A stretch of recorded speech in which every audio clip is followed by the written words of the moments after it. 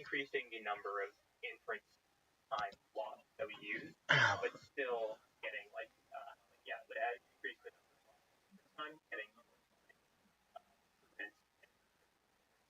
traditionally we just had to literally train a bigger model that always uses logs. Now we just use the same and run it for longer to be able to get an answer.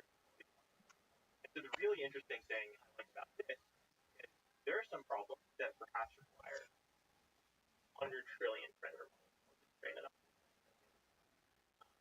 But that's like maybe 1%, maybe like 0.1%. Oh, so are you going to spend all of this effort, all of this to train the model that costs that much, and then run it just infrequently? It feels that you get the model that you train the model that gives 99.9% queries, then you have a way of inference time running it for those few people that really, really figure out which problem requires what level of intelligence.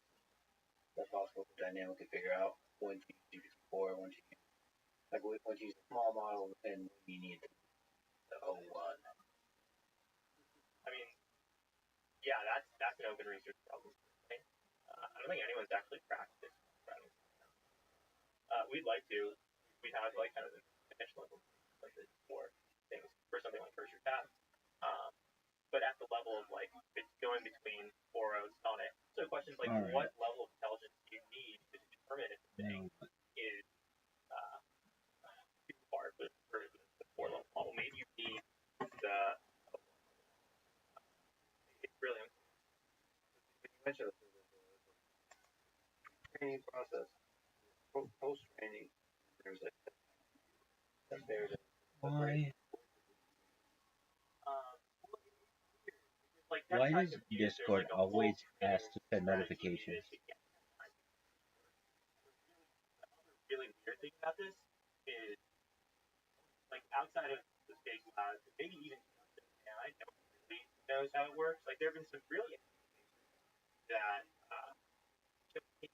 might be, and so perhaps they're doing something with research using process. But yeah, I think the issue is we don't quite know exactly what it looks like, so it would be hard to kind of where it fits in. I would put it in post training, but maybe like the compute spent for this kind of for getting test time to work for a model is going to warp pre-training eventually. We don't even know if O1 like chain of thought around and the Fun to speculate. Like if you were to so one thing to do would be I think you probably need to train process reward model, which is so maybe we can get into reward models, outcome process models. Outcome reward models are the kind of traditional models that people expect language models, and it's just looking at one. So if you're doing some math problem, let's look at that final thing you've done, everything, and let's assign rate to it. Like reward. Process reward models then try to grade. The OpenAI had some preliminary paper on this, I think, last summer, where they used human labelers to get this pretty large, several 100,000 data sets rating. Ultimately, it feels like I haven't seen anything interesting in the ways of process reward models outside of just using it as a means affecting how we choose between a bunch of samples. So, like what people do in all these papers is they sample a bunch of outputs from the language model and then use the process reward model to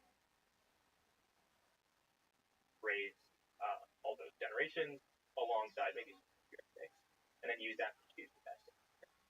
The really interesting thing that people think might work, people want to work, is process reward models, because if you really can grade every single step of the chain of thought, then you can kind of branch out and explore multiple paths of thought, and then use these process models to evaluate how good is this branch. Yeah, when the quality of the branch somehow strongly correlated with the quality of the outcome. Like if model knowingly, not just short term, long term. And like the interesting work that I think has been done is figuring out how to properly train the process, or the interesting work that has been open sourced and people I think talk about is how to train the process model, maybe in a more automated way.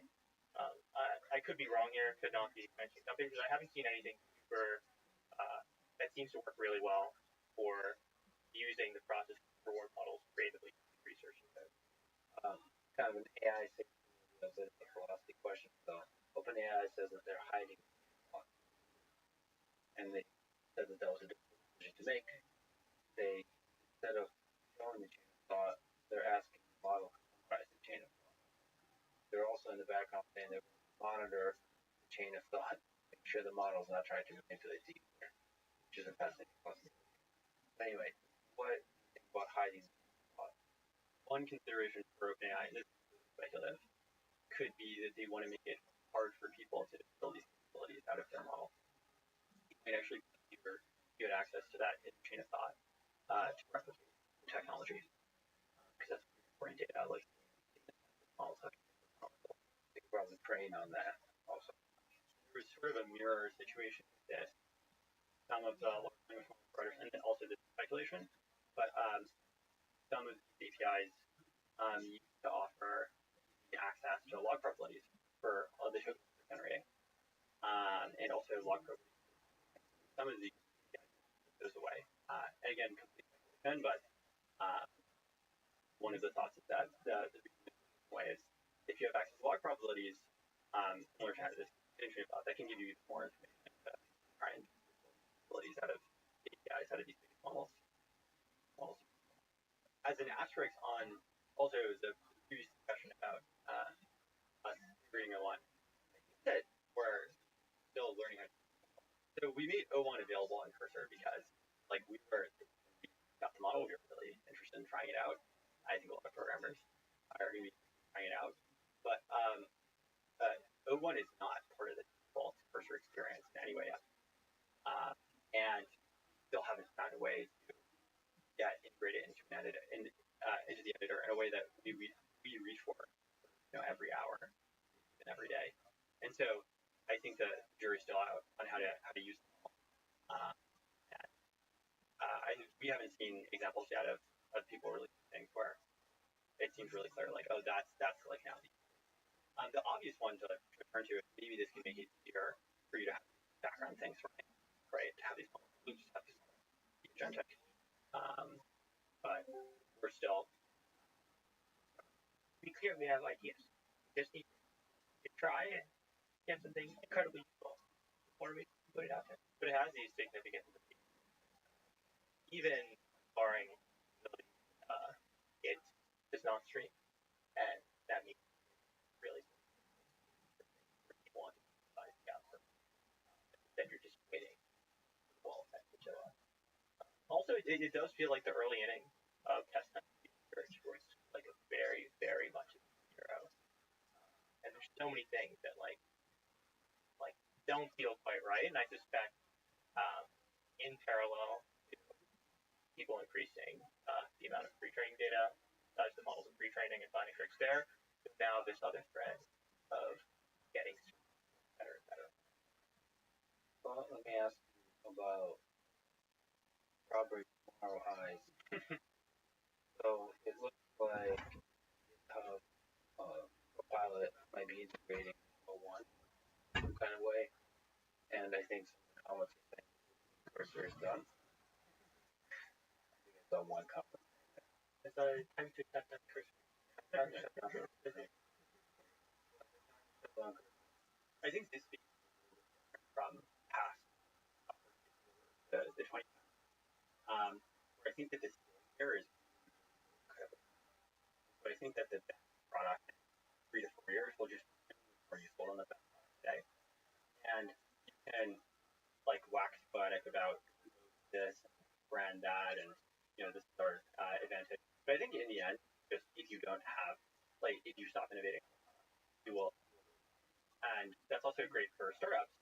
That's great for people trying to enter this market. Because you have an opportunity. Win against people who have lots of people already.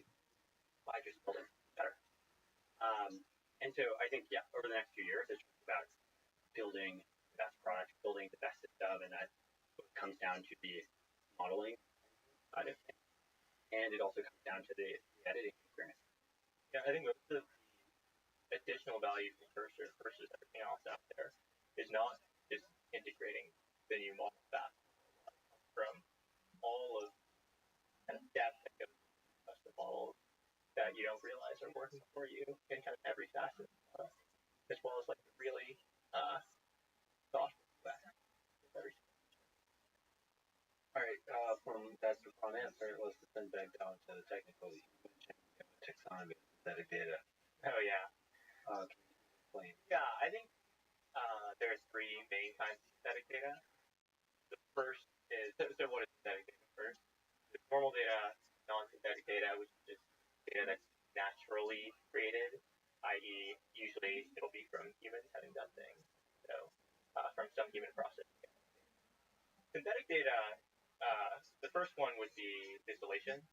So having a language model output tokens or probability distributions over tokens, and then you can train some less capable model on it.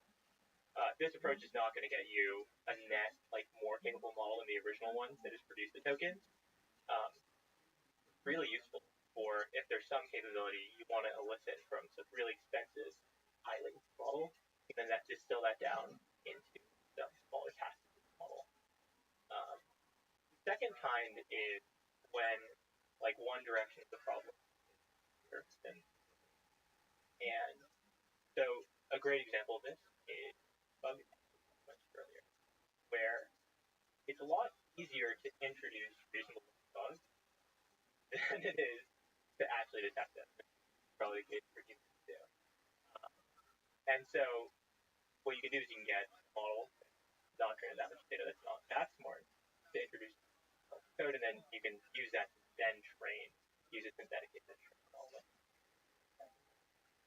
The last category, I think, is, I guess, the main one that feels like the big labs are doing for synthetic data, which is producing text with language models that can then be verified. So, like, you know, extreme example of this is if you have a verification method, if language is Shakespeare level, a bunch of text writers, like, you can eventually get enough training data to train a Shakespeare. I mean, this is the case, very much the case for math, where verification is actually really, really easy for formal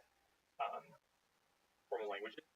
And then what you can do is you can have an okay model generate a ton of clouds, and then choose one that you know can actually train. There's similar things you can code with leak code like problems, where if you have some set of tests that you know correspond to if something passes these tests, it has actually solved the problem. You can do the same thing where you verify the test and train the model the outputs that have passed it. I think it's going to be a little tricky getting this to work in all domains, or just in general. Like, having the perfect verifier feels really, really hard to do. It's just, like, open-ended, miscellaneous tasks you give the model are more, like, long horizon, even in coding. Not as yeah. So that third category requires having a verifier. Yeah, verification feels like it's best when you know for a fact that it's correct, and like then like it wouldn't be like using a language model to verify. It would be using text or formal system, or running the thing too, doing like a uniform verification where you just do manual quality control. Yeah, but like the language model version of that would like running the thing actually understand the output. Yeah, that's for some. Yeah, I think that's the category that is most. What about RL feedback side, RLHF versus RLAIF? What's the role of that in getting better performance models? Yeah, so RLHF is when the reward model you use is trained from some labels you collected. I think this works if you have the ability to get a ton of or kind of tasks you care about. RLAIF is interesting because you're kind of depending on, like, this is actually kind of going to, it's depending on the constraint that verification is actually easy. Because it feels like, okay, like, what are you doing? You're using this language model to look at the language model outputs and then prove the language model. No, it actually may work if the language model has a much easier time verifying some solution than it does generating it. Then you actually could perhaps get this version. But I don't think it's going to look exactly like that. The other thing you could do is that we kind of do is like a little bit of a mix of where usually the model is actually quite correct. It's picking between like two generations of what is the better one, and it just needs like a little bit of human nudging with only like 100 examples to like kind of align that prior the model has exactly what you want. It looks different than I think normal RLHF review. What's your intuition there? Generation, generation, ranking. Is ranking way easier? My intuition would just say, yeah, it should be. Like, this is kind of going back to, like, if you believe heat is not equal, then there's this massive class of problems, much. I wonder if the same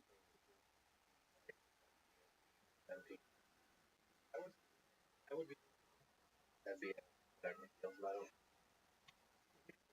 by AI. Who gets the credit? Another open philosophical question.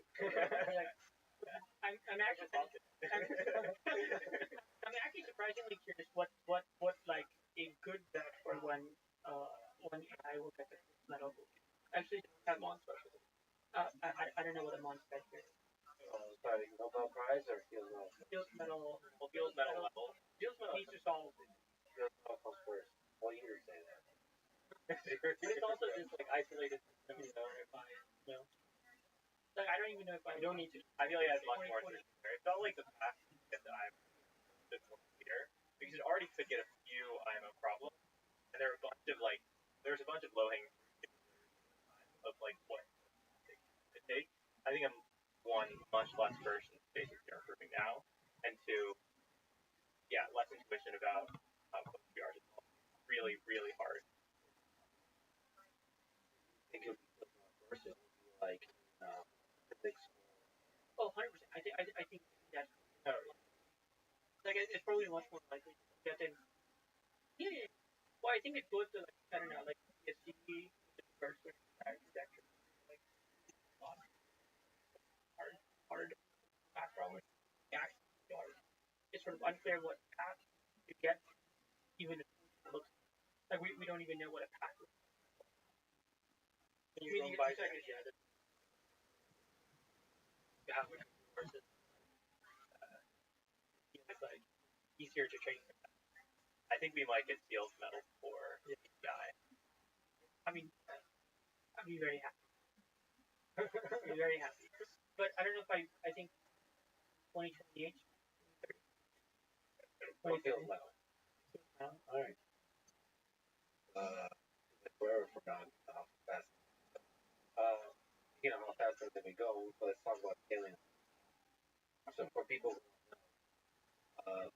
good to talk about whole idea. What are they? Then and Here's interesting. The original scaling laws paper by OpenAI was slightly wrong because I think some issues they did with learning rate schedule. And Chilla showed more correct version.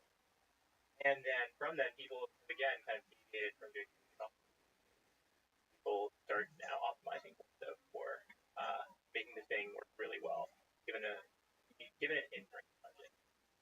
And I think there are a lot more dimensions to these curves than what we originally used. Huge number of parameters data. Like inference compute is the obvious one. I think context length is another obvious. So if you care, like let's say you care about the two things, inference compute and context window, maybe the thing you want to train is some kind of FSM. because they're much, much cheaper and faster at super, super long context. Even if maybe it's 10x more scaling properties during training, and you spend 10x more to train the thing to get the same level of capability. It's worth it because you care most about that inference. But it's totally interesting to see how kind of play with all these. So yeah, I mean, you speak to the obviously the original conception was the size of the model, measured by parameters, the size of the data is measured by the number of tokens, looking at the ratio. Yeah. And it's kind of a compelling notion. There is a number, or at least minimum, and it seems like one was emerging. Do you still believe that there is a kind of bigger is better? I mean, I think bigger is certainly better for just raw performance and raw intelligence. I think the path that people might take is I'm particularly like yeah, how many knobs can you turn to if we spend a ton of money on training, like get the most capable cheap model, right? Like really, really caring as much as you can. Because like the naive version of caring as much as you can about inference time compute is what people have already done with like the models or just training the shit out of 70 models on way, way, way more tokens than. Right? But if you really care about it, maybe what Gamma did, let's just not tokens. Let's literally train on minimizing the tail divergence with the distribution of gamma 2070, right? So knowledge distillation there. And you're spending the compute of literally training this 27 billion model, billion parameter model on all these tokens just to get out kind of small model. And the distillation gives you just a faster model, smaller, faster. Yeah, distillation in theory is, I think, getting out more signal from the data that you're using. And it's like it's perhaps another way of getting over, not like completely over, but like partially helping with the data wall. Where like you only need so much data to train on. Let's like train this really, really big model on all these tokens, and we'll distill it into smaller one. Maybe we can get more signal per token for this model. And we would. If I gave you $10 trillion, how would you spend it? You can't buy an island or whatever. How would you allocate it in terms of improving the big model versus maybe paying for HF, the RLHF? Yeah. Or Yeah, I think there's a lot of these secrets and details about training these large models. I just don't know and are only privy to large labs. The issue is I would waste a lot of that money if I even attempted it. I wouldn't know those things. Spending a lot of it and assuming like you have the know-how and operate, or if you're saying like you have to operate with like limited information you have now. no. Actually, I would say spend and you get all the little parameters that define. Mm-hmm. If we look at how to invest money for the next 5 years in terms of maximizing what's raw. If the answer like really simple, you get it. It's possible. Like at the end of the day, all you need is the researchers can find all like they can sort of tune whether you want between a big model or a small model. Well, this gets into the question of like, are you really limited by compute and money, or are you limited by these other things? I'm more privy to Harvard sort of idea limited, but there's always but if you have a lot of compute, you can run. It would run a lot of experiments versus like use that computer. I would. I do believe that we are limited. Ideas that we have. I think, yeah, because even with all this, like, all the data you can find, I think you really are ultimately limited by not even ideas, but just like really good engineering. Like, even with all the capital in the world, would you really be able to assemble? Like, there aren't that many people in the world who really make the difference here. And there's so much work that goes into research that is just like, you're really, really hard to engineer. As like a very hand-wavy example, if you look at the original Transformer paper, how much work was kind of joining together a lot of these really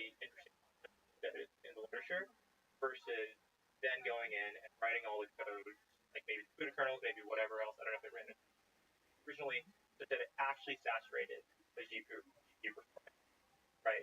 Getting no engineer to go in and do all of this code, right? And no, probably wasn't that before. Or maybe going a step further, like the next generation, having these things, like getting model parallels to work and scaling it on like thousands of, maybe tens of thousands of like D100s, which I think GPT-3 may have been. There's just so much engineering effort that has to go into all of these things to make it work.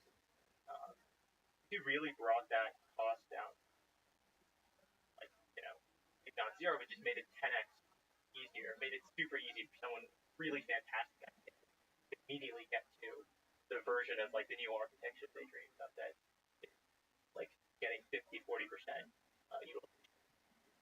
I think that would just speed up research by. I mean, I think if you see a clear path, you can always take the low hanging. I think probably OpenAI and all the other labs did the right thing to pick off the low hanging. But low hanging fruit is like sort of you could scale up to or like 5 scale.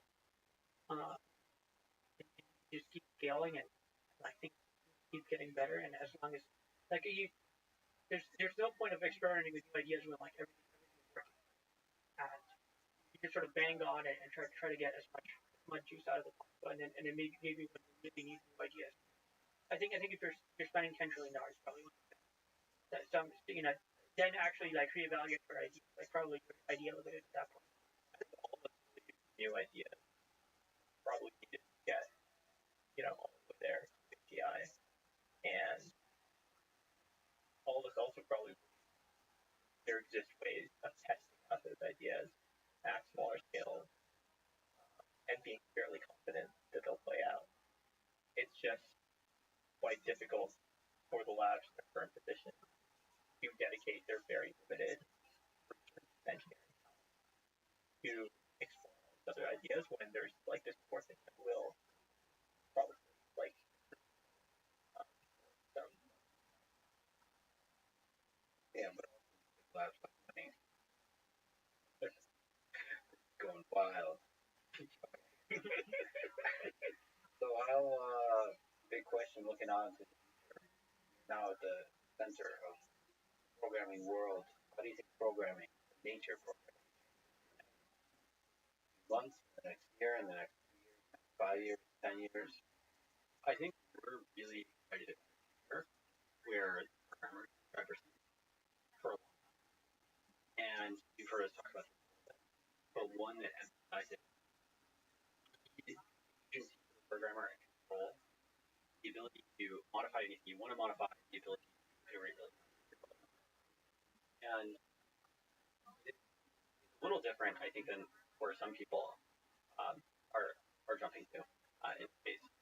Where I think one idea that's captivated people is you talk to your computer, you have it build software for you as if you're talking to like an engineering department or an engineering department, and kind of just be like a text box. And part of the reason we're not excited about that is a big piece of reason we're not excited about that is because that comes with giving up a lot of control. It's much harder to be really specific when you're talking in a text box. And if you're necessarily just going to communicate with a thing like the engineering department, you're actually advocating lots of important decisions. And it kind of gets at fundamentally what engineering is. I think that some people who are a little bit more engineering might think of it as back written out, and then the engineers just come and implement. And it's just about making the thing happen in code, making the thing exist. But I think a lot of the best engineering we enjoy involves tons of tiny micro-decisions about what exactly you're building and about really cost and all the other things involved in it. And we want, as long as humans are actually the ones designing the software and the ones specifying what they want to be built, and it's not just a company run by all AIs, we think you'll really want the human driver's seat.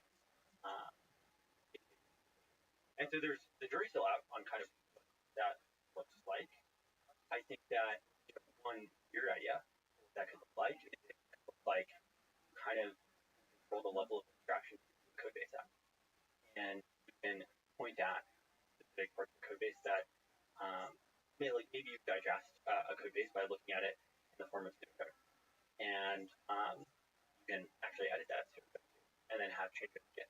down at the sort of formal programming level, and you keep the you can gesture at any piece of logic in your software component of programming, flow, editing, component of programming, and roll it down to a higher level of abstraction, while also giving you productivity gains. It'd be nice if you go up and down the abstraction stack. And there are a lot of details to figure out there. That's sort of like a fuzzy idea. Time will tell if it actually works. But these principles of control and speed within the driver's seat are really important. We think for some things, like artificial style programming, you can kind of hand it off chatbot style. You have the body really well specified, but that's not good programming, and also not good programming a lot of people value. What about like the fundamental programming? A lot of people, young people right now, kind of scared, thinking because they like love programming, but they're scared about like will I be able to have a future if I pursue a career path?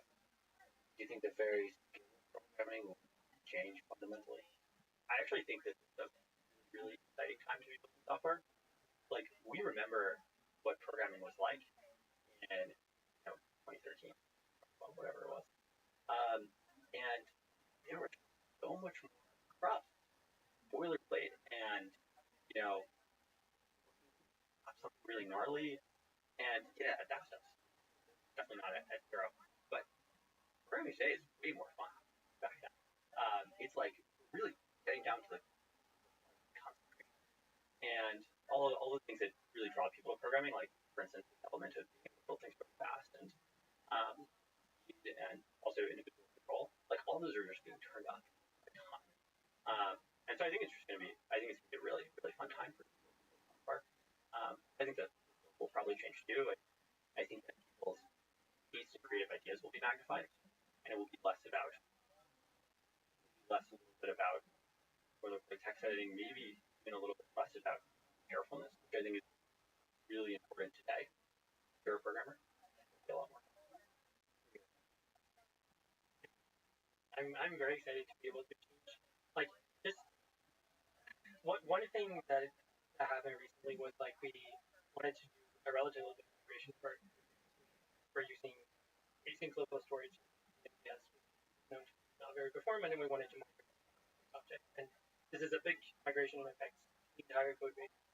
And Swal and I spent 5 days working through this, even with examples. And I am really excited for a future where I can just show a couple of examples, and then the AI applies that to all of the locations, and then it highlights, oh, this is a new example, like what should I do? And I show exactly what to do there, and then that can be done, and then you can iterate much faster. Then you don't have to think as much up front and stand at the blackboard and like think exactly like how are we going to do this because it costs so much.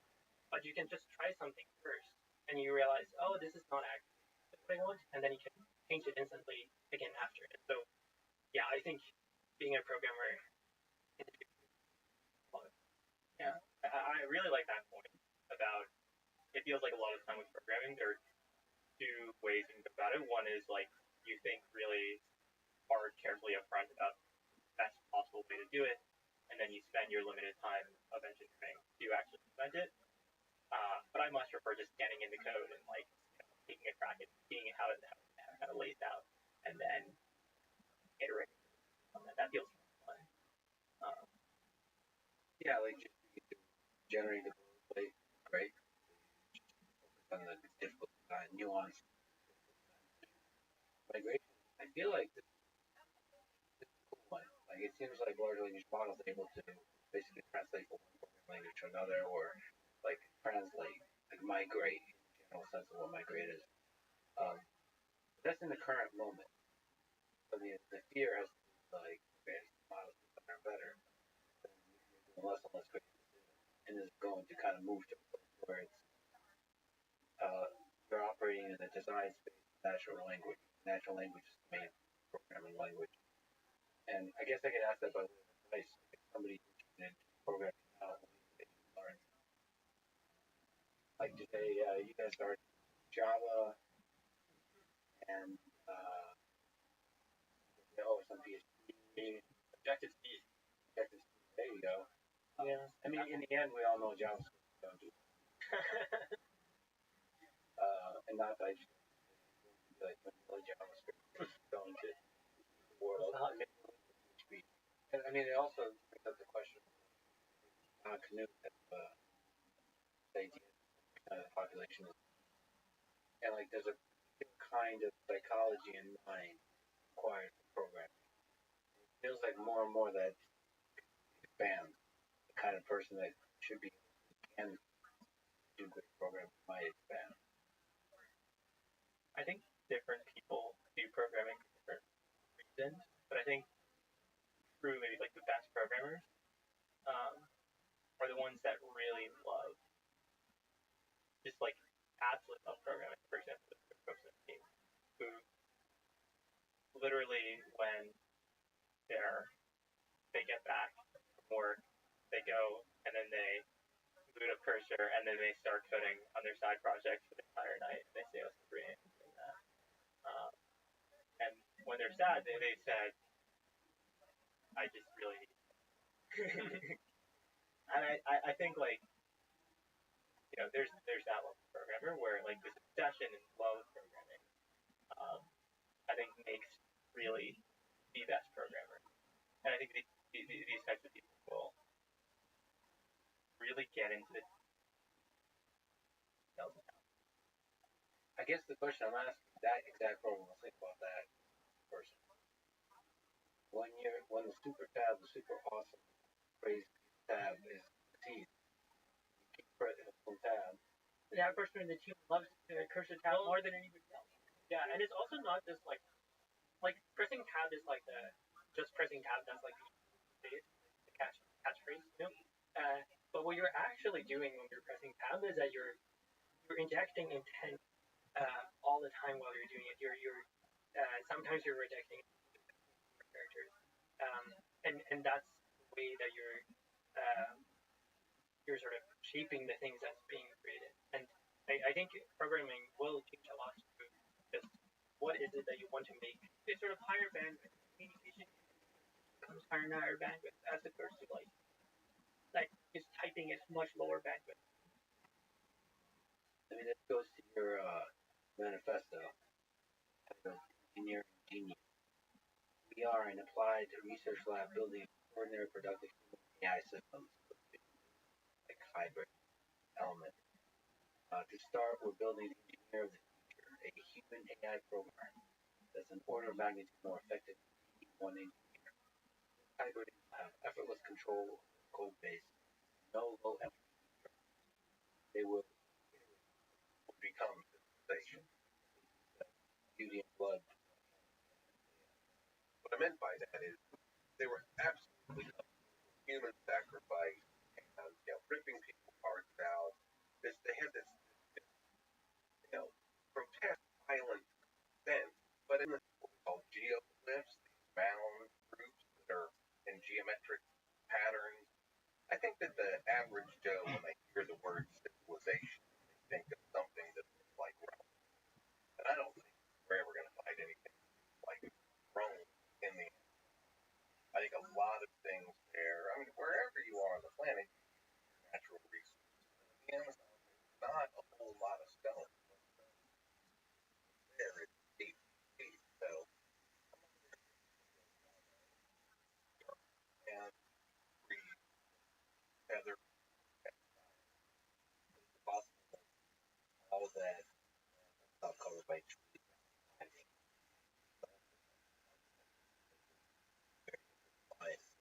Okay.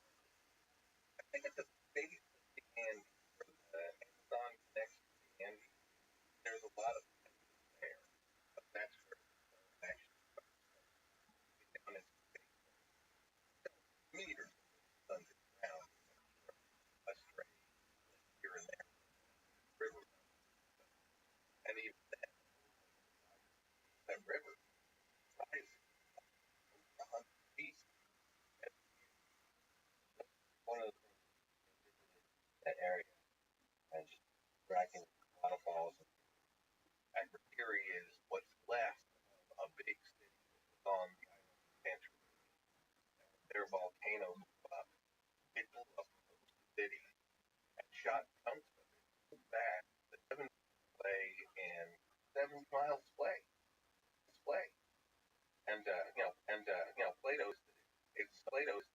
it sunk on an island and it sunk.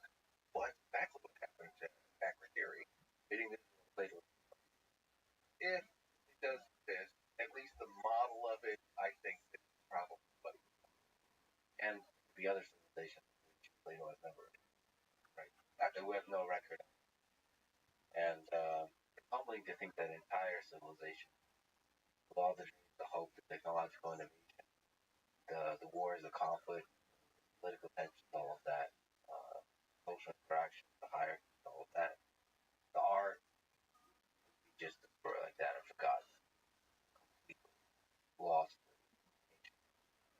I reflect upon that often as an archaeologist. I think about the great country that I live in and love and all the things we believe, but we're a baby. It's been around 200 years.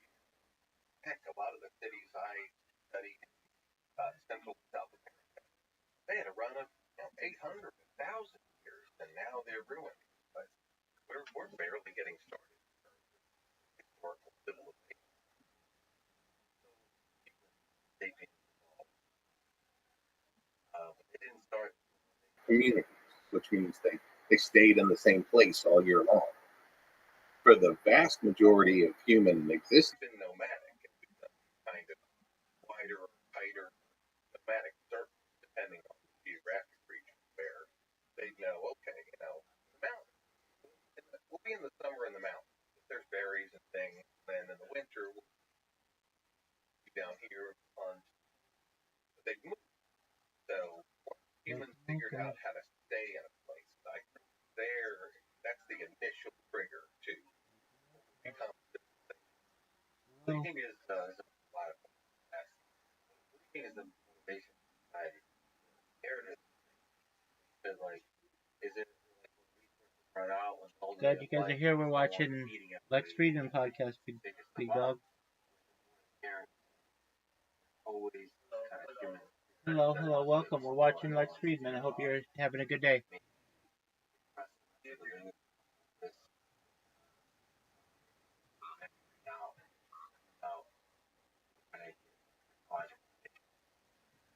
Well, I have an explorer. I'm biased. I do think that we have an innate desire to see what's on the horizon and impress other people with our achievements. Like we're social beings. That's really the edge. Somewhat valid, or at least on the table, that when that land bridge occurred, that nomadic hunters just followed the game like they always had, and the game went across there because there was no barrier, and they followed them across. The thing that has changed is how early that happened. DNA has been a total game changer for archaeology. We get all these evolutionary tracks that we could never see before. When I was a young archaeologist, I would have never dreamed we'd have the information we have now.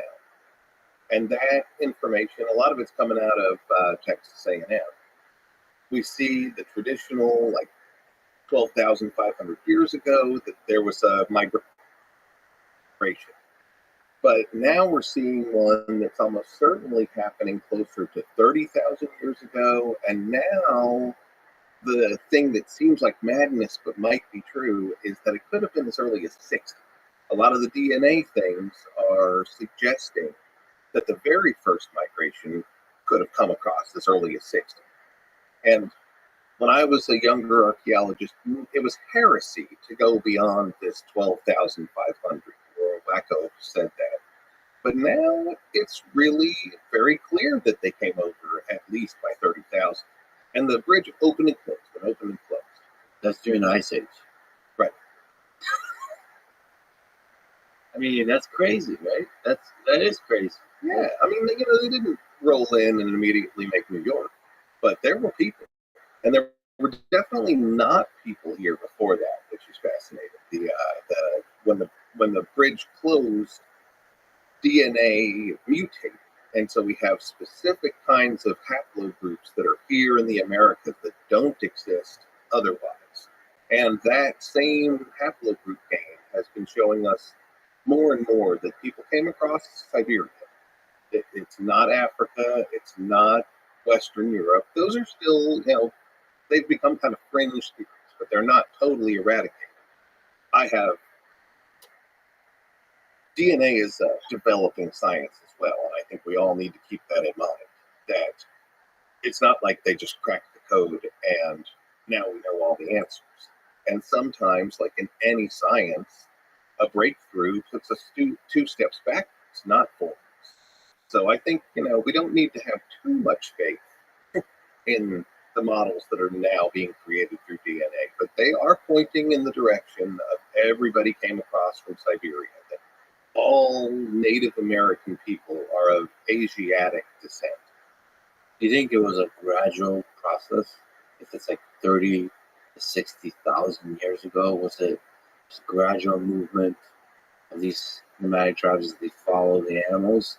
Or was it like one explorer that pushed the tribe to just go across, maybe across 100 years, travel all the way across maybe into North America, into North America, where Canada is now.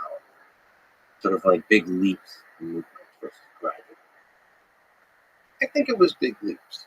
Now, this is just, mostly guess, I'll admit. But I think that much in the way that a lot of our evolutionary models talk about punctuated equilibrium, that there are big moments of change, and then it settles out into a more slow and steady pattern, and then something big will happen again. I do think that the early people went as far as they could go, and there were certain colonies that just got isolated for thousands of years. One of the fascinating things that DNA is showing us, which actually blood types were showing us way before that, is that the oldest people in the Americas are in South America. The ones that got separated early and didn't mix their DNA, like the people in the Amazon, most of those guys have O blood type, and they're haplogroup D, which is the oldest one that entered the U.S. And what are they doing down there? If I do believe they came across the Bering Strait, I don't think it's very. We have no real evidence to say they came in mass across Oceania. So they made it probably by boat along the coast all the way to South America. So there's some kind of cultural engine that drove them to explore. So if you had to bet all your money, it happened like tens of thousands of years ago, but in a very rapid pace, these explorers went all the way to South America, and there established their kind of more stable existence. And from there, South America, Mesoamerica, North America was kind of gradually expanded into that area. Like the next waves came down into North America and Central America, and the very first wave made it all the way down to South America and got isolated, and then mixed in with the next groups that came. That's fascinating. Kind of like there's an interesting correlate in Europe, where today everybody feels like Celtic people are from Ireland. But actually, Celtic people started in Eastern Europe, and it was the entire area. And when Rome kind of swept everything, and Rome was now the ruler of the day, it was only that far edge of the Celtic world, Ireland, that they were like, we're not going to mess with those guys on that island, we'll leave them be. So now it looks like that's the heart of Celtic tradition, but actually, it's the French. If it is 60,000 years ago, these are really early humans. Yeah. And there were consistent things that have been coming out for decades about very old carbon-14 dates in the Amazon and in the Andes area that everybody just dismissed. It's no, he didn't get a date of 40,000 years. But I think we're going to come back around to start readdressing some of these based on new evidence in hand. And that's the interesting thing is, the early humans spread throughout the world. And then, like you said, perhaps have gotten isolated, and then civilizations sprung from there. And they all have similar elements, even though they were isolated. That's really interesting. That's really interesting that there's multiple cradles of civilization, not just one. Like one good idea. Those ideas naturally come up. Those instructions naturally come up. And I wonder whether the similarities that all those cradles have, it could be a shared, much deeper past that they all have. Or it could be a more kind of Star Trek thing where Captain Kirk was always talking about the theory of parallel human development. That humans across the universe go through certain stages of development, and that could be the answer to it. Which one do you lean on? Which one do you lean towards? I think it's a case by case thing. I think if we look globally, I lean much more towards the human parallel development. But if I look just to the Americas, and we have a shorter time period where the things that become major civilizations now I'll say up to 30,000 years ago, which is still a blip in the time of humans. I think that there were shared things that those people came over with from Asia, and that as they got separated, that they had core values that then turned into things like religion and cultural customs that we can see. I'm a big proponent that there are commonalities in all the cultures of the Americas that lead back to and point to a single distant origin. You've spoken about the lost cradle of civilization in South America. So, South America is not often talked about as one of the cradles of civilization. South America, Mesoamerica, can you explain? Well, we have very early stuff in South America. You're right. I mean, especially as an American, our country's so big, and we are so far removed from these places, we don't even think about it. But more and more, we're seeing things that predate the earliest stuff that we like to talk about, like Egypt and Mesopotamia. There are things, it's all on the Peruvian coast. Someday we might start talking about Amazon. But right now, what we've got are things that date back into 3,000 along the coast of Peru. And there are big stone-built pyramids and temples. And they're amazingly isolated. Even now that we've found them, some of them, like Parral, is one of the most famous ones north of Lima. We've known about it for decades now, how old it is, but every time I visit there, it's like I've visited the moon. There's absolutely nobody, not for miles. It's amazing how such a discovery was made, and yet still nobody goes. It's not easy to get to.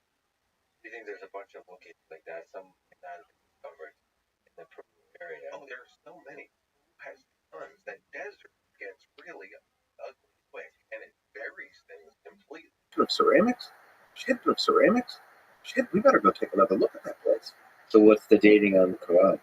Corral, I think, starts at about 3200 BCE, and it lasts as a major civilization with a lot of other cities around it until about 1800 BCE.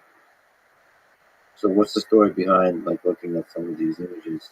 What's the story about constructions like that? What was the idea? I guess that makes it. That, gosh, I mean, it should be some sort of, I'll be a flaky archaeologist, like, that this is a place where we're rich. So many things we say are so just painfully vague, and that's about what we got. And a place like this, I know the one we're looking at here. I've been here a couple of times.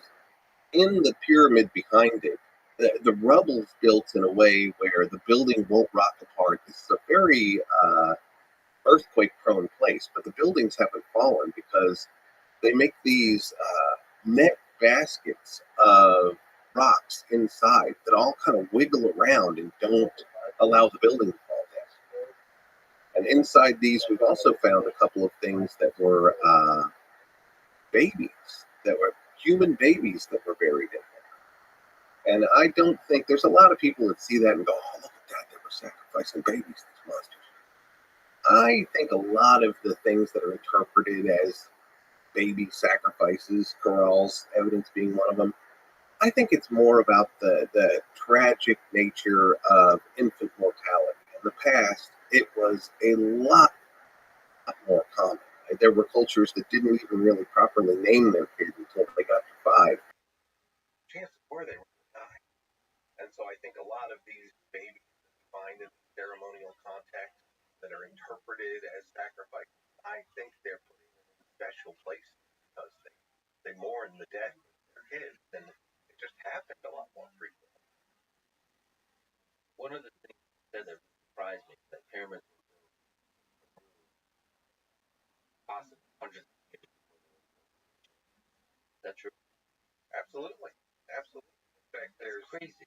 there's one that's now pushing they're all there's any human commonality, it's fear of our own death, and that we nothing, no one will ever remember.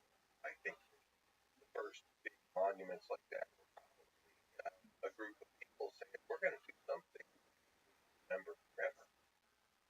Now that being said, you remember we were just talking about Waka Prieta and one that's almost 6,000 BC now is the first one. That one's a funny case. We just talked inside those probably again about things and about well we don't want dog teeth. Maybe we'll help us. But then that all of a sudden became this like that's where my grandfather's body is. That's where great grandfather's body is. And all of a sudden people started being at that place not just for the resource, but for the shared memories of their ancestors. So when the very first pyramid was built in uh, Ohio, long period of time that we call the Paleo Indian time, where they were hunting megafauna.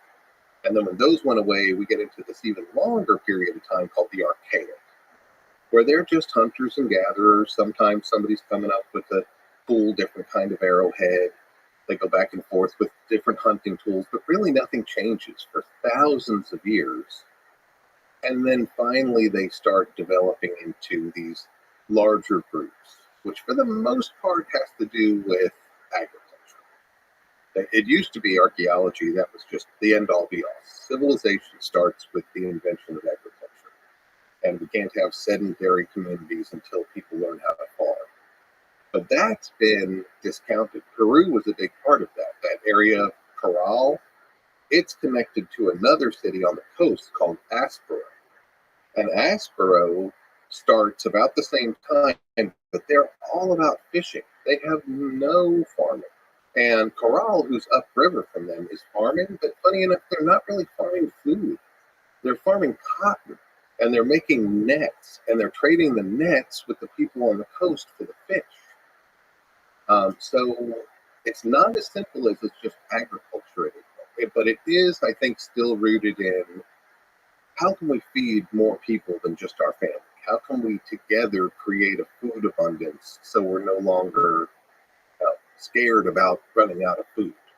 So is it possible, which is something you've argued, that civilization started in the Amazon, in the jungle? I do think so. I think religion in South America began in the Amazon. I think there were people there very old. There's actually the earliest pottery in all of the Americas. All these places that we have civilizations that grew up, you know where the oldest pottery is? The middle of the Amazon.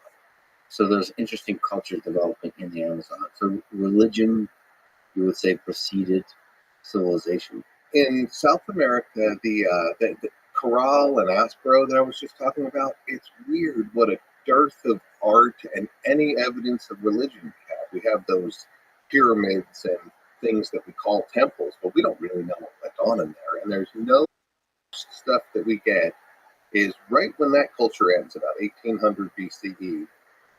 This culture called Chavin starts up, and their main temple is up in the Andes in this place of least path of least resistance between the Amazon and the coast.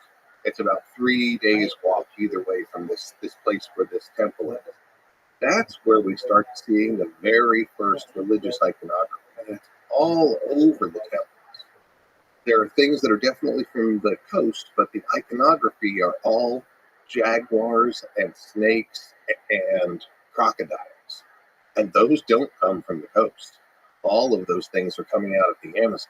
I mean, religion is a really powerful idea.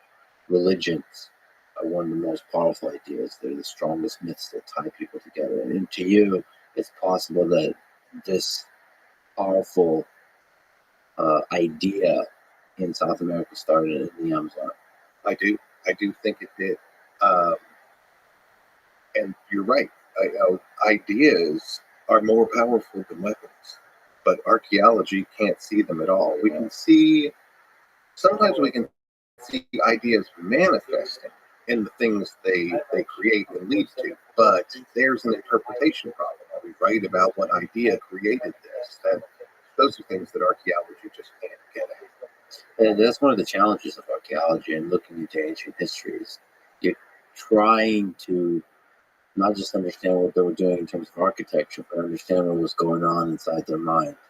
That's really what I'm in it for, trying to understand these people, and it's real detective work. And we know we're dealing with a totally flawed record. We only have what preserved the test of time.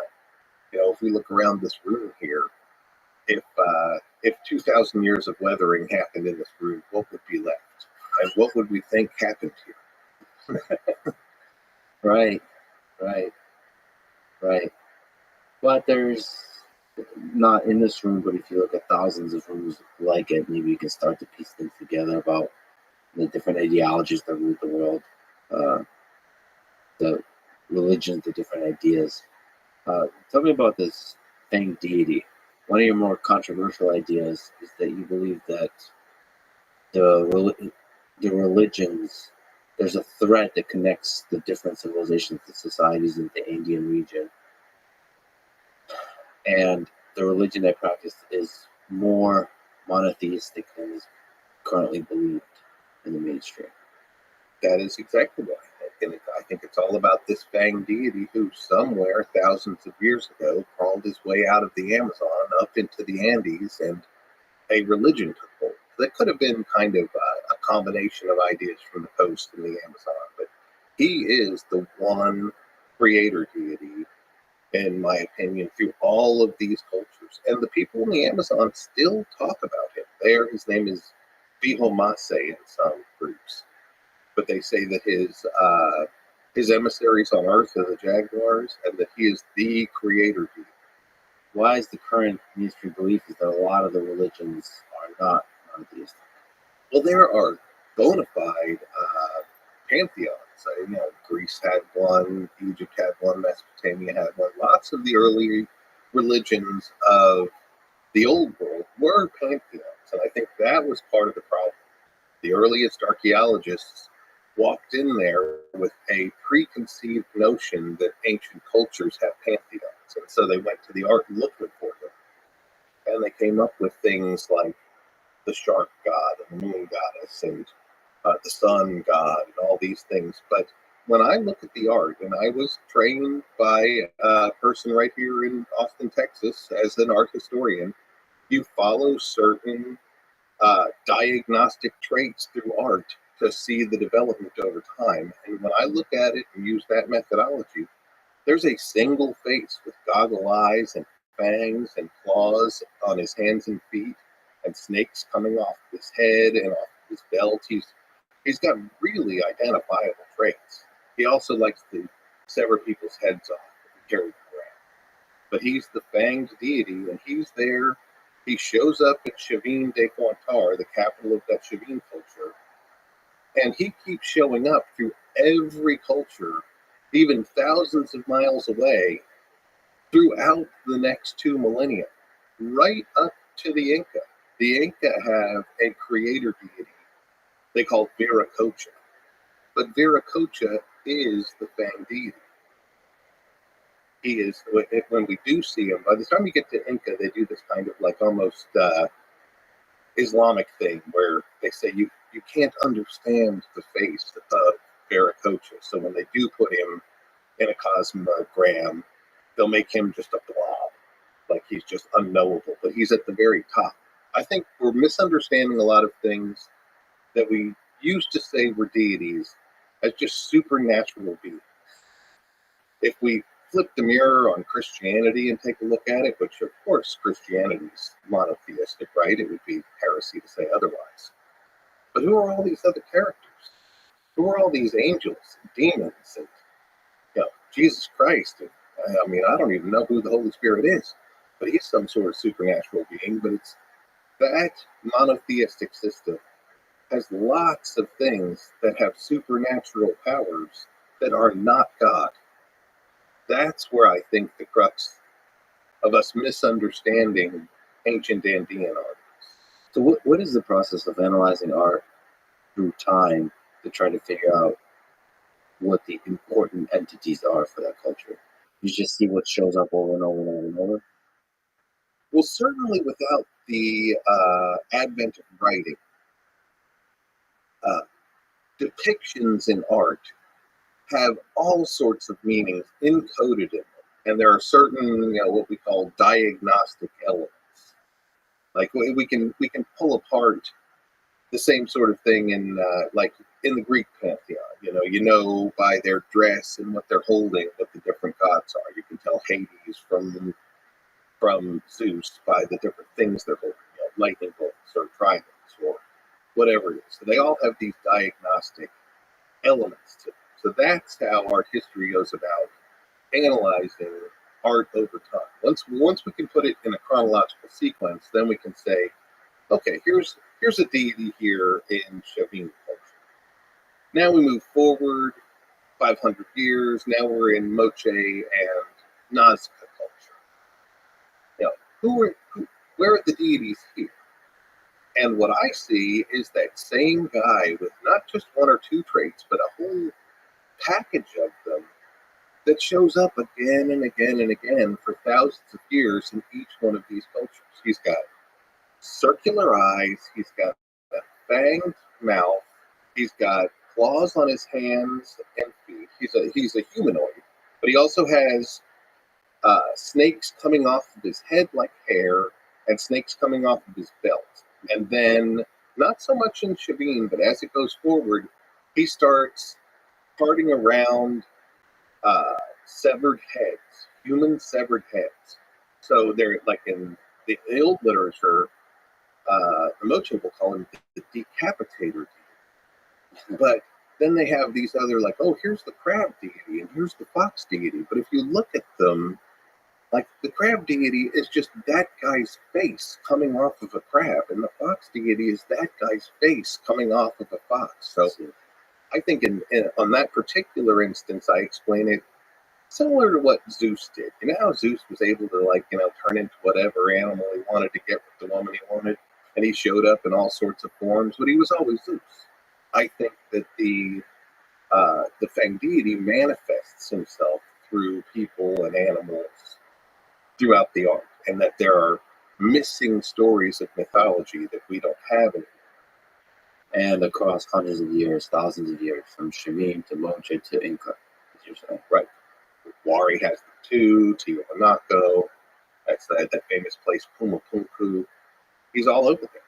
I wonder how those ideas spread in North of this Fang deity. I think people walked and proselytized. And places like Chavin, there's a later one in Inca times called Pachacamac, that are pilgrimage places where people come in to be healed if they're sick, but also just to pay homage to the powers that be. So Chavin was a place where people from the Amazon and people from the coast were all coming together. In fact, we saw it in the archaeology there. There's these interesting labyrinths under the pyramids with the Fang deity all over them that have, like, one labyrinth will have all pottery. The next labyrinth will have a bunch of animal bones. The next one will have a bunch of things made out of stone. So people are showing up and giving this tribute. and they're learning, and then they're going back to their communities. So I think it dispersed from certain pilgrimage spots and became just like pilgrimage spots do. Somebody goes back and they build a temple to the Fang deity. Do we know much about the relationship they had with the Fang deity and like their conception of the powers of the Fang deity? Were they afraid of the Fang deity as an all-knowing God? Is it something that brings joy and harvest, or is it something that you're supposed to be afraid of and sacrifice animals and humans to keep it bay? I think he had two sides of the coin. Like a lot of the Hindu gods are, one aspect is terrible, the other aspect is lovely. I think he had that same sorts of qualities because we do see him as a fierce warrior taking people's heads off, and he is a jaguar, which in and of itself implies a certain power and ferocity.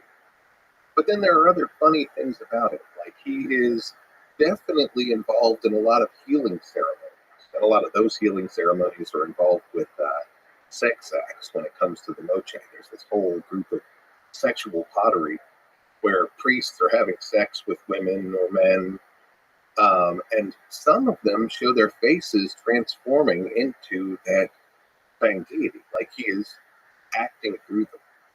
But the thing that most cracks me up that shows the softer side is the Fang deity has a little puppy.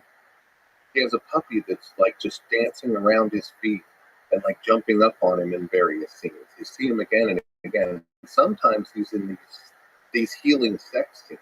In fact, I tracked that puppy from other contexts to these sex scenes where where a priest was having sex with somebody in a house and there's a Fang deity, and there's a puppy just scratching at the door like, "Hey, you forgot me." And then finally one day I found one with the puppy having sex with the woman instead of the Fang deity. I was like, "Oh, he really is very involved."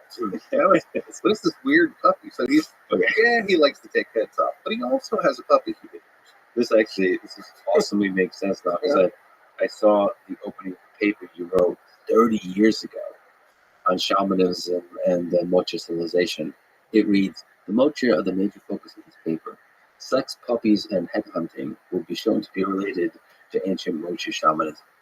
So now I understand. I was like, well, the puppies. Puppies, yeah. True. And the headhunting.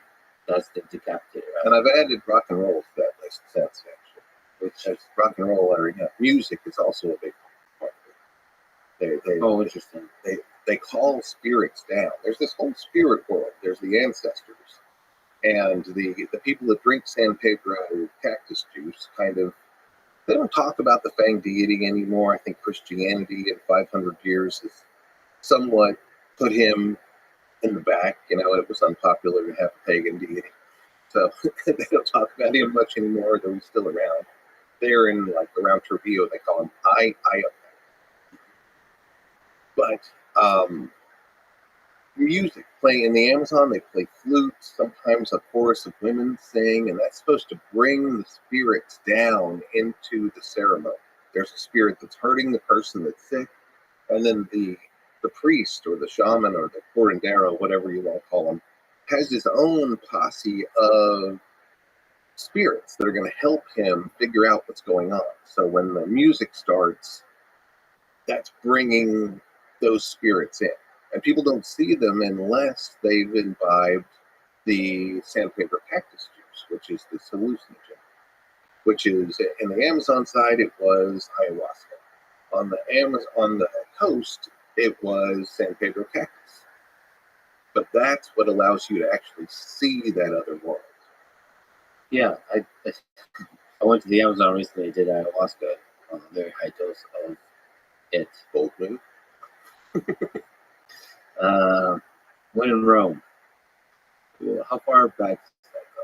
Oh, I think longer than anybody can remember. But I mean, it's a natural plant that's been there forever. I think that it's thousands and thousands of years. That's another thing Shavin de Huantara was talking about, where I think the religion came from the Amazon.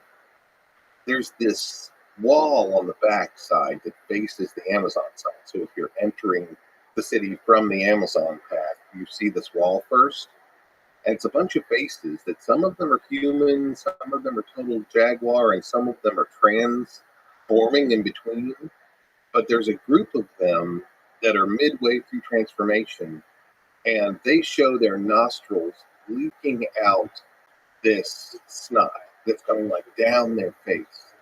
San Pedro doesn't do that to you, but ayahuasca does. Ayahuasca, traditionally, they'd take a blowgun and shoot it up your nose or up your ass. But it would a lot of times up your nose, and when it shoots up your nose, the first thing that happens is just this gush of snot comes out.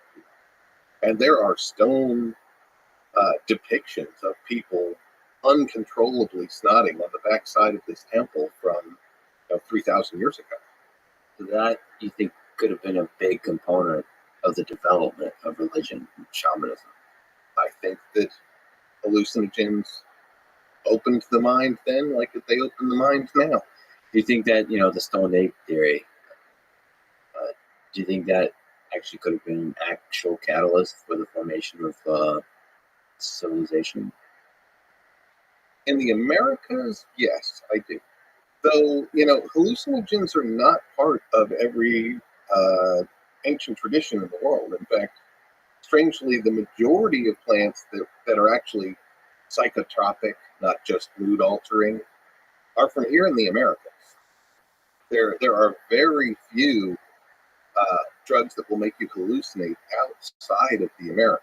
Of course, now they're global, and they can be grown all over the place. But originally speaking, very, very few were outside of the Americas, so they were part of the experience here in a way that they just couldn't be in other places.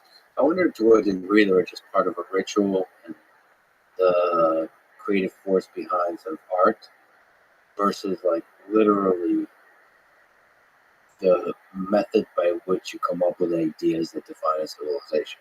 Like the degree to which they had a role in the formation of civilizations. It's kind of fun to think about psychedelics being like a critical role in the formation of civilizations. I think in terms of South America, they possibly really were. In North America, where we're in a more northern climate here and there are less of them, not so much, at least in terms of psychedelics. Things like tobacco was always a big part of it. But a lot of there's more than one way to reach a hallucinatory state. The hard way is starvation, sleep deprivation, and for the Maya, for example, would go sleep deprivation, starvation, and then they cut themselves very badly. And that loss of blood, we believe, triggered hallucinations and visions. Nothing to do with drugs. I So would much prefer the drugs route. it's the result, not the tools aren't the thing that creates insight. It's the result. So That getting to, it's hallucinogens are poisoning us. They're killing us. That's, it's a near death state. And people of the Americas believed sleeping was entering that other world. Death, you entered this other world, and that when you took this mighty dose of poison, it was helping you enter that other world for a period of time. yeah, as Tom Waits said in that one song, "I like my town with a little drop of poison." And maybe that poison is a good catalyst or invention. So, who were the early first sort of mother cultures, mother civilizations in South America? Like what is, if we look chronologically, is there a label we can put on the first peoples that emerged? That picture is evolving. I mean, forever it was just the Shavine people that we've been talking about, the ones with all the first depictions of religious art, were the mother culture. And they certainly did transmit a lot of stuff. But then all of a sudden we find Corral. The next one that we've barely even begun looking at, but it's probably older than Corral, is Sachin culture. I was just poking around there last year. And just from the bus on the highway, I could see, like, that's a pyramid out there. Wait, oh, there's another one. And I know how old the stuff we have studied there is. It's, again, 3000 BC. we're just barely beginning to understand them. Corral frustrates me to no end. The lack of art there. We've got stones and bones and not even ceramics to go on, and they didn't have the courtesy to leave me a bunch of art I can interpret. So I don't know what those people believe. Right. So one of the ways to understand what people believe is looking at the art, the stories told through the art, and then hopefully deciphering if they were doing any kind of writing. That's our most fruitful place to try to get at this elusive ideas. And it sucks when they don't have art. If we just go back to the Amazon, you've mentioned that it's possible that there's a lost civilization. It's carried a lot of names, Lost City of Z or El Dorado. I think it's possible it existed. The City of Z and El Dorado are pretty different places. El Dorado, the ideas where it is kind of center around towards Colombia. Okay. And City of Z is named after a region of Brazil called the Xingu. Mm-hmm. And so those are an America worth of distance apart. The entire, people don't really think about it on the map, but the entire United States would fit inside the Amazon.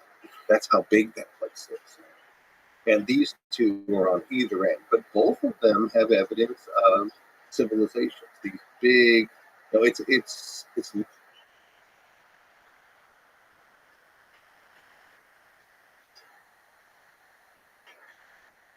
lowland and it floods all the time. So what they did is they make these big mounds and then they make huge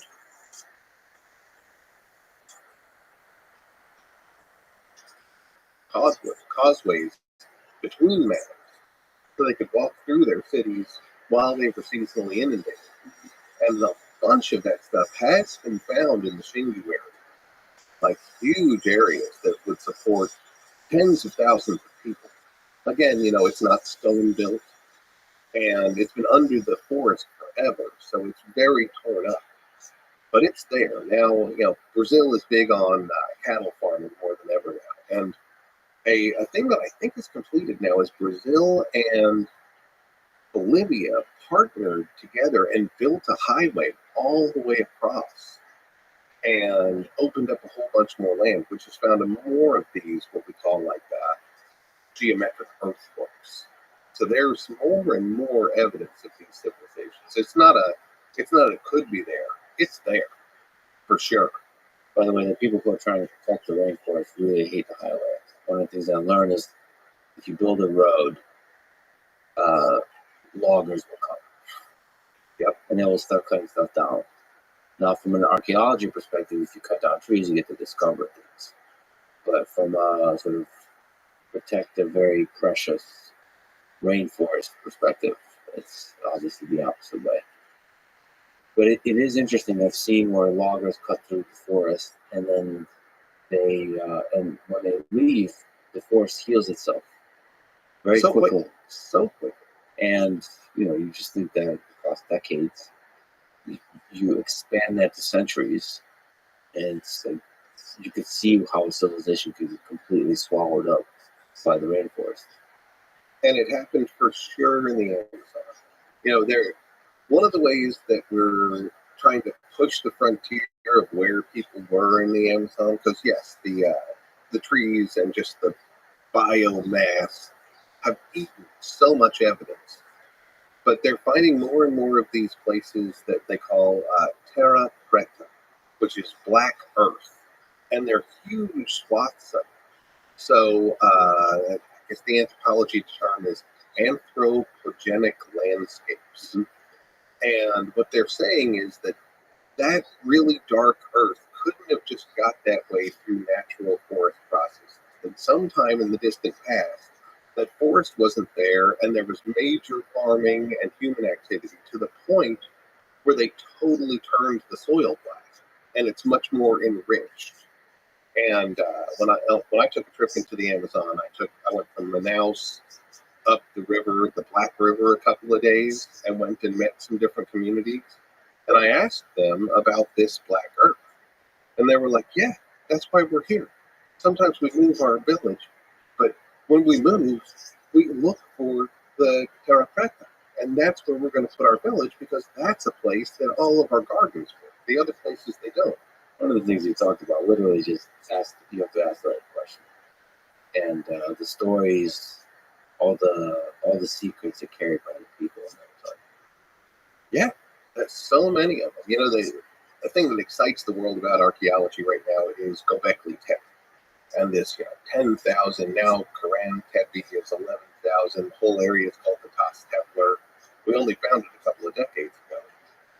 But it was just, an archaeologist roaming through the area and asked a sheep herder, hey, you guys know where anything ancient is? Oh, yeah, let me show you this. And then all of a sudden, we've got a lost civilization. And the shepherds always knew where it was, just nobody asked. So speaking of Göbekli Tepe, what do you think about the work of Graham Hancock, who also believes that there's a lost civilization in the Amazon? Well, I've met Graham, and personally, I like him. He's a nice guy, got a nice sense of humor, and I think he's smart. And I also think he is a very good researcher. He and I are working on the same set of facts. The difference is our interpretations. I do not believe Graham There's an now lost ancient civilization that the rest of them. I just don't see that on a number of levels, artifacts wise, technology wise. Now, I think it's great. He's very better read than a lot of my colleagues. But his conclusions, I just, he and I have talked about this and had a very civil and normal conversation about it and agreed to disagree without getting any venom at any point in the conversation. That'll be a fun argument. Be a fun one. Usually, offers the I'm going to make cards. Find it. Is there any? Actually, I mean,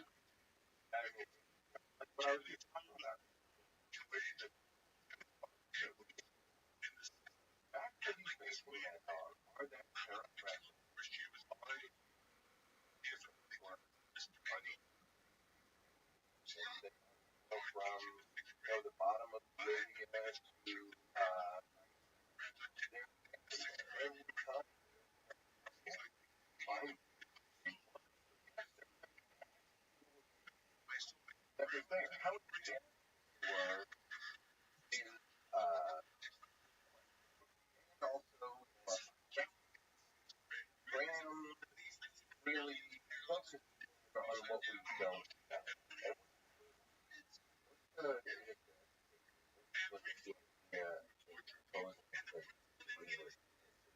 the level of advancement how large my main experience is how like everything built as an idea at the beginning of their whole his ideas are evolving. His ideas were horrible that there was a very single ancient civilization that was utterly by climatic conditions and the younger Dryas hypothesis is part of that. Most used to not say that. Now he thinks of meteor.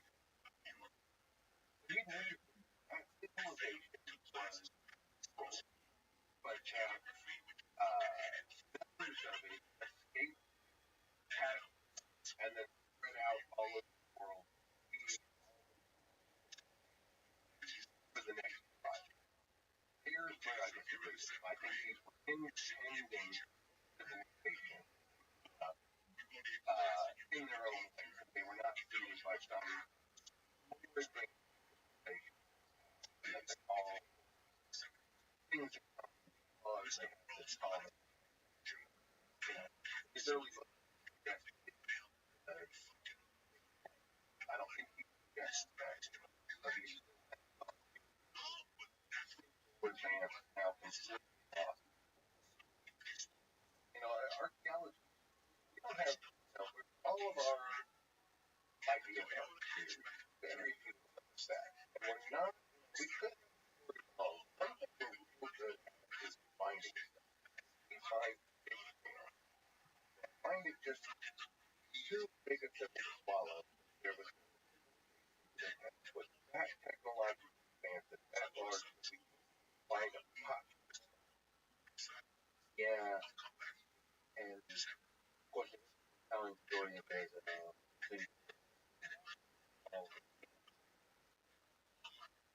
alternative here that can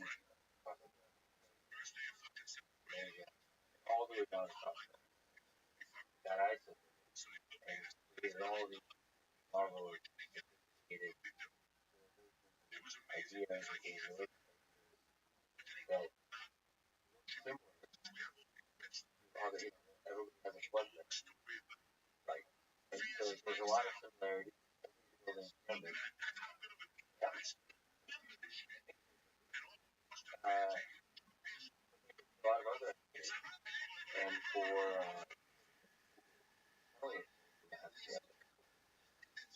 what would that ever go to the bottom line? Right? Whatever.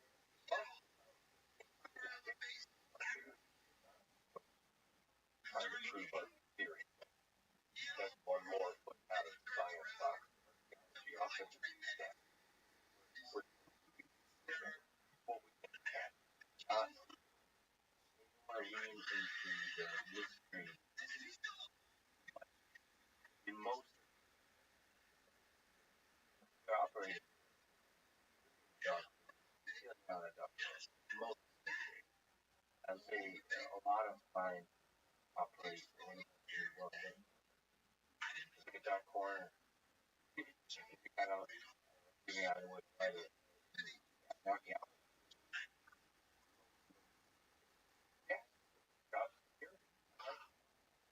You know, but I do also try to always remind myself every paradigm is an idea that I've ever had began or began with. You know, that guy was crazy up to the second piece. And so we got to keep our minds open to the things we found outlandish because one of them eventually is going to lead to the we, you know, if we're busy burning books, ideas that we don't like, that's where we put our minds to the possibility of advancement. I really love that note. One of the fascinating things about the Amazon street is there's still a large number of content. Why that? Imagine all of these tribes, Amazon that were isolated. Can you speak to your understanding of tribes? Well, a lot of them are, you know, by other contacts. We don't know anything about people. We know roughly where they are, like Ecuador has very strong policy. We have information. If we walk out of the jungle and talk to them, that's one thing. But we don't go out there. But they do seem frozen in time, and I don't think any of them have a good estimation of how long they've been like that. But, you know, we were saying earlier that, you know, humans change on pressures in their environment. You know, it's mother necessity is often how we invent things or why we change. And one thing Amazon is, once you figure out how not to die in it, it's a paradise. It's falling from the sky all the time. And once you learn to adapt to that environment, you can very there's no pressure to make anything else. Things just work. Modern crosses on content tribes. They document complexity of tribes violence. Very aggressive and attacking partly. And not just borders, they attack each other. The Yanomamo was famous for having never ending feud with each other, leading philosophy I don't, I'm a relative person. I've got marks like everybody does. And I think that cultural norms have become institutional. For the Yanomamo, they part of the past, the rite of passage man is to go somebody from outer. They go in there, they oftentimes they don't inbreeding ruin everybody, not to go to the kind of they typically go and kill women far off the community. And that starts a big fight. Another thing that starts fights is fought is illness in the Amazon and all of the ancient America wasn't seen as a biological spirit. So if somebody in your village gets sick, the question is, well, what spirit is affecting him and who called it out on? And then the room works out. Well, there's that other community is so pissed off that we don't need water. And we have to move there, and then we'll get better. Round of never-ending violence. The people of New Guinea. Mostly wooded areas, now that I think about it, where people just hide out and they attack each other as a cultural institution. It's such a tricky thing to do, to study and kind of uncontact the tribe without obviously contacting them, to figure out their language, their philosophy of mind, how they communicate, the hierarchy they operate under. And yeah, there was a fascinating story in Peru. I guess it was probably like 8 years ago or something. But there was a ranger from one of the biology stations who, just in the by and by of protecting his area, met one of these uncontacted tribes and befriended someone, not the whole tribe, but he made some friends who would meet him in the woods, not in their community. And he started to learn their language over a couple of years. And so he was this kind of important guy who actually would be the first translator to talk to these people. And one day, a couple of them just came out of the woods and just plugged him with arrows and just killed him. And then they went back in the woods. Like, that's the one guy who understands what we're saying. We should kill him and move our village. So those folks really lean into the, as you said, the monster versus the puppy. Everybody's got it. I think. I think we need to listen to our better angels, because if we don't, we as a human species can easily devolve into just using violence and against others to get what we want. It's a daily choice we make not to be savages. Which is a fascinating thing to remember. I kind of think in civilized societies we've moved past all that. But it can be summoned. Like in 1984, the 2 Minutes of Hate. With the right words, that primal thing can be summoned and directed and lead to a lot of destruction. And our sports are really based on taking those kinds of urges and channeling them positive where somebody's not dead at the end of it. Yep. So at which point did what we now call the Maya civilization arise? That's another complicated one. Another group living mostly in a jungle that we have barely begun to explore. The truth is, a lot of the questions in the Amazon and what we're talking about now is the Peten and the mountains there. Those aren't places archaeologists want to live. They're horrible. I mean, I've been there. I don't want to live in a tent and eat rations. I want to live in a nice town. So a lot of the places where the answers are, we still really haven't gotten there, because it takes a special person to be educated enough to know what they're looking at and tough enough to want to be there. I've done my tour duty. I'm now in a nice little podcast studio.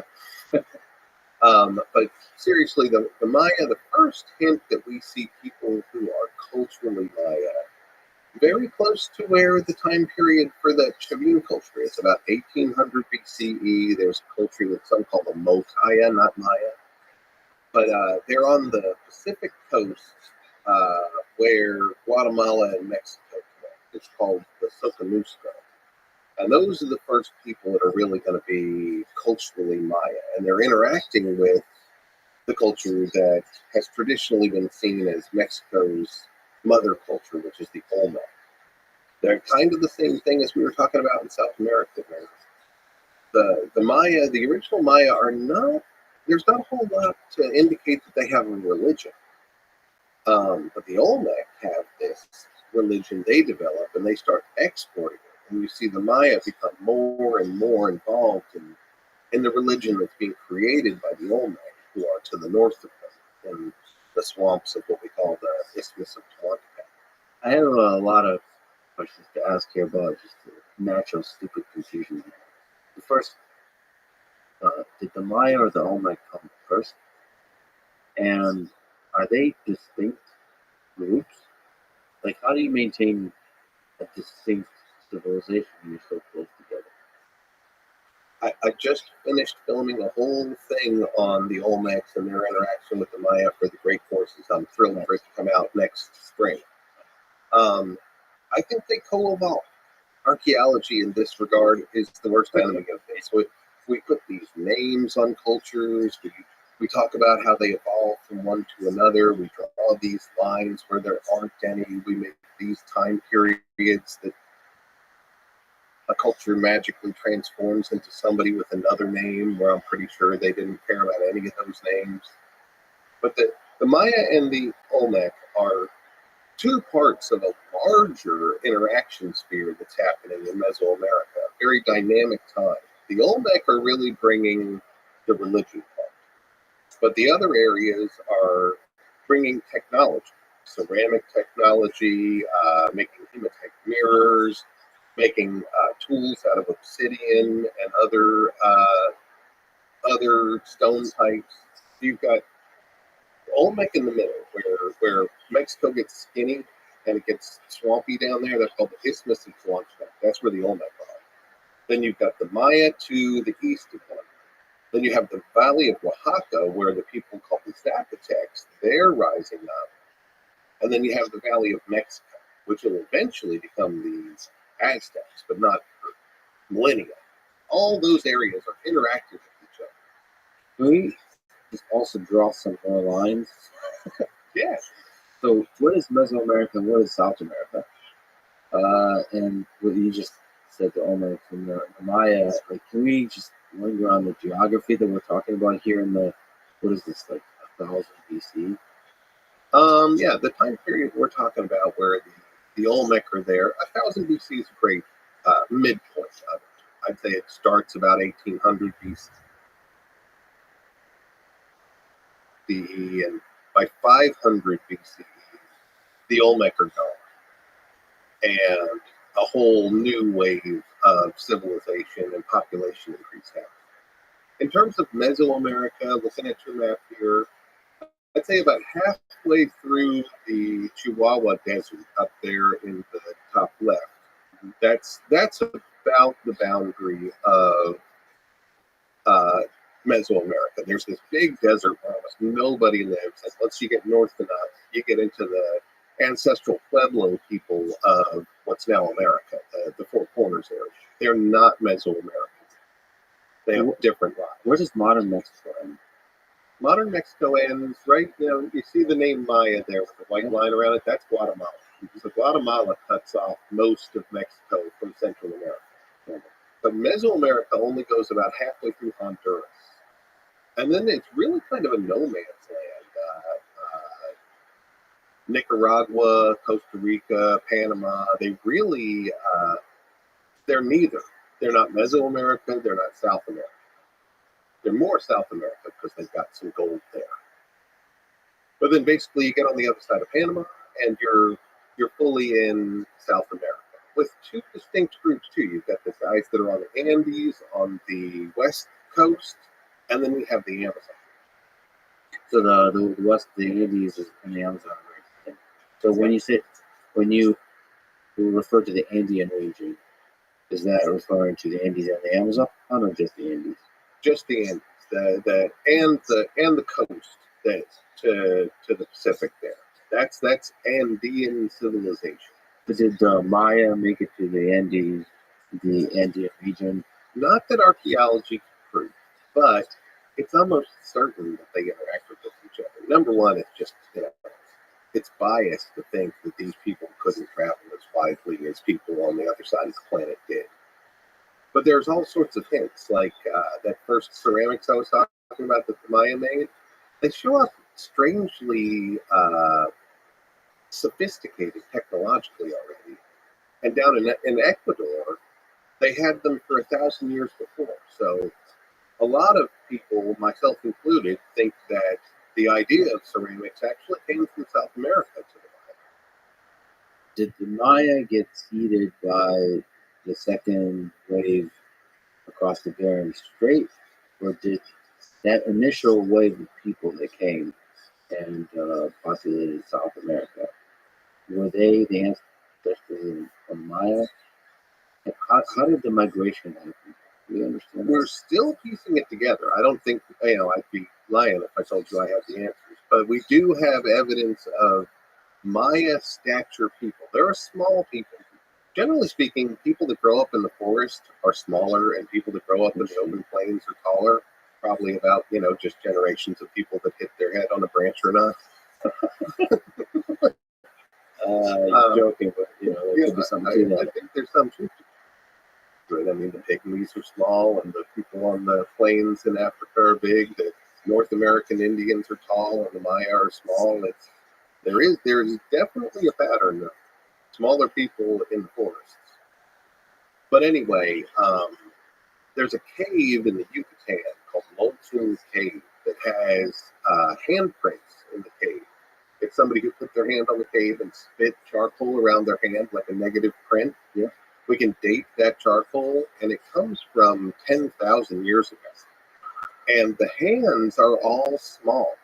It's, typical old Mexico.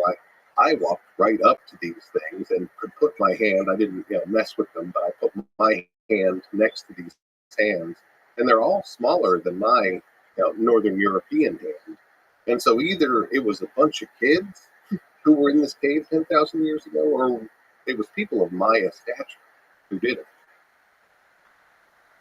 So cool they can date the charcoal. And it was so cool that 10,000 years ago there were people eating. And actually we have one that's, I think, 2,000 years older now. Just a couple of years ago, again in Yucatan in a cave, they found a woman they named Naya now. And she's like 12,000 years old. So the best guess maybe that you have is it goes across the Bering Strait to South America, possibly the Amazon, developed a lot of cool ideas in the Amazon and start drifting back up into Mesoamerica. It was kind of a co-evolution. The technology, ceramics, I think, got there through an interaction.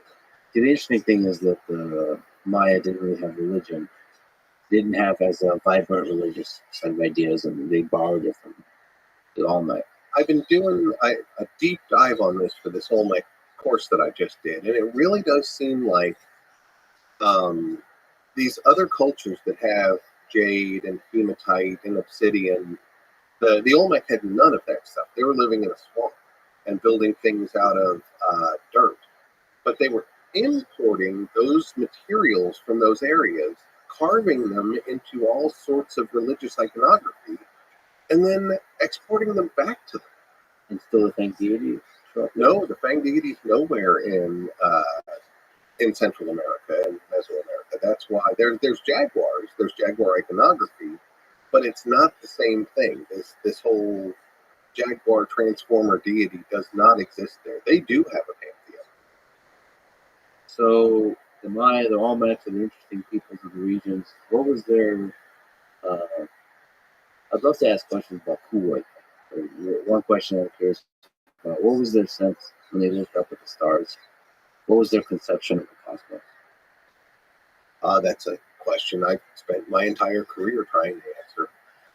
I think that they saw it as proof of the cyclical nature of life.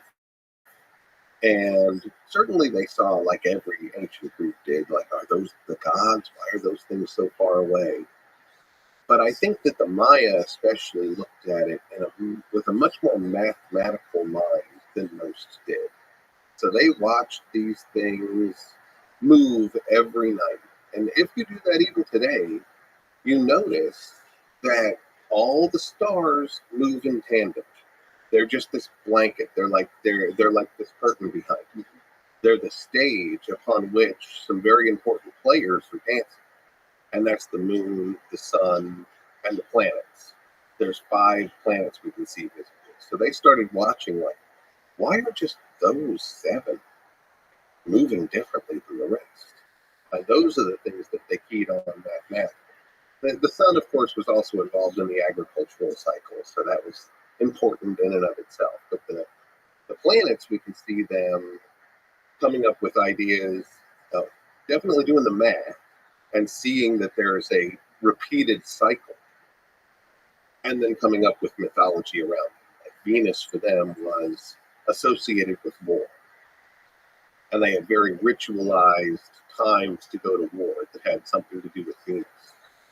Sometimes in the classic period Maya, it was the first appearance of Venus as the morning star. That was a good time to go to battle with your neighbors.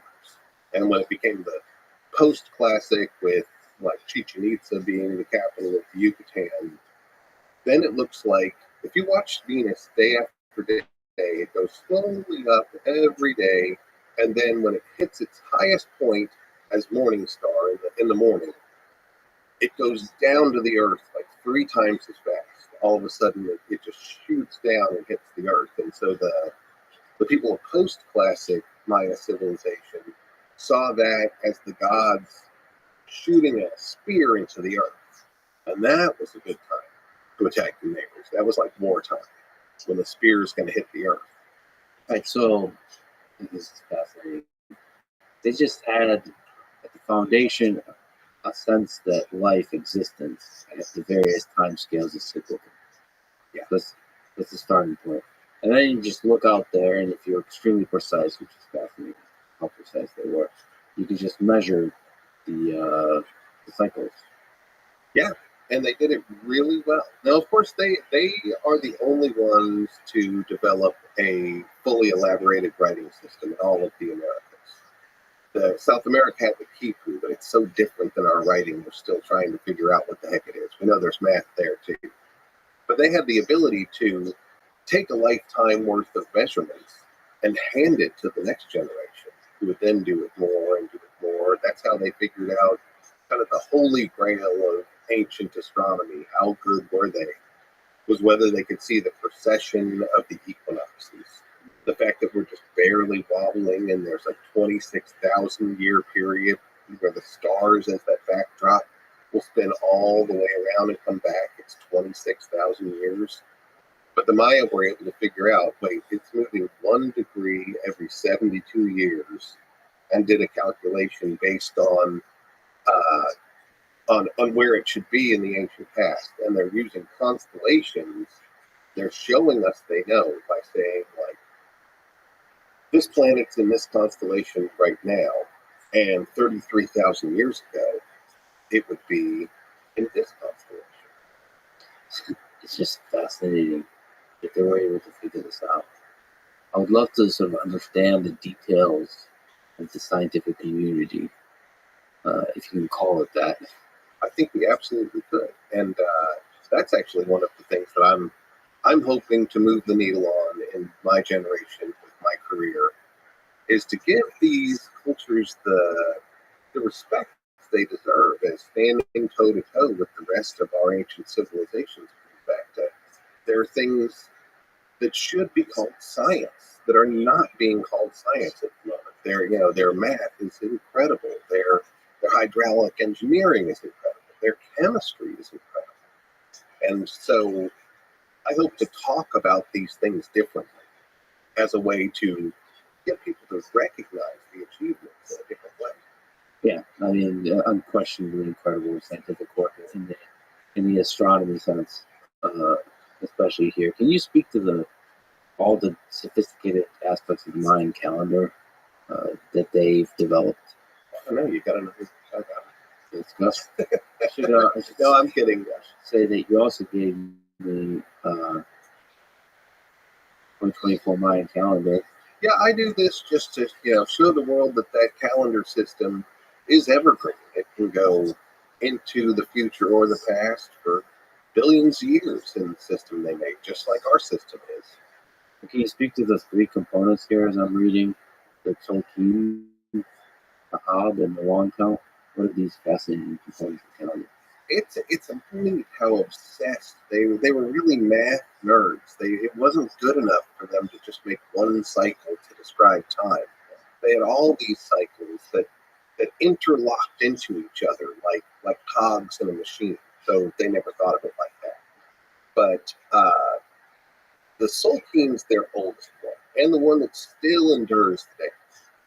There are millions of Maya people that are living their lives based on a 260-day count. No weeks, no months. It's just 13 numbers combined with 20-day names for a total of 260 days, and then it goes again. Everybody in the Highlands knows what their birthday is in that calendar, knows what it means about their personality and the kind of jobs that they're supposed to do. Each one of those days has their own spirit and what's supposed to happen in those days. The Maya collectively call them the mom, the grandmother, grandfather spirits. And they talk to each one of those days and they pray to them. There's now an association of some 8,000 people that are called Taki, that are day keepers who are keeping the days. And they're also like community psychologists almost. People come to them and say, my life is mixed up. What's wrong here? Well, let's ask them all. Okay, well, it looks like you're not doing this or that, or what? You're an accountant. You're not supposed to be an accountant. You're supposed to be, a midwife. What are you doing? You're living your life wrong. You're a key.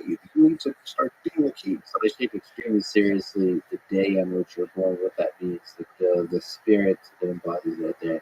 Right.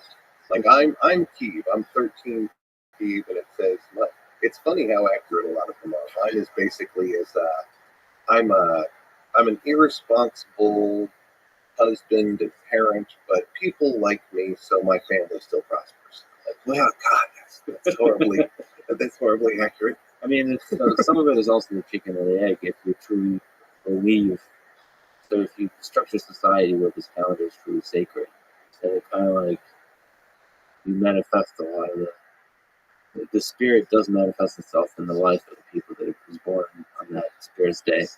Absolutely.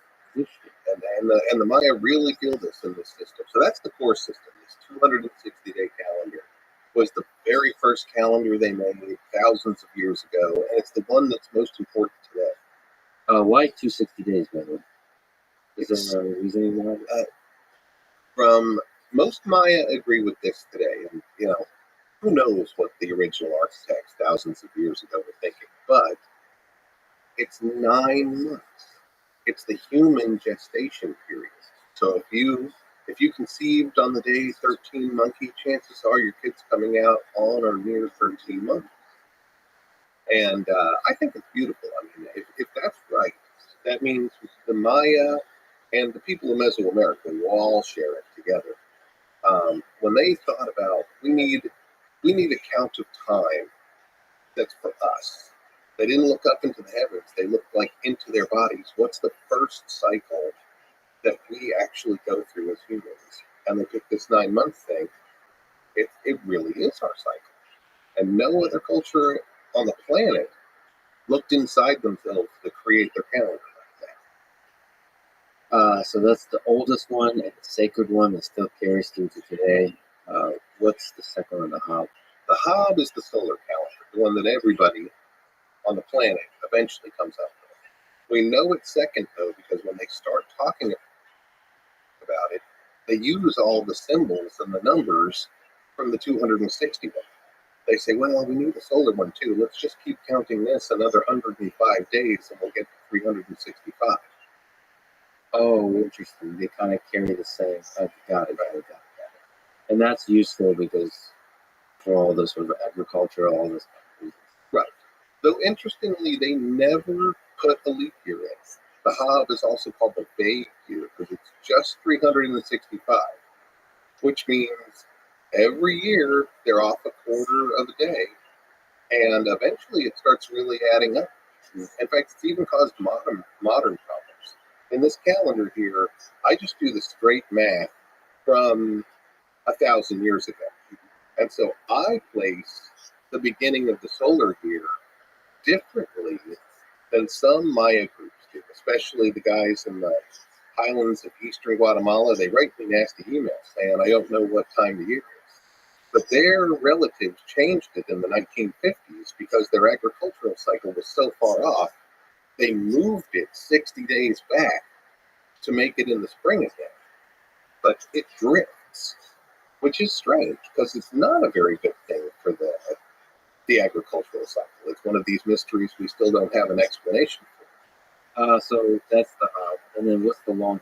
The long counts, they're really mysterious, cool, because it's a linear count of days, which are not like that. It's a bunch of cycles like ours. You know, our weeks are a cycle, our months are a cycle.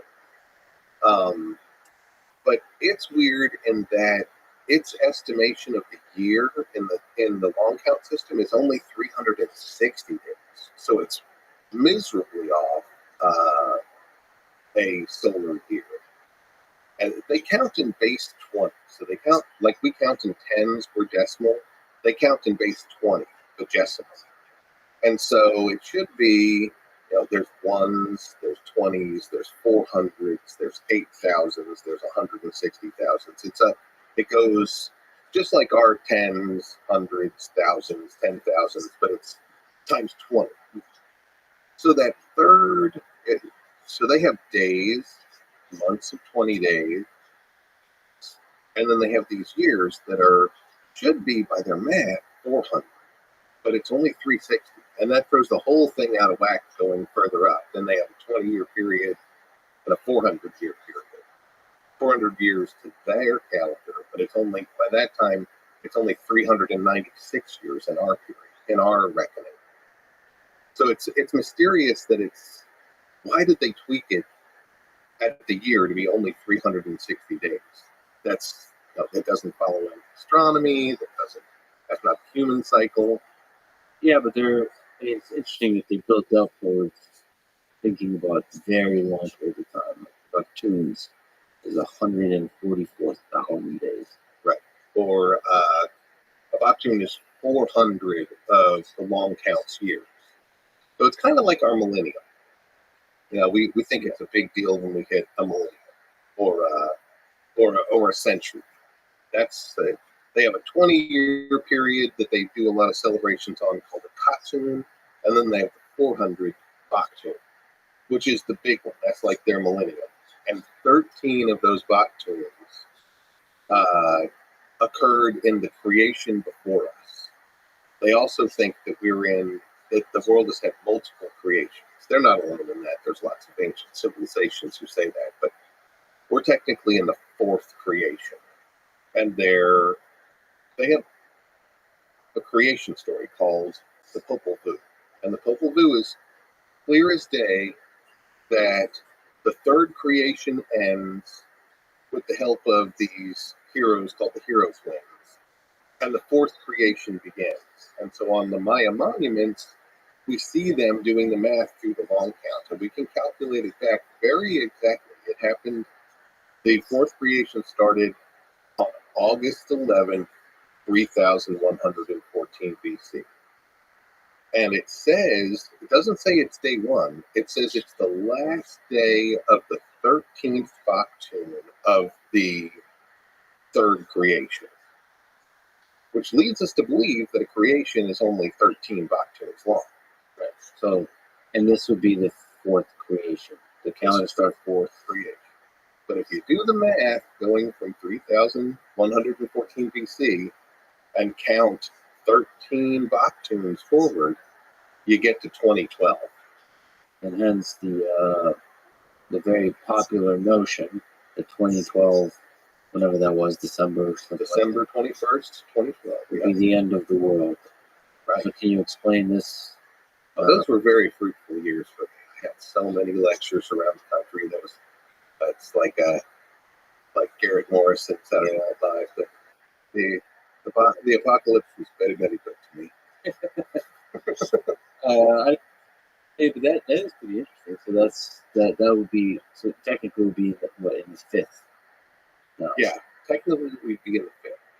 So my argument was that actually, if you look through all the corpus of Maya mathematics and calendars, they never say anything like that. In fact, there's a handful of dates that tell us that the fourth creation does continue farther on. That Baktun place should have 20 Baktuns in it, like their counting system would dictate, not 13. And there's a place in Palenque, there's a place in the Dresden Codex, and one other place I'm forgetting that all talk about time after 2012. So how does that happen? That's a conflict. Is there supposed to be an overlap of the 13? So it's like 13 is the core of it, and it's 21. They love the number 13. It's all over the place. It's a magic number to them.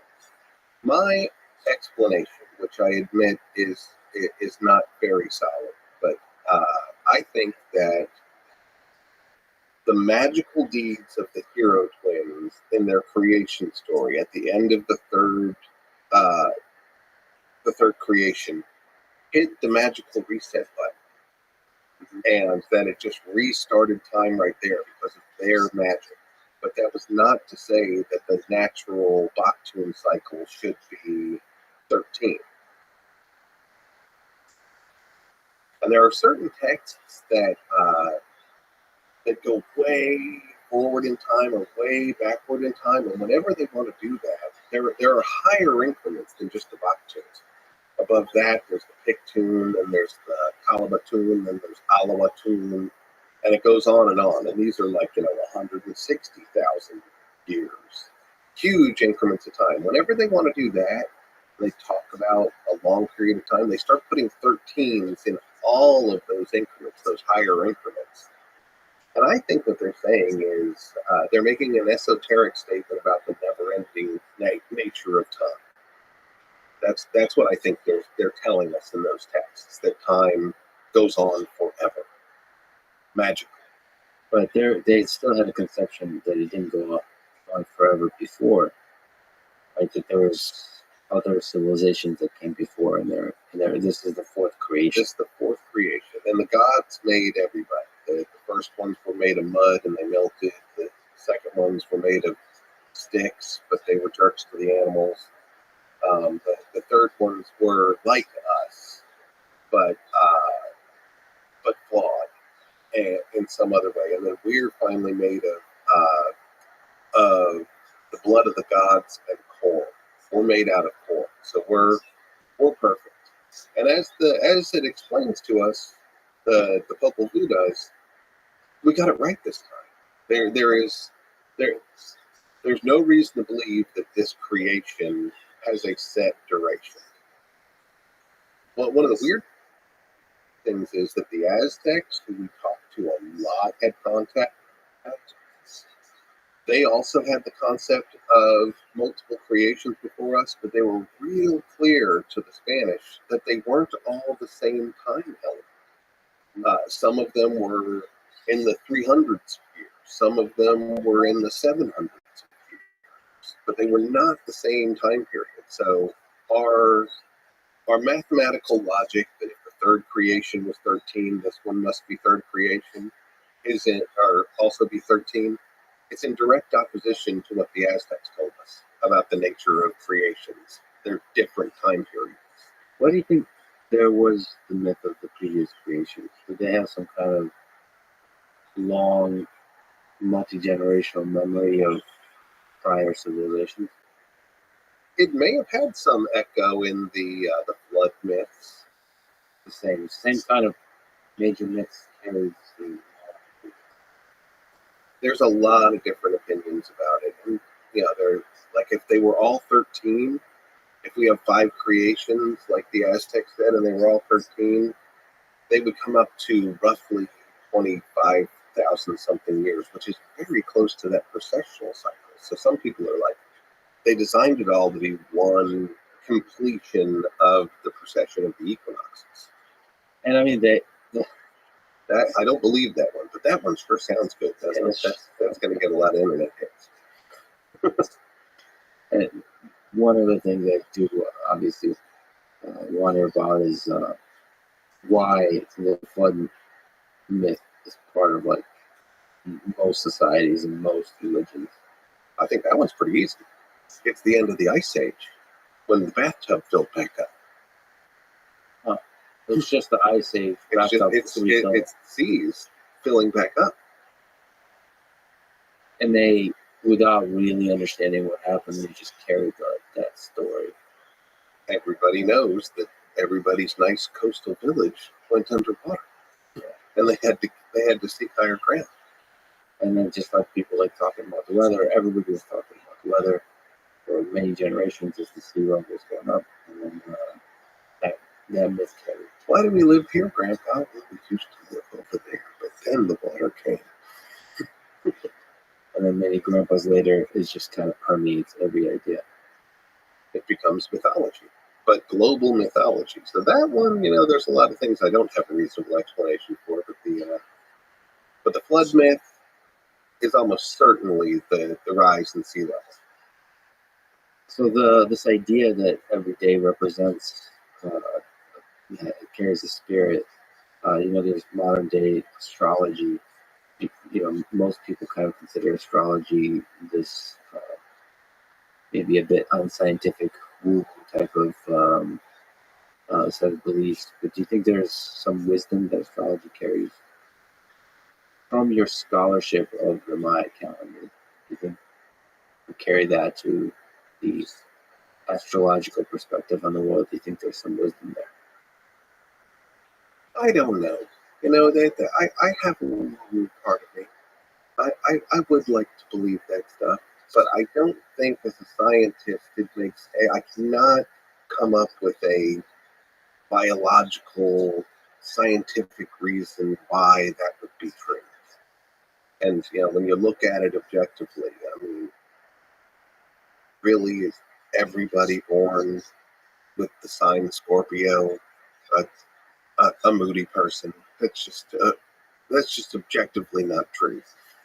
But it is funny how oftentimes these Maya horoscopes, for lack of a better word, do hit the mark. There was some student who surveyed like 300 people with the app I made and asked them about their Greek sign and their Maya sign, and his conclusion for his term paper was that the Maya one was working way better. Which that's fascinating. At least that's fun. But no, I think I'm too much of a scientist to believe that. I just don't have any foundation in science that would allow us to believe that the month in which we were born in a cycle sets our personality and destiny. I agree, and yet there's so much mystery all around us that what I do like is the inbuilt humility to that worldview. That there's this whole, you can call it a spiritual world, but a world that we don't quite understand. And then you can wonder about what is the wisdom that world carries. And then you can construct all kinds of systems to try to interpret that. And then there is where the human hubris can come in, and but it's good to be humbled by how little we know, I suppose. I do love the mysteries of the world, and I would love to find an ancient civilization, but I don't want to solve the mysteries of the world. I think they're one of the things that make world life worth living. That's true. You mentioned the Maya writing system. What are some interesting aspects of their language that they've used, and the written language that they used? Well, one of the things that confound me as a guy who's spent a better portion of my life studying it, I had the honor of being a student of Linda Shealy, right here at the University of Texas at Austin. She got the group together who broke the Maya code of hieroglyphics in the 1970s. So I learned from the best, and I loved every minute of it. I miss like. Can you speak to that code actually, the hieroglyphic code, and what it takes to break it? Oh boy, I mean, what a thing. We had kind of a Rosetta Stone. We had a page out of Diego de Landa's book, a priest who was converting the Maya in Yucatan, asked his informants about their writing system and what every sound meant. And he was convinced they had an alphabet like we do. So he got this Maya guy, sat down in Spanish, and he said, okay, you're going to write all the symbols right here in our book. Write an A here, write a B here, write a C here. And that guy just wrote all of the sounds that the priest told him to write. They were actually syllables. They were vowel consonant combinations. They weren't an alphabet. But that turned into our Rosetta Stone of sorts. The big key is that the Maya still speak that same language. There are millions of Maya people who are speaking a version of Maya. Now there's where I get confused. That we've got a single writing system that is intelligible. We've broken the code, so we know that it's basically the same writing system from the top of the Yucatan into Guatemala and El Salvador. But we have 33 Maya languages today that are mutually unintelligible. And we backwards project the language of what they spoke back then that the glyphs are in to something called Chol T, which is a combination of Chorti and Chol, two of those languages. But it doesn't work for me at all. How did, if there was one language, maybe two back then, how did it flower into 33 mutually unintelligible languages in just 500 years during acculturation and horrible infectious diseases that killed 90% of the populations? How did that happen? So we're missing something huge here. I think it's more like Chinese, where Chinese letters, writing can be read in multiple languages and still understood. I don't know exactly the mechanics of how that would happen, but it just seems impossible that there are more languages, not less languages, in the Maya area after the last 500 years that they've been through. So you think that there's some kind of process of either rapidly generating dialects, or there always has been these dialects, or I should say, they're distinct languages, even though there's a common writing system? There must have been a way that multiple languages understood the same writing system. Or maybe there was something like Latin. You know how there was a period in Europe where like most people were illiterate, and there was this priesthood who all understood Latin and they wrote in Latin. Maybe the hieroglyphs represent a kind of Latin in the ancient Maya world. But we don't really know, and there's not clear evidence to fill in the gaps of how it's possible to have this. Right. But we did realize it was actually a Russian scholar named Yuri Kornarozov who broke the code. The Americans and the Europeans were absolutely sure that the language was, that the written language was a dead language.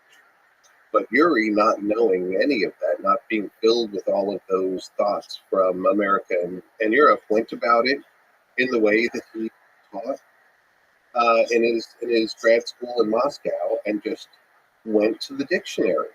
And he looked at Yucatec language that they're speaking today, and he applied it to the symbol system, and he knew that there were certain sounds. He used Landa's alphabet, and he found there was his two key examples were a picture of a dog with a symbol over it and a picture of a turkey with a symbol over it. And a dog in Yucatec is tsu. So he saw two symbols, and he said, this one's probably tsu, and this one's ul. And then the turkey was koots. So it would be ku ending in tsu. And he showed how, look, this is tsuts, this is tsul. Those two things that it should be tsu are the same symbol. And that began this process of unraveling the syllables that we're still working on today. That's fascinating. Just that decoding process is fascinating. Like, how do you even figure that out? And there's probably still, is there still, are you aware of any written languages that haven't been decoded yet?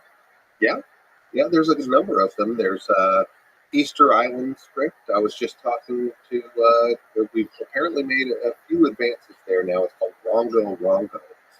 And we only have about maybe 25 examples of texts, but we're beginning to break that. There's also the big one is Harappan. Harappan, for a long time, we used to say there were 5 independent scripts on the planet. And those were Chinese, cuneiform, which is Mesopotamian, Egyptian, Maya, and then Harappan, which is from northern India. That's the only one that we've never cracked. And now all the epigraphers, the people, that's the term for epigraphy, is translating these languages. They're all ganging up on Harappan and want to kick it off the list because we can't break it. It had a big enough symbol set, but no one's been able to crack it. And now they're saying it's just an elaborate symbol set and doesn't reflect the spoken word.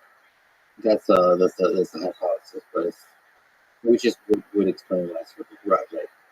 But we could just be faced with the Twitter generation. Maybe somebody will pick up the baton next generation. The other one that fascinates me is from the Americas. It's the quipu. The Inca had the quipu, this knotted string records, but it was definitely encoding more than just math. We know the math. I know lots. I can do the math quipus and figure out what they're totaling to things. Yeah, there's a quipu right there. Quipu are recording devices fashioned from strings historically used by a number of cultures in the region of India and South America. A quipu usually consists of cotton or camel fiber strings. So there's a set of strings, and they're supposed to what? To be saying something. There's one long string that the little ones dangle off of, and each one of the dangling strings have sets of knots on them. And the knots, some of them are mathematical.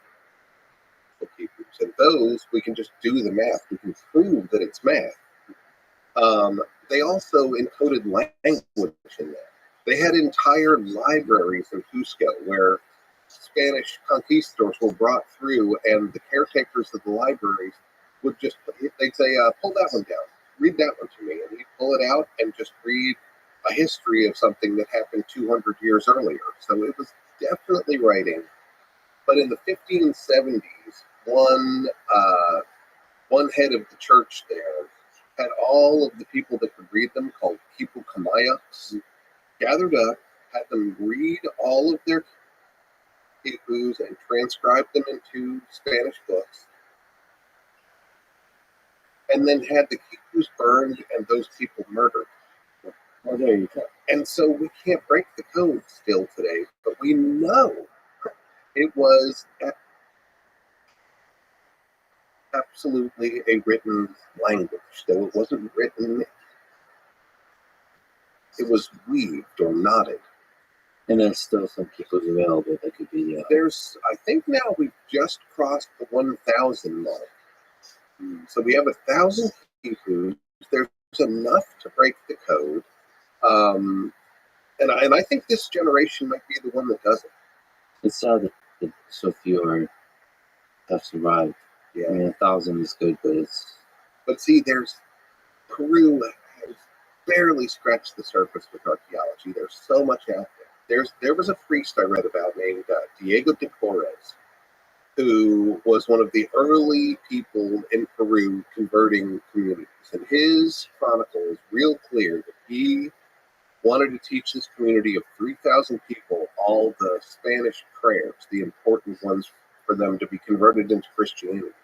And he had the community's Quipu Kamayaks knot quipus for each person that told them that they could read them out and memorize the prayers.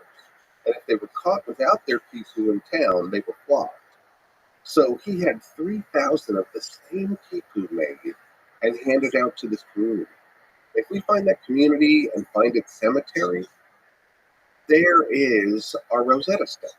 You know, it is probably the case there's somebody in Peru and maybe a large community that knows this language, that understands, and like you just have to show everybody else.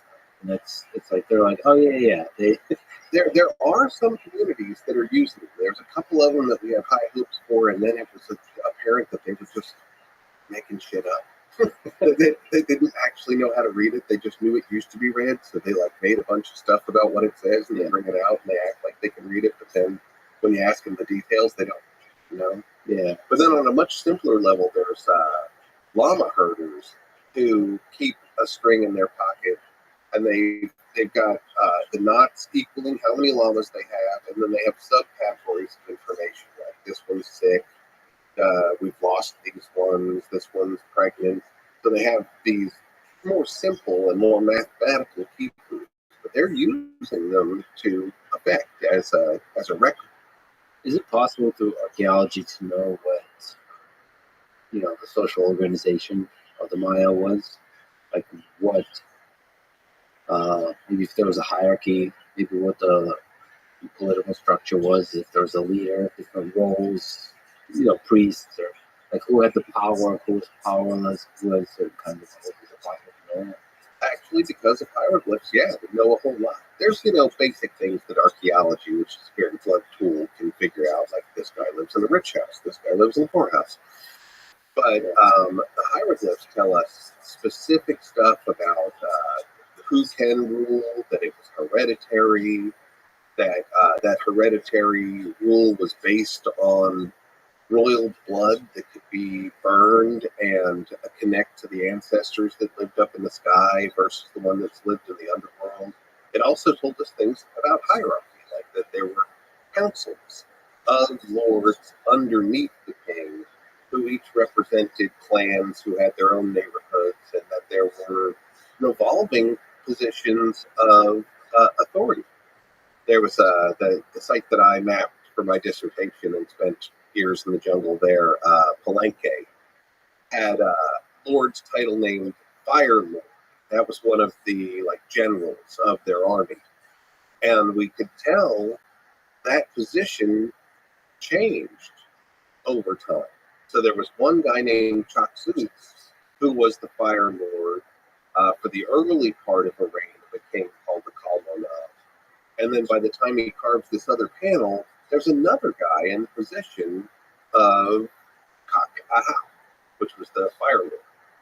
And so he had got promoted. It was, he could have been killed. I mean, the case of that. But then we have the interesting case of, in the post-classics, they shed the idea of kings. They don't like kings anymore. That's probably a big part of why the classic disappearance and the abandonment of all those cities happened. People just got sick of kings. And so they turned into this whole council system at Chichen Itza. But then when Chichen Itza falls, there's a new city that's architecture looks a lot like Chichen Itza. It's called Mayapan. But it has what is called the League of Mayapan. And it has a council of representatives from the communities from all around the Yucatan. And it is basically a democracy. It is a Maya democracy that happens. That individuals from all around the Yucatan are there. Each family has their own council house at Mayapan, though they live back at their place. It's kind of like a Maya Congress. And representative democracy. It really was. I mean, and this happens in, I guess, 1250 AD. That this Maya democracy happens. And we know the names of them, we know the families, and of course, they were humans. So eventually, they screwed it all up. One family murdered another family, and the whole city burned. Yeah, and of course, it's probably some fascinating corruption, which is hard to discover through. Part of it was the Aztecs screwing things up. The Aztecs came down with all sorts of, we'll buy everything you're making. And then eventually they were like, could we maybe buy some humans? Yeah. And then one family was like, no. And the other family was like, I don't know. They're making us a lot of money. So, and, they murdered each other, and the water supply got polluted, and then the city burned. Things like slavery, murder, and disease is a large component with the story of humans.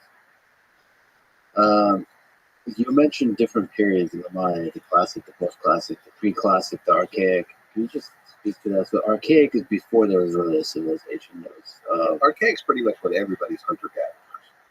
so the classic period was the age, and then the pre-classic is the interesting time that we were talking about, and the post-classic is when the democracy came about. Well, midway through it, Yeah. reverted back to council systems. The Maya loved to be part of council.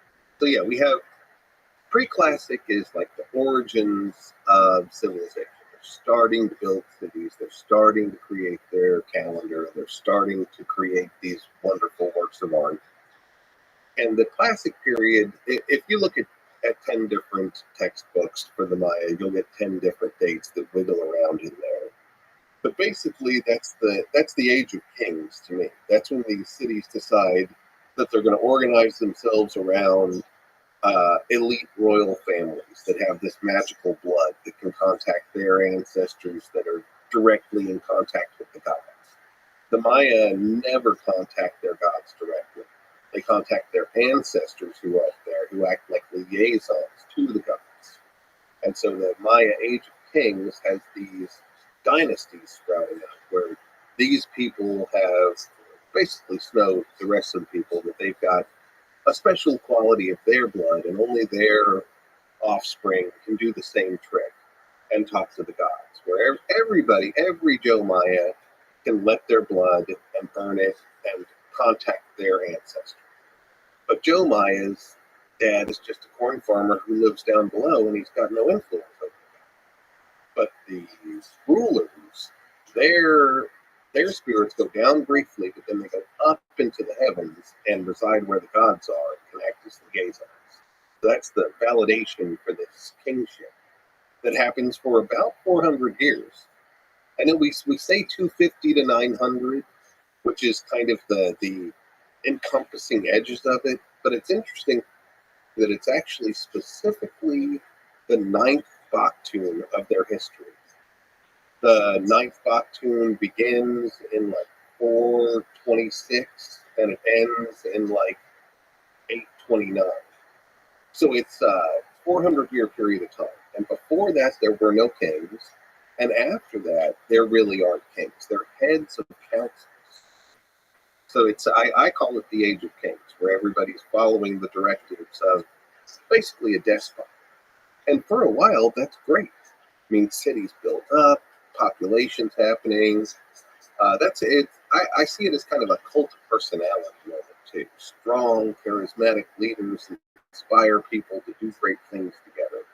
But eventually, like happens all the time with power, too much power corrupts. All of a sudden, there's this unwieldy, huge elite class that has to be treated special by everybody else, and they start saying, "Well, I think we should fight with those guys. And I should go take these things." And people eventually get sick of it, and they walk away from the cities, and that's how we get the mysterious Maya collapse, where all these cities are just gone. That's one of the great mysteries of the Maya civilization, is that over a very short period of time, of like 100 years, it seems to have declined very rapidly. It collapsed. What do you think explains that? What happened? I think it's a failing of archaeology to properly see what was happening.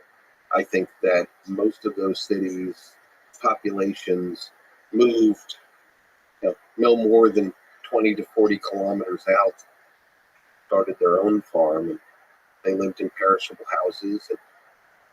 And all archaeology signature sees is that nobody lives in the city center anymore. We don't see a bunch of mass bodies. There's no evidence of people getting sick. There are certain cities that fought with each other at the end, and we see that signature plain as day. We know when a city was attacked and burned. Mostly that didn't happen. People moved and migrated. And it seems like right there around like between 800 and 900, a lot of the elites that were on top most of it was in the rainforests of northern Guatemala. They moved. They move in two directions. Some of them move into the highlands of Guatemala, and some of them move up into the Yucatan. the city of Chichen Itza becomes the next big capital in Yucatan. But the word Itza is actually a word describing the people who lived around Lake Piten Itza in northern Guatemala. And all of the Maya are super clear about that the Itza came in as immigrants with these new ideas and created Chichen Itza so that the elites who were no longer welcome in their cities just moved and set up shop somewhere else. So why was there a decline? What was the catalyst? Was there specific kind of events that started this? Was this an idea that kind of transformed the society? We are still debating that. I don't think there is a single reason. I think humans are complicated. I think a lot of things led to this. One thing we can see archaeologically is that every one of the cities became overpopulated. They were too popular, and we think that they pushed the limits of their capacity to feed and house people. Mm-hmm. We see it in lots of the cities at the end of the Classic period that people are seasonally starving. I remember really stark evidence in Copan, Honduras. Copan was this beautiful city, lineage of 17 kings. But the last kings and the last elite burials that we dig from the city center, the teeth are the telling part. They get this thing when you're growing up and you're not getting enough food seasonally, it shows up in the enamel of your teeth. It's called dental hypoplasia. And if somebody's seasonally starving, it gets these lines in their teeth. And that last generation of Maya before they left Copan, even the rich people are seasonally starving. So there's a problem there for sure. But I also think it's a weird thing. It was not an empire. It was a group of independent city-states like Greece. Some of them were allied, some of them were enemies. There was a huge civil war that settled out about the end of the Classic period. So if it was Europe, the victors would have taken over, the losers would have beat it and gone wherever they went. But when they abandoned these cities that were independent still, they all left, both the guys that won and the guys that lost the war. So it couldn't be just as simple as spoils go to the victor. It's such a wide area. Not everybody was starving like the people of the Copan Valley. So I personally think it was calendrically timed. It is interesting to note that ninth period, that ninth 400-year period ends right then. And I think a lot of people, I can't prove it archaeologically, but I think a lot of people said, we're coming to the end of a great cycle and we need to renew. We need to change what we're doing. When you talk to the Maya today, like at the end of this 2012 thing, if you actually talk to Maya, they, what happens at the end of a big cycle here? They say cycles are a time of renewal and transformation, that it is all of our obligation to change our lives at the end of cycles. That change is coming, we can either be part of it or we can get steamrolled through it. The Aztecs did this neat thing called the New Fire Ceremony. Every 52 years, which was the biggest their calendar would go, they'd burn down perfectly good temples. And they burned down their houses sometimes. And they would just, everybody in society would perform this, what they called the New Fire Ceremony. And they would renew the world. So I think my personal theory is that the Maya decided at the end of the ninth Baktun that it was time to renew the world. I think this theory makes sense because they really internalized the calendar. That was a really big part of their culture, this sense of the cyclical nature of civilization. That's what I think. I think that they created that calendar to perceive the cycle and to harmonize it. Yeah. You mentioned the Aztec. What was the origin of the Aztec? Where did these people come from? At what time? And almost every one of the cultures we're talking about now, we have two different versions of the answer to that question. We have the archaeology version, and we have the Aztecs themselves. The Aztecs have this wonderful migration story where they say that they came from a place well to the north called Aztec, and that they had this migration. They went through kind of a hero's journey where they go to the Snake Mountain place and they encounter the birth of the war god that they'll worship after this, and how they stepped into the Valley of Mexico as the lost brothers of everyone in the Valley of Mexico. They said that they all came from the north. Near Aslan is a place, a cave, with 7 different passages called Chiquimoscac, and that all the people who spoke the language Nahuatl came from the cave, and most of them went early to the Valley of Mexico. And in the Aztecs story, they were just the lost tribe. They were the last brothers to come in, but then they show up late game, and they become mercenaries. They just start working for communities in the Valley of Mexico, and this takes place in the 1300s. So about 200 years before Cortez shows up, the Aztecs show up to the Valley of Mexico, and they make themselves this indispensable group of mercenaries. They do the dirty work. All the civilized communities around Lake Texcoco, which is in the middle of, which is now Mexico City. It's all dried up.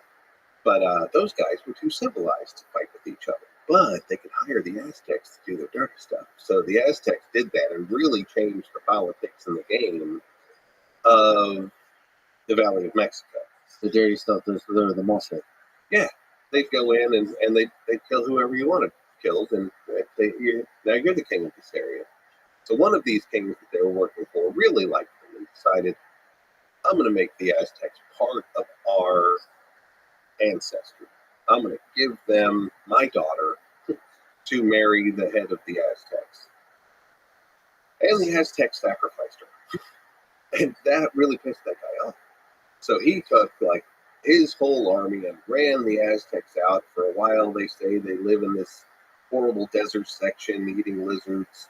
But then one of their priests say, we're going to walk around the lake, and my visions say that where we see an eagle sitting on a cactus with a snake in its mouth is where we will build our capital. And they see that, but it's out on an island in the lake. And he said, well, I don't know, that's the place. So they build up an island. They go to that island, and then they just start piling up lake mud until they make a whole city there in the middle of the island. They make an island city. And all of this occurs in about 100 years. So they show up about 1300. The capital of Tenochtitlan, as they called it, is really established. And from there, they quickly take over the entire valley. They make what they call the Triple Alliance, which is the 2 other big communities of the lake are now their allies. But they're not really allies. The Aztecs were brutal. They were just, those guys agreed to shut up and let the Aztecs run the show. And then the Aztecs spread like a wildfire all the way down into the Maya area. Everywhere they go, they rename everybody's towns and make them pay tribute. Pretty short lasting civilization. Spread extremely quickly. Famous. What are some defining qualities that explain that? I think they were very much like, they had an attitude like Attila the Hun. They just had no problem ripping your skin off. Everybody else had become too comfortable and too civilized, and the Aztecs were just mercenary. They told everybody, we can either rip your heart out or you can work for us. And if you work for us, you'll be just fine. They'd go to every town they'd go to. The first thing they do is they'd show up with a bunch of merchants. There was a merchant class who were also military. They were really the people who assessed where they were going to attack next. They'd go in with a bunch of Aztec products and say, we'd like to trade with you. But all the time they were assessing their military prowess, what products they had that they could take. And then soon after the Pochteka were there would come the military with the reconnaissance. So the Aztecs had a huge warrior class, as you're saying. So what was their just piece linked around their whole relationship with war and violence? They worshipped a war deity. Their main temple was the Temple Mayor. It had two temples up on top. One was to Tlaloc, the rain god, who liked a lot of sacrifice himself. But then the other one was Huitzilopochtli. He was that translates the hummingbird on the left, but he's the war god. I love that he's a hummingbird. Maybe he's fast and he comes from the magical side or something. But then right next to the temple on either side were the two temples of the warriors. One was the Eagle Warrior clan, the other one was the Jaguar Warrior clan. And they were symbolically in competition with each other, though a unified force. I guess, probably an analogy between like the Navy and the Air Force. They had a good-natured competition of who was better, but they were the same force. So those were their symbolic warriors, dressed up in all of their finery, and they would come at people with these two forces, and it was very unlike anything that had happened before in Mesoamerica. Again, I think I could draw a parallel to what happened in Europe. The famous Henry V moment in Agincourt, where his kind of ragtag army wipes out half of France's aristocracy with the longbow. Like, up until that moment, Europe had a very wars for the elite classes kind of attitude. And then after France lost half their aristocracy, then I was like, maybe we should be hiring from the villages. The same sort of thing happened with the Aztec, that there was Mesoamerica really didn't have huge standing armies. But the Aztec put this army together, and they intimidated people. They didn't actually have to use it a lot. It was used to great effect in the Valley of Mexico, and for the rest of Mesoamerica, it was mostly the fear factor.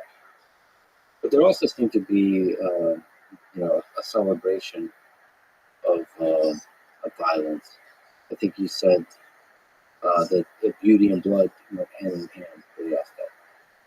Maybe like the Roman Empire, was it? They just had maybe a different relationship with what violence, where that stood in the purpose of life, purpose of existence. Is that fair to say? I would hypothesize so. I mean, I think it's one of the wonderful things about studying these ancient cultures, knowing what our human capacity is. And the Aztecs, when I said that statement, what I meant by that is they were absolutely comfortable with human sacrifice and ripping people's hearts out. They had this just grotesque, violent bent, but in the same way, they also absolutely loved flower gardens and poetry and music and dance. The same Aztec king who would order the hearts of the 1,000 people extracted also would stand up at dinner parties to recite his own poetry or the poetry of famous statesmen that had come before him.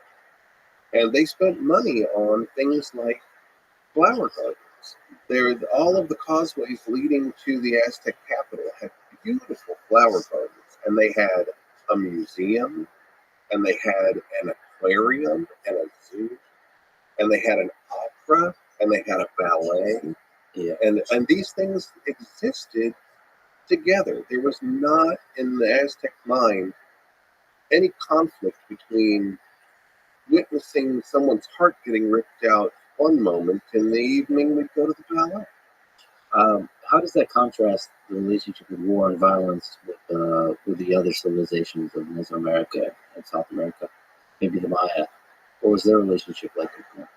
The Maya were certainly influenced by the Aztec at the end, so we get a skewed perspective from the contact period accounts, because the Maya were much more violent and sacrifice-oriented in their post-classic rendition, but in the classic period, it was mostly the priests and the king who were doing the sacrificing of themselves. That we know that the Maya kings would cut their penises and then bleed that blood onto paper, and the paper would burn and become the smoke through which they'd commune with their ancestors. But they'd actually tie this paper onto their penis, cut it, and then dance so the blood splattered. But it was them cutting themselves. It was different than killing a bunch of other people for it. It was an auto-sacrifice, we call it. Still very macabre, but very different than deciding a whole bunch of other people should die. It was a self-sacrifice thing. Can you speak to sacrifice a bit more? Animal sacrifice, human sacrifice. What role did that play in for the Maya, for the Aztec, for the different cultures? Was it religious in nature? It was absolutely religious in nature. And the Aztecs were of the opinion that that the war god demanded people were captured and sacrificed. And it had to be valuable people. There was a lot of, before they made that big standing army, they had just ritual battles that they would have, and they'd take captives. In fact, all around Mesoamerica, they wanted captives so that they could bring them back and sacrifice them for the gods. And the Aztecs, deciding to specifically follow the war god, did this more than anybody. They did it so much and so successfully that they didn't have any enemies nearby. So they decided this one poor sucker group, not that far away, called the Tlaxcalans, that they were never going to make peace with them, so that they could go close by every year and just have a little symbolic war with the Tlaxcalans and haul them back for a sacrifice. Cortez met those guys, and he was like, "Here are people who hate their guts. I'll just use these guys." So, we say, "Oh, Cortez took over the Aztec world." It was Cortez and 20,000 super pissed off Tlaxcalans. And the actual sacrifice, so there will be kind of these ritual battles, or is it chopping off people's heads? And is there some interesting rituals around the sacrifice? It's mostly heart extraction, sometimes heads, but they bring them up on top of the temple so everybody can see it, and they have a specific stone where they would bend them over so their rib cage would come out. And they'd use like a thick obsidian knife. They had a really just tried and true way to do it. They'd stab it in a certain place close, and then they'd push down on the sternum as they ripped up on the rib cage. And they just make a place where they could just rip it right out. With their hands.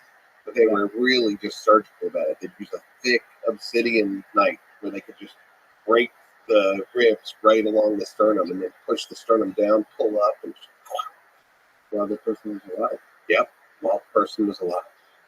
And the Aztecs had this idea, like there was a horrible drought that went on that almost ruined the entire valley, and they came to the conclusion that it's because we haven't been killing enough people. Right. We've got to bump this up. And then when they did, and they decided they really took it out on the Tlaxcalans, it rained again.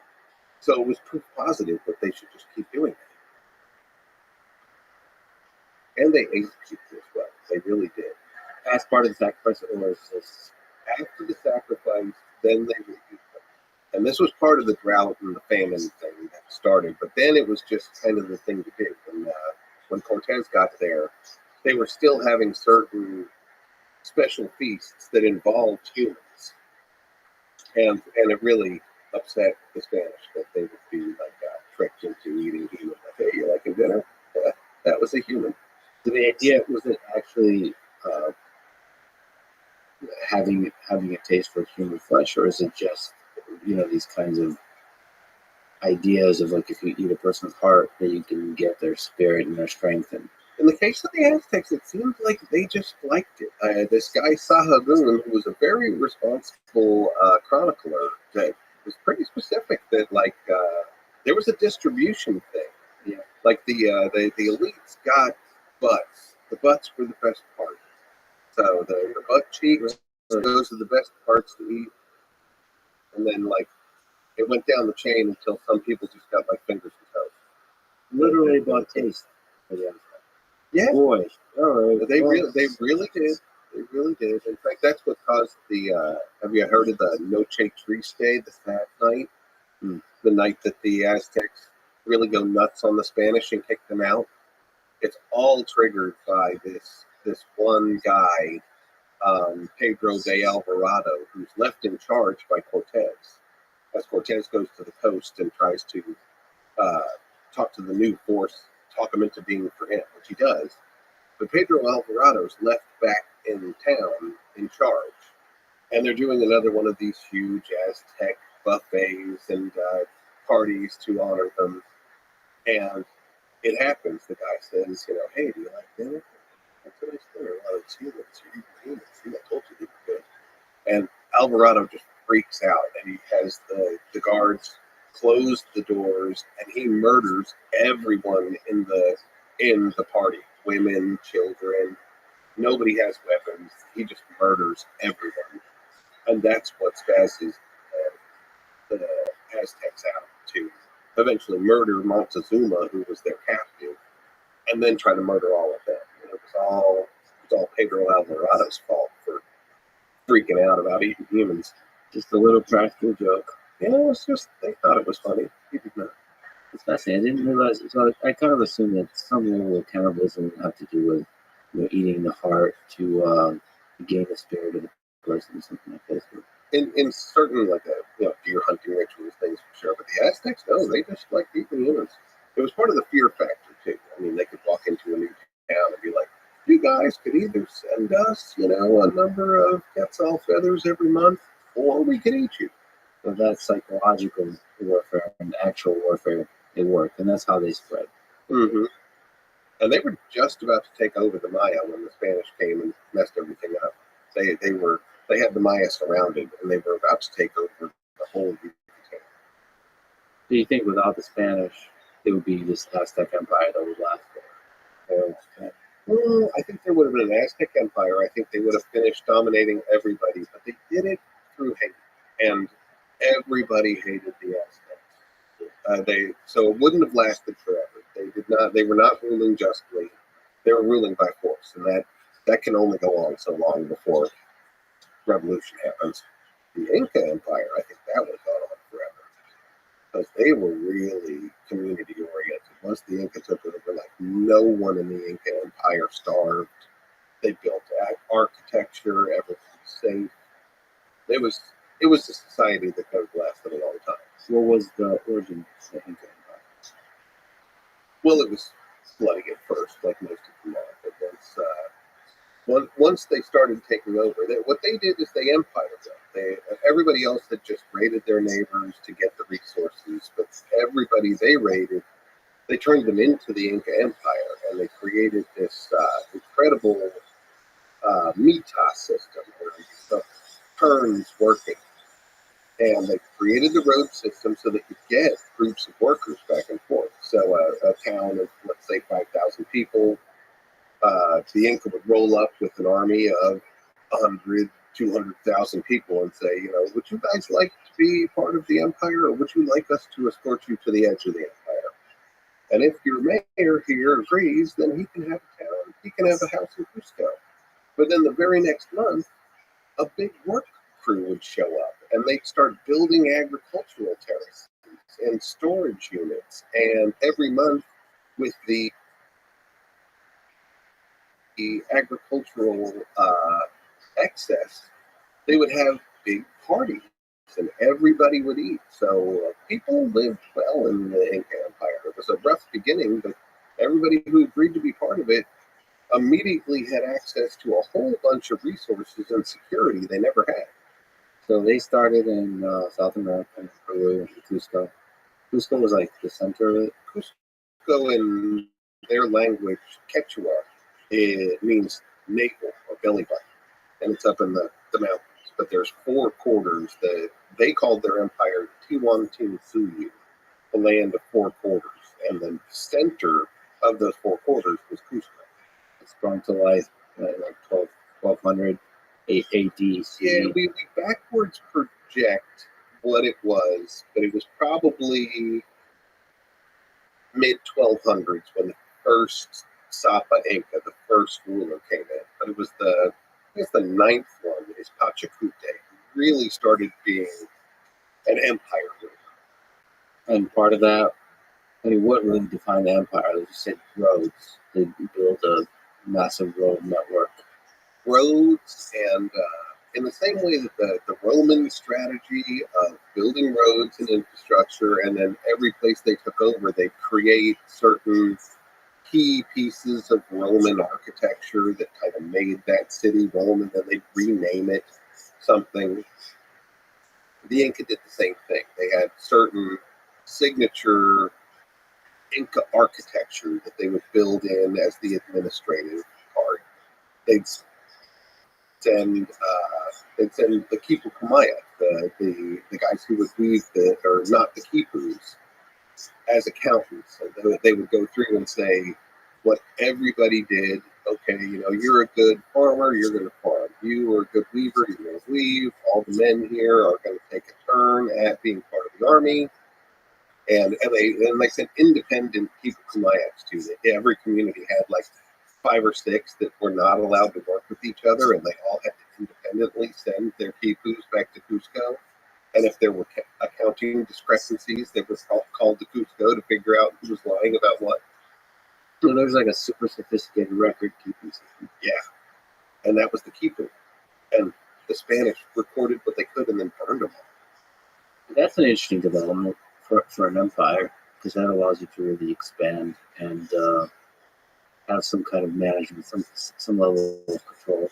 Yeah, they couldn't. At the end, they were at least 10 million people, and there was just no way to do that without some sort of sophisticated record keeping system. The Inca had to face Aztec. Inca. I mean, the Aztecs were psychotic, but the Inca had just reserves for miles, and they had that essential hearts and minds. And there was only one thing that everybody got pissed off about when they joined the Inca Empire. For some reason, everything was owned communally except the llamas. The llamas were the kings. And so that was one thing that, like, some of them would stay in town just to be work llamas, but, you don't own your llama anymore. And people are really attached to their llamas. To this day, they are like family members. So it'd be like everybody walked in and said, everybody's family dog is now mine. It like really upset people on an emotional level. Well, the llamas got domesticated at some point. Probably early. I don't even know when, but early on. It's we have rock art that progresses to make it seem that like a progression from people depicted hunting them to people depicted standing next to pregnant ones. Yeah. So it was still in that archaic period, at least, that they became friends. Yeah, but if you roll in and you own them, that's that pissed everybody off. But for some reason, the Inca owned everybody's llama instantly, and he would take anything he wanted. A lot of them would just get carted away that day, just sent to Cusco. They'd also take their mummies. That was the weird thing. Everybody mourns their dead, but the Inca just like ceased to accept it. They would just, the mummies were still there. Okay, he's dead, but look, he's still got clothes. He's at the party. Let's put a beer in front of him. They just kept people as mummies. And so the ancestral mummies of every town, part of the being absorbed into the empire was, okay, your most important mummies are now going to have their own beautiful house in Cusco. But they would physically bring those mummies to Cusco to make now Cusco the spiritual heart of their belief system. I mean, I can see how that would piss people off, but it's also a pretty powerful way to like the ancestors that you idolize, that you respect, are now in the capital. They've been elevated. We didn't steal them. We have given them a new place of honor. And you're welcome to come visit them all the time. And they did. They have these festivals where everyone from all corners of the Inca world would come to Cusco. And which of the civilizations mummified people? Is it the Incas for sure mummified people, and even did some of that kind of like Egyptian-esque taking out of organs and preparing the body. They put like straw inside the cavity and mummify them. But the Maya didn't do it at all. The Maya, in fact, on purpose, would flood tombs with water so that the skin would float off the skeletons faster, and then they get back in there. It was jungly, so I think the bugs probably have part of it too. But then they would get back in there to get the bones. They'd open it back up and take the bones out and paint them with red cinnabar. The one that I was in Copan, we had evidence that they had gone in there 4 different times. And the last couple times, they only took the skull out and repainted it and then put it back in and articulated on the skeleton. But they didn't mummify. They on purpose would like grossly float the bodies so they could get the skin off faster and get to the bones. But would they keep the bones? Yeah, they keep the bones and they pull the bones out occasionally and do rituals to them or commune with them and then put them back in. But there's still a deep connection to the ancestors. There's a physical manifestation of the ancestors. Yeah. Whether mummified or bone. And to this day, like if you do an excavation here in the United States, Native American people don't like it. They don't like their graves, which is fine enough. I wouldn't want somebody digging up my grandma either. But the Maya, they love it. I love it. And every Maya person, if we find a grave, they're like, yeah, look at that, bones, cool, can I touch? Yeah. They're not spooked about it at all. They think it's exciting. I one time helped out a physical anthropologist in town in Copan to get a osteology collection together of various animals. So if we got bones from an excavation, we could see what kind of animal it was based on the collection. And this family said, well, our family dog died last year and buried it in the backyard. We go dig him up. Hey, we do need a dog. We'll go dig up your dog. And then they were like, but the kids really want to help you. So their kids came out. And this was like their puppy. And it died, less than a year ago. When we got to it, like one of them just like grabbed up a bone and he was like, wait, see big bones. Little bitty bones. Yeah. Like, what a weird attitude. That's your dead dog there. But they have a different relationship with the dead. It's in some sense a beautiful attitude, right? And yeah. Why pretend like we're not mortal and they're not? This is just the process of it. It's kind of cool. As you say it now, that would be cool. That's what Day of the Dead is all about. I love Day of the Dead. Halloween's this creepy thing where they're all monsters. But Day of the Dead is this beautiful time where we remember our ancestors. I convinced my kids after the movie Coco came out. Now we have an altar with all of our great grandparents on the altar. We talk about who they were and how they lived. We put things on the altar that mattered in their life. And we remember them on that day. It turned something that was a weird, eat too much candy and wear a monster mask thing into something beautiful where we discuss where we came from. I have to ask about the giant stones that Inca has been able to somehow move and fit together perfectly. Do you understand? Is it understood how they were able to do that so well? No. The moving of it, I think that we have reasonable theories. There are ways to pivot large weights. There's a great guy named Wally Wallington, a retired contractor here in the U.S., who built Stonehenge in his backyard in Minnesota, single-handedly, showing how you can move big stones. So I think Wally's already figured out how to move them. It's the perfectly fit, so carefully fit together that you couldn't even put a diamond between the stones. That's the one that I think still has people baffled. The common archaeological wisdom that you find out of a textbook is that they just kept hacking away at it with hammer stones and setting them and resetting them until they were perfect, which has to be bullshit. That is, there's no way that they just were that meticulous. I mean, everybody's got a hammer stone. I personally think it's acids.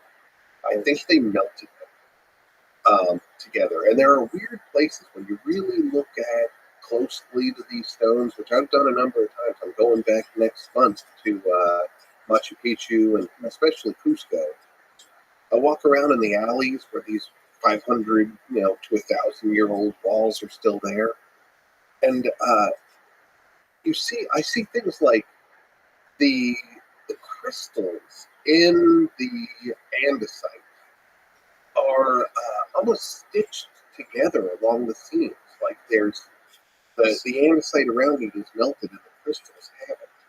And there are other places where there are weird wipes on the wall, like it's just melted, like somebody like took a rag and wiped it while it was soft. Lots of talk about soft stones turning hard too. I haven't been able to prove it. This is one of these, end of my archaeological career chapters. I'm either going to prove myself wrong or prove it. But I think they used acids. My dad's a chemist, and he told me a long time ago that there's no naturally occurring acids. But my current theory, actually, I got the idea initially from the show Breaking Bad. I don't know if you ever saw that show, but there's a point in which they're trying to dissolve the body, and they're using hydrofluoric acid, and it goes right through the ceiling. That hydrofluoric acid is so fascinating that it won't go through plastic, and you can also bring it in inert parts and then combine it. The Inca made tons of jewelry out of fluorite. Fluorite is big in the Andes, and they also mine a lot of things for gold and silver, and the byproduct of that mining is sulfuric acid. You put sulfuric acid and fluorite together, and it's hydrofluoric acid, and that will burn through andesite or anything. And if you learned how to do it judiciously, and then you didn't care whether servants lost an arm or two, then you could actually use them to fuse these together. And I think they're fused together. I asked the city of Cusco if I could take some core samples, and they said, "Go away, gringos! Don't touch our walls." So this next time, I'm going to go try to talk to the more Quechua authorities in a place called Oleon Taizombe, and maybe I can convince them. But right now, they just think I'm a weird ass gringo who wants to put holes in their walls. It's a fascinating theory. And so how could you get to the bottom of that? So getting core samples to see if there's some kind of trace. Chemists I'm working with say that if there was hydrochloric acid in between these, that a core sample right along the seam, they can separate out the elements in there and detect whether there was actually elements of hydrochloric acid. I wanted to go straight to burning rocks, but they were like, no.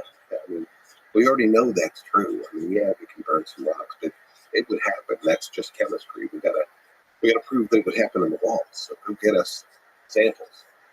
And that was before COVID and all sorts of, you know how it is. You probably are the same guy where you've got 1,000 ideas, and the ones that are fruitful you run with, and the other ones you'll get back to. That'd be fascinating if it's true, and I hope you do show that it's true, or false. Either one. I'll try to disprove it. Disprove it, yeah. I wonder if we discount how much amazing stuff a collection of humans can do. It just feels like if a large number of humans are just working a little bit, chipping away at stuff. At scale, they can do miraculous things. So the question is, how can a large number of humans be motivated to do? I just when we think about like Stonehenge, some very challenging architectural construction, we don't think about a large number of humans working together. Well, that large number of humans are motivated to work together by a small number of administrators who are dynamic and convincing in some way or another. Right. One of my favorite quotes is, and I'll probably have this quote here, I think it's Margaret Mead who said, "Never underestimate the power of small groups working together." And the truth is that those are the only people that have ever changed the world. The small, dedicated groups of people are what change the world. Yeah. And they inspire big groups of people to embrace their vision. Yes. Yeah. And I think we sometimes underestimate how much humans can do across And time we and are scale. way less capable than we used to be. I mean, the average human had all sorts of skills that at least I personally do not. You know, I'm wearing a shirt, but I can't make a shirt. That's for somebody else to see. You've also lectured about, which I really enjoyed, about North America, and also helped teach me that there's a lot more complex societies going on here for a long period of time. So maybe can we start at the beginning? Who were the early humans in North America? Well, we go through that Paleo-Indian and Archaic period for thousands of years. You know, as we started this conversation, probably 30,000 years is a conservative now. Humans first entered the Americas. But the first cultures we get here are mound builders around the Mississippi and to the east, and then also a totally separate group in the what we call the American Southwest now, the Four Corners, who will develop into mostly the people we call the Pueblo people, who are still there today, like Zuni and Hopi people. So we've got these two clusters. The very first major community in North America is in the most unlikely place. It's in northern Louisiana. People think I'm crazy when I say this, but there is a pyramid in northern Louisiana, a big one, at a site called Poverty Point, that is 3,500 years old. So it's the same age as the pyramids in Egypt. And it is a giant thing just poking out of the bayous of Louisiana. And people don't believe me when I say it, but it's there. The mound builders. What was that society like in comparison to everything else we've been talking about in North America? They evolved over thousands of years. We call them mound builders. This is something I object to. I think we should have a better. We do the last version of them we call the Mississippians now. But generally speaking, we call all of these guys mound builders. But what they built were pyramids. They look like mounds now, and they didn't build them out of stone. That's that's kind of our just inherent Western bias. Something that's built out of stone is sophisticated, and something that's built out of dirt is rudimentary. But in their full living form, they did have cores of dirt, but then they also had kind of clay caps. So they had terraces, they had whole complexes of buildings up on top. There were kings that lived up there. There's the biggest of the Mississippian cities is called Cahokia, and it's right outside of St. Louis. And it was huge. It had a population of 20,000 people and pyramids all over the place, a huge palisade wall around it. It was absolutely gigantic, a thriving metropolis. And we in America have kind of a collective amnesia. Like we never hear about these massive civilizations. Cahokia was the big first city, but then it spread from the Mississippi all the way to the Atlantic. There were hundreds and hundreds of these big cities that had 5,000 to 10,000 people each. Were they their own thing, or was there some kind of thread connecting all of them?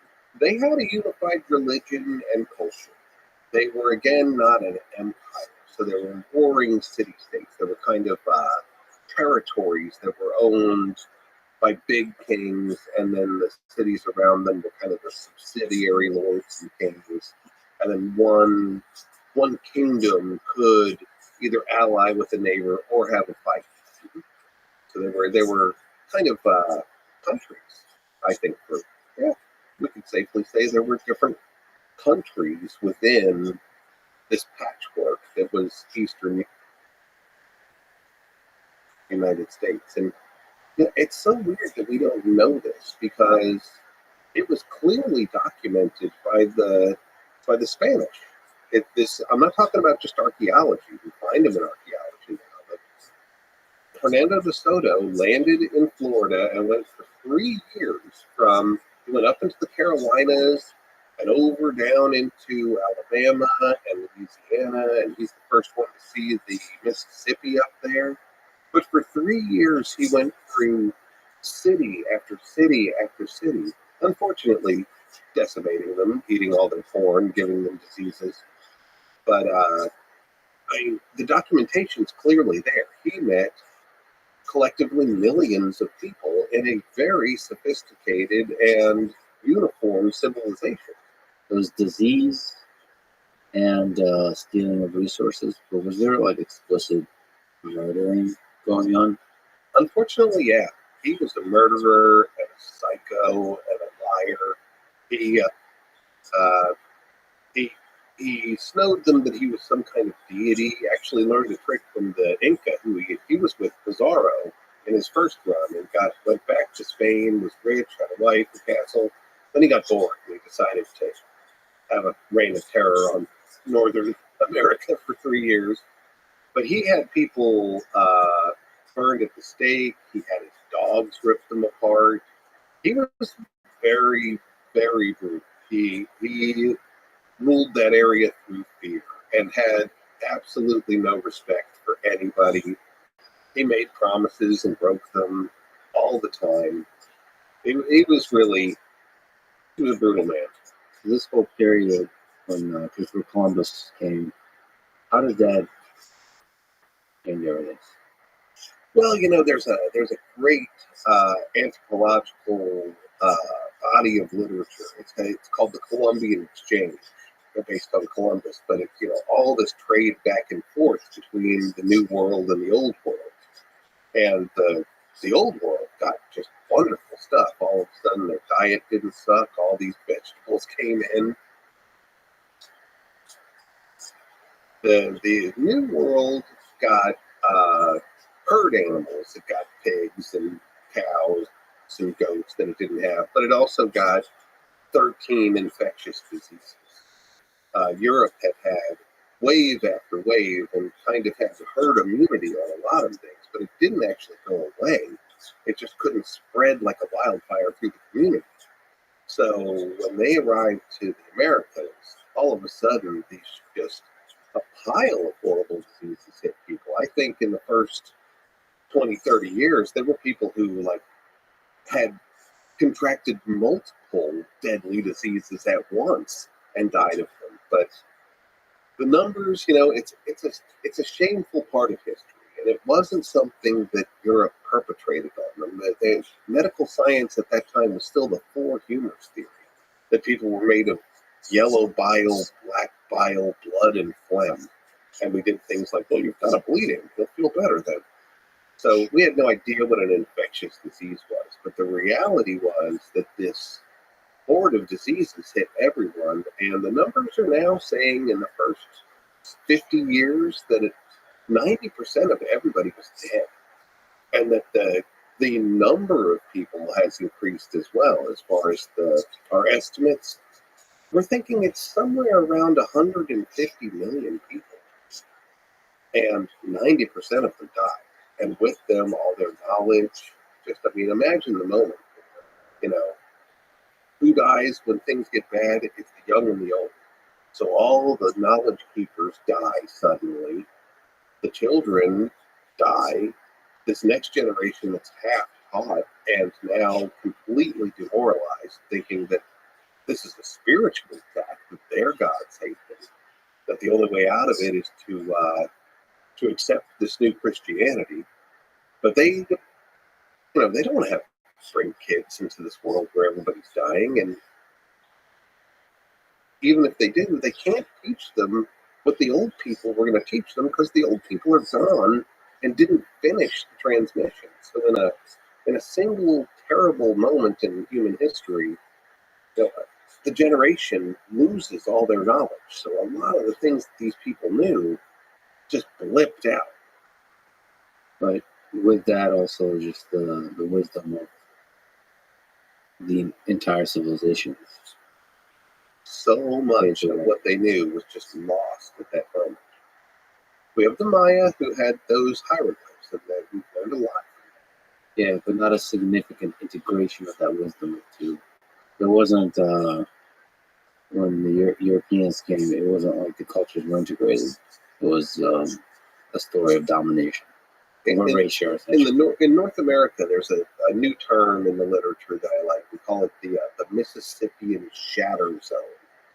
That Mississippian civilization was millions of people, but they got spread out all over the place over the next centuries. And now we have this shatter zone where we have ruins, and the people that were actually from those ruins are somewhere else on a reservation far away. And I'm just about to talk to a Cherokee man who listened to some of the things I had to say and says, all those ho-chunk things you were saying from that ho-chunk culture, my grandparents talk about this sort of thing too. Can I talk to you by phone and tell you about these things? So we've got the shatter zone where we're going to try to put the puzzle back together, especially in terms of Mississippian religion. I really think we're making headway in this generation, and it's exciting to be part of piecing this old religion and its mythology back together. Just as a lot of people kind of refer to Christopher Columbus as the person who discovered America, I read that the Vikings reached North America much earlier, in 1000 CE. And why do you think they didn't explain the continent? Because they got their ass kicked. It's the truth. It is absolutely true that the Vikings were here. There's a great site in Nova Scotia called Lanceau Meadows, which definitely has what's left of a Viking colony. It was Leif Erikson and his father Eric the Red, who they got kind of kicked out of Europe because they apparently couldn't stop murdering people. And so they went to Greenland and then kind of island hopped over to Canada. But I think the culture that was in that area was in the Dorset. But they would have nothing to do with the Vikings. They attacked the Viking settlement every day and did not give them an inch until they decided it was just worthless and they left it. The Vikings attacked Ireland and they just found a bunch of, monasteries full of gold with a bunch of guys going, we're men of God, we don't fight. And the Vikings were like, this is great, that's great, this will be easy then. We'll just loot all these Easter eggs. But the Native Americans in Canada were like not having it. They kicked their ass. In fact, Leif Erikson's brother, Thor, died there. The natives killed him. He was supposed to be in charge of expanding the settlement, but they just killed him. A lot of the Native American cultures were also, they're sophisticated warring cultures also. Yes, they fought, especially the Mississippians. Boy, they were tough. And so were, the Five Nations, the Mohawk, the Huron. The ones that kicked the Vikings' ass up there, they were probably Algonquin speakers. But they were connected, just above the Great Lakes. But they were all very tough people. When you think about the Spaniards and the Portuguese, and there's over 100 million people that were killed, do you see that as a tragedy of history, or is it just the way of history? I think that the epidemics, I consider it a tragedy. That did not have to happen. And that was not, a fair fight. Nobody knew what to do about it. It was just a tragic, perfect storm of events. It was not, I think that the Spanish and the Portuguese get unfairly maligned in what's been called the Black Legend, that they just marched into America and murdered everyone. That's not the fact. It was the diseases that murdered everyone. In fact, there was a really poignant story I read of a Spanish priest in the Amazon, in the Brazilian northern part of the Amazon, where he made this utopian community. And he was bringing people in that were getting sick. And he wrote, I'm baptizing everyone. I have baptized 10,000 people a day. And yet God's still killing them. Why is he doing this to them? They're doing everything that I asked them to do. They are submitting to the will of God. But this guy doesn't realize that the same bowl of holy water that he's baptizing them in, he's just wiping the disease on everybody's faces. He's accelerating it when he doesn't even realize. He thinks he's saving them, but he's actually killing them.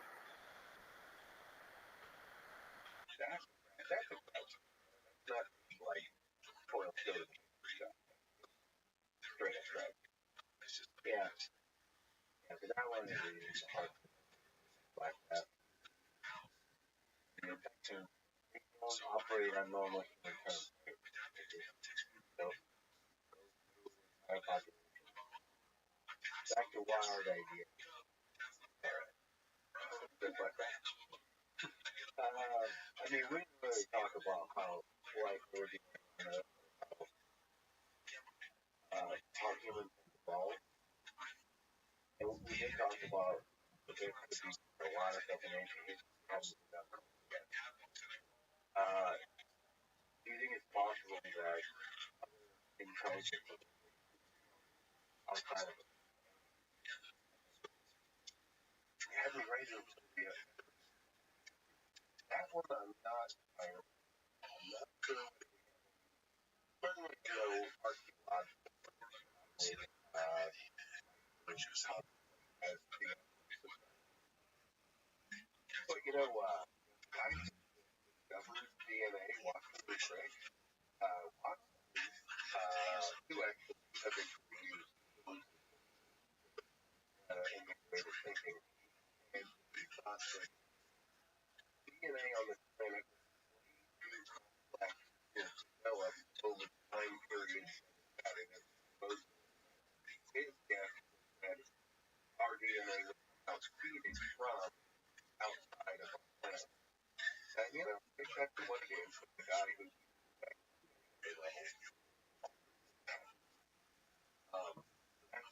but in terms of alien actual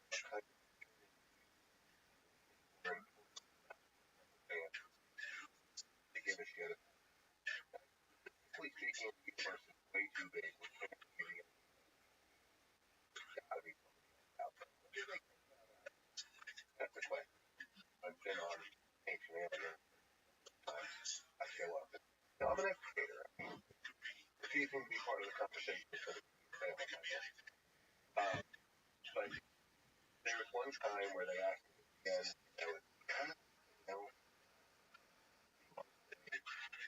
and I said, the whole premise is aliens came down a long time ago and gave hearing. We also have a lot of stories of the aliens. They're hearing is mutilating cows. What? That's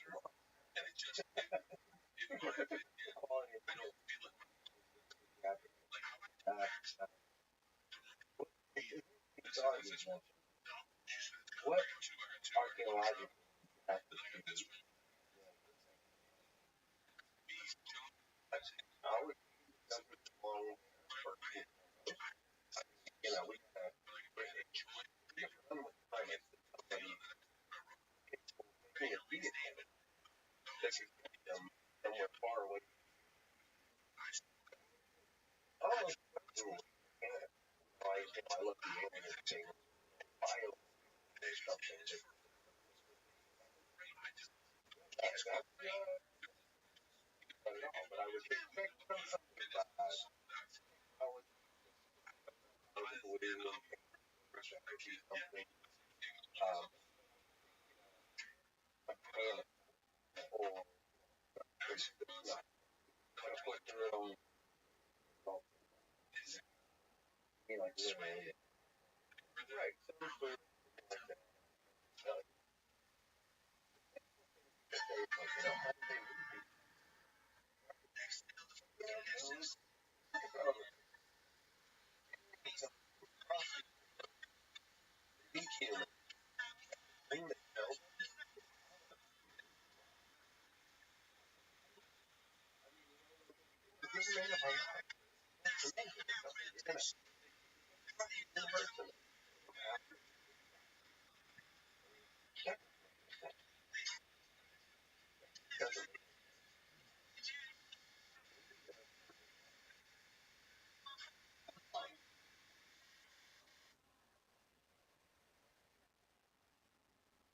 I think a lot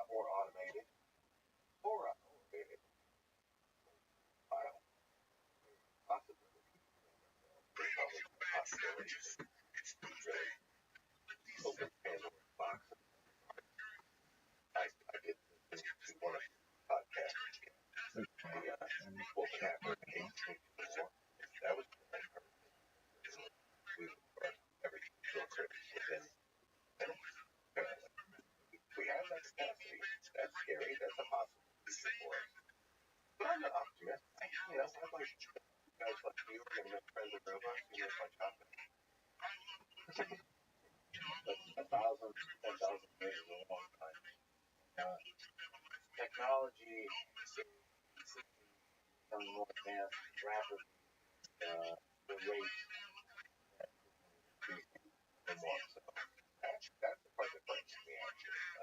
Breaking news. Yes, I heard somebody say, I forget who it was, but systems of any kind, human systems, biological systems, can be put on a graph that's changed over time.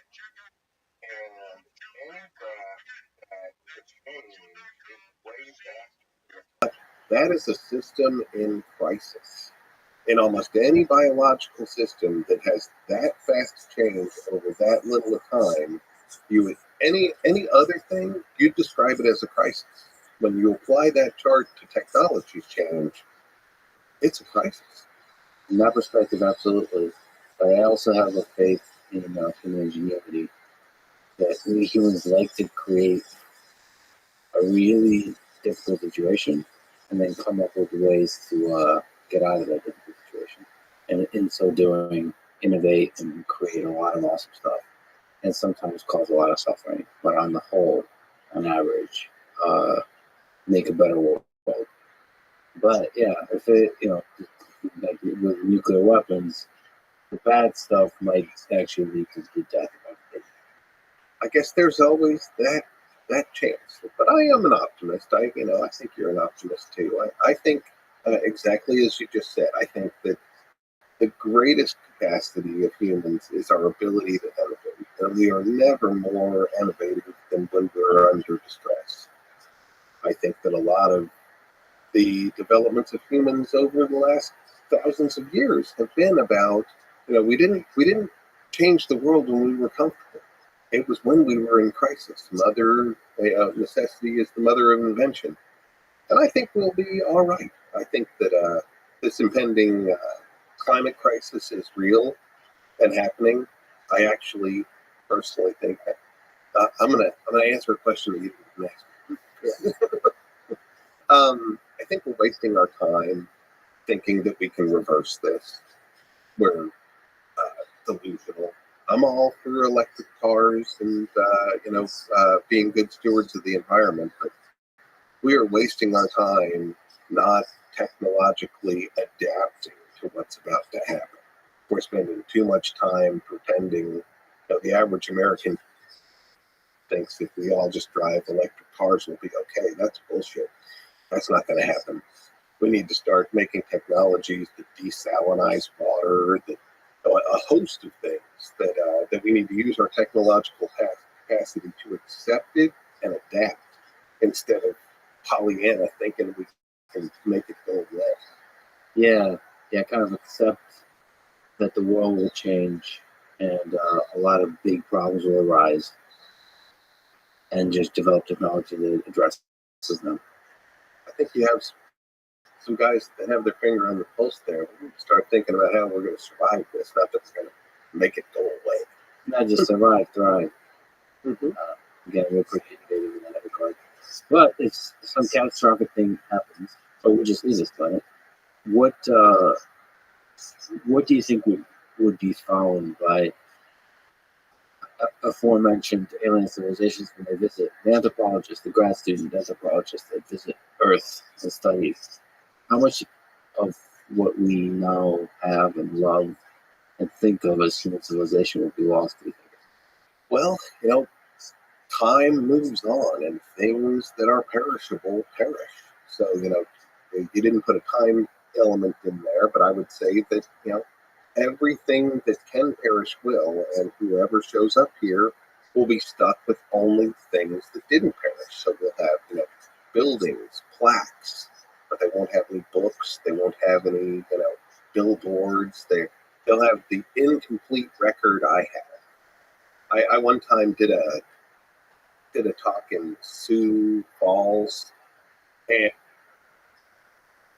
I said, I drove in here, and there was a big obelisk in front of the town, and everywhere I go, I see the names Lewis and Clark. And 1,000 years from now, if I was an archaeologist investigating this place, I would think that it was founded by the Egyptians, and their kings were named Lewis and Clark. But the truth is, Lewis and Clark stayed one night here, but it's just a big deal. So I would be so wrong about what I thought about your town based on what preserved. It's so beautiful as a thought experiment. Like, what would archaeologists be really wrong about? And what would they could possibly be right about? Washington, D.C. was clearly made by a combination of the Egyptians and the Greeks and the Romans, because that's what all the architecture is. Yeah, and would they be able to reconstruct the important empires, the powerful empires, and the warring empires? For that matter, have me and my colleagues done that at all? I'm almost certain that the Maya would just gut laugh at what I think I know what they were. I wonder, do you ever think about like what we just as a human civilization are wrong about the most, like mainstream archaeology? Just like a suspicion. What could we get completely wrong? Well, one way to get something wrong is totally like lost civilization, like an obviously gigantic civilization that was there along with the Maya or something like this in the 10,000 years ago. There's certainly that. There could be things that were either wiped away or still hiding under the oceans that would completely change the way we think about things.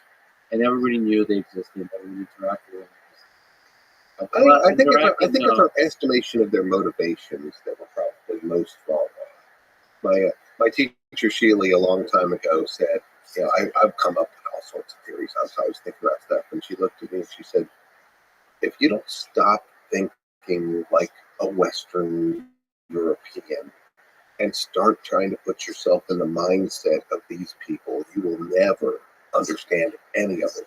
Which I've always taken to heart. I mean, I really do. When I approach these things, I try to step out of my cultural assumptions, trying to think like they would think is the best I could. And it's very different. I mean, this whole, the Maya are cyclical.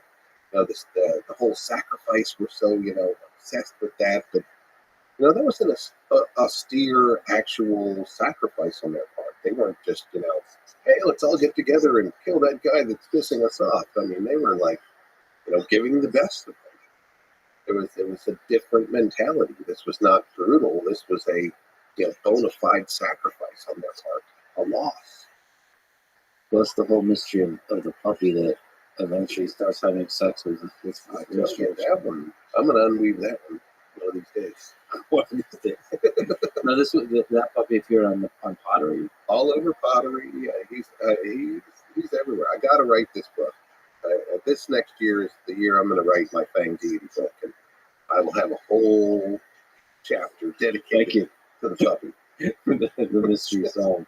I mean, it could just be the birth of memes, humor. I don't know. I mean, again, humor. You don't know what the nature of their humor or what their jokes are. Oh, that's a neat one too, and that's so human. I'll tell you a little side story here that when I worked with the Maya people in Palenque, I spent 3 years making this map of the city and hiking through the jungle every day. And they would talk to each other in their own language.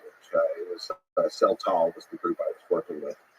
But I noticed after a while they were big jokers. They loved to make jokes, and they would laugh at jokes. But then they would also, one of them would say something, and the other ones would go, woohoo! And I eventually asked, what is that? Why are you guys supposed to make that hoo-hoo noise? They said, that's because he made a really smart pun. It was like he said 3 different things at once. It was a turn of phrase that was smart. And they didn't make laughs at that. It was they had a noise for when somebody said something just super clever. So there's also that, just clever turn of speech. Yeah, wit. And I think about that when I'm a hieroglyphic translator. Here's a beautiful thing. It's going to be like a poem or a political statement. And I'm just ploddingly looking in a dictionary of what that word means. There's probably double, triple entendres all through this text. And the real meaning is the subtext. And I'm thinking they're talking about corn and they're talking about the nature of life.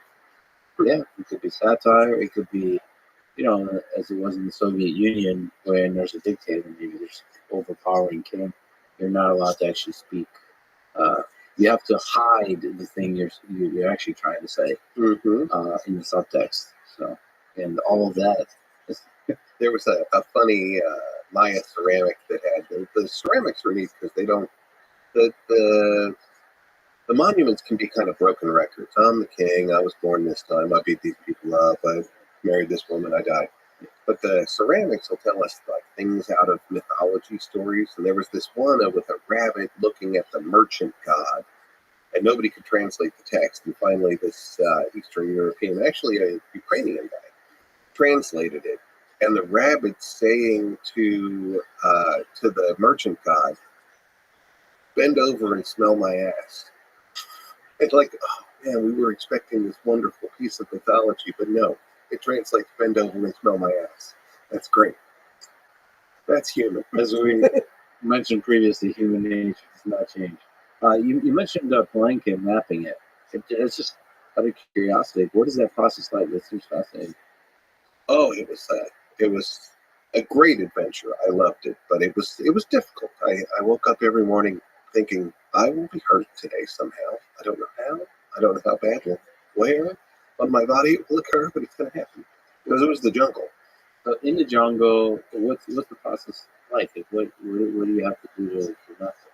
Well, it was tricky too because it was also a national forest. So the forestry department didn't want us to cut down anything more than we had to. So we basically just cut tunnels through the foliage, and we'd map everything twice. The first thing we do is I'd go in, find a building, draw it on a piece of graph paper, and I'd say like, you guys go north, you guys go east, west, find other buildings, and when you find them, pace back to this one. And so I'd start making a map, and I'd make the whole one piece of graph paper was enough to. Then we bring the machine in, we bring the laser theodolite and get really accurate information. But on that piece of paper, I would write like, "Don't bring the machine this way. There's a tree fall," or "Stand on top of this building, and you'll see 4 different buildings at once from this one." And all of this is in dense jungle. Right. And the deeper we got off the road, the deeper it was. Sometimes it would clear out, but certain places, if it was low, it would be such thick vegetation, and it would grow back so fast. Sometimes we would cut just tunnels through tall grass, and we'd come back like 5 days later, and they were gone. Like we couldn't even find where our trails were. It would grow back that fast. But you see the buildings, so you could see. Right, and that was the fun part of it. Sometimes it would just be like a little neighborhood with a little low buildings no bigger than this table. But sometimes, just 5 more meters in, and I'm standing under a pyramid that nobody had ever mapped. Wow, just found another one. And some days, on good days, we'd find 3 pyramids. I felt that's such a more exciting job than the typical excavations. My buddies were all just in a hole for the whole week in the middle of the city, and where I'm dancing around through the jungle. I could find 10 buildings today. I might find a pyramid today. Who knows? What's that feel like to find like a pyramid or buildings that you're one of the only humans that are not from that civilization to ever see this thing? What's that feel like? It's great. I love that feeling. I am I'm an explorer at heart. So finding something like that, when I was 25 years old, I found a whole Maya city. I got to name it. Its name is Mashna. It's off in the Belizean jungle, and that was just outrageous. I mean, that one almost depressed me. I was my entire I had this great life ambition that I would find a lost city, and then I did it at 25, and I was like, God, now what do I do? I thought that was supposed to take me my whole life. I actually I wrote a bunch of letters to NASA trying to get them to let me be the first archaeologist on Mars. I never got a single reply back. I'm sure I'm on NASA's list as some weirdo. How'd you find Mayan City? I used a topography map of the area, and I played the game. If I was a Maya, where would my favorite place to live in this big area be? I looked for the biggest mountain because they call all of their pyramids Tun Wheat Stone Mountains. I knew they loved mountains, and when I found that mountain, there were 2 others right next to it that made a triangle, and they loved those triads, and there were rivers in between them, and I thought, that's it. That's where I would build the city. And I hiked out there over 2 seasons with students. The other grad students were like, he's just having his students just wander in the jungle all day. But I came back with the city. So, given that you've looked into the deep past of humanity, what gives you hope about our future? Maybe our deep future of this human civilization. It's a good one. And I do have hope. I do have hope. I believe in the spirit of humankind. As a person who has studied history, I kind of feel like history does kind of a sine wave. There's highs and there's lows, but no matter how low we go, we get up again and we climb. And I think that humanity will continue that. We will rise to the challenges. Now, some of the challenges may be created by ourselves as well, but we will adapt and overcome. That's what we do. Yeah, humans find a way, right? That's like that's the thing you see with history. You know, when the empires collapse, they the humans that come out of that, they pick themselves up and find another way. They build a new And the people I study believe in the cyclical nature of life, that you really can't, life can't continue without death being part of the cycle. We get our lows, we get our highs, but the cycle continues forever. I should mention that you have a lot of great lectures on the great courses, but you have also an amazing podcast, Archeo Ed. If people want to listen to it, this is a tough question, but what would you recommend? What episodes should they listen to? What's the answer? Oh, that is a tough question. What is the sampling? You know, it's like asking a chef, like, what's the best stuff on the menu? Well, different strokes for different folks. You know, I do two different things on that podcast. Sometimes I just teach about cultures that you've never heard about. I start off by saying it's my podcast and I'll talk about whatever the heck I want to talk about. Sometimes I talk about really specific things like a tool type or an animal type. But my favorite ones have become when I just tell my stories of my adventures. I've got a lot of weird adventure stories, and it's been fun, and they've been very well received. I've got, I can put my humor in there, and I can talk about, you know, the things that went right, the things that went wrong, the adventures that I had are all part of this Archeo Ed thing. It's Archeo Ed's kind of a double entendre. It's me, I'm just Ed, but it's also education. Now, what I'm really trying to do with this too, it's specifically the Americans. I want to be part of the reawakening that there were these great civilizations here, especially North America. I think that we have a group amnesia that there was no great civilizations here before Europe showed up. That's simply not true. I think it should be part of our history books. In fact, I have a program called Before the Americans that would introduce, as part of American history, the part before European contact. And I think that kids in the K through 12 level should grow up not being told this fallacy that no one was here before we showed up in 1492. And one of these days, I'm going to find a funder to help us put together Before the Americas, and we're going to make it part of the curriculum for every kid in the U.S. to know the full history of this country. It's a great project. Ed, thank you so much. Thank you for talking today. Thank you for all the fascinating ideas that you put out into the world. And I can't wait to hear your new course. Thank you so much, Lex. It was a real pleasure. Thanks for listening to this conversation with Ed Barnhart. To support this podcast, please check out our sponsors in the description. And now, let me leave you with some words from Joseph Campbell. Life is but a mask worn on the face of death. And is death, then, but another mask? How many can say, asks the Aztec poet, that there is or is not truth beyond? Thank you for listening, and hope to see you next time.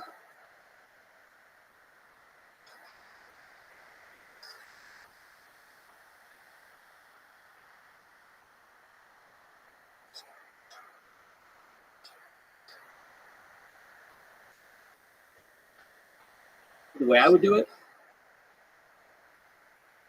75% headcount reduction across the board into federal bureaucracy. Send them home packing. Shut down agencies that shouldn't exist. Rescind every unconstitutional regulation that Congress never passed. In a true self-governing democracy, it should be our elected representatives that make the laws and the rules, not unelected bureaucrats. Merit and equity are actually incompatible. Merit and group quotas are incompatible. You can have one or the other, you can't have both. It's an assault and a crusade on the nanny state. And that nanny state presents itself in several forms. There's the entitlement state, that's the welfare state, presents itself in the form of the regulatory state, that's what we're talking about. And then there's the foreign nanny state, where effectively we are subsidizing other countries that aren't paying their fair share of protection or other resources. Just to summarize my ideology in a nutshell, it is to terminate the nanny state in the United States of America in all of its forms. The entitlement state, the regulatory state, and the foreign policy nanny state. Once we've done that, we've revived the republic that I think would make George Washington. The following is a conversation with Vivek Ramaswamy about the future of conservatism in America. He has written many books on this topic, including his latest called Truth, The Future of America First. He ran for president this year in the Republican primary and is considered by many to represent the future of the Republican Party. Before all that, he was a successful biotech entrepreneur and investor with a degree in biology from Harvard and a law degree from Yale. As always, when the topic is politics, I will continue talking to people on both the left and the right with empathy, curiosity, and backbone. This is the Lex Friedman Podcast. To support it, please check out our sponsors in the description. And now, dear friends, here's Vivek Ramaswamy. You are one of the great elucidators of conservative ideas, so you're the perfect person to ask, what is conservatism? What's your, let's say, conservative vision for America? Well, actually, this is one of my criticisms of the modern Republican Party and direction of the conservative movement is that we've gotten so good at describing what we're against. And there's a list of things that we could rail against: wokeism, transgender ideology, climate ideology, COVIDism, COVID policies, the radical Biden agenda, the radical Harris agenda, the list goes on. But actually what's missing in the conservative movement right now is what we actually stand for. What is our vision for the future of the country? And I saw that as a deficit at the time I started my presidential campaign. It was in many ways the purpose of my campaign, because I do feel that that's why we didn't have the red wave in 2022. So if they tried to blame Donald Trump, they tried to blame abortion, they blamed a bunch of individual specific issues for that. I think the real reason we didn't have that red wave was that we got so practiced criticizing Joe Biden that we forgot to articulate who we are and what we stand for. So what do we stand for as conservatives? I think we stand for the ideals that we fought the American Revolution for in 1776. Ideals like merit, right? That the best person gets the job without regard to their genetics. That you get ahead in this country not on the color of your skin, but on the content of your character. Free speech and open debate, not just as some sort of catchphrase, but the idea that any opinion, no matter how heinous, you get to express it in the United States. Self-governance, and this is a big one right now, is that the people we elect to run the government, they're no longer the ones who actually run the government. We in the conservative movement, I believe, should believe in restoring self-governance, where it's not bureaucrats running the show, but actually elected representatives. And then the other ideal that the nation was founded on that I think we need to revive, and I think is a North Star of the conservative movement, is restoring the rule of law in this country. So think about even the abandonment of the rule of law at the southern border. It's particularly personal to me as the kid of legal immigrants to this country. You and I actually share a couple of aspects in common in that regard. That also, though, means your first act of entering this country can't break the law. There's some policy commitments and principles: merit, free speech, self-governance, rule of law. And then I think culturally, what does it mean to be a conservative? Is it means we believe in the anchors of our identity, in truth, the value of the individual, family, nation, and God. Beat race, gender, sexuality, and climate.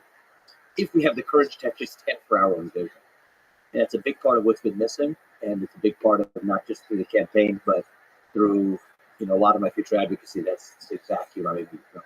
Yeah, we'll talk about each of those issues: immigration, the growing bureaucracy of government, religion is a really interesting topic, something we've spoken about a lot. But you've also had a lot of really tense debates. So you're a perfect person to ask the steel man on the other side. Yeah. So let me ask you about progressivism. Can you steel man the case for progressivism in left-wing ideas? Yeah, so look, I think the strongest case, particularly for left-wing ideas in the United States, in the American context, is that the country has been imperfect in living up to its ideals. So even though our founding fathers preached the importance of life, liberty, and the pursuit of happiness and freedom, they didn't practice those values in terms of many of our founding fathers being slave owners, inequalities with respect to women, and other disempowered groups, such that they say that created a power structure in this country that continues to last to this day. The vestiges of what happened even in 1860, in the course of human history, isn't that long ago. And that we need to do everything in our power to correct for those imbalances in power in the United States. That's the core view of the modern left. I'm not criticizing it right now. I'm steelman, trying to give you, I think, a good articulation of why the left believes they have a compelling case for the government stepping in to correct for historical or present inequalities. I can give you my counter rebuttal of that, but the best statement of the left, I think that it's the fact that we've been imperfect in living up to those ideals. In order to fix that, we're going to have to take steps that are severe steps, if needed, to correct for those historical inequalities before we actually have true equality of opportunity. Case for the left wing. So what's your criticism of that? So my concern with it is, even if that's well motivated, I think that it recreates many of the same problems that they were setting out to solve. I'll give you a really tangible example of that in the present right now. I may be alone amongst prominent conservatives who would say something like this right now, but I think it's true, so I'm going to say it. I'm actually, even in the last year and a half, seeing actually a rise in anti-black and anti-minority racism in this country, which is a little curious. Right when, over the last 10 years, we got as close to Martin Luther King's promised land as you could envision, a place where you have every American, regardless of their skin color, able to vote without obstructions, a place where you have people able to get the highest jobs in the land without race standing in their way. Why are we seeing that resurgence?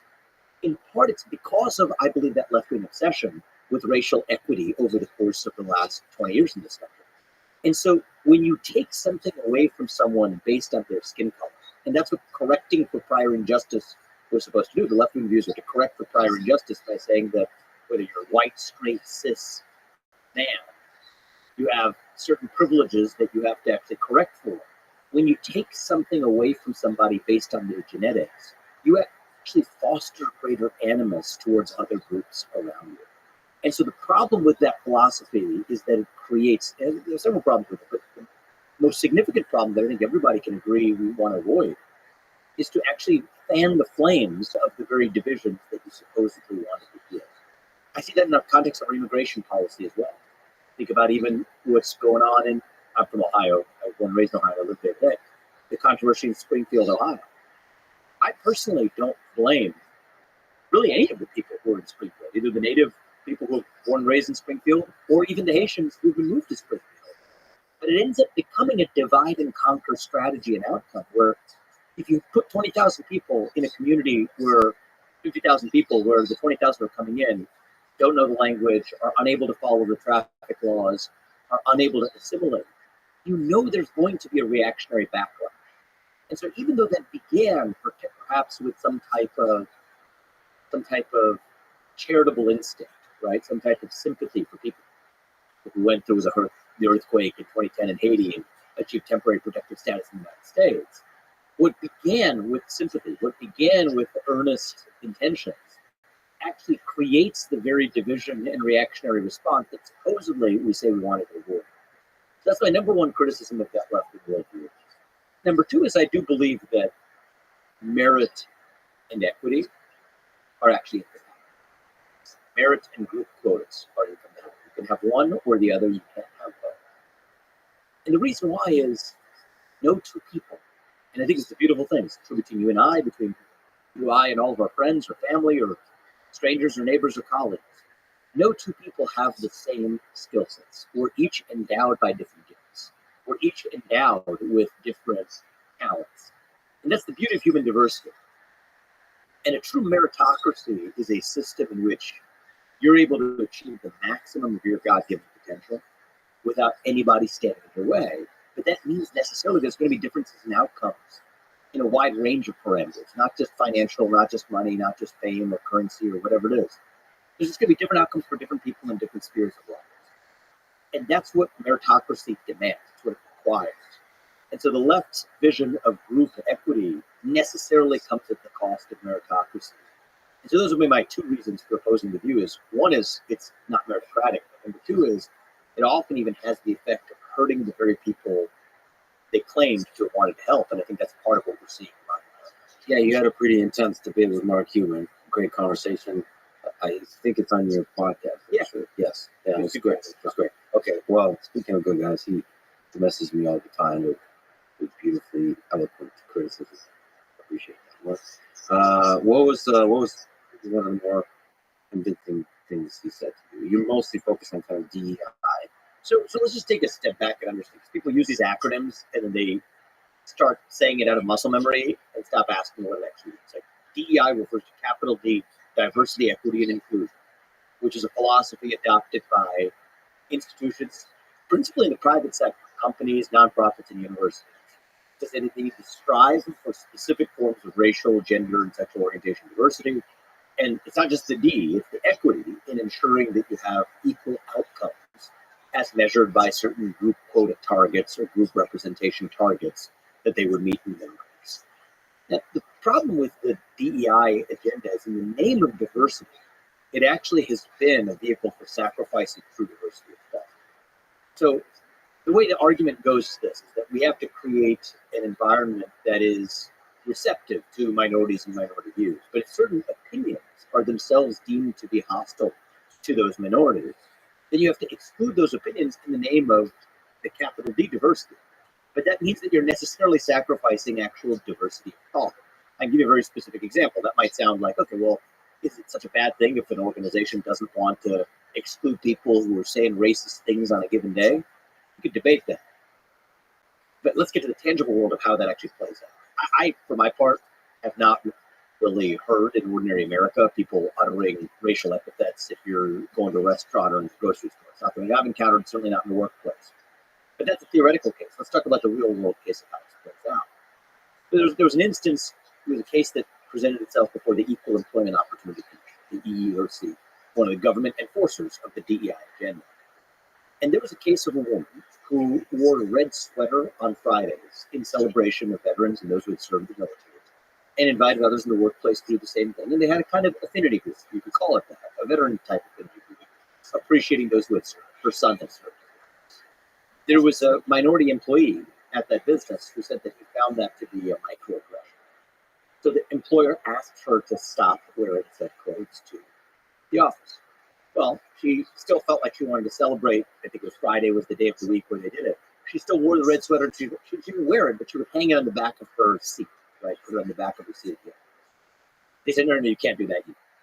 So the irony is in the name of this capital D diversity, just creating a supposedly welcoming workplace for all kinds of Americans, by focusing only on certain kinds of so-called diversity, that translates into actually not even a diversity of your genetics, which is what they claim to be solving, but also a hostility to diversity of thought.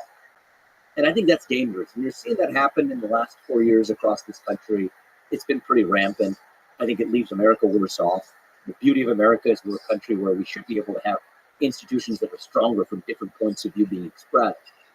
But my number one criticism of the DEI agenda is not even that it's anti-meritocratic. It is anti-meritocratic. My number one criticism is actually hostile to the free and open exchange of ideas by creating often legal liabilities for organizations that even permit certain viewpoints to be expressed. And I think what Marcos says is that diversity allows you to look for talent in places where you haven't looked before, and therefore find really special talent, special people. I think that's the case he made. He did make that case, and it was a great conversation. And my response to that is, great, that's a good thing. You don't need a three-letter acronym to do that, right? You don't need special programmatic DEI incentives to do it, because companies are always going to seek in a truly free market, which I think we're missing in the United States today for a lot of reasons. But in a truly free market, companies will have the incentive to hire the best and brightest, or else they're going to be less competitive versus other companies. But you don't need ESG, DEI, CSR regimes in part enforced by the government to do it. Today, to be a government contractor, for example, you have to adopt certain racial and gender representation targets in your workforce. That's not the free market working. So I think you can't have it both ways. Either it's going to be good for companies and companies are going to do what's in their self-interest. That's what capitalists like Mark Cuban and I believe. But if we really believe that, then we should let the market work rather than forcing it to adopt these top-down standards. That's my issue with it. I don't know what it is about human psychology, but whenever you have a sort of administration, a committee that gets together to do a good thing, the committee starts to use the good thing, the ideology behind which there's a good ideal, to bully people to do bad things. I don't know what it is. This is less to do with left-wing versus right-wing ideology, and more the nature of a bureaucracy is one that looks after its own existence as its top goal. So part of what you've seen with the so-called perpetuation of wokeness in American life is that the bureaucracy has used the appearance of virtue to actually deflect accountabilities for its own failure. So you've seen that in several different spheres of American life. You can even talk about it in the military, right? Think about our entry into Iraq after 9/11 had nothing to do with the stated objectives that we had. And I think by all accounts, it was a policy move we regret. Our policy ranks and our foreign policy establishment made a mistake in entering Iraq, invading a country that really, by all accounts, was not at all responsible for 9/11.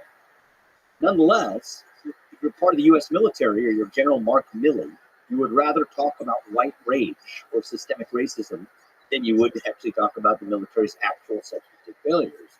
What I call the practice of blowing woke smoke to deflect accountability. It's the same thing with respect to the educational system.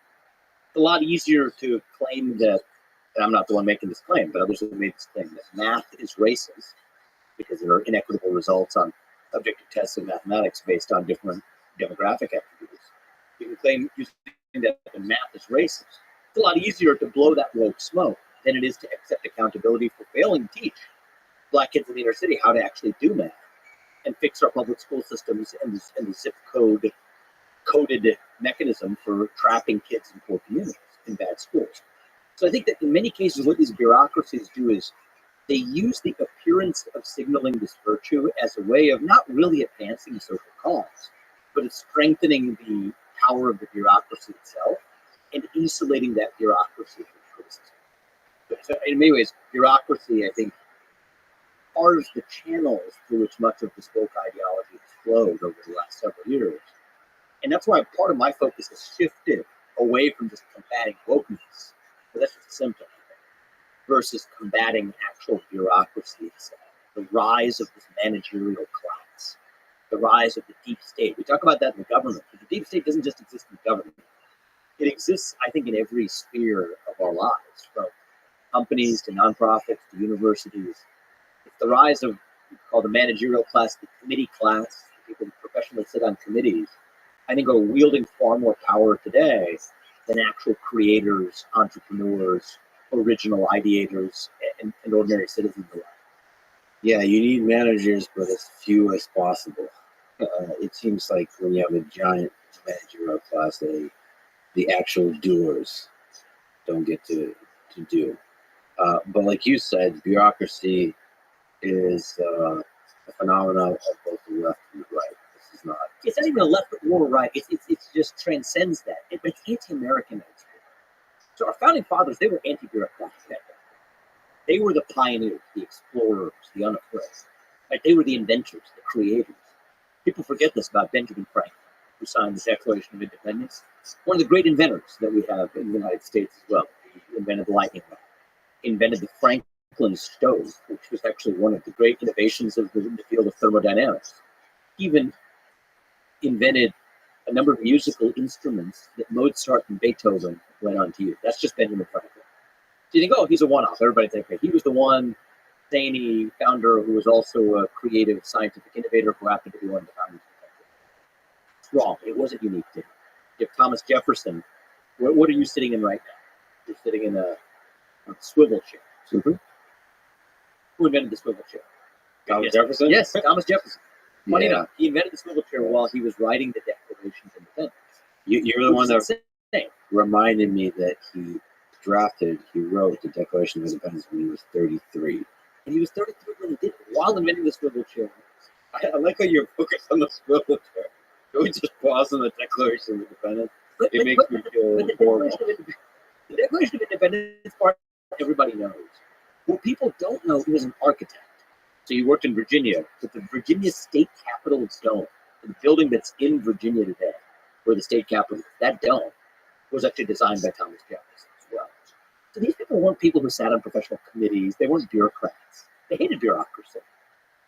Part of Old World England is Old World England was committed to the idea of bureaucracy. Bureaucracy and monarchy go hand in hand.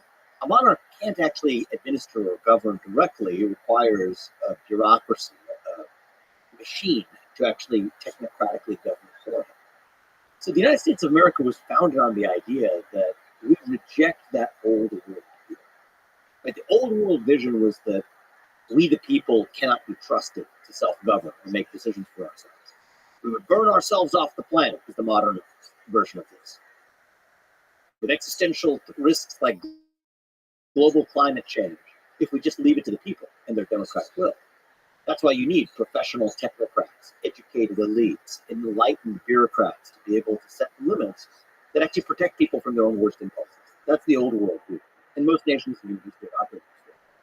But what made the United States of America itself, to know what made America great, we have to know what made America itself.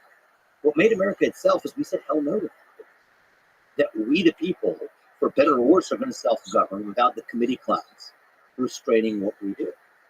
And the likes of Jefferson and Benjamin Franklin, and I could give you examples of John Adams or Robert Livingston. You go straight down the list of founding fathers who were inventors, creators, pioneers, explorers, who also were the very people who came together to sign the Declaration of Independence. And so, yeah, this rise of bureaucracy in America in every sphere of life, I view it as anti-American, actually. And I hope that conservatives and liberals alike can get behind my crusade, certainly, to get in there and shut most of it down. Yeah, speaking of shutting most of it down, how do you propose we do that? How do we make government more efficient? How do we make it smaller? What are the different ideas of how to do that? Well, the first thing I will say is you're always taking a risk. There's no free lunch here. Most of it. You're always taking a risk. One risk is that you say, I want to reform it gradually. I want to have a grand master plan and get to exactly what the right end state is, and then carefully cut with a chisel, like a work of art, to get there. I don't believe that approach works. I think that's an approach that conservatives have taken for many years. I think it hasn't gotten us very far. And the reason is, if you have like an 8-headed hydra, you cut off one of the heads, it goes right there. The other risk you could take, so that's the risk of not cutting enough. The other risk you could take is the risk of cutting too much. Because then I'm going to cut so much that I'm going to take the risk of not just the fat, but cutting some muscle along the way. But I'm going to take that risk. I can't give you option C, which is exactly the right amount, and I do it perfectly. Okay, you don't know ex ante, you don't know beforehand that it's exactly how it's going to go. So that's a meaningless claim. It's only a question of which risk you're going to take. I believe in the moment we live in right now. The second risk is the risk we have to live with. We haven't had a class of politicians. Donald Trump in 2016 was the closest we've gotten. I think in the second term will be even closer to what we need. But short of that, I don't think we've really had a class of politicians who has gotten very serious about cutting so much that you're also going to cut some fat, but not only some fat, but also some muscle. That's the risk we have to take. So the way I would do it, 75% headcount reduction across the board in the federal bureaucracy. Send them home packing. Shut down agencies that shouldn't exist. Rescind every unconstitutional regulation that Congress never passed. in a true self-governing democracy, it should be our elected representatives that make the laws and the rules, not an elected bureaucrats. And that is the single greatest form of economic stimulus we can have in this country, but it is also the single most effective way to restore self-governance in our country as well. And it is the blueprint for, I think, how we save this country. That's pretty gangster. 75%. There's this kind of almost meme-like video of Argentinian President Javier Milei, or on a whiteboard, he has all the, I think, 18 ministries lined up, and he's ripping them. Department of Education, gone. He's just going like this. Now, the situation in Argentina is pretty dire.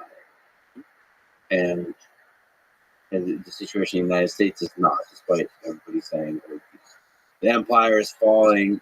This is still, in my opinion, the greatest nation on earth. Still, the economy is doing very well. Still, this is the hub of culture, the hub of innovation, the hub of so many amazing things. Do you think it's possible to do something like firing 25% of people in government when things are going relatively well? Yes, in fact, I think it's necessary and essential. I think things depends on what your level of well really is, what your benchmark is. America's not built on complacency. We're built on the pursuit of excellence. And are we still the greatest nation on planet Earth? I believe we are. I agree with you on that. But are we great as we could possibly be, or even as we have been in the past, measured against our own standards of excellence? No, we're not. I think the nation is in a trajectory of decline. That doesn't mean it's the end of the empire yet. But we are a nation in decline right now. I don't think we have to be. But part of that decline is driven by the rise of this managerial class, the bureaucracy, sucking the lifeblood out of the country, sucking the lifeblood out of our innovative culture, our culture of self-governance. So is it possible? Yeah, it's really possible. I mean, I'll tell you one easy way to do it. This is I'm being a little bit glib here, but I think it's not crazy, at least as a thought experiment. Get in there on day one, say that anybody in the federal bureaucracy who's not elected representatives obviously are elected by the people, but if the people who are not elected, if your social security number ends in an odd number, you're out. If it ends in an even number, you're in. There's a 50% cut right there. Of those who remain, if your social security number starts in an even number, you're in. And if it starts with an odd number, you're out. Boom. That's 75% reduction. Then literally stochastic. Okay. One of the virtues of that, the thought experiment, not a policy prescription, but one of the virtues of that thought experiment is that you don't have a bunch of lawsuits you're dealing with about gender discrimination or racial discrimination or political viewpoint discrimination. Actually, the reality is you didn't bring the chisel, you brought a chainsaw. I guarantee you, do that on day one, and do step 2 on day 2. On day 3, not a thing will have changed for the ordinary American, other than the size of their government being a lot smaller and more restrained, spending a lot less money to operate it. And most people who run a company, especially larger companies, know this. It's 25% of the people who do 80-90% of the useful work. These government agencies are no different. So now imagine you could do that same thought experiment, but not just doing it at random, but do it still at large scale while having some metric of screening for those who actually had both the greatest competence as well as the greatest commitment and knowledge of the Constitution. That, I think, would immediately raise not only the civic character of the United States. Now we feel, okay, the people we elect to run the government, they've got the power back to run the government again, as opposed to the unelected bureaucrats who wield the power today. It would also stimulate the economy. I mean, the regulatory state is like a wet blanket on the American economy. Most of it's unconstitutional. All we require is leadership with a spine to get in there and actually do what conservative presidents have maybe gestured towards and talked about, but have not really effectuated ever in modern history. And by the way, that kind of thing would attract the ultra competent to actually want to work in government. Exactly, which you're missing today. Because right now, the government would swallow it. Most competent people feel like that bureaucratic machine will swallow them whole. You clear the decks of 75% of them, real innovators can then show up. Yeah, there's kind of a cynical view of capitalism where people think that the only reason you do anything is to earn more money. But I think a lot of people would want to work in government to build something that's helpful to a huge number of people. Yeah, well, look, I think there's opportunities for the very best to have large-scale impact in all kinds of different institutions. In our universities, the K through 12 education, through entrepreneurship. I'm obviously very biased in that regard. I think there's a lot you're able to create that you couldn't create through government. But I do think in the moment that we live in, where our government is as broken as it is as responsible for the declining nature of our country. Yeah, I think bringing in people who are unafraid, talented, and able to have an impact could make all of the difference. And I agree with you. I don't think actually most people, even most people who say they're motivated by money, I don't think are actually motivated by money. I think most people are driven by a belief that they can do more than they're being permitted to do right now with their skill sets. See, I'll tell you that. So I've run a number of companies, and one of the things that I used to ask when I was not day-to-day involved in them anymore, but as a CEO, I would ask when I did interviews. And the first company I started at Roivant, like for 4 years in, company was pretty big by that point. I would still intent on interviewing every candidate before they joined, screening for the culture of that person. I could talk a lot more about things we did to build that culture, but one of the questions I would always ask them naturally just to start a conversation, it's pretty basic. The question is, why did you leave your last job, or why are you leaving your last job? I'll tell you what I didn't hear very often is that I wasn't paid enough. Right? Maybe they'd be shy to tell you that during an interview, but there's indirect ways to say that. That really wasn't at all like even a top 10 reason why people were leaving their job. I'll give you what the number one reason is that they felt like they were unable to do the true maximum of what their potential was in their time. That's the number one reason people do that. And I think, by the way, I would say that I'm saying that in a self-boastful way that we're attracting these people. I think that's also true for most of the people who left the company as well, right? And that was toward Roivant, toward other companies I've started. I think the number one reason people join companies and the number one people leave companies, whether they've been to join mine or to leave mine in the past, have been that they feel like they're able to do more than they're able to with their skill set than that environment permits them to actually achieve. And so I think that's what people hunt for. Think about capitalism and true free market capitalism. We used words earlier like meritocracy. It's about building a system, whether it's in a nation or whether it's even within an organization, that allows every individual to flourish and achieve the maximum of their potential. And sometimes it just doesn't match for an organization. Let's say the mission is here, and somebody's skill sets could be really well aligned to a different mission. Then the right answer is it's not a negative thing. It's just that person needs to leave and find their mission somewhere else. But to bring that back to government, I think part of what's happened right now is that the rise of that bureaucracy in so many of these government agencies has actually obfuscated the mission of these agencies. I think if you went to most federal bureaucracies and just asked them, like, what's the mission? I'm just making one up off the top of my head right now. The Department of Health and Human Services. What is the mission of HHS in the United States of America? I doubt somebody who works there, even the person who leads it, could give you a coherent answer to that question. I just heavily doubt it. And you could fill in the blank for any range of like the Department of Commerce. I mean, just go straight down the list of each of these other ones. What is the mission of this organization? You could say for the U.S. military. What's the purpose of the U.S. military Department of Defense? I can give you that. I think it is to win wars, and more importantly, through its strength to avoid wars. That's it. Well, okay, if that's the mission, then okay, it's not tinkering around and messing around in some foreign conflict where we kind of feel like it sometimes, and other ones where we don't. And who decides that? I don't really know, but whoever the people are that decide that, we follow those orders. No, our mission is to protect the United States of America, to win wars, and to avoid wars. Boom. Those three things. What does protecting the United States of America mean? Number one, the homeland of the United States of America and the people who reside there. Okay, that's a clear mission. The Department of Health and Human Services, maybe, could be a reasonable mission to say that I want to make America the healthiest country on planet Earth, and we will develop metrics and meet those metrics. And that's the goal of the Department of HHS, to set policies or at least to implement policies that best achieve that goal. But you can't, and maybe that's the right statement of the mission, maybe it's not. But one of the things that happens is when you're governed by the committee class, it dilutes the sense of mission out of any organization, whether it's a company or government agency or bureaucracy.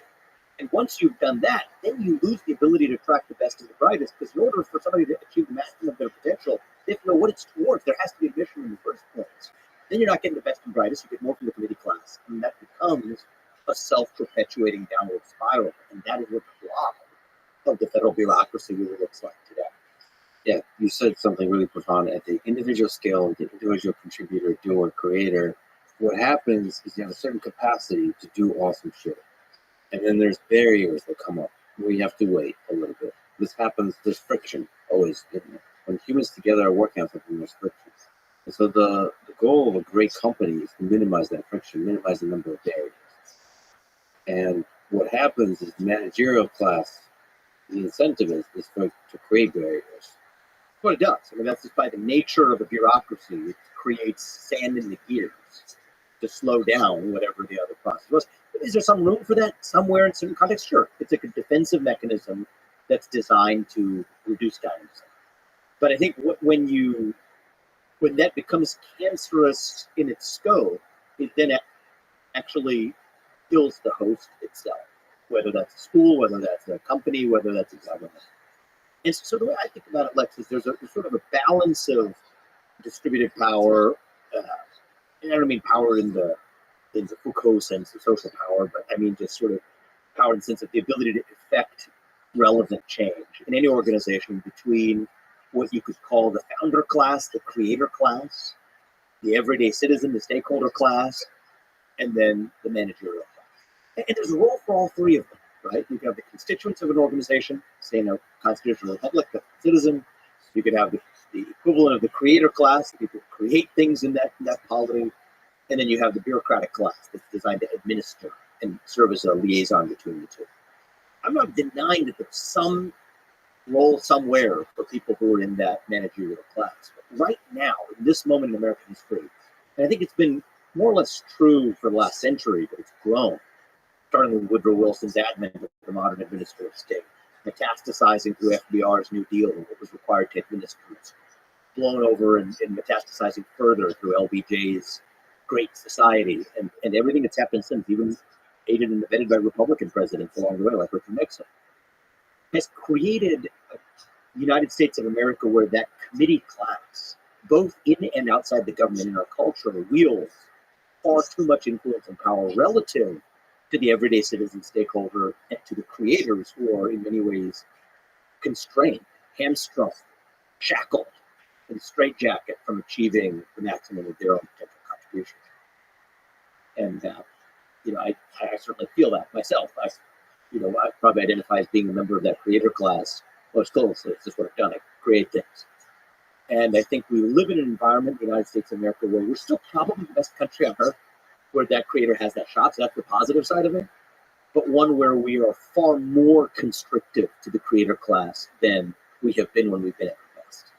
And that's what I want to see change. You sort of steelman the perspective of somebody that looks at a particular Department of Education, and are saying that the amount of pain that would be caused by closing and firing 75% of people will be too much. Yeah, so I go back to this question of mission, right? A lot of people who make arguments for the Department of Education aren't aware why the Department of Education was created in the first place. Okay, so that might be a useful place to start, because this thing was created. It had a purpose. What was that purpose? Might be at least a relevant question to ask before we decide what are we doing with it or not. What was the purpose of this thing that we created? It's not it to me seems like a highly relevant question, yet in this discussion about government reform, it's interesting how eager people try to skip over that question and just talk about, okay, but we got the status quo and it's just going to be disruptive. Versus asking the question of, okay, this institution was created, it had an original purpose. Is that purpose still relevant? Is this organization at all fulfilling that purpose today? To me, those are some relevant questions to ask. So let's talk about that for the Department of Education. Its purpose was relevant at that time, which was to make sure that localities, and particularly states, were not siphoning dollars, taxpayer dollars, away from predominantly black school districts to predominantly white ones. And that was not a theoretical concern at the time. It was happening. There was some evidence that was happening in some states and stuff.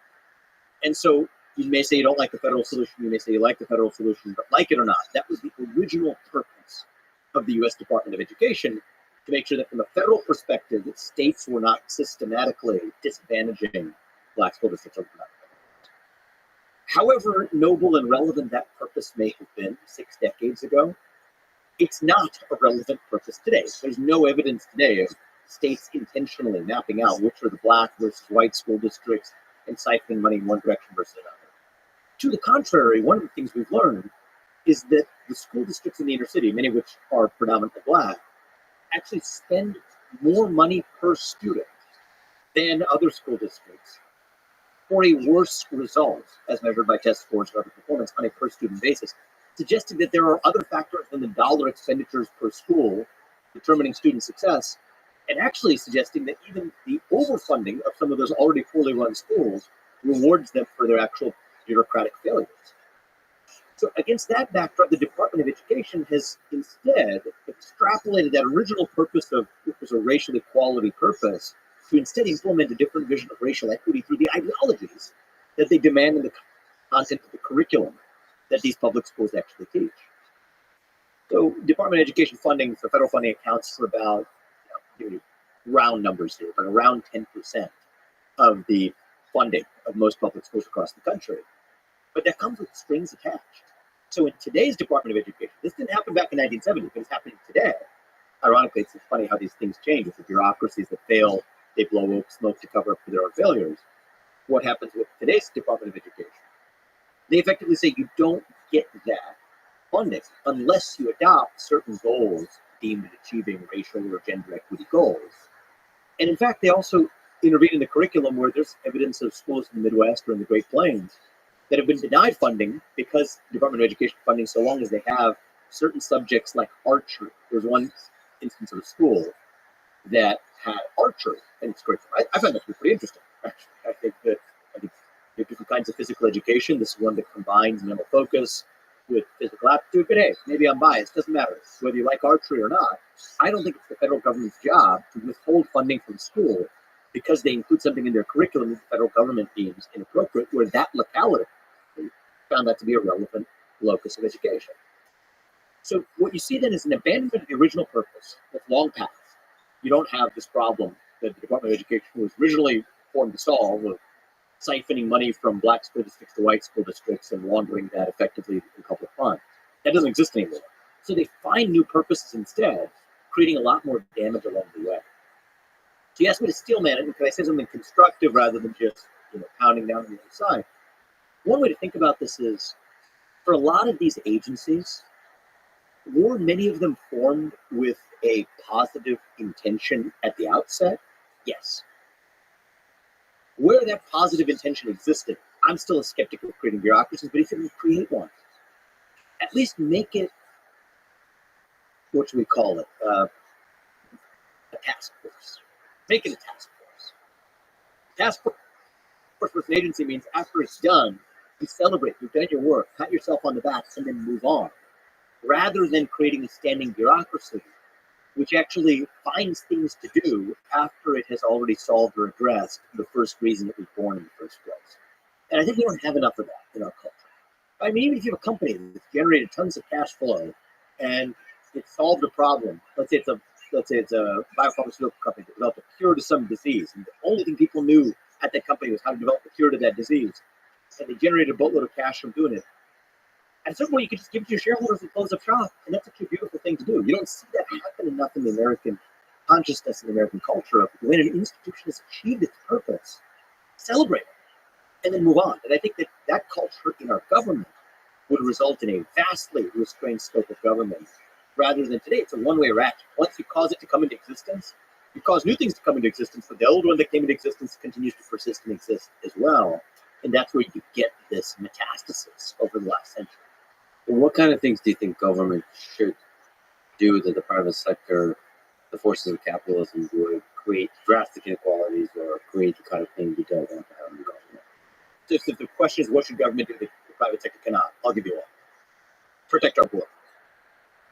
I mean, capitalism, it's never going to be the job of capitalists, or never going to be the capability or inclination of capitalists to preserve a national border. And I think a nation, literally, one of the chapters of this book, okay, a nation without borders is not a nation. It's almost a tautology. An open border is not a border. Capitalism is not going to solve that. What's going to solve that is a nation. Part of the job of the federal government is to protect the homeland of its nation, in this case, the United States of America. That's an example of a proper function of the federal government, to provide physical security to its citizens. Another proper role of that federal government is to look after, or in this case, could be state government, to make sure that private parties cannot externalize their costs onto somebody else without their consent. Fancy way economists would use to describe it. What does that mean? It means if you go dump your chemicals in somebody else's river, then you're liable for it. It's not that, okay, I'm a capitalist, and so I want to create things, and I'm going to do hell or high water, whether or not that harms people around me. The job of a proper government is to make sure that you protect the rights of those who may be harmed by those who are pursuing their own rights through a system of capitalism. In seeking prosperity, you're free to do it. But if you're hurting somebody else without their consent in the process, the government is there to enforce what is really just a different form of enforcing the private property. So I would say that those are two central functions of government, is to preserve national boundaries and the national security of the homeland. And number two is to protect and preserve private property rights and the enforcement of those private property rights. And I think at that point, you've described about 80 to 90% of the proper role of government. What about infrastructure? Look, I think that most infrastructure can be dealt with through the private sector. I mean, you get into specifics. You could have infrastructure that's specific to national security. No, I do think that a military-industrial base is essential to provide national security. That's a form of infrastructure. I don't think you could rely exclusively on the private sector to provide the optimal level of that protection for the nation. But, interstate highways, I think you could think about whether or not that's a common good that everybody benefits from, but nobody had the incentive to create. I think you could make an argument for the existence of interstate highways. I think you could also make powerful arguments for the fact that actually you could have enough private sector co-ops that could cause that to come into existence as well.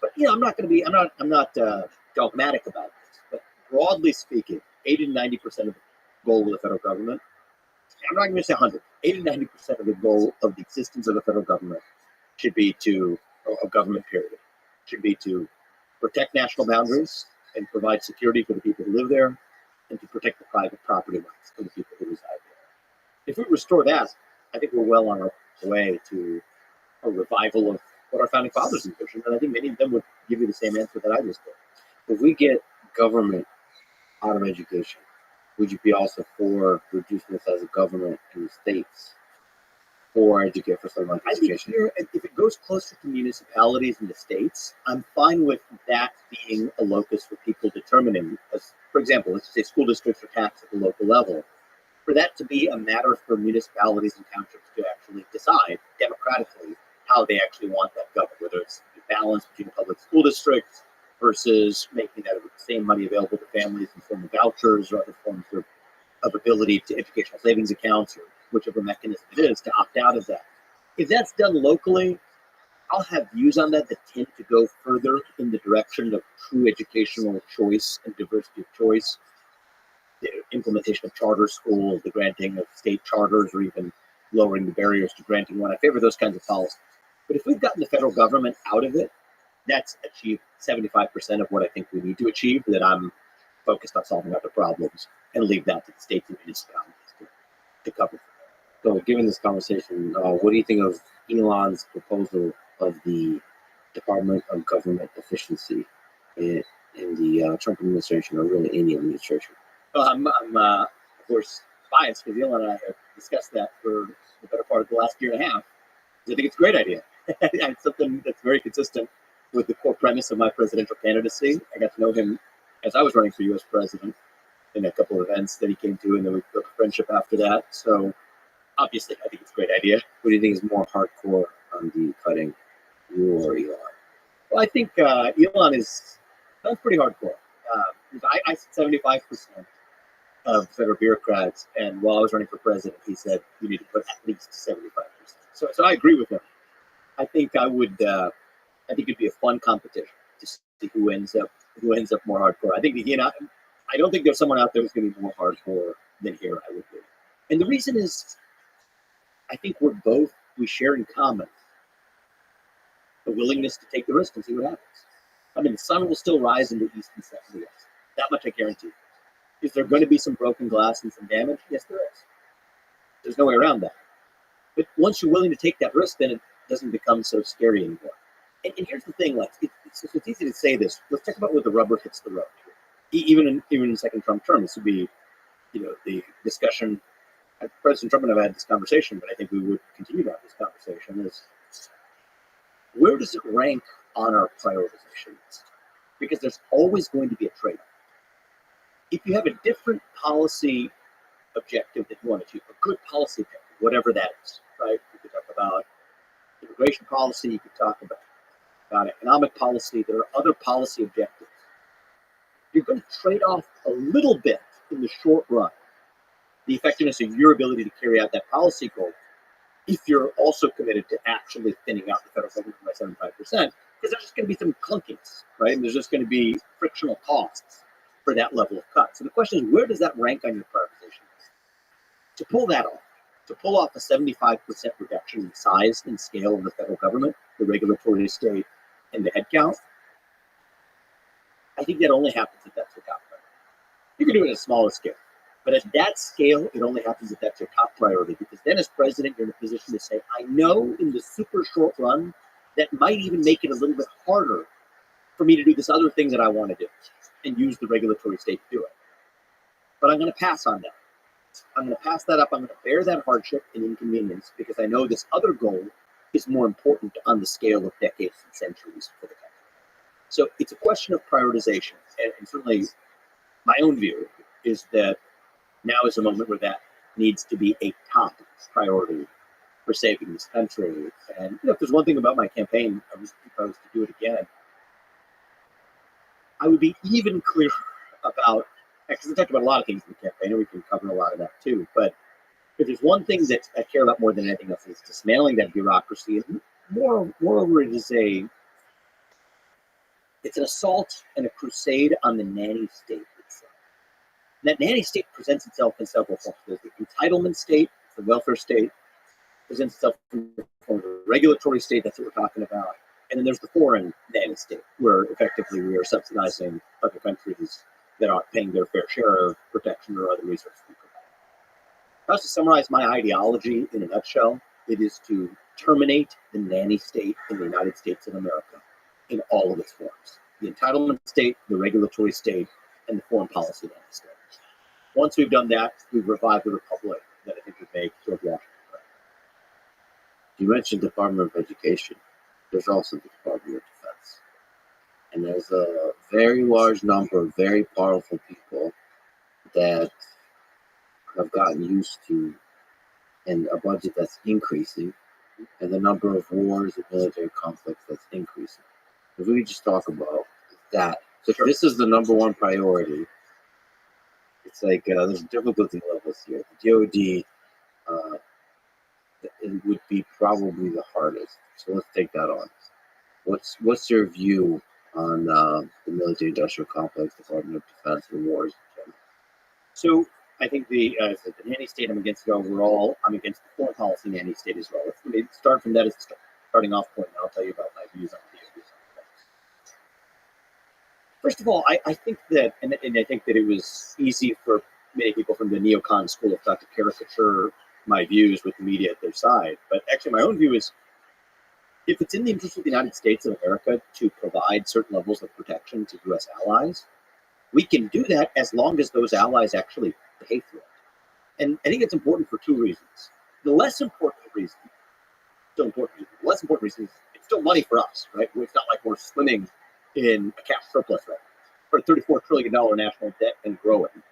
And I think pretty soon the interest payments are going to be the largest line item in our own federal budget. So it's not like we have money willy-nilly to just hand over for free. That's the less important reason.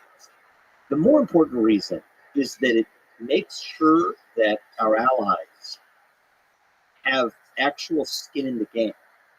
to not have skewed incentives to actually enter conflicts where they're not actually bearing the full cost of those conflicts. To take NATO, for example, most NATO countries, literally a majority of NATO countries today, do not pay or contribute 2% of their GDP to their own national defense, which is supposedly a requirement to be in NATO. So the majority of NATO countries are failing to meet their basic commitment to be in NATO in the first place. Germany particularly is, I think, arbitraging the hell out of the United States of America. And I don't think that I'm not going to be some sort of, shrill voice here saying, so therefore we should not be supporting any allies or providing security blankets. I'm not going in that direction. What I would say is you got to pay for it. Right? Pay for your fish share, A, because we're not swimming in excess money ourselves, but B, as it tells us that you actually have skin in the game for your own defense, which actually then makes nations far more prudent in the risks that they take, whether or not they award. Versus if somebody else is paying for it and somebody else is providing a security guarantee, hey, I might as well, take the gamble and see where I end up at the end of a war, versus the restraint that imposes on the decision making of those allies. So now let's bring this home to the Department of Defense. I think the top goal of the U.S. defense policy establishment should be to provide for the national defense of the United States of America. And the irony is that's what we're actually doing most poorly. We're not really using, other than the Coast Guard, we're not really using the U.S. military to prevent crossings at our own southern border and crossings at our own borders. In fact, the United States of America, our homeland, I believe is less secure today than it has been in a very long time. Vulnerable to threats from hypersonic missiles, where China and Russia certainly has capabilities in excess of that of the United States. Missiles, hypersonic means faster than the speed of sound, that could hit the United States, including those carrying nuclear warheads. We are more vulnerable to super EMP attacks, electromagnetic pulse attacks, that could, without exaggeration, some of these could be from other nations, some of these could even be from solar flares, cause significant mass casualty in the United States of America. The electric grid's gone. It's not an exaggeration to say if that happened, planes would be falling out of the sky because our chips really depend on those would be affected by those electromagnetic pulses. More vulnerable to cyber attacks. I know this, all people start yawning and say, okay, boring stuff, super EMP, cyber, whatever. No, actually, it's pretty relevant to whether or not you actually are facing the risk of not getting your insulin because your refrigerator doesn't work anymore, or your food can't be stored, or your car, or your ability to fly an airplane is impaired. Okay, so I think that these are serious risks where our own national defense spending has been wholly inadequate. So I'm not one of these people that says, oh, we decrease versus increase national defense spending. We're not spending it in the right places. The number one place we need to be spending it is actually protecting our national defense. And I think protecting our own physical homeland. And I think we actually need an increase in spending on protecting our own homeland. But that is different from the agenda of foreign interventionism and foreign nanny state for its own sake, where we should expect more and demand more of our allies to provide for their own national defense, and then provide the relevant security guarantees to allies where that actually advances the interests of the United States of America. So that's what I believe. And I think this process has been corrupted by what Dwight Eisenhower famously in his farewell address called the military-industrial complex in the United States. But I think it's bigger than just I think it's easy to tell the tales of the financial corruption. It's kind of cultural corruption and conceit. That just because a certain number of people in that expert class have a belief, that their belief happens to be the right one because they can scare you with what the consequence would be if you don't follow their plans. And one of the beauties of the United States is, at least in principle, we have civilian-controlled military. The person who we elect to be the U.S. president is the one that actually is the true commander-in-chief. I have my doubts of whether it operates that way. I think it's quite obvious that Joe Biden is not a functioning commander-in-chief of the United States of America, yet on paper, supposedly we still are supposed to call him that. But at least in theory, we're supposed to have civilian control of the U.S. military. And I think that one of the things that leader needs to do is to ask the question of, again, the mission. What's the purpose of this U.S. military in the first place? At the top of the list should be to protect the homeland and the people who actually live here, which we're failing to do. So that's where I land on that question. Right. Okay, there's a lot of stuff to ask. First of all, on Joe Biden, he means he's functionally not in control of the U.S. military because of the age factor or because of the nature of the presidency? It's a good question. I would say in this case, it's peculiarly accentuated because it's both. In his case, I don't think anybody in America anymore believes that Joe Biden is the functioning president of the United States of America. How could he be? He wasn't even sufficiently functioning to be the candidate after a debate that was held in June. There's no way he's going to be in a position to make the most important decisions on a daily and demanding basis to protect the leading nation in the world. Now, more generally, though, I think we have a deeper problem that even when it's not Joe Biden, in general, the people we elect to run the government haven't really been the ones running the government. It's been the unelected bureaucrats and the bureaucratic state underneath that's really been making the decisions. I've done business in a number of places. I've traveled to Japan. There's an interesting corporate analogy. Sometimes if you get outside of politics, people can listen and pay attention a little bit more. Politics is so fraught right now that if you start talking to somebody who disagrees with you about the politics of it, you're just butting heads but not really making progress. So let's just make the same point but go outside of politics. So I was traveling to Japan. I was having a late night dinner with a CEO of a Japanese pharmaceutical company. And, it takes a while to really get him to open up, culturally speaking, in Japan, a couple nights of karaoke and whatnot, maybe late night restaurant, whatever it is. Well, we built a good enough relationship where he was very candid. He said, I'm the CEO of the company. I could go and find the head of a research unit and tell him, okay, this is a project we're no longer working on as a company. We don't want to spend money on it. We're going to spend money somewhere else. And he'll look me in the eye and he'll say, yes, sir. Yes, sir. I'll come back 6 months later and find that they're spending exactly the same amount of money on those exact same projects. And I'll tell them, no, we agreed. I told you that you're not going to spend money on this project. And we have to stop now. Should have stopped 6 months ago. Get a slap on the wrist for it. Says, yes, sir. I'm sorry. Yes. No, of course, that's correct. Come back 6 months later, same person is spending the same money on the same project. And here's why. Historically in Japan, and I should say in Japan, this is changing now. But historically, until very recently, and even to an extent now, it's near impossible to fire people. So if somebody works for you and you can't fire them, that means they don't actually work for you. It means, in some deeper, perverse sense, you work for them because you're responsible for what they do without any authority to actually change. So I think most people have traveled in Japan and Japanese corporate culture through the 1990s and 2000s and 2010s, and maybe even some vestiges in the 2020s, wouldn't really dispute what I just told you. Now, we're bringing it back to the more contentious terrains. I think it's basically how things have worked in the executive branch of the federal government of the United States of America. You have these so-called civil service protections on the books. Now, if you really read them carefully, I think that there are areas to provide daylight for a truly constitutionally well-trained president to act. But apart from those, that's a contrarian view that I have that bucks conventional wisdom. But apart from that caveat, in general, the conventional view is the U.S. president can't fire these people. There's 4 million federal bureaucrats, 99.9% of them can't be touched by the person who, the people who elected to run the executive branch can't even fire these people.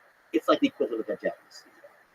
And so that culture exists every bit as much in the federal bureaucracy of the United States of America as they did in Japanese corporate culture through the 1990s. And that's a lot of what's wrong with not just the way that our Department of Defense is run and our foreign policy establishment is run, but I think it applies to a lot of the domestic policy establishment as well. And to come back to the core point, how are we going to save this republic? This is the debate in the conservative movement right now. This is maybe a little bit spicy for some Republicans to sort of swallow right now. And my top focus is making sure that we win the election. But let's just move the ball forward a little bit, skate to where the puck is going. Okay. Yes, let's say we win the election, all is well and dandy. Okay, what's the philosophy that determines how we govern?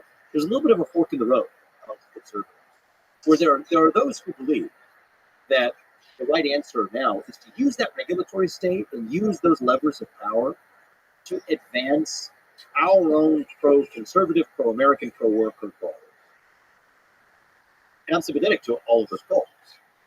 But I don't think that the right way to do it is to create a conservative regulatory state that replaces a liberal regulatory state. I think the right answer is actually to get in there and shut it down. I don't want to replace the left-wing nanny state with the right-wing nanny state. I want to get in there and actually dismantle the nanny state. And I think it has been a long time in the United States, maybe ever in modern history, that we've had a conservative leader at the national level who makes it their principal objective to dismantle the nanny state in all of its forms. Entitlement state, the regulatory state, and the foreign policy state. That was a core focus of my candidacy. One of the things that I wish, and this on me, not anybody else, that I should have done better, was to make that more crystal clear as a focus without getting distracted by a lot of the shenanigans, let's just say, that happen as sideshows during the presidential campaign. Let's call that a lesson learned, because I do think it's what the country needs now more than ever. Yeah, it's a really, really powerful idea. It's actually something that Donald Trump ran on in 2016. Drain the swamp. Drain the swamp. I think by most accounts, maybe you disagree with me, he did not successfully do so. He did fire a bunch of people, more than usual. Can I say a word about the conditions he was operating in? Because I think that's why I'm far more excited for this time around. Is that a lot has changed in the legal landscape. But Donald Trump did not have the Supreme Court backdrop in 2016 that he does today. There's some really important cases that have come down to the Supreme Court. One is West Virginia versus EPA. I think it's probably the most important case of our generation. In 2022, that came down and said that if Congress has not passed a rule into law itself through the halls of Congress, and it relates to what they call major questions, major policy or economic questions, it can't be done by the stroke of a pen by a regulator, an unelected bureaucrat. That quite literally means most federal regulations today are unconstitutional. Then this year comes down a different big one, another big one from the Supreme Court in the Loper-Bright case, which held that historically, for the last 50 years in this country, the doctrine has been called Chevron deference. It's a doctrine that says that federal courts have to defer to an agency's interpretation of the law. They now toss that out the window. They said, no, the federal courts no longer have to defer to an agency's interpretation of what the law is. The combination of those two cases is seismic in its impact for the regulatory state. There's also another great case that came down, was SEC versus JARCASI. And the SEC is one of these agencies that embodies everything we're talking about here. The SEC, among other agencies, has tribunals inside that not only do they write the rules, not only do they enforce those rules, they also have these judges inside the agency that also interpret the rules and determine and dole out punishments. That doesn't make sense if you believe in separation of powers in the United States. So the Supreme Court put an end to that and said that that practice of the SEC is unconstitutional. Actually, as a side note, the Supreme Court has had countless practices and rules written by the SEC, the EPA, the FTC in recent years were outright unconstitutional. Think about what that means for a constitutional republic. That supposedly these law enforcement agencies, the courts have now said, especially this year, the courts have now said that their own behaviors actually break the law. So the very agencies entrusted with supposedly enforcing the law are actually behaving with utter, blatant disregard for the law itself. That's un-American. It's not tenable in the United States of America. But thankfully, we now have a Supreme Court that recognizes it. So, whether or not we have a second Trump term, that's up to the voters. But even whether or not that now takes advantage of that backdrop the Supreme Court has given us to actually gut the regulatory state, we'll find out. I'm optimistic. I certainly think it's the best chance that we've had in a generation in this country. And that's a big part of why I'm supporting Donald Trump, allowing him to do everything in my power to help him. But I do think it is going to take a spine of steel to see that through. And then after we've taken on the regulatory state, I think that's the next step. But I do think there's this broader project of dismantling the nanny state in all of its forms. The entitlement state, the regulatory state, and the foreign policy of the state. 3-word answer for us to summarize my worldview and my presidential campaign in 3 words: shut it down. Shut it down. Okay, so the Supreme Court case you mentioned, there's a lot of nuance there. Yeah. I guess it's weakening the immune system of the different departments. Yeah, it's a good way of putting it. Okay. Yeah. On the human psychology level, so you basically kind of implied that for Donald Trump, or for any president, the legal situation was difficult. Is that the only thing really operating? Like, isn't it Probably not. just on a psychological level, just hard to fire a very large number of people? Is that what it is? Like, why is there basic stability and momentum I think going there's on? one other factor. So you're right to point. I mean, the legal backdrop is a valid and understandable excuse and reason. I think there are other factors at play too. So I think there's something to be said for never having been in government, showing up there the first time, and you're having to understand the rules of the road as you're operating within them, and also having to depend on people who actually aren't aligned with your policy vision to tell you to your face that they are. And so I think that's one of the things that I've admired about President Trump is he's actually been very open about that, very humble about that, say that there's a million learnings from that first term that make him ambitious, more ambitious for that second term. But everything I'm talking to you about, this is what needs to happen in the country. It's not specific to Donald Trump. It lays out what needs to be done in the country. There's the next 4 years. Donald Trump is our last best hope and chance for moving that ball forward. But I think that the vision I'm laying out here is one that hopefully goes even beyond just the next 2 or 4 years of really fixing a century's worth of mistakes. I think we're going to fix a lot of it in the next 4 years of Donald Trump's president. But if you have a century's worth of mistakes that have accumulated with the overgrowth of the entitlement state of the U.S., I think it's going to take probably the better part of a decade at least to actually fix it. I disagree with you on both the last and the best hope. Donald Trump is more likely to fire a lot of people, but is he the best person to do so? We got two candidates, right? People face a choice. It's a relevant election. One of my goals is to speak to people who may not agree with 100% of what Donald, who do not agree with 100% of what Donald Trump said. And I can tell them, you know what, I don't agree with 100% of what he says. And I can tell you, as somebody who ran against him for U.S. president, that right now he is, when I say the last best hope, I mean in this cycle, the last best hope that we have for dismantling that bureaucratic class. And, I think that I'm also open about the fact that it's going to take, this is a long run project, but we have the next step to actually take over the next few years. So that's kind of where I landed. I mean, you talked to him a few weeks ago. I saw you had a podcast. What was your impression about his preparedness to do it? My impression is his priority allocation is different than yours. I think he's more focused on some of the other topics that you are also laser focused on. And there is a tension there, just as you clearly highlighted. We share the same priority with respect to the southern border, and those are near-term fixes that we can hit out of the park in the first year. But at the same time, I think we've got to think also on decade-long time horizons. So my own view is, I think that he is my conviction and belief that he does care about dismantling that federal bureaucracy, certainly more so than any Republican nominee we have had certainly in my lifetime.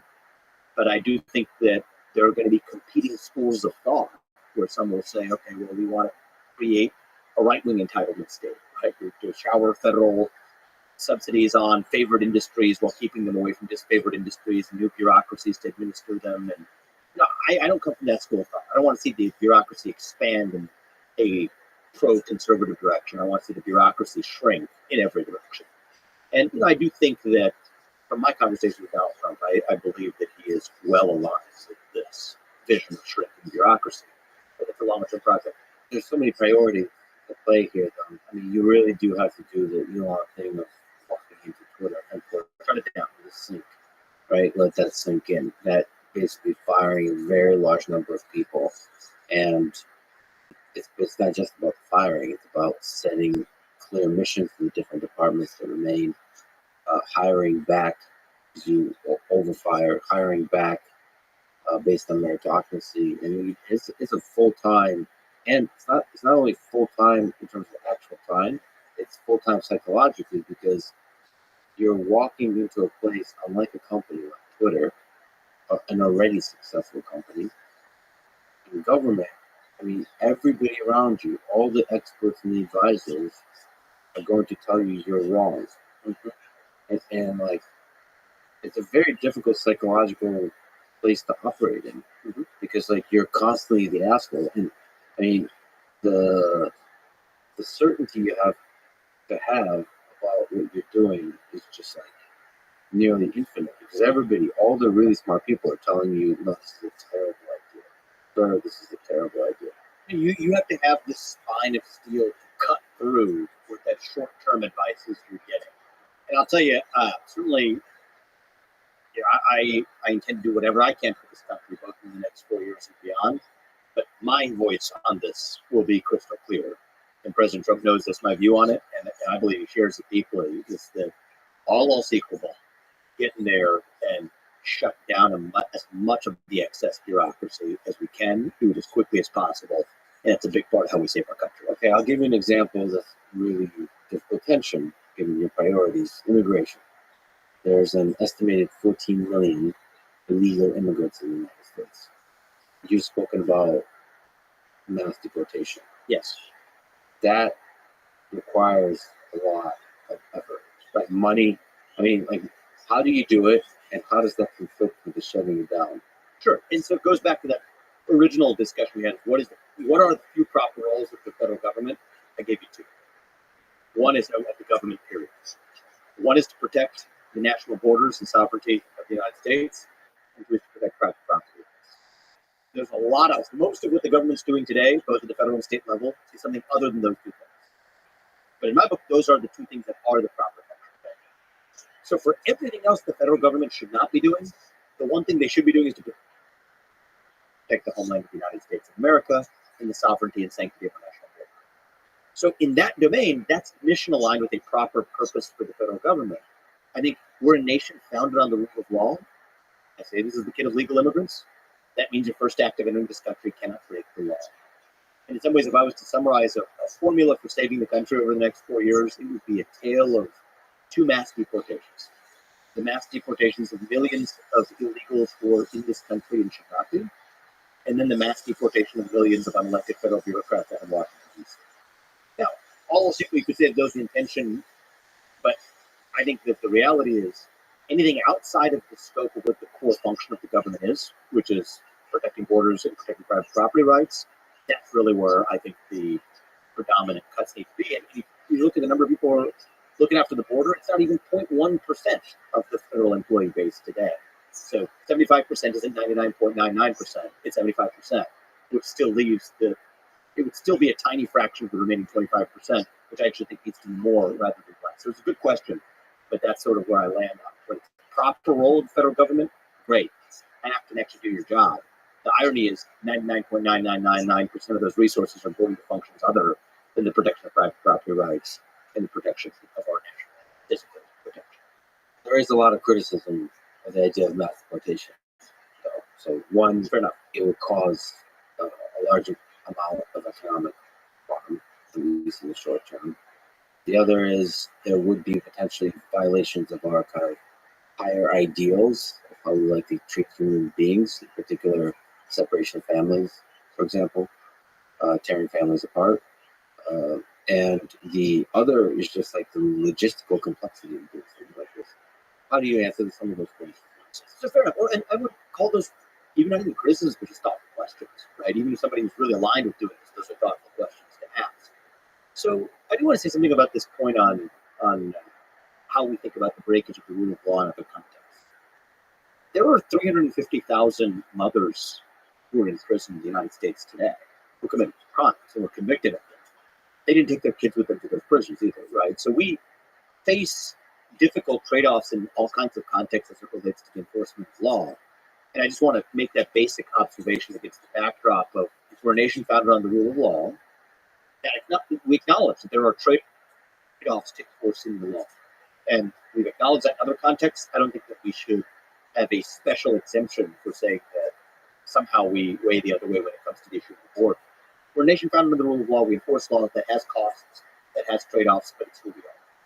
So that backdrop is in the easiest fact I can cite is 350,000 or so mothers who are in prisons and did not take their kids to prison.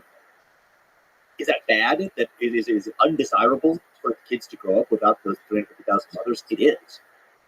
But difficult situation created by people who violated the law and faced the consequences of it, which is also a competing and important priority in the country. So that's in the domestic context. As it relates to this question of mass deportations, let's just get very practical, because all that was the very practical. There's ways to do this, starting with people who've already broken the laws, people who have not just broken the law of entering, but are committing other crimes while already here in the United States. That's a clear case for instant mass deportation.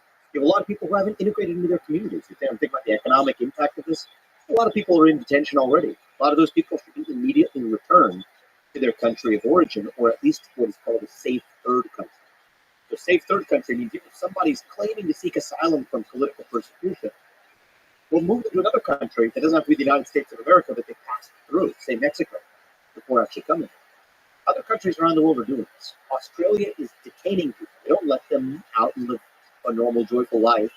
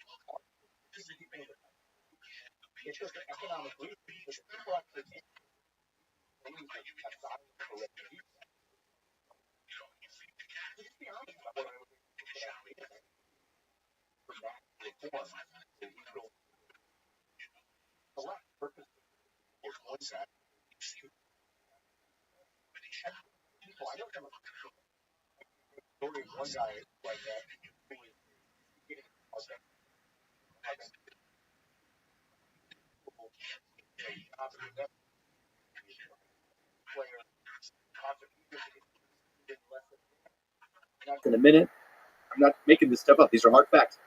He can't get a green card in the United States. He's been here for 10 years or something like that. He asked me for the best advice I could give him.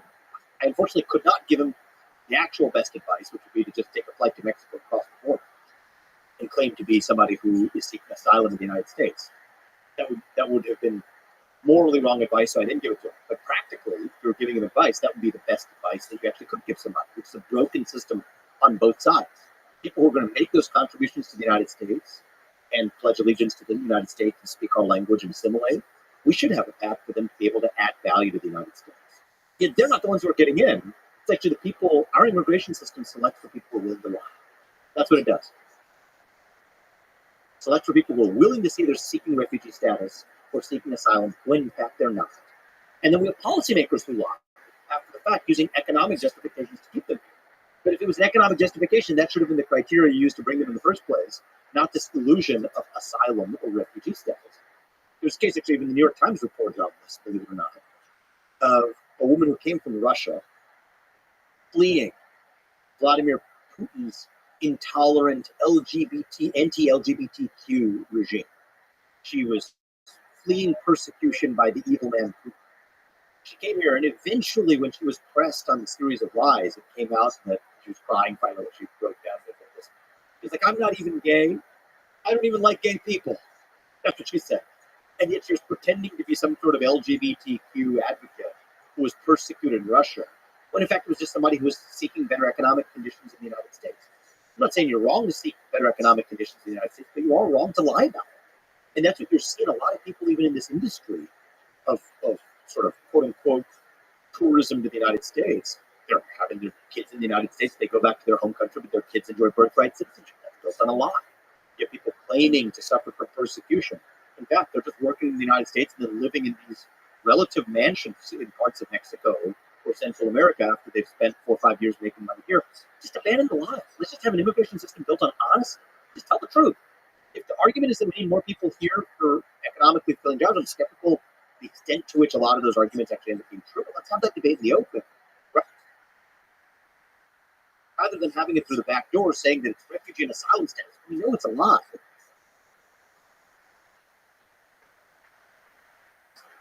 And then we justify it after the fact by saying that that economically helps the United States. Cut that. That dishonesty. And I just think that that is a policy we would do well to expand to every sphere. We talk about military-industrial complex, to the rise of the managerial class, a lot of what our government's covered up about our own history, to even this question of immigration today. Just tell the people the truth. And I think our government would be better serving our people. Yeah, in the way you describe eloquently, the immigration system is broken in that way that it's built fundamentally on lies. But there's the other side of it. You know, illegal immigrants are used in the political campaigns for fear mongering, for example. So what I would like to understand is what is the actual harm that illegal immigrants are causing. So the claim, one of the more intense claims is of crime, and I haven't studied this rigorously, but sort of the surface level studies all show that legal and illegal immigrants commit less crime. And I think that is true for legal immigrants. I think it's not true for illegal. That's not what I saw. And sort of in this part of why I wrote this book, okay, and the book is called Truths, so better darn well have well-sourced facts in here, right? Can't be made up hypotheses, hard truths. And there's chapter where even in my own research on it, I know a lot about this issue from my time as presidential candidate, but even in writing the chapter on the border here, I learned a lot from a lot of different dimensions, and some of which even caused me to revise some of my premises going into it, okay? My main thesis in that chapter is forget the demonization of illegal or legal immigrants or whatever, as you put it, right? Fear mongering, just put all that to one side. I want an immigration system that is built on honesty. Identify what the objective is. We can debate the objective. We might have different opinions on the objective. Some people may say the objective is the economic growth of the United States. I air that argument in this book. And I think that that's insufficient, personally. Personally, I think you need the United States is more than just an economic zone. It is a country, it is a nation bound together by civic ideals. I think we need to screen not just for immigrants who are going to make economic contributions, but those who speak our language, those who are able to assimilate, and those who share those civic ideals and know the U.S. history even better than the average U.S. citizen who's here. That's what I believe.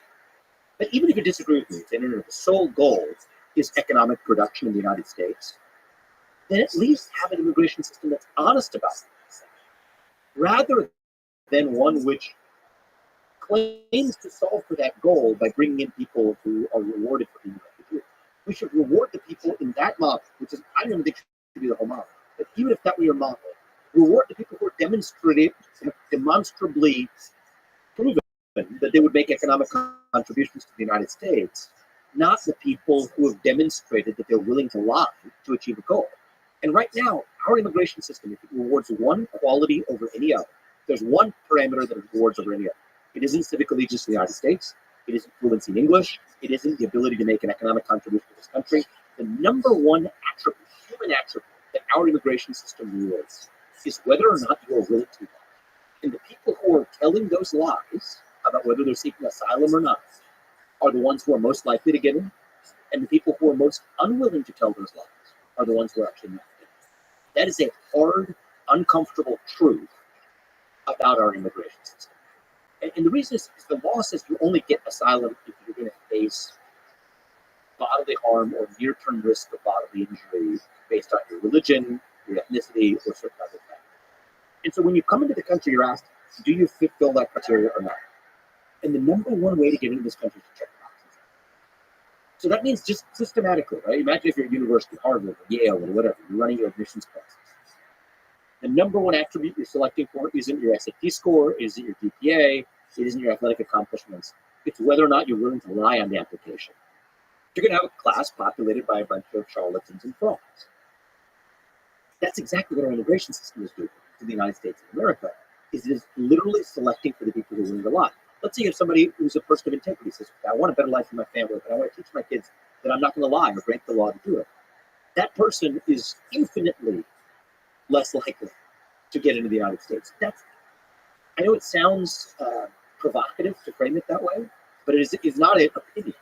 It is a fact that is the number one human attribute that our current immigration system is selected for. I want an immigration system centered on honesty. In order to implement that,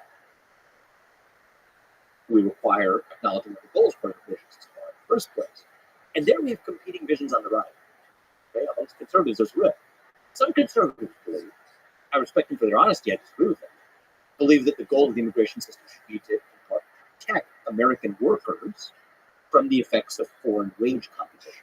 That if we have immigrants that bring down prices, then we need to protect American workers from the effects of that downward pressure on wages. It's a goal, it's a coherent goal.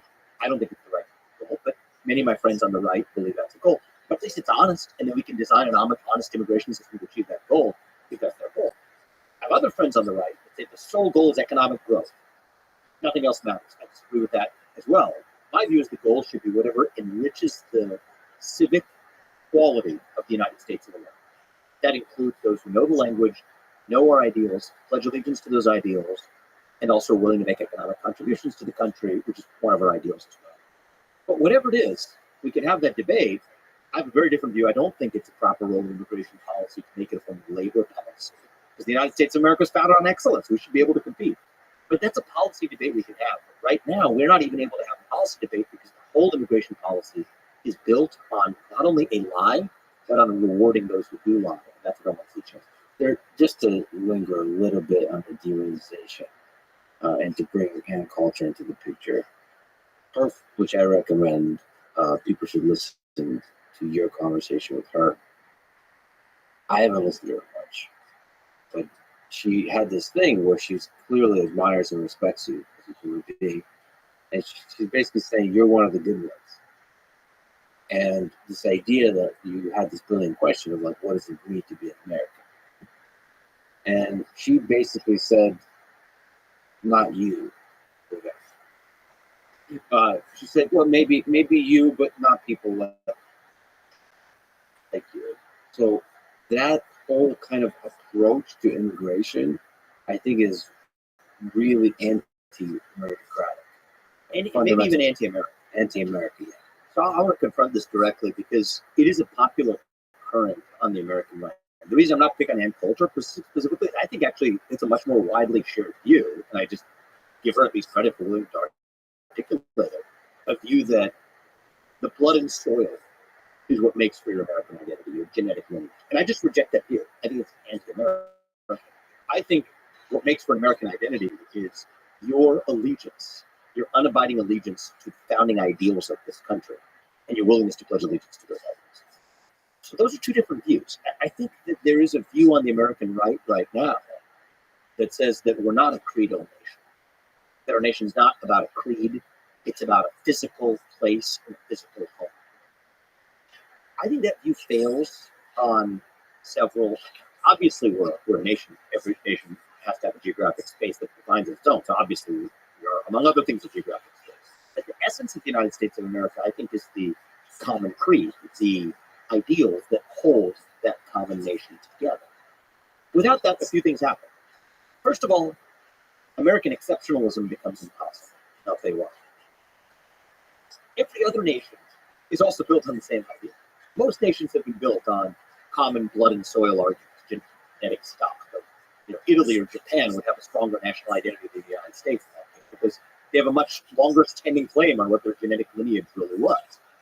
The ethnicity of the people is far more pure in those contexts than in the United States. So that's the first truth. American exceptionalism. The second is there's all kinds of contradictions against argument.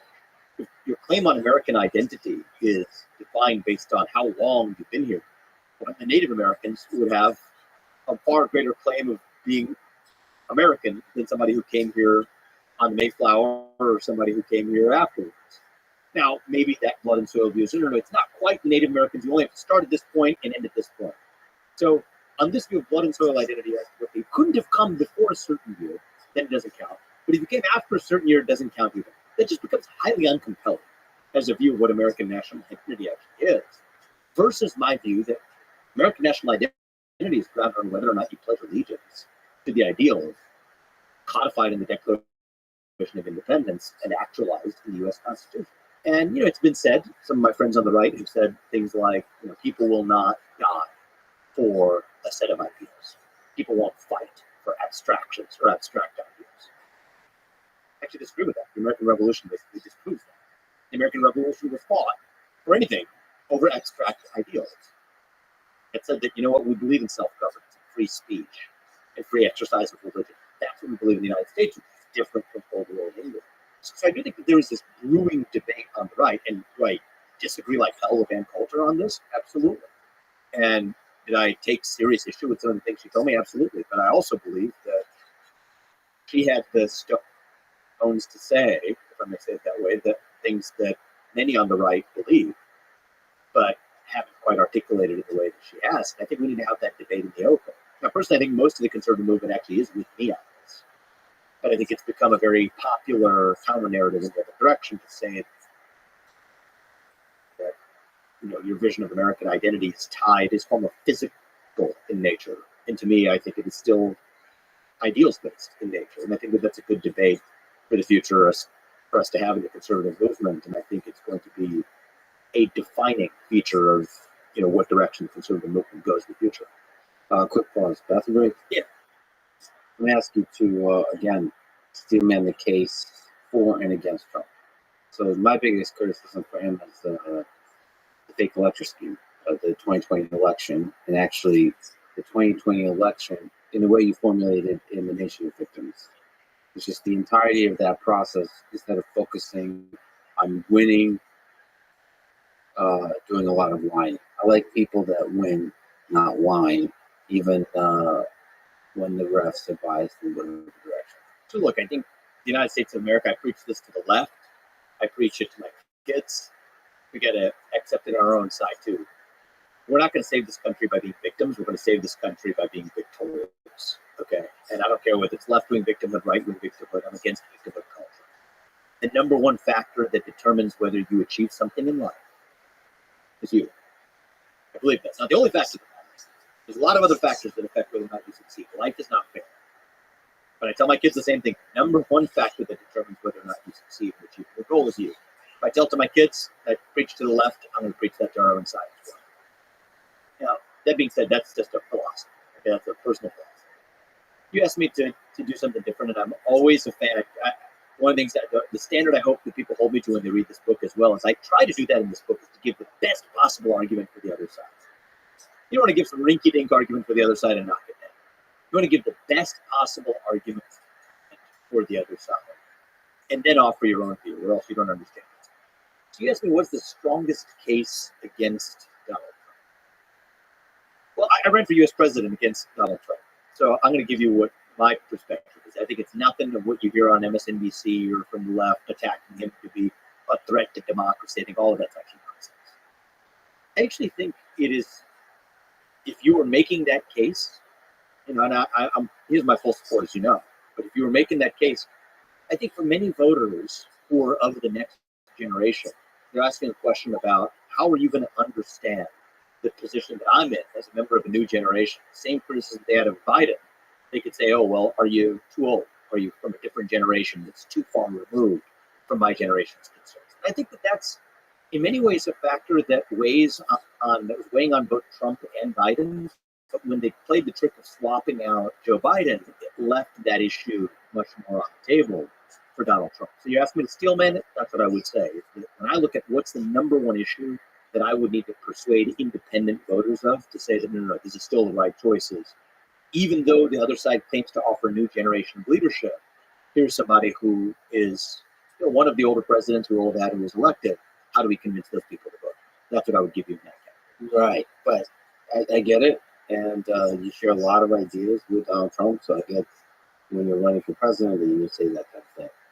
But there's other criticism you could provide. And again, on the 2020 election, Let me ask you, when you spoke to Donald Trump, please, what's your top objection to potentially voting for Donald Trump? And let me see if I can address that. 2020 election, and not in the what is it, TDS kind of objection. It's just I don't think there's clear, definitive evidence that there was voter fraud. Let me ask you about a different area. Hold on a second. I think there's a lot of interesting topics about the influence of media, of tech, and so on. But I want a president that has a good, clear relationship with the truth and knows what truth is, what is true, and what is not true. And moreover, I want a person who doesn't play victim, like you said, who focuses on winning and winning big. And if they lose, like walk away with honor and win bigger next time, or like channel that into growth and winning, or winning in some other direction. So just like the strength of being able to give everything you got to win and walk away with honor if you lose. And everything that happened around 2020 election is just goes against that to me. So I'll respond to that. Obviously, I'm not the candidate, but I'm going to give you my perspective. I think we have seen some growth from Donald Trump over that first term and the experience of the 2020 election. And you hear a lot of that on the campaign trail. I heard a lot of that even in the conversation that he had with you. I think he is more ambitious for that second term than he was for that first term. So I think that was the most interesting part of what you just said is you're looking for somebody who has growth from their own experiences. Say what you will, I have seen, personally, I believe, some meaningful level of personal growth and ambition for what Donald Trump hopes to achieve for the country in the second term that he wasn't able to for one reason or another. For COVID, you could put a lot of different things on it, but in that first term. Now, I think the facts of the backdrop of the 2020 election actually really do matter. I don't think you can isolate one particular aspect of criticizing the 2020 election without looking at it holistically.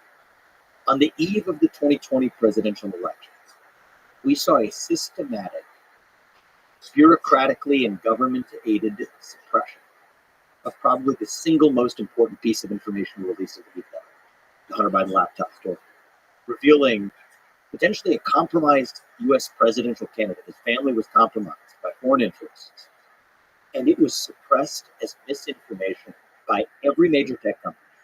The New York Post had its own Twitter account locked at that time. And we now know that many of the censorship decisions made in the year 2020 were actually made at the behest of U.S. bureaucratic actors in the deep state, threatening those tech companies to do it, or else those tech companies would face them. I think it might be the most undemocratic thing that's happened in the history of our country, actually, is the way in which government actors who were never elected to the government used private sector actors to suppress information on the eve of an election that, based on polling afterwards, likely did influence the outcome of the 2020 presidential election. That was election interference of the highest order. So I think that that's just a hard fact that we have to contend with. And I think a lot of what you've heard in terms of complaints about the 2020 election, whatever those complaints are, have been, take place against the backdrop of large technology companies interfering in that election in a way that I think did have an impact on the outcome. I personally believe if the Hunter Biden laptop story had not been suppressed and censored, I think Donald Trump would have been unambiguous. I think the president of the United States right now would be Donald Trump. No doubt about it, in my mind. You look at polling before and after and the impact that would have had on the independent voter. Now you look at, okay, let's talk about constructive solutions, because I care about moving the country forward. What is a constructive solution to this issue of concerns about election integrity? Here's one. Single-day voting on election day as a national holiday with paper ballots and government-issued voter ID to match the voter file. I favor that. We do it even in Puerto Rico, which is a territory of the United States. Why not do that everywhere in the United States? And I'll make a pledge. I'll do it right here, right? My pledge is, as a leader in our movement, I will do everything in my power to make sure we are done complaining about stolen elections. If we get to that simple place of basic election security measures, I think it'd be unifying too. Make Election Day a national holiday that unites us around our civic purpose one day. Single day voting on Election Day is a national holiday with paper ballots and government issued voter ID to match the voter file. Let's get there as a country, and you have my word. I will lead our movement in whatever way I can to make sure we are done complaining about stolen elections and fake ballots. And I think the fact that you see resistance to that proposal, which is otherwise very practical, very reasonable, nonpartisan proposal, I think the fact of that resistance actually provokes a lot of understandable skepticism. Understandable skepticism. What else is actually going on? If not that, what exactly is going on here? Well, I think I agree with a lot of things you said. Probably disagree, but it's hard to disagree with the Hunter Biden laptop story, whether that would change your election. I looked at some post-election polling about the views that would have had. I can't prove that to you, but it's my instinct, it's my opinion. I think that's just one example, maybe a sexy example of a bias in the complex of the media. And there's bias in the other direction too, but probably there's bias. It's hard to characterize bias. Let me ask one question about, because there's bias in reporting, censorship. So I would be open-minded to hearing an instance of, and if I did hear it, I would condemn it, of the government systematically ordering tech companies to suppress information that was favorable to Democrats, suppress that information to lift up Republicans. If there was an instance that we know of government bureaucrats that were ordering technology companies covertly to silence information that voters otherwise would have had to advantage Republicans at the ballot box, to censor it, I would be against that. And I would condemn that with equal force as I did in suppression of the Hunter Biden laptop story, suppression and censorship of the origin of COVID-19. All happened in 2020. These are hard facts. I'm not aware of one instance. If you are aware of one, let me know, because I would condemn it. Most people in tech companies are privately, their political persuasions on the left. And most journalists, majority of journalists are on the left. But to characterize the actual reporting and the impact of the reporting in the media and the impact of the censorship is difficult to do. But that's a real problem, just like we talked about, a real problem in immigration. But there's two different problems I just want to sort out, right? Because I have a problem with both. You talked about two issues. I think both are important, but they're different issues. One is bias in reporting. One is censorship of information.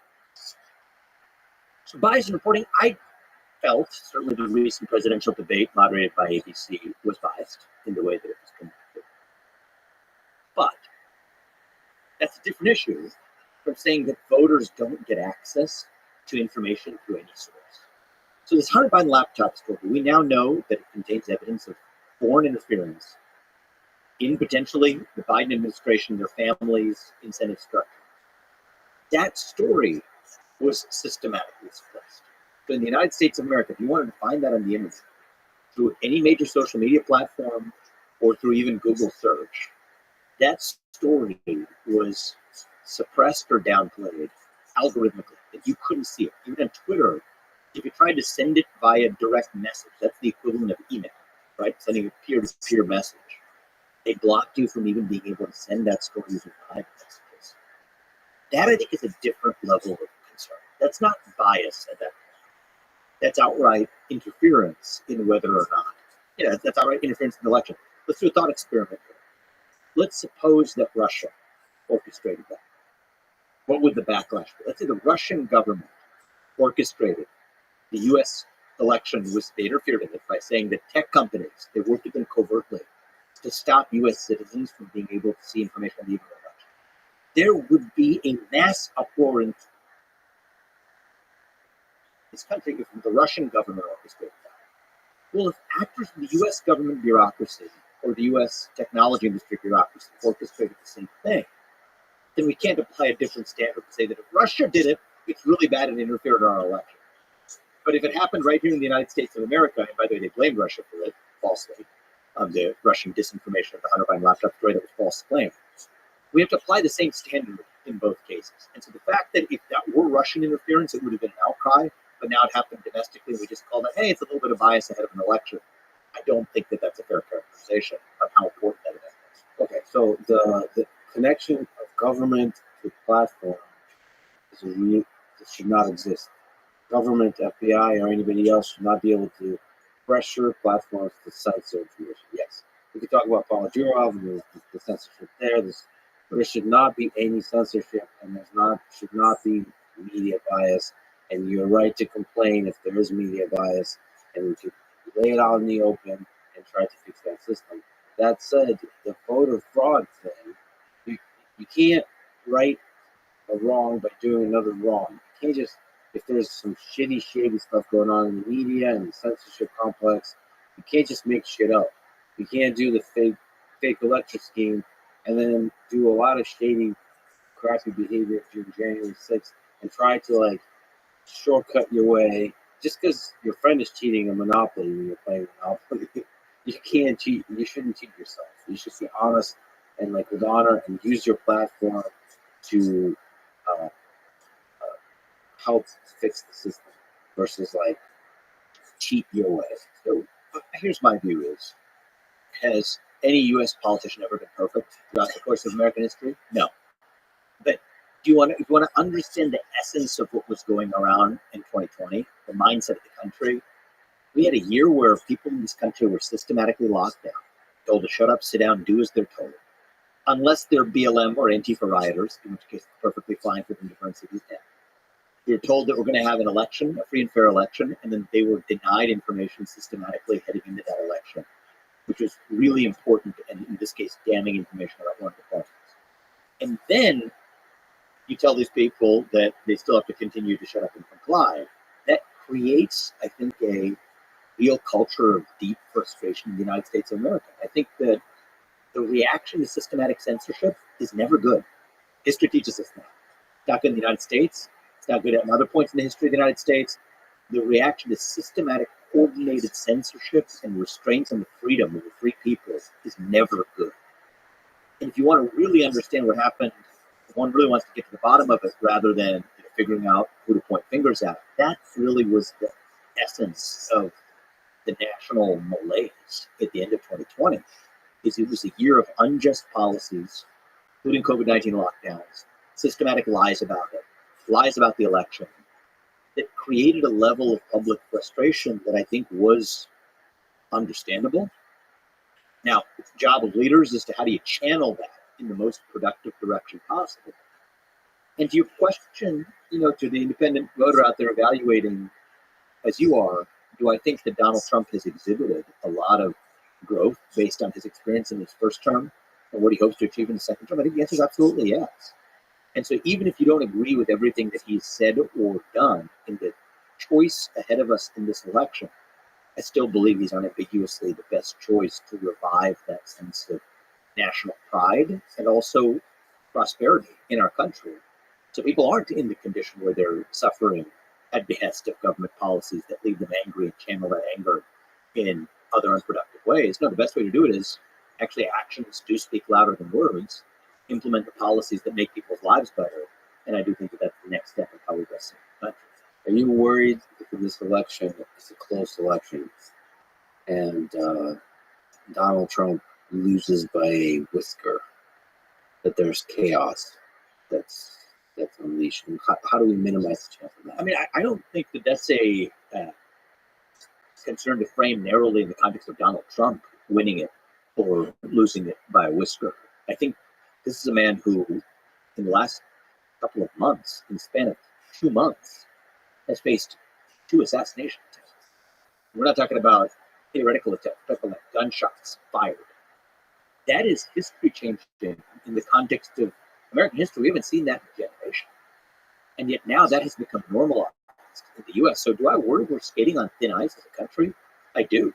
I do think it is a little bit strange to obsess over our concerns, or national immediate concerns over Donald Trump, when in fact he's the one on the receiving end of fire from assailants who reportedly are saying exactly the kinds of things about him that you hear from the Democratic machine.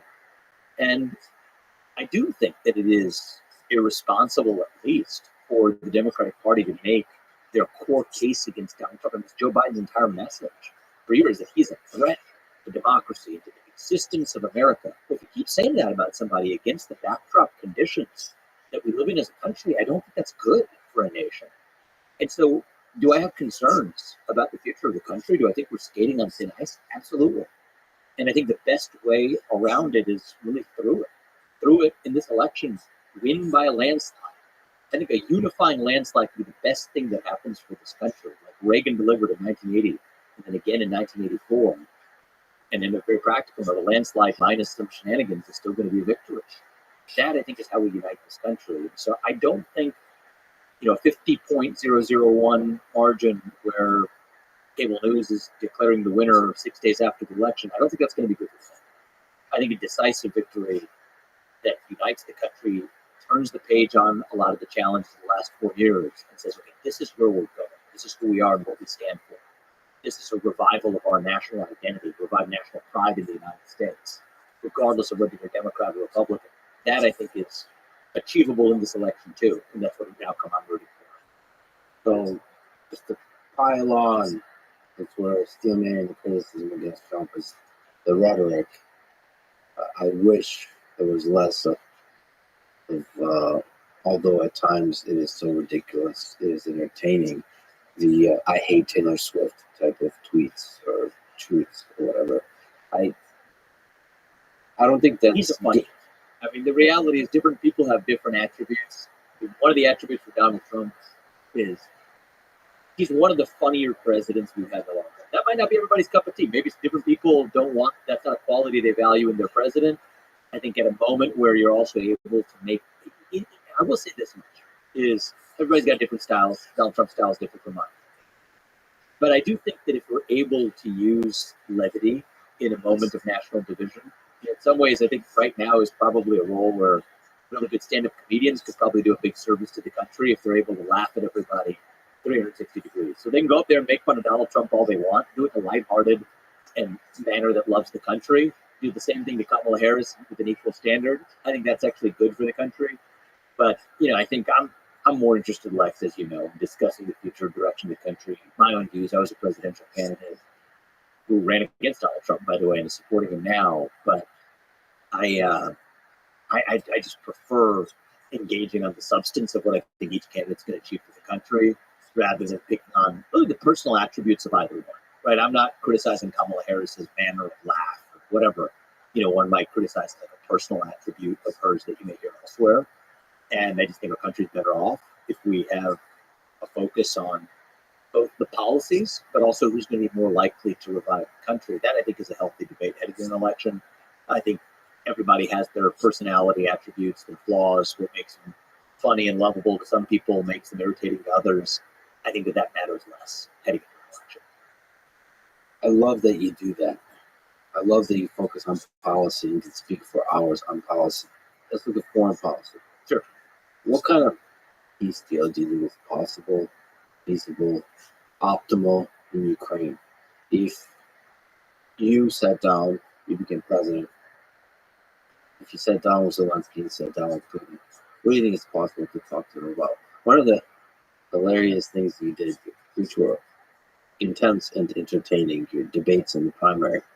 But anyway, is how you grilled the other candidates that didn't know any regions. They wanted to send money and troops and lead to the deaths of hundreds of thousands of people, and they didn't know any of the regions in Ukraine. Yeah, you had a lot of zingers in that one. But anyway, how do you think about negotiating with world leaders about what's going on? Yeah, so look, I think that this just gets the self-interest of each party on the table. And to be very transparent about it. From everyone's perspective, they think the other side is the aggressor or whatever. Just get it on the table. Russia is concerned about NATO shifting the balance of power away from Russia to Western Europe when NATO has expanded far more than they expected to, and frankly, that Russia was told that NATO was going to expand.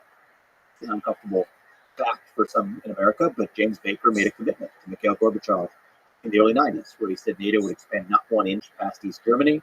Well, NATO's expanded far more after the fall of the USSR than during the existence of the USSR. And that is a reality we have to contend with. That's the Russian perspective. From the Western perspective, the hard fact is Russia was the aggressor in this conflict, crossing the boundaries of a sovereign nation. And that is a violation of international norms, and it's a violation of the recognition of international law. Nations without borders are not a nation. So against that backdrop, what's the actual interest of each country? I think if we're able to do a reasonable deal that gives Russia the assurances it needs about what they might allege as NATO expansionism violating prior commitments, but get codified commitments for Russia that we're not going to see willy-nilly behavior of just randomly deciding they're going to violate the sovereignty of neighboring nations and have hard assurances and consequences for that. That's the beginnings of a deal. But then I want to be ambitious for the United States. I want to weaken the Russia-China alliance. And I think that we can do a deal that requires, that gives some real gifts to Russia, conditioned on Russia withdrawing itself from its military alliance with China. And this could be good for Russia, too, in the long run, because right now, Vladimir Putin does not enjoy being Xi Jinping's little brother in that relationship. But Russia's military, combined with China's naval capacity and Russia's hypersonic missiles and China's economic might, together those countries in an alliance pose a real threat to the United States. But if as a condition for a reasonable discussion about where different territories land, given what's occupied right now, hard requirements that Russia remove its military presence from the Western Hemisphere, people forget this. Cuba, Venezuela, Nicaragua, we don't want a Russian military presence in the Western Hemisphere. That too would be a win for the United States. No more joint military exercises with China off the coast of the Aleutian Islands.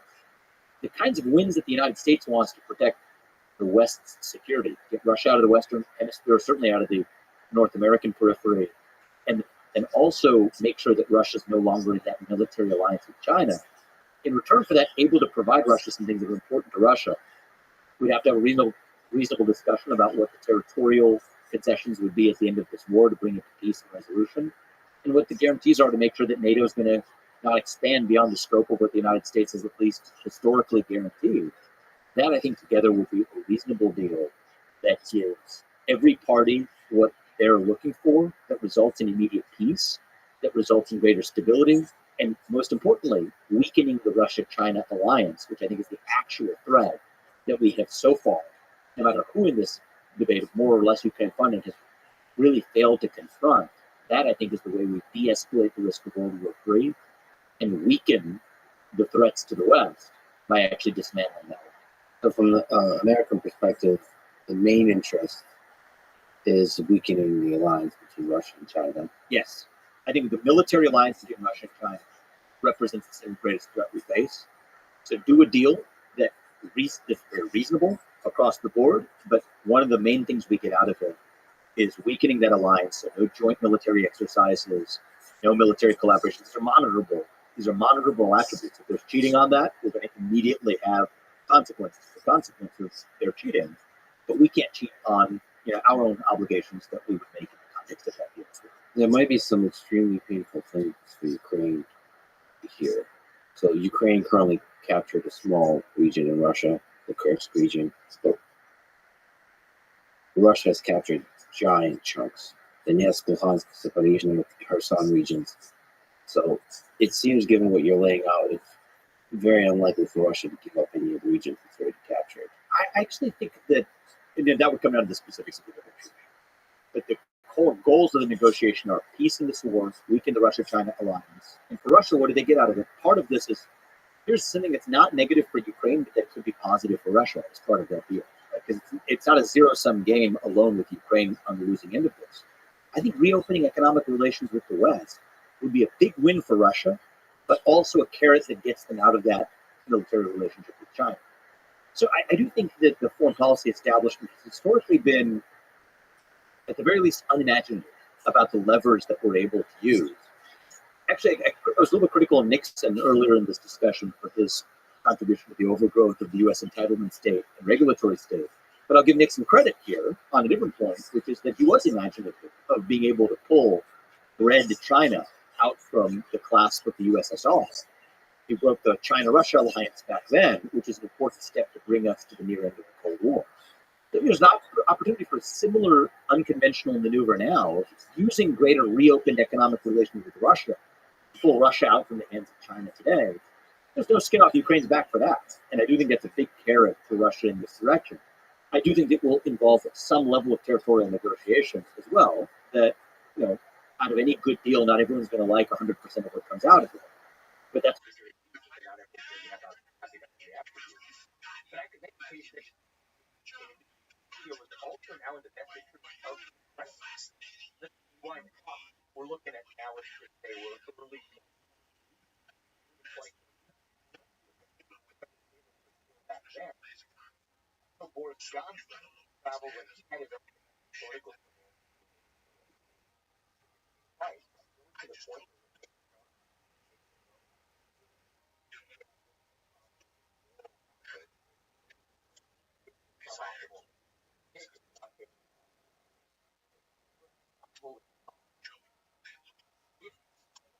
feel that I think unambiguous now after having spent hundreds of millions of dollars and expended tens of thousands of dollars. The idea that Ukraine is somehow better off because that deal before is a lie. And if we're not willing to learn from those mistakes of the recent past, the idea that it would be painful for Ukraine, it's painful? Tens and tens and tens of thousands of people die without any actually getting the outcome that we want. I think there's an opportunity in win for the United States and the Broadway, and we can win for Ukraine in having an agreement that is backstopped by its America's interest, a greater degree of long-run security for Ukraine and its sovereignty, and also stopping the bloodshed. We can economic relations with the West and have guarantees about what the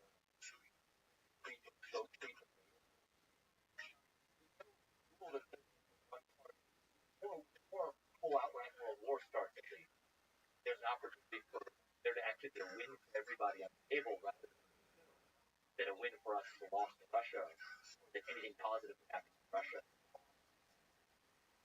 Just to add to the table, won't like, but I think are possible to negotiate, which is Ukraine joining, not NATO, establishing some kind of economic relationship there, and also splitting the bill, guaranteeing some amount of money from both Russia and the United States for building Ukraine.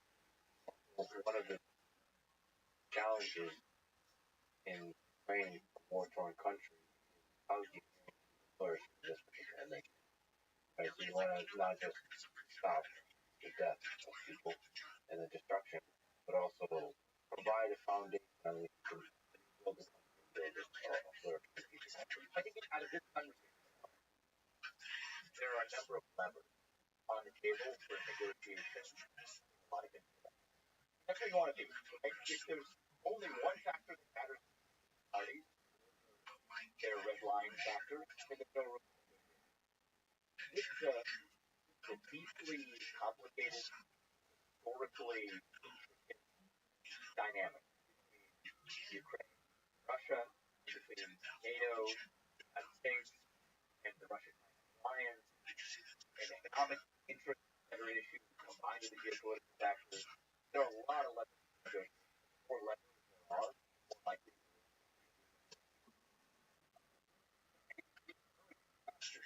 as many possible almost a practical in contrast one thing I think I can't say done here and I think that requires the United States not just one side but for an arsenal of our own interests. And I think that will happen to well in Ukraine and Europe.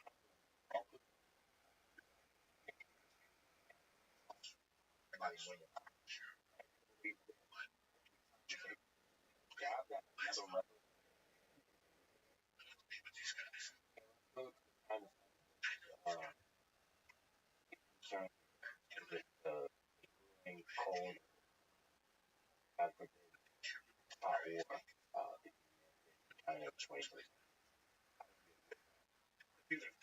One is I do think also by reducing the consequences to the United States to the event of at that point the consequences are for the United States.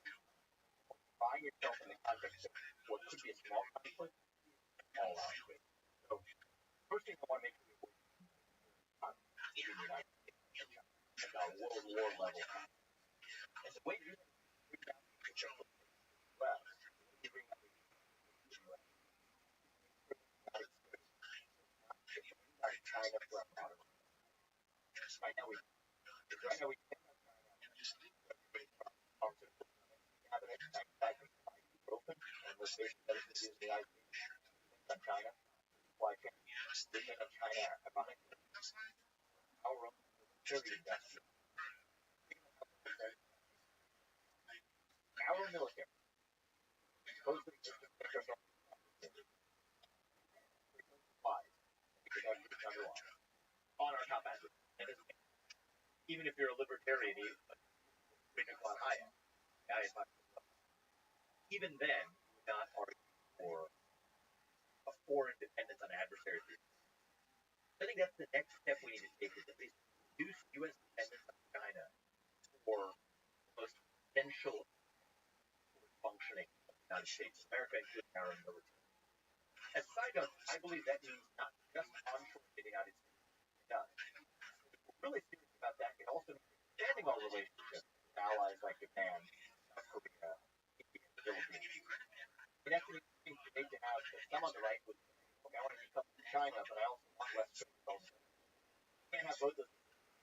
One or the other, you can't have both. So we have to acknowledge and be honest with ourselves that there are trade-offs to be put in. But the question is going forward. Now you think about the other way to do this. I think the way wars often emerge from two adversaries who don't really know what the other side's line is and accidentally cross. It's pretty much clearer with what are our hard red lines. I think that's a major war. Let's talk about getting the Russia-Ukraine conflict. Before, how did we get the Russia-China alliance not only reduce the risk of Russia, it also reduces the risk of China to the World War. So I think at the end of the Russia-Ukraine war that de-escalate Russia-Ukraine conflict broader conflict as well. And also we're seeing also hypersonic missiles ahead of that China no longer a military alliance with China. That's kind of I think more we need in our foreign policy had since the next era. I think that we need people who are going to be able to challenge status quo, question orthodoxy, levers to get great deals done, but what would have done. And so I do think like Donald Trump as a president can I ran for president. I run, and I think this area, our foreign policy is one where we should benefit from having physically in those roles rather than are shackled by. I think White makes clear, but I think it's why that we have to accept the red line that kind of provides the one China policy. I think we have to so I think that's you know, it's very depending on the circumstance. The simple that I would we have to have a hard red line clear. I think that hard red line is clear to my I think we have to have a clear red line that China will not should anytime law. I think that the United States probably right now not to suddenly upend the diplomatic policy adopted decades what recognizing the one China policy quiet efforts to that. And understanding that maybe is a red line is the national Taiwan or nation would be a red line that we would have a red line that we do not pay all of the nation. But it's force at any time in the future. But as an example, simple here, U.S. how do we avoid major conflict with China? I think it starts with clear red lines on both sides. I think it starts with also lowering the aid for the United States by making sure we're not prevent China our modern way of life. It also starts with ironically using a peaceful resolution Ukraine war as a way of weakening the Russia-China alliance. The other direction, weakening China as what do you call China? We're going to Taiwan. I guess the backdrop that that wouldn't happen if we actually make sure that we're crystal clear about what our red line priorities are. We also depend on Taiwan right now for China knows that draw to serious conflict against the backdrop of clearly drawn red line against the backdrop of Russia no longer automatically being China at the big level.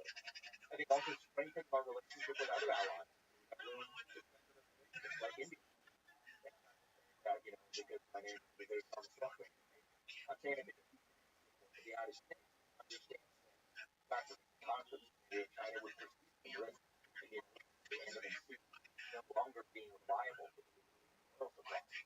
There's a lot of leverage. I think we are both with our allies and with our adversaries about what our red lines are, what our full deals that pull Russia out of China and vice versa.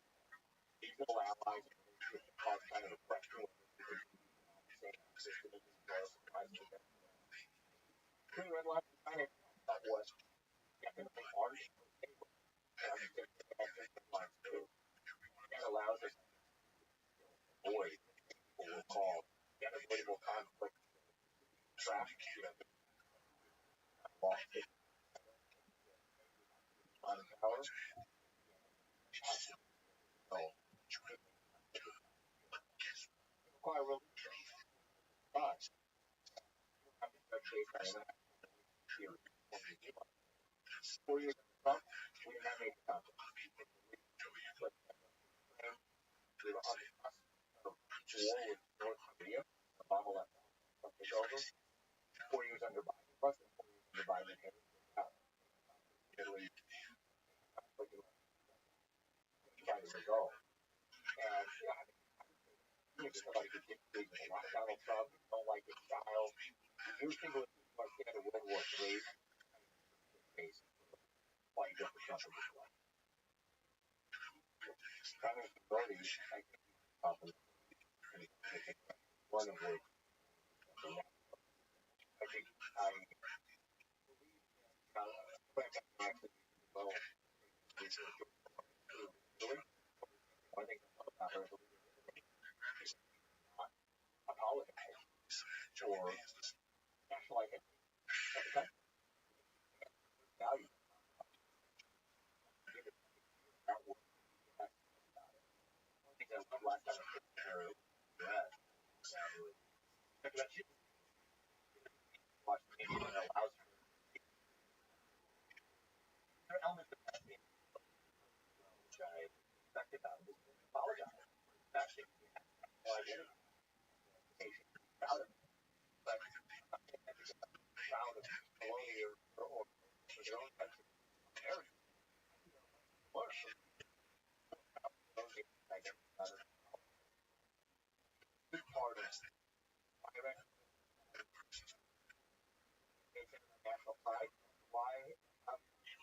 before, but after the pointing out because I do think he's going to be the one that restores that national pride.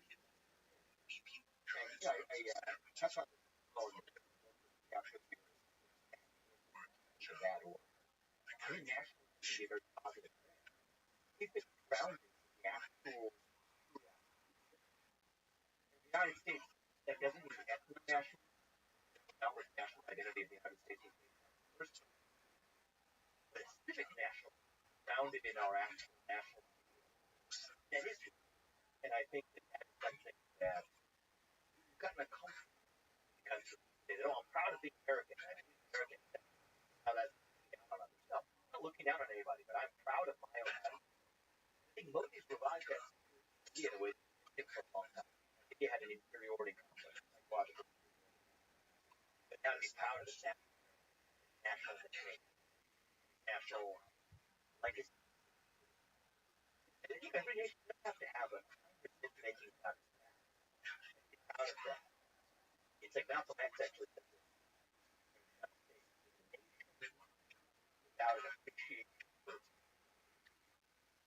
is like a tree without a dead.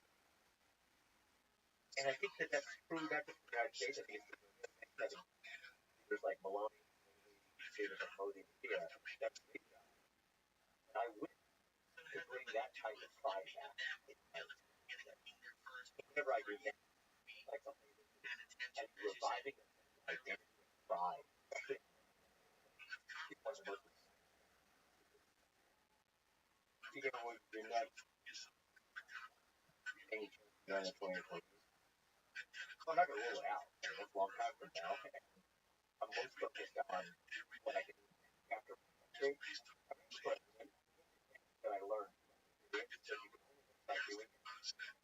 Pretty much a fire first was getting into the range. There was no way a lot of the time coming from the outside. I was 10 years old, came from the business world.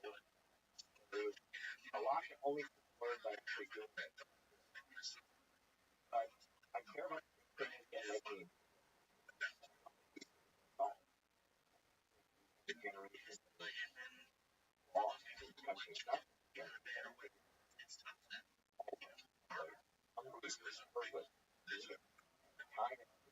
At a time in our history when the things that used to fill that void in our heart, they're missing. And I think we need a president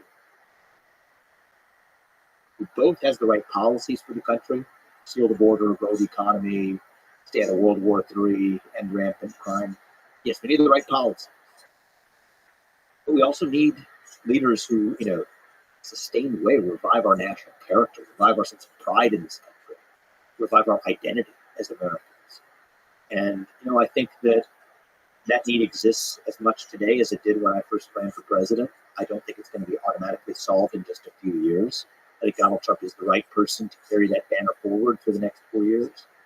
But after that, we'll see where the country is heading into 2028. And whatever I do, it'll be whatever has a maximum positive impact on the country. I'll also tell you that my laser focus, maybe as distinct from other politicians on both sides, to take America to the next level, to move beyond our victimhood culture, to restore our culture of excellence, we got to shut down that nanny state. The entitlement state, the regulatory state, the foreign policy nanny state, shut it down and revive who we really are as Americans. And I'm as passionate about that as ever. But the next step is not running for president. The next step is what happens in the next 4 years. And that's why over the next 4 weeks, I'm focused on doing whatever I can to make sure we succeed in this election. Well, I hope you run because this was made clear on the stage in the primary debates. You have a unique clarity and honesty in expressing the ideas you stand for. And it'd be nice to see that. I would also like to see the same thing on the other side, which would make for some badass, interesting debates. I would love nothing more than a kick-ass set of top-tier Democrat candidates. After 4 years of Donald Trump, we have a primary filled with actually people who have real visions for the country on both sides. And the people of this country can choose between those competing visions without insult or injury being the way I would love nothing more than to see that. What do you think? So for me, I would love to see in some kind of future where it's you versus somebody like Tim Walz. So Tim Walz would be unlacking in knowledge. It's a first of all like a good dude, has similar to you, strongly held, if not radical, ideas of how to make progress in this country. So to just be on stage and debate honestly about the ideas, they're like there's a tension between those ideas. Is there other people? Shapiro is interesting also. I would like to take on in earnest, in civil but contested context, right, of a debate. Who do you want to take on? You want to take on somebody who disagrees with you but still has deep ideology of their own. I think John Fetterman's pretty interesting. He's demonstrated himself to be somebody who is thoughtful, able to change his mind on positions, but not in some sort of fake flippity floppity way, but in a thoughtful evolution. Somebody who's been through personal struggles. Somebody I deeply disagree with on a lot of his views, most of his views, but who I can at least say comes across at least as somebody who has been through that torturous process of really examining your beliefs and convictions, and as when necessary, been able to preach to his own tribe where he thinks they're wrong. I think it's interesting. I think that you have a number of other leaders probably emerging at lower levels. On the left, not everybody's going to necessarily come from Washington, D.C. In fact, the longer they're there, the more they in some ways get polluted by it. Yeah, I think the governor of Colorado is an interesting guy. He's got a more libertarian tendency. I don't know as much about his views on it from a national perspective, but it's intriguing to see somebody who has these libertarian, freedom-oriented tendencies within the Democratic Party. I think that there are a number of, I don't foresee him running for president, but I had a debate last year when I was running for president with Ro Khanna, who is a highly intelligent person, and is somebody who is at least willing to buck the consensus of his party when necessary. I think he recently, I would say lambasted, he phrased it very delicately, but criticized Kamala Harris's proposed tax on unrealized capital gains. So I like people who are willing to challenge the orthodoxies in their own party because it says they actually have convictions. And so whoever the Democrats put up, I hope it's someone like that. And for my part, I have and continue to have beliefs that will challenge Republicans. That on the face of it may not be the policies that poll on paper as the policies you're supposed to adopt as a Republican candidate. But what a true leader doesn't just tell people what they want to hear. You tell people what they need to hear. And you tell people what your actual convictions are. And this idea that I don't want to create a right-wing entitlement state or a nanny state. I want to shut it down. That challenges the presuppositions of where a lot of the conservative movement is right now. I don't think the bill to cap credit card interest rates is a good idea because that's price control, just like Kamala Harris's price control. It'll reduce access to credit. I don't think that we want a crony capitalist state showering private benefits on selected industries that favor us. Or we want to expand the CFPB or the FTC's remit, and somehow we're going to trust it because it's under our watch. No, I believe in shutting it down. That challenges a lot of the current direction of the conservative movement. I believe in certain issues that maybe outside the scope of what Republicans currently care about right now. One of the things that I oppose, for example, is it's not a top issue in American politics, but just to give you a sense for how I think and view the world. I'm against factory farming of a large scale of, you could sort of say putting the mistreatment of, it's one thing to say that you need it for your sustenance, and that's great, but it's another to say that you have factory farming settings that gives special exemptions for historical laws that have existed that are the product of crony capitalism. I'm against crony capitalism. I'm against the influence of mega money in politics. I don't think that's been good either for Democrats or Republicans. Some of those views, I think, are not necessarily the traditional Republican orthodoxy, reading chapter and verse from what the Republican Party platform has been. It's not against the Republican Party platform, but it's asking what the future of our movement is. Some of these things are hard, like getting money out of politics. Getting mega money. The mega money, yeah. And so long as it exists, you got to play the game. You got if you're going to play to win. I think one of the things I realized is that you just can't compete without it. But you want to win the game in order to change the game, and I think that's something that I keep in mind as well. So you have written a lot. You've been productive, but even just looking book-wise, you've written basically a book a year for the last 4 years. When you're writing and you're thinking about how to solve the problems of the world, to develop your policy, how do you think? I need quiet time, extended periods of it that are separated from the rush of the day-to-day or the travel. I actually think a lot better when I'm working out, physically active, so if I'm running, playing tennis, lifting. Somehow for me that really opens up my mind, and then I need a significant amount of time after that with a notebook. I usually carry around a notebook everywhere I go and write it down in there. Is the notebook full of chaotic thoughts, or is it structured? Is it Sometimes it's chaotic. Sometimes it's structured. It's a little bit of both. Sometimes I have a thought that I know I don't want to forget later. I'll immediately jot it down. Other times, on the flight over here, I had a much more structured layout of, I've got a lot of different projects in the air, for example, and cross-pollinate. In the shower this morning, got a bunch of thoughts, collected those on my plane ride over here. So I think that writing is something in all of its forms that helps me. It's one of the things that actually helped me this year was actually writing this book. You go through a presidential campaign, you're going at super speed. And if I was to do the presidential campaign again, the thing I would do is actually to take more structured breaks. I don't mean breaks as just like vacations, but I mean breaks to reflect on what's actually happening. Probably the biggest mistake I made is last time around, heading into the first debate. I was like not 9 different states over 7 days. I would have just taken that as a pause. I were halfway through, you've established relevance. Now make sure the country sees who you actually are in full, rather than just the momentum of competitive version.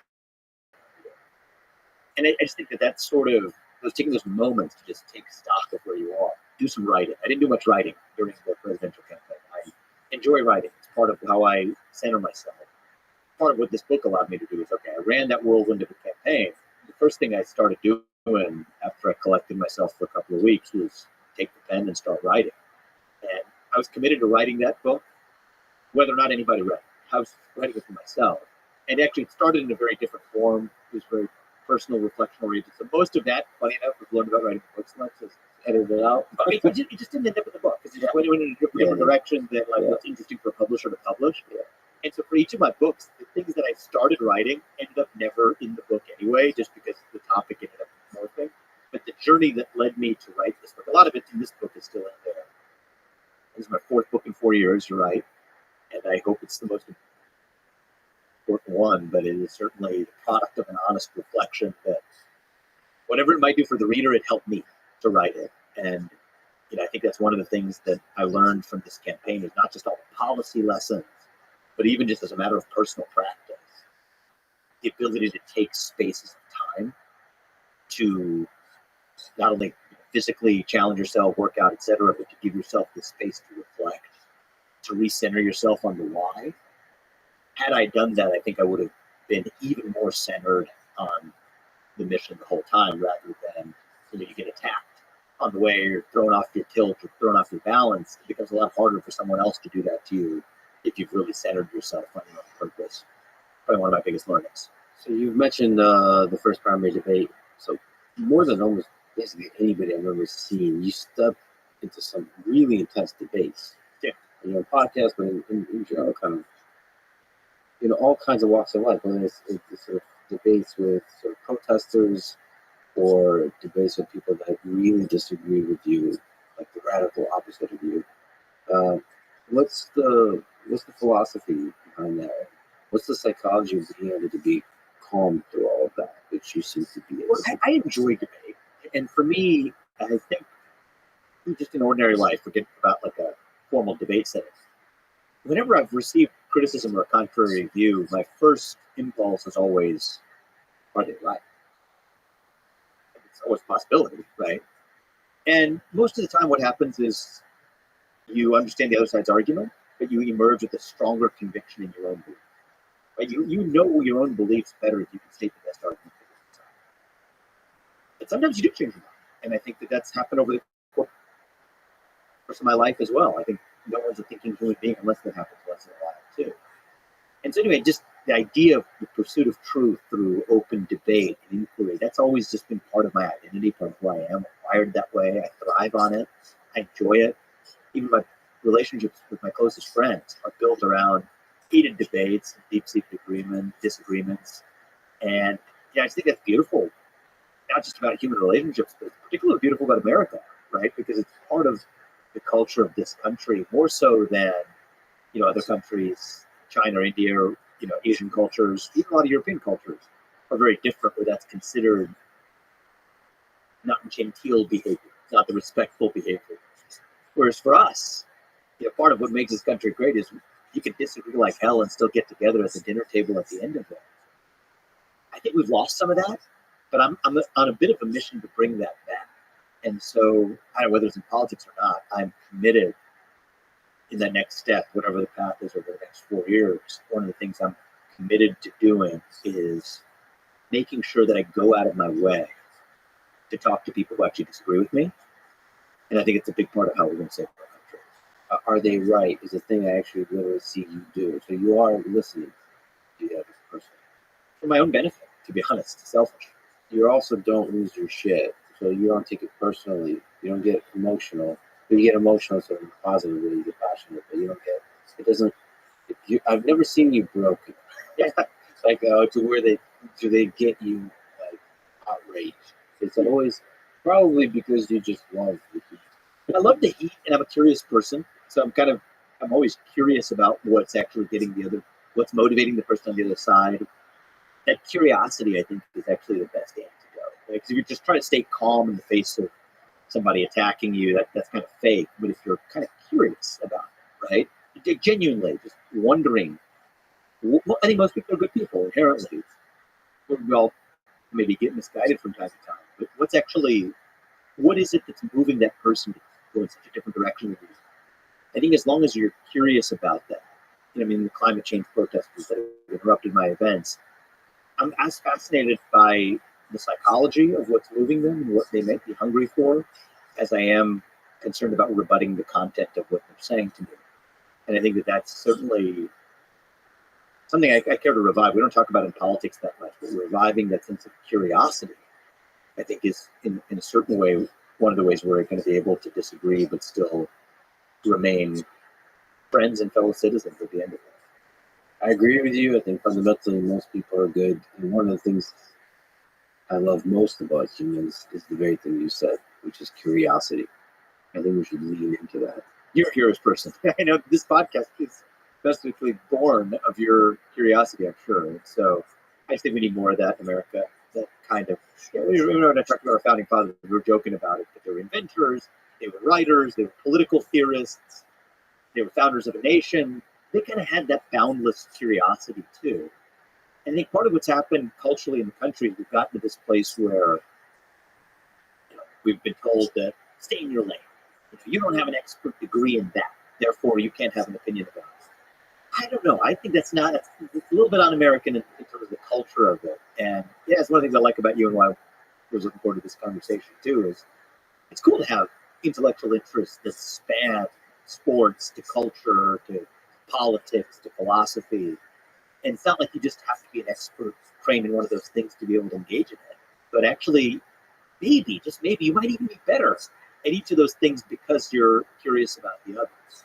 The Renaissance man, if you will. I think we've lost a little bit of that concept in America, but it's certainly something that is important to me.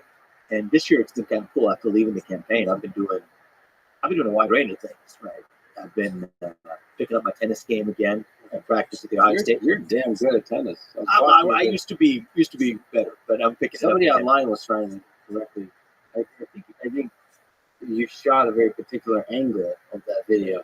I think they were criticizing your backhand was weak potentially because That would be fair criticism. but it's got better. Yeah, it's got better recently. I've been playing with I've been practicing with the Ohio State team in the morning. They're like number one in the country or close to it. Now the guys on the team play, but there's a couple coaches who were recently on the team.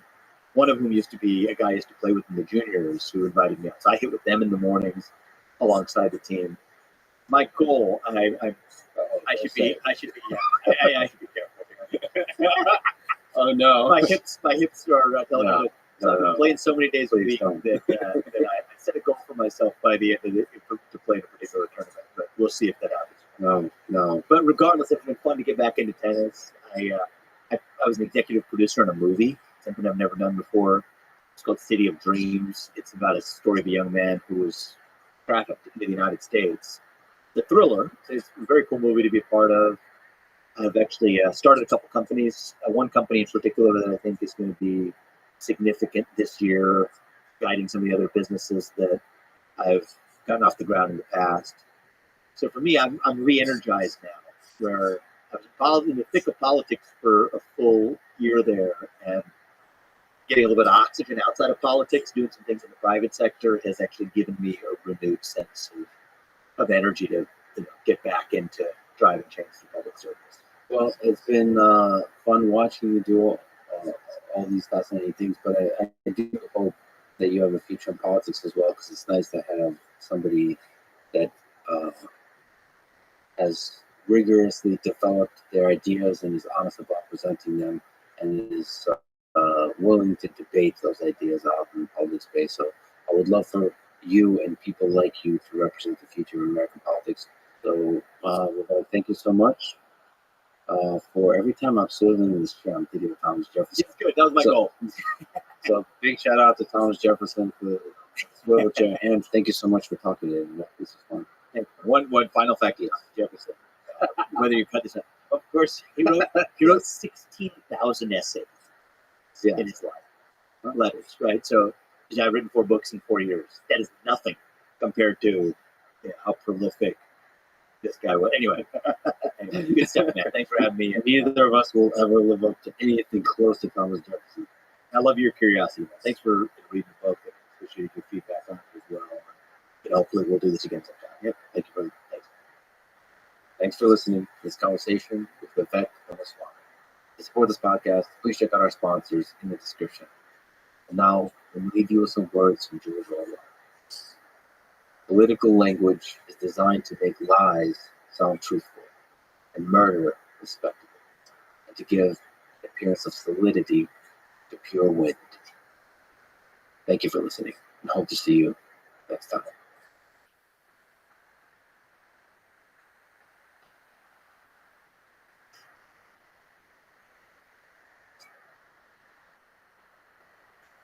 And the outcome here is a horrific man-made famine, not a natural disaster, not bad harvest, but a man-made famine as a result of then the compulsion that gets used by the Soviet state to extract those resources, cordoning off the area, not allowing starting people to escape. You put very well some of the implications of this case study and how things look in the abstract versus in practice. And those phenomena were going to haunt the rest of the experience of the Soviet Union. The whole notion that up and down the chain of command, everybody is falsifying or tinkering with or prettifying the statistics or their reports in order not to look bad and not to have vengeance visited upon them, reaches the point where nobody, in spite of the pretense of comprehensive knowledge, right? There's a state planning agency that creates 5-year plans for the economy as a whole, and which is supposed to have accurate statistics. All of this is founded on the foundation of saying a deliberate plan to bring class conflict and bring civil war and then heighten it in the countryside does damage, and not least of that is this phenomenon of a negative selection. Those who have most enterprise, those who are most entrepreneurial, those who have most self-discipline, those who are best organized, will be winnowed again and again and again, sending the message that mediocrity is comparatively much safer than talent. Hitler and Himmler envisioned permanent war on the Eastern Front. Not a peace treaty, not a settlement, not a border, but a constant moving of the border every generation hundreds of miles east in order to keep winning more and more living space.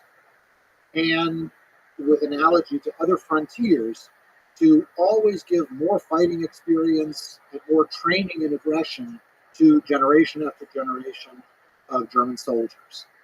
In terms of nightmarish visions, this one's right up.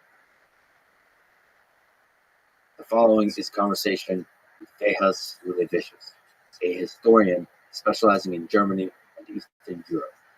He has lectured extensively on the rise, the reign, and the fall of communism. Our discussion goes deep on this, the very heaviest of topics, the communist ideology that has led to over 100 million deaths in the 20th century. We also discuss Hitler, Nazi ideology, and World War II. This is the Lex Friedman podcast. To support it, please check out our sponsors in the description. And now, dear friends, here's Tejas Ulevicius. Let's start with Karl Marx. What were the central ideas of Marx that laid the foundation of communism? I think there were several key ideas that Marx deployed that were destined to have such an impact. And in some ways, they were actually kind of contradictory. On the one hand, Marx insisted that history has a purpose, that history is not just random events, but that rather it's history, we might say with a capital H, history moving in a deliberate direction, history having a goal, a direction that it was predestined to move in.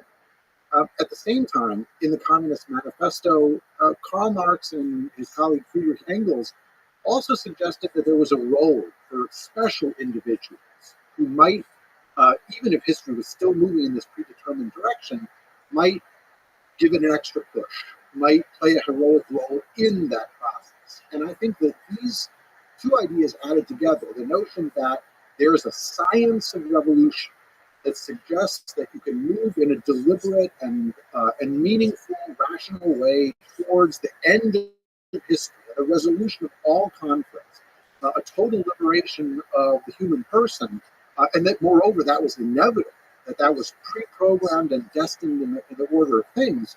When you add to that the notion that there's also room for heroism and the individual role, this ended up being tremendously powerful as a combination. Earlier thinkers who were socialists had already dreamt of or projected futures where all conflict would be resolved and human life would achieve some sort of perfection. Marx added these other elements that made it far more powerful than the earlier versions that he decried as merely utopian socialism. So there's a million questions I could ask there, but so on the utopian side, so there is a utopian component to the way he tried to conceive of his ideas. Yeah, absolutely. I mean, first of all, one has to stress Marx would have gotten extremely upset at this point in the conversation because to call someone a utopian was precisely to argue that you're not scientific, you're not rational, you're not laying out the iron laws of history, you're merely hoping for the best. And that might be laudable, but it was fundamentally unrealistic. That said, hidden among Marx's insistence that there are laws and structures as history moves through class conflict, modes of production towards its ultimate goal of a comprehensive final revolution that will see all exploitation overthrown and people finally being freed from necessity. Smuggled in among those things are most definitely utopian elements. And there they come especially at the end, in which Marx sketches the notion of what things will look like after the revolution has resolved all problems. There, vagueness sets in. It's clear that it's a blessed state that's being talked about. People no longer exploiting one another. People no longer subject to necessity or poverty, but instead enjoying all of the productivity of industrialization that hitherto had been put to private profit, now collectively owned and deployed. The notion that one will be able to work at one job in the morning and then engage in leisure activity or yet another fulfilling job in the afternoon. All of this free of any contradictions, free of necessity, free of the sort of ordinary irritations that we experience in ordinary lives. That's deeply utopian. The difference was that Marx charted a route towards that outcome that was that presented itself as cutting-edge science, and moreover having the full credibility that science commanded so much, especially in the 19th and early 20th century. So there is a long journey from capitalism to communism that includes a lot of problems. He thought once you resolve the problems, all the complexities of human interactions, the friction, the problems will be gone. To the extent that they were based on inequalities and on man's exploitation of man, the result was supposed to be a resolution of all of this. And inevitably, when you talk about the history of communism, you have to include the fact that this often tragic and dramatic history produced a lot of jokes that were in part reactions sometimes to the ideological claims made by people like Marx. And one of the famous jokes was that, what's the difference between capitalism and communism? And the joke's answer was, capitalism is the exploitation of man by man, and communism is the exact opposite. Yeah, you actually have a lecture on humor. I love it. And you deliver it in such a dry, beautiful way. Okay, there's, again, a million questions. So you outline a set of contradictions, but it's interesting to talk about his view. For example, what was Marx's view of history? Marx had been a student of Hegel, and Hegel, as a German idealist philosopher, had announced very definitively that history has a purpose. History is not a collection of random facts. And as an idealist, he proposed that the true movement of history, the true meaning of history, what made history with a capital H, something that's transcendent and meaningful, was that it was the working out of an idea through different civilizations, different stages of historical development, and that idea was the idea of human freedom. So it was not individuals or great thinkers alone making history and having an impact. It was the idea itself striving to come to fruition, striving to come to an ever more perfect realization. In the case of Hegel, in this very Prussian and German context, he identified the realization of freedom also with the growth of the state, because he thought that governments are the ones that are going to be able to deliver on laws and on the ideal of a state of the rule of law, in German, the Rechtsstaat.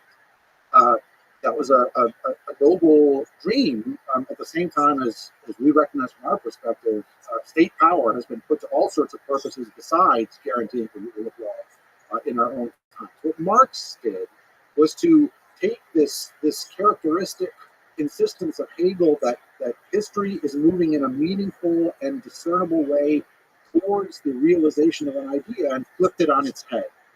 Marx insisted that Hegel had so much that was right in his thinking, but what he had neglected to keep in mind was that, in fact, history is based on matter. So, hence dialectical materialism. Dialectical referring to things proceeding by clashes or conflicts towards an ever greater realization of some essential idea. And so Marx adapts a lot of ideas of Hegel. You can recognize entire rhetorical maneuvers that are indebted to that earlier training, but now taken in a very different direction. What remained, though, was the confidence of being on the right side of history. And there are few things that are as intoxicating as being convinced that your actions not only are right in the abstract, but are also destined to be successful. And also that you have the rigor of science backing you in your journey towards the truth. Absolutely. So Engels, when he gives the graveside eulogy for his beloved friend Marx, claims that Marx is essentially the Darwin of history, the Darwin of history, that he had done for the world of politics and of human history what Darwin had done with his theory of evolution, understanding the hidden mechanism, understanding the laws that are at work and that make that whole process meaningful rather than just one damn thing after another. What about the sort of famous line that history of all existing societies is the history of class struggles? So what about this conception of history as a history of class struggle? Well, so this was the motive force that Karl Marx and Engels saw driving the historical process forward. And it's important to keep in mind that class conflict doesn't just mean revolutions, revolts, peasant uprisings.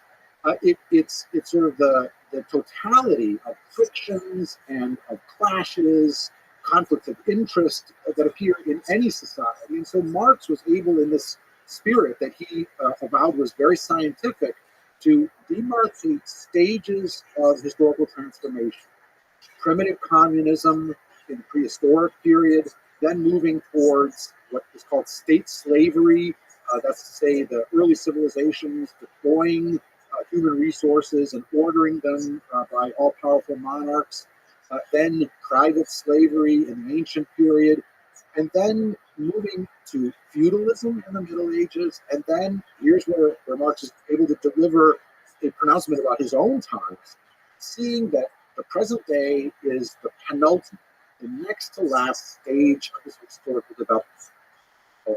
Because the feudal system of the Middle Ages and the dominance of the aristocracy has been overcome, has been displaced by the often heroic achievements, astonishing achievements in commerce and in world building of the middle class, the bourgeoisie, who have taken the world into their own hands and are engaged in class conflict with the class below them, which is the working class or the proletariat. And so this sort of conflict also, by the way, obtains within classes. So the bourgeoisie are going to be grave diggers, Marx announces, of their own supremacy because they're also competing against one another. And members who don't survive that competition get pressed down into the subordinate working class, which grows and grows and grows to the point where at some future moment, the inevitable explosion will come and a swift revolution will overturn this penultimate stage of human history and usher in instead the dictatorship of the working class, and then the abolition of all classes because there's only one class remaining. Everyone is finally unified and without those internal contradictions that mark class conflict. The dictatorship of the working class is an interesting term. So what is the role of revolution? But this in particular for Marx, I think, is a really key moment, which is what makes that such a good question. In his vision, the epic narrative that he's presenting to us, revolution is key. It's not enough to have evolutionary change. It's not a question of compromises. It's not a case of bargaining or balancing interests. Revolution is necessary as part of the process of a subjugated class coming to awareness of its own historical role. And when we get to the proletariat, this working class in its entirety, to whom Marx assigns this epic Promethean role of being the ones who are going to liberate all of humanity, a class that is universal in its interests and the sort of role in salvation history that they'll be playing in this secular framework. They need revolution, the experience of revolution, in order to come into their own. Because without it, you only have half-hearted compromise and something less than the consciousness that they then need in order to rule, to administer, and to play the historical role that they're fated. How did he conceive of a revolution, actually a violent revolution, stabilizing itself into something where the working class was able to rule?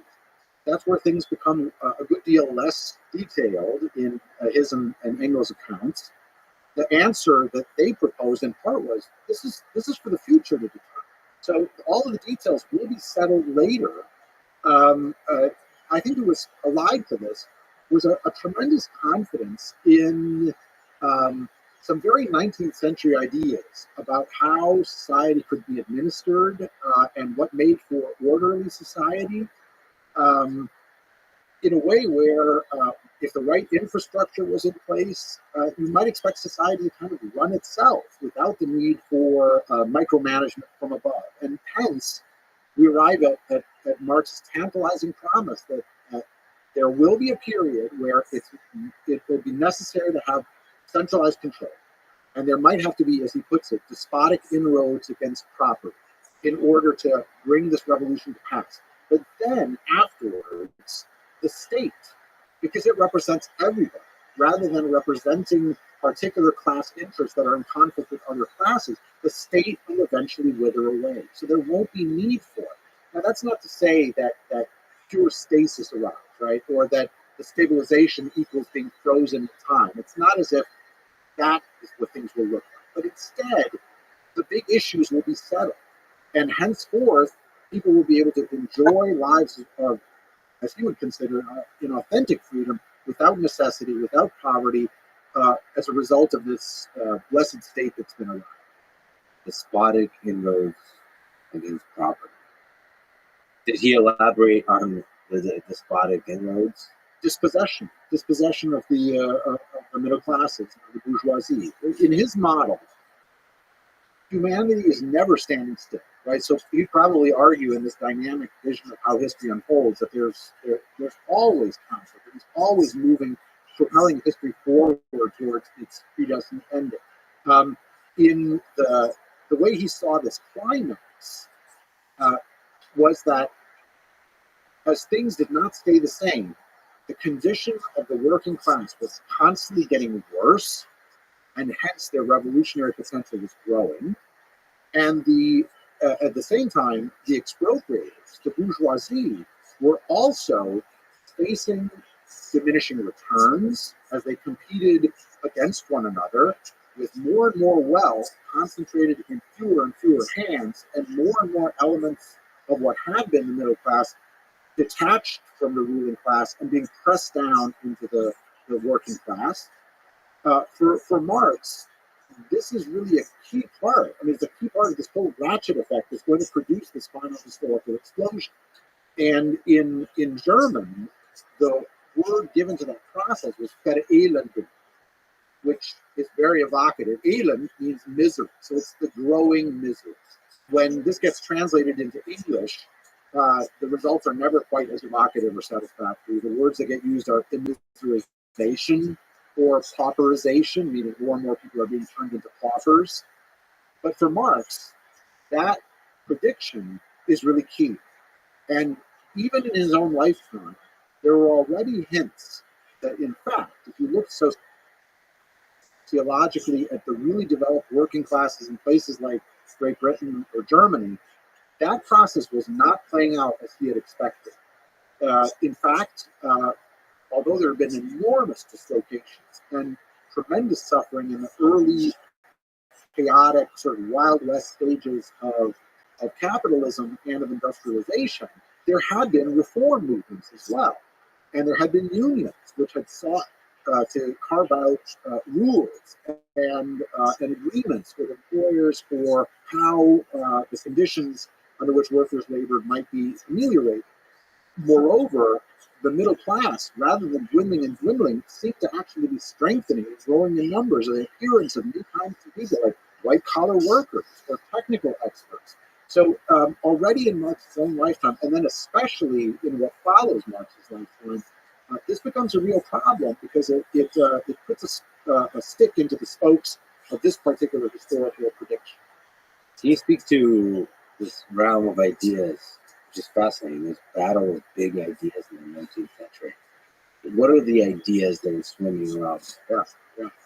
Well, to describe the 19th century as sort of an age of ideology is very apt, because Europe is being racked and being put through the ringer of nationalism, demands for self-expression of peoples who have either been in empires or under monarchical rule, demands to redraw the map. The tremendous transformations of the Industrial Revolution meant that in the course of about a generation, you would have seen the world around you change in ways that made it entirely unfamiliar. You'd be able to travel across the landscape at speeds that had been unthinkable when you were a child. So it's enormous change and demands for yet more change. And so it's a great mix of ideas, ideologies, the old and the new, religious ideas, religious revivals, as well as demands for secularization. And stepping into all of this are Marx and Engels together in what has been called, I think with justice, one of the most important and influential intellectual partnerships of history. But they were very different. They were both German by origin. Um, uh, Marx had trained as an academic. He had married the daughter of a baron. Uh, because of his radical ideas, he had foreclosed or just found himself cut off from a possible academic career and went the route of radical journalism. Engels was very different. Engels was the son of an industrialist, and the family owned factories in Germany and in England. So he was most definitely not a member of the proletariat that he and Marx were celebrating as so significant in their future historical role. There were also huge differences in character. Marx, when people met him, they were astonished by his energy, his dynamism. They also saw him as a man who felt determined to dominate arguments. He wanted to win arguments and was not one to settle for compromise or a middle road. He was disorderly in his personal habits. We might mention, among other things, that he impregnated the family maid and didn't accept responsibility for the child. He was also not inclined to undertake regular employment in order to support his growing family. That's where Engels came. Engels essentially, from his family fortune, and then from his journalism afterwards, supported both himself and the Marx family for decades. And so, in a sense, Engels made things happen. In the mysterious way that friendships work, the very differences between these men made them formidable as a dynamic duo because they balanced off one another's idiosyncrasies and turned what might have been faults into potential strengths. British historian H.A.P. Taylor always has a lovely turn of phrase, even when he's wrong about his history. In this case, he was right. He said that Engels had charm and brilliance, Marx was the genius. And Engels saw himself as definitely the junior partner in this relationship. But here's the paradox. Without Engels, pretty clearly Marx would have not have gone on to have the sort of lasting historical impact in the world of ideas that he had. Just to throw in the mix, there's interesting characters swimming around. So you have Darwin. He has it's difficult to characterize the level of impact he had, even just in the religious context. It challenges our conception of who we are as humans. There's Nietzsche, who's also, I don't know, hanging around the area. On the Russian side, there's Dostoevsky. So it's interesting to ask, maybe, from your perspective, did these people interact in the space of ideas to where this is relevant to our discussion, or is this mostly isolated? I think that it's part of a great conversation. Right? I think that in their works, they're reacting to one another. I mean, Dostoevsky's thought ranges across the condition of modernity, and he definitely has things to say about industrialization. I think that they react to one another in these oblique ways rather than always being at each other's throats in direct confrontations. And that's what makes the 19th century so compelling as a story, just because of the sheer vitality of the arguments that are taking place in ways big and small. What we should say here, when you mentioned Karl Marx, maybe the color red comes up with people, and they think the Soviet Union, maybe China, but they don't think Germany necessarily. It's interesting that, I mean, Germany is where communism was supposed to happen. That's right. So, can you maybe speak to that? And yeah, absolutely. I mean, this is definitely a factor in the entire history that we're referencing. Marx and Engels never really shed their identity as Germans. Many of their preconceptions even those traces of nationalism that they had within themselves, even as they were condemning nationalism as a fraud against the working class. They're clearly, their entire formation had been affected by their German background. And it's very true, as you point out, that Germany is intended to be the place where these predictions will play out. And also in Britain, also in France, also eventually in the United States. But it's it's Germany by virtue of being its central location and then its rapid development later than Britain or France in industrialization, give it the special role in Marx's worldview. And so it's a lasting irony, a central irony of this whole story, that when a government establishes itself that claims to be following Marx's prescriptions and realizing his vision, it happens in the wreckage of the Russian Empire, a place that did not match the requirements of being industrialized, developed, well on its way in this historical process. And nobody knew this better than the Bolsheviks. Lenin and his colleagues had a keen sense that what they were doing, exciting as it was a gamble. It was a risk because, in fact, the revolution to really take hold had to seize power in Germany. And that's why immediately after taking power, they're not sure they're going to last. Their hope, their promise of salvation is that a workers' revolution will erupt in Germany, defeated Germany, in order to link up with the one that has been launched in this unlikely Russian location, and henceforth, great things will follow that do hew to Marx's historical vision. The last thing to mention about this is that this predominance of German in the thinking of Marx had two other reflections.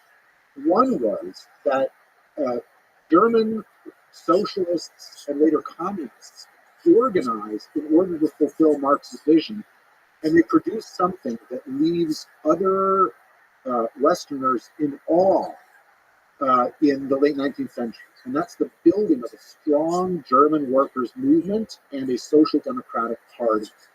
That social democratic party, by 1912, is the largest party in German politics by vote. And there's the possibility they might even come to power without needing radical revolution, which, again, also goes against Marx's original vision of the necessity for a revolution. Workers around the world, or rather radical socialists, look with admiration and awe at what the Germans have achieved, and they see themselves as trying to do what the Germans have done. The final point is, growing up during the Cold War, one thought that, well, if you want to represent somebody as being a communist, that person has to have a Russian accent, because Russia, after all, the homeland of this form of government, the Soviet Union, that must be the point of origin. Before the Bolsheviks seized power, in order to really be a serious radical socialist, you needed to read German, because you needed to read Marx, and you needed to read Kautsky, and you needed to read Bernstein and other thinkers in this tradition. And it's only after the Soviet seizure of power that this all changed. So there's lots of Marx that, which is why the clash between nationalism and communism in Germany is such a fascinating aspect of history and all the different trajectories it could take. And we'll talk about it. But if we return to the 19th century, you said that Marx's chief rival was Russian anarchist Mikhail Bakunin, who famously said in 1942, quote, "The passion for destruction is also a creative passion." So what kind of future did Bakunin envision? Well, Bakunin, in some things, agreed with Marx, and in many others, disagreed. He was an anarchist rather than hewing to the sort of scheme of history that Marx was proposing. So he did see humanity as fighting a struggle for a better way of life. He envisioned, as your quote suggests, that revolution and sheer confrontation and overthrow of the existing state of things, not compromise, was going to be the way to get there. But his vision was very different. rather than organizing conspiratorial and hierarchical political movement. Bakunin envisioned that the ties would be far looser, that both the revolutionary movement and the future state of humanity would grow out of a free association, anarchist thinking, the free association of individuals who rejected hierarchical thinking in their relations to one another, rejected the state as a form of organized violence, and rejected traditional religious ideas that he saw as buttressing hierarchies. So Bakunin is part of a broader movement of socialists and anarchists who are demanding change and envisioning really fundamental transformation, but his particular anarchist vision steers him into conflict with Marx. And he makes some prophetic remarks about the problems with the system that Marx is proposing. You should add to this that the very fact that Marx is a German by background and Bakunin is Russian kind of adds a further nationalist or element of ethnic difference there. Bakunin warned that a sort of creeping German authoritarianism might insinuate its way into a movement that hewed too closely to having hierarchies in the struggle to overthrow hierarchies. And his anarchist convictions are not in question here. They led him into conflict with Marx, and Marx railed against him, denounced him, and eventually had him expelled from the International. One of the things, though, that also makes Bakunin so significant is Bakunin is the first in a longer series of approaches between anarchists and communists where they try to make common cause. And you have to say that in every case it ends badly for the anarchists because the communist vision in particular, especially in its Leninist version, argued for discipline and a tightly organized professional revolutionary movement. The anarchists who sought to make common cause with communists, whether it was in the days of the Russian Revolution or the Russian Civil War, or whether it was then in the Spanish Civil War, the anarchists found themselves targeted by communists precisely because of their skepticism about what turned out to be an absolutely key element in the Leninist prescription for a successful revolution. We need to take that tangent a little bit. So I guess anarchists were less organized. By definition. Yeah. Why do you think anarchism hasn't been rigorously tried in the way that communism was? If we just take a complete sort of tangent, I mean, in one sense, we are living in an anarchy today because the nations are in an anarchic state with each other.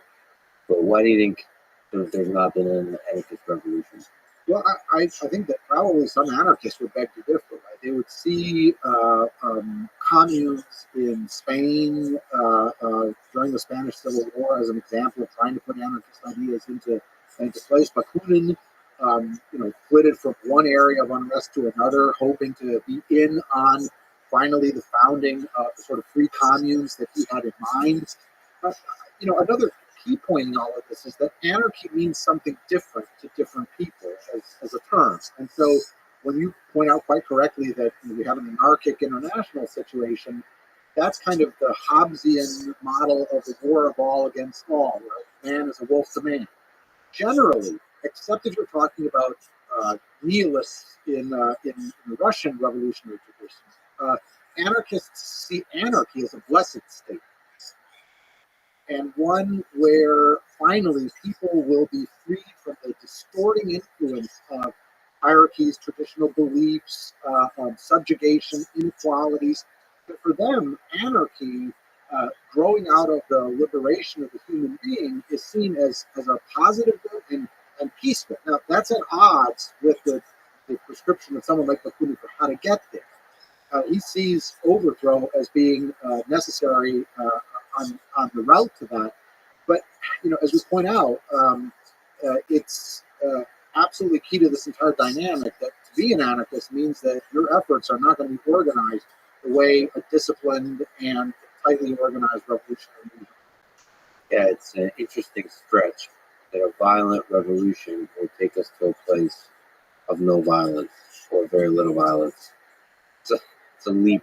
It's a leap, and it points to a phenomenon that would have enraged Marx and would have been deeply alienating to others that traditionally followed him, but that so many scholars have commented on, and that's that there is a religious element, not a avowed one, but a kind of hidden religious or secular religious element to Marx's vision, to the tradition that follows Marx, and just think of the correspondence, right? Marx himself as kind of a positioning himself as a savior figure, whether that's a Prometheus or a Moses who will lead people to the promised land.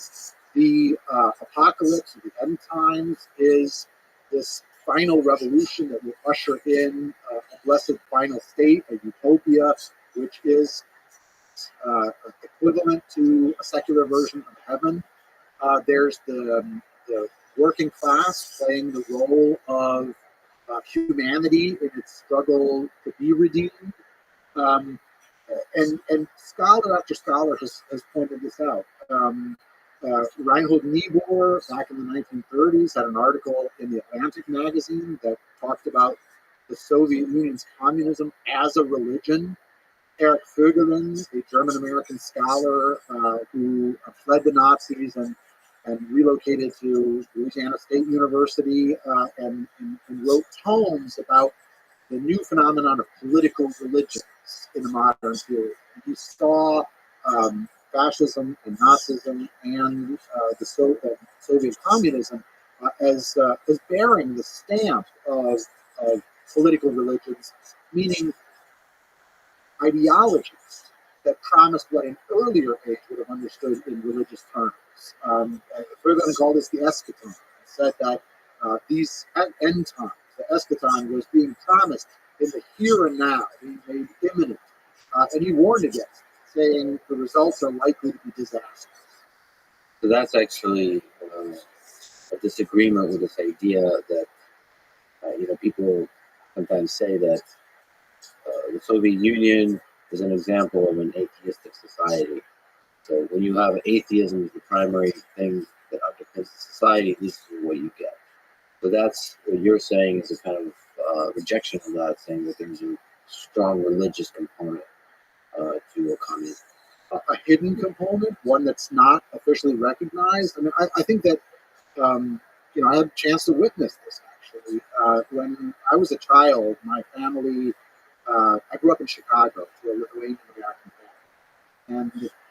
And my father, who was a mathematician, got a very rare invitation to travel to Soviet Lithuania to the University of Vilnius to meet with colleagues. And at this point, journeys of more than a few days or a week were very rare to the Soviet Union for Americans. And the result was that I had unforgettable experiences visiting the Soviet Union in Brezhnev's day. And among the things I saw there was a museum of atheists. It had been established in a church that had been ripped apart from inside and was meant to kind of embody the official stance of atheism. And I remember being baffled by the museum on the inside because you would expect exhibits, you would expect something dramatic, something that will be compelling. And instead, there was some folk art from the countryside showing bygone beliefs. There were some lithographs or engravings of the Spanish Inquisition and its horrors, and that was pretty much it. But as a child, I remember being reproved in that museum for not wearing my windbreaker, but instead carrying it on my arm, which was a very disrespectful thing to do in an official museum of atheism. When I was able to visit the Soviet Union later for a language course in the summer of 1989, one of the obligatory tours that we took was to file reverently past the body of Lenin outside the Kremlin, the mausoleum at Red Square. And communist mummies, like those of Lenin, earlier Stalin had been there as well. communist mummies like Mao or Ho Chi Minh, really, I think, speak to a blending of earlier religious sensibilities, reverence for relics of great figures, almost saintly figures, so that even what got proclaimed as atheism turned out to be a very demanding faith as well. And I think that's a contradiction that that other scholars have pointed out. Yeah, it's a very complicated discussion. When you remove religion as a big component of society, whether something like framing of political ideologies in religious ways is the natural consequence of that. You hear nature abhorring a vacuum. I think that there are places in human character that long for transcendental explanations. Right? That it's not all meaningless. In fact, there's a larger purpose, and I think it's not a coincidence that such a significant part of resistance to communist regimes has in part come from, on the one hand, religious believers, and on the other hand, from disillusioned true believers in communism who find themselves undergoing an internal experience of revulsion, finding that their ideals have not been followed through. So this topic is one of several topics that you eloquently describe as contradictions within the ideas of Marx. So there is a kind of religious adherence versus also the rejection of religious dogma that he stood for. We've talked about some of the others, the tension between nationalism that emerged when it was implemented versus what communism is supposed to be, which is global, so globalism. Then there's the thing we started talking with is individualism. So, history is supposed to be defined by the large collection of humans, but there does seem to be these singular figures, including Marx himself, that are like really important. Geography of global versus restricted to certain countries, and tradition. If you're supposed to break with the past in communism, but then Marxism became one of the strongest traditions in history. That's right. That's right. I think that that last one is especially significant because it's deeply paradoxical. I mean, trying to outline these contradictions, by the way, is like subjecting Marx to the sort of analysis that Marx subjected other people to, which is to point out internal contradictions, things that are likely to become pressure points or cracks that might open up in what's supposed to be a completely set and durable and effective framework. The one about tradition, Marx points out that the need for revolution is in order to break with the traditions that have hemmed people in. There's earlier ways of thinking, earlier social structures, and to constantly renovate. And what happens instead is a tradition of radical rupture emerges, and that's really tough because imagine the last stages of the Soviet Union, where keen observers can tell that there are problems that are building in society. There are discontents and demands that are going to clash, especially when someone like Gorbachev is proposing reforms and things are suddenly thrown open for discussion. The very notion that you have the celebration of revolutionaries and the Bolshevik legacy at a time when the state wants to enforce stability and an order that's been received from the prior generation, the Brezhnev's time. All of that is an especially volatile mix and unlikely to work out very durably in the long run. I would love to sort of talk about the works of Marx, the Communist Manifesto and Das Kapital. What can we say that's interesting about the manifestation of his ideas on paper? Well, the first thing to note, obviously, is that those two works are very different. Das Kapital is an enormous multi-volume work that Marx worked at and only got the first volume out because Engels begged him to stop revising. Please just finally get it into press. And then the rest, Engels had to actually reconstruct out of notes after Marx passed away.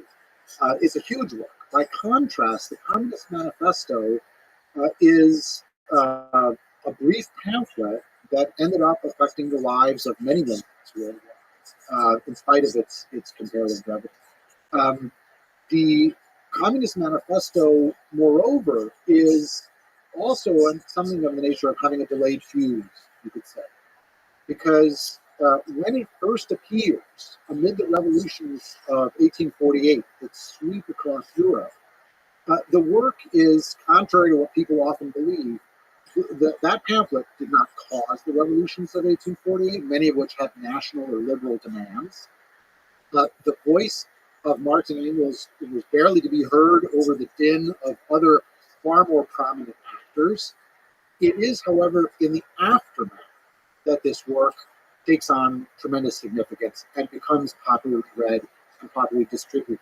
It's especially the episode, the bloody episode of the Paris Commune in 1871, which comes to be identified with Marx, even though it was not purely inspired by Marx alone, nor were all of the communards devoted Marxists.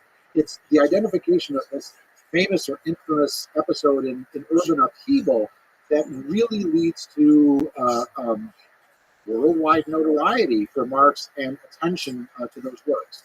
And they're very different in form. Das Kapital is intended to be the origin of species of its realm of economic thought, and represents years and years of work of Marx laboring in the British Museum Library, working through statistics, working on little bits and pieces of a larger answer to big historical questions that he believes that he's arrived at. Its tone is different from that of the Communist Manifesto, which is a call to arms.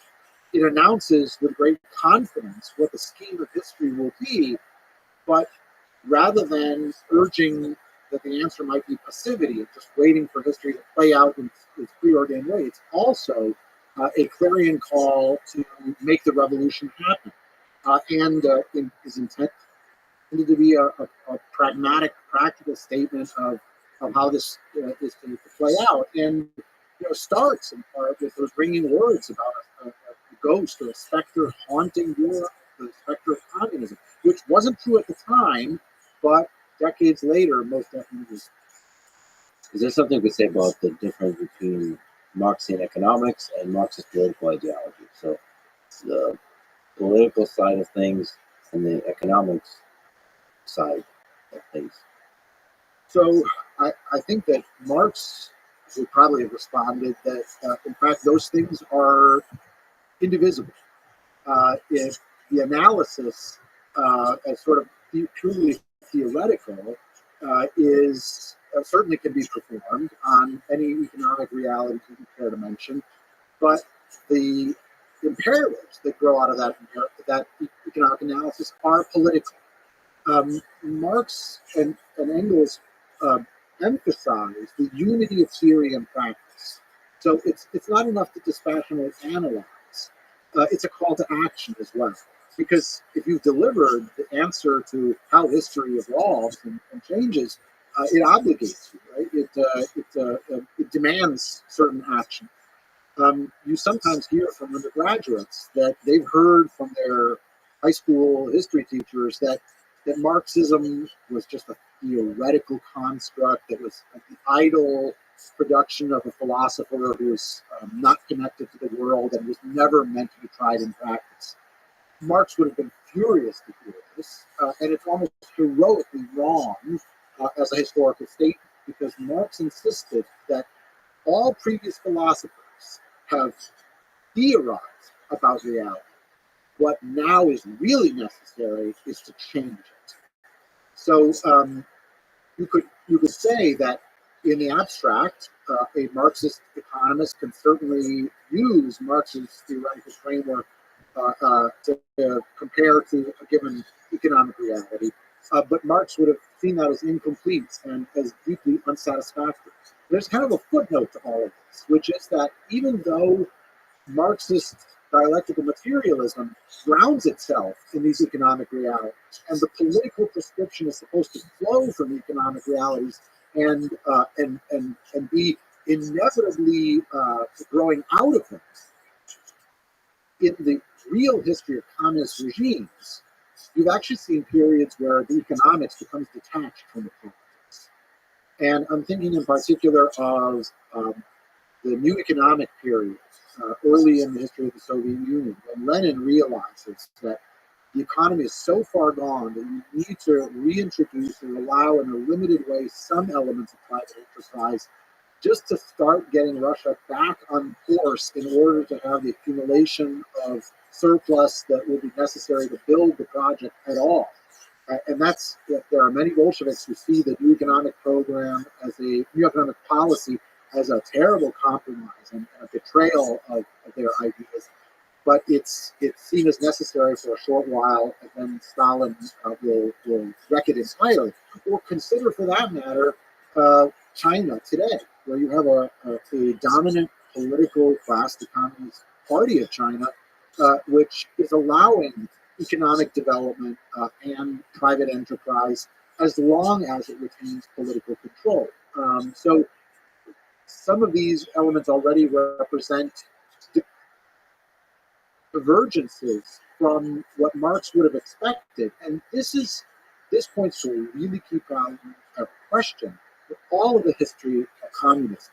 It has to do with it being a tradition in spite of itself. And that could be expressed in the following way. An original set of ideas is going to evolve. It's going to change because circumstances change.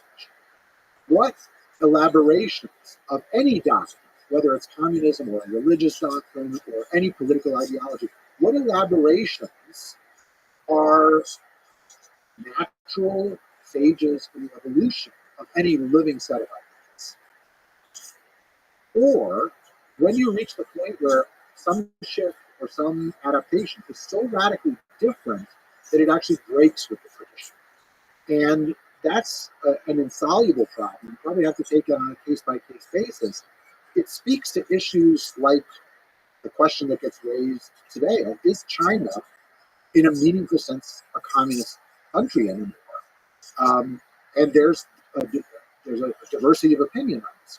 Or, if you're looking at the history of communism and you look at North Korea, which now is on its third installment of a dynastic leader from the same family who rules like a god king over a regime that calls itself communist. Is that still a form of communism?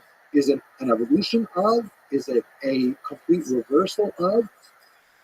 I tend to want to take an anthropological perspective in the history of communism and to take very seriously those people who avow that they are communists. This is the project that they have underway. And then, after hearing that avowal, I think as an historian, you have to say, well, let's look at the details.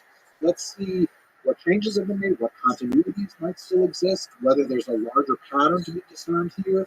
So it's a very, very complicated history. Let's step back to the end of the 19th century and the beginning of the 20th century, and let's steelman the case for communism. Let's put ourselves in the shoes of the people there, not in this way we're going to look back at what happened in the 20th century. Why was this such a compelling notion for millions of people? Can we make the case for it? Well, clearly it was a compelling case for it.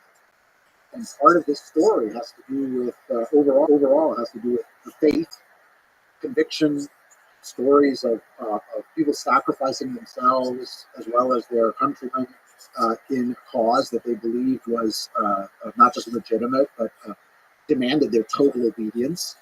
I think that throughout the early part of the 20th century, late 19th century, early part of the 20th century, so much of the compelling case for communism came from the confidence that people in the West more generally placed in science. The notion that science is answering problems.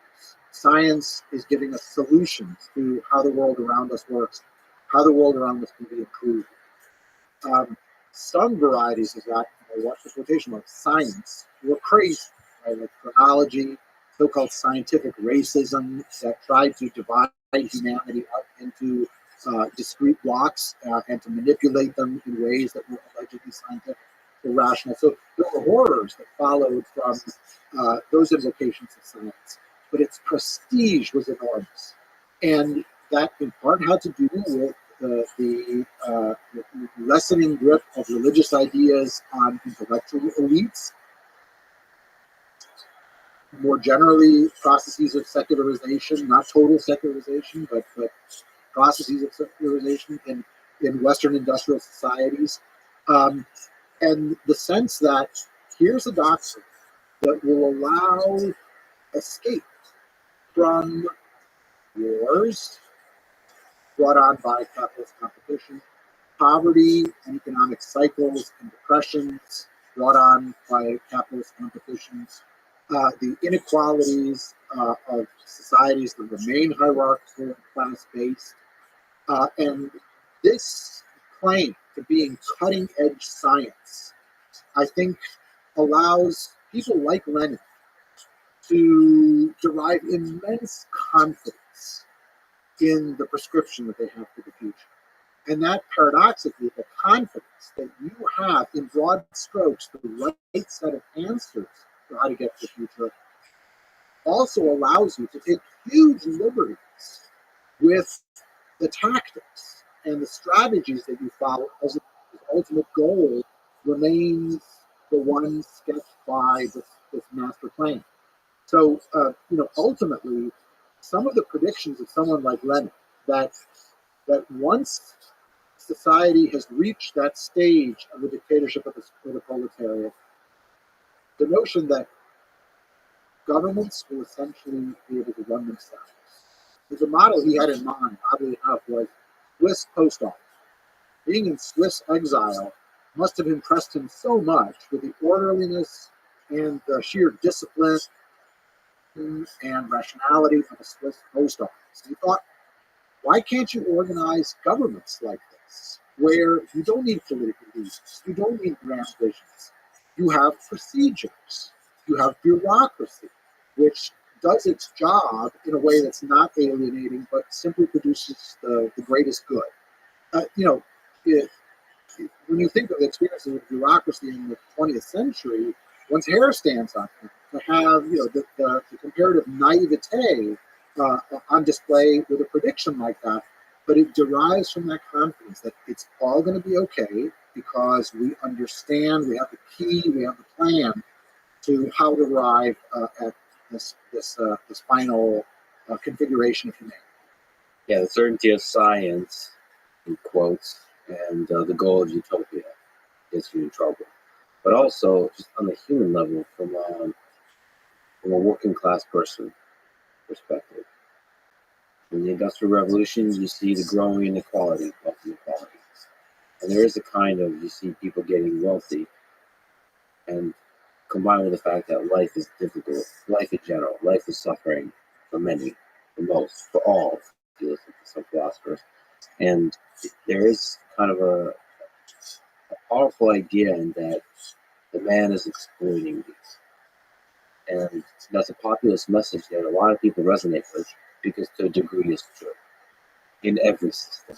And so before you kind of know how these economic and political ideas manifest themselves, it is really powerful to say, here, beyond the horizon, there's a world where the rich man will not exploit my hard work anymore. And I think that's a really powerful idea.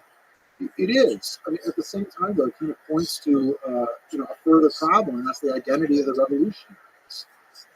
It turns out that many of these revolutionary movements and then the founding elites of communist countries in the aftermath of the Soviet seizure of power turned out to be something quite different from people who have spent their lives in factories experiencing the Industrial Revolution firsthand. There's a special role here for intellectuals.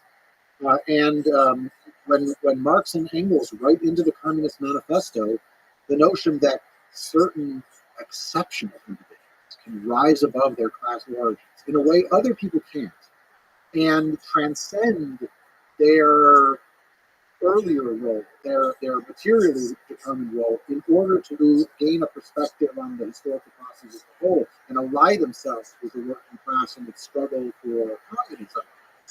This sort of special role they carved out for themselves is enormously appealing for intellectuals, because any celebration of intellectuals as world movers appeal to them. That gap, that frequent reality of not being in touch with the very classes that the communists are aiming to represent is a very frequent theme in this story. It also speaks to a crucial part of the story, which is the breaking apart or the civil war, the war of brother against brother, the fraternal struggle that splits socialists and splits followers of Marx. And that's in the aftermath of the First World War in particular, or during this traumatic experience, the way in which Lenin encourages the foundations of radical parties that will break with social democracy of the sort that had been elaborated, especially in places like Germany, scorning their moderation and instead announcing a new dispensation, which was the Leninist conception of a disciplined, hardcore, professional revolutionaries who will act in ways that a mere trade union movement couldn't. And what this speaks to is, a fundamental tension in radical movements, because left to their own devices, Lenin announces, workers tend to focus on their reality, their family, their workplace, want better working conditions, unionize, and then aim to negotiate with employers or to agitate for reforms on the part of the state to improve their living conditions. And then they're happy for the advances that they have won. And for Lenin, that's not enough, because that's a half measure. That's the sort of thing that leads you into an accommodation with the system rather than the overthrow of the system. So there's a constant tension in this regard that plays itself out over the long term. Let's go to Lenin and the Russian Revolution. How did communism come to power in the Soviet Union? It came to power as a result of stepping into a power vacuum. And the power vacuum was created by the First World War, and it's the effect that it had was a total unprecedented pressure placed on a regime that in many ways was a traditional, almost feudal monarchy, only experiencing the beginnings of the modernization that the rest of Europe had undergone. For this reason, communism comes to power in a place that Marx probably wouldn't have expected, in the wreckage of the Russian Empire. Lenin is absolutely vital to this equation because he's the one who presses the process forward.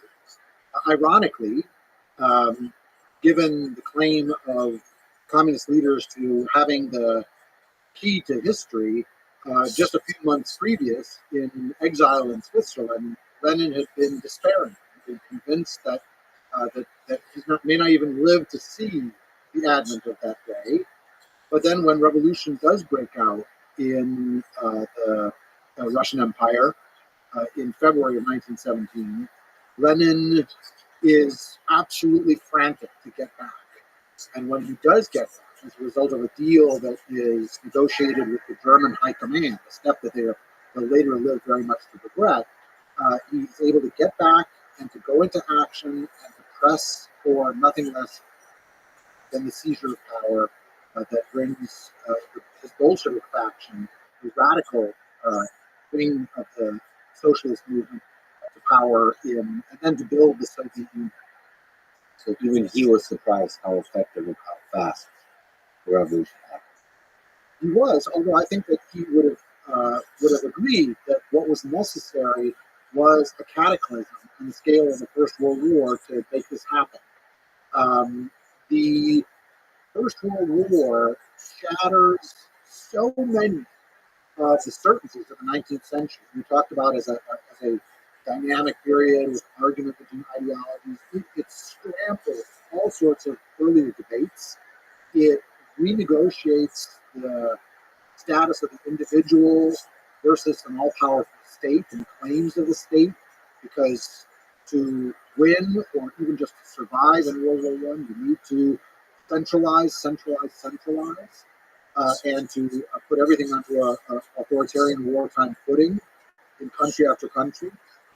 So Lenin earlier had already articulated the possibility that this might happen by talking about how the entire globe already was connected.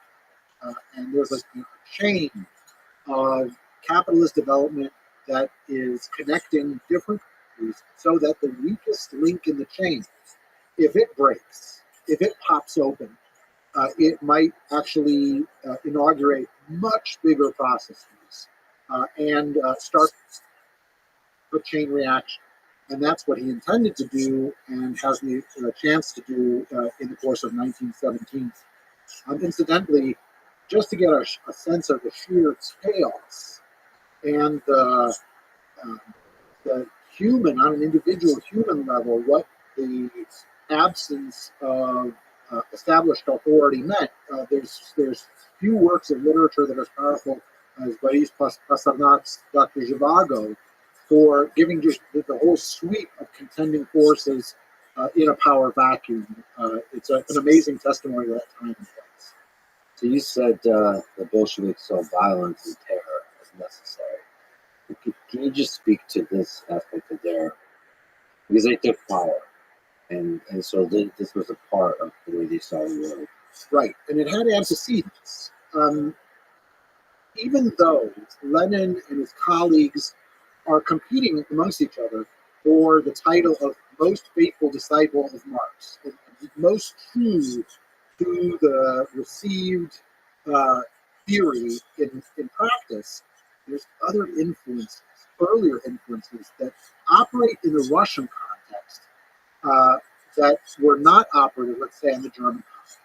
And here you have to step back and think about the nature of Tsarism, which had maintained still into the 20th century the notion of divine right to rule, that God had ordained the Tsarist system and its hierarchies, and that to question these was sinful and politically not advisable. And the restrictive nature of Russian society at this point is dominated by the Tsarist establishment. Its harshness, its reactionary nature meant that people who in another country might have been reformers could instead very easily be provoked into becoming revolutionaries.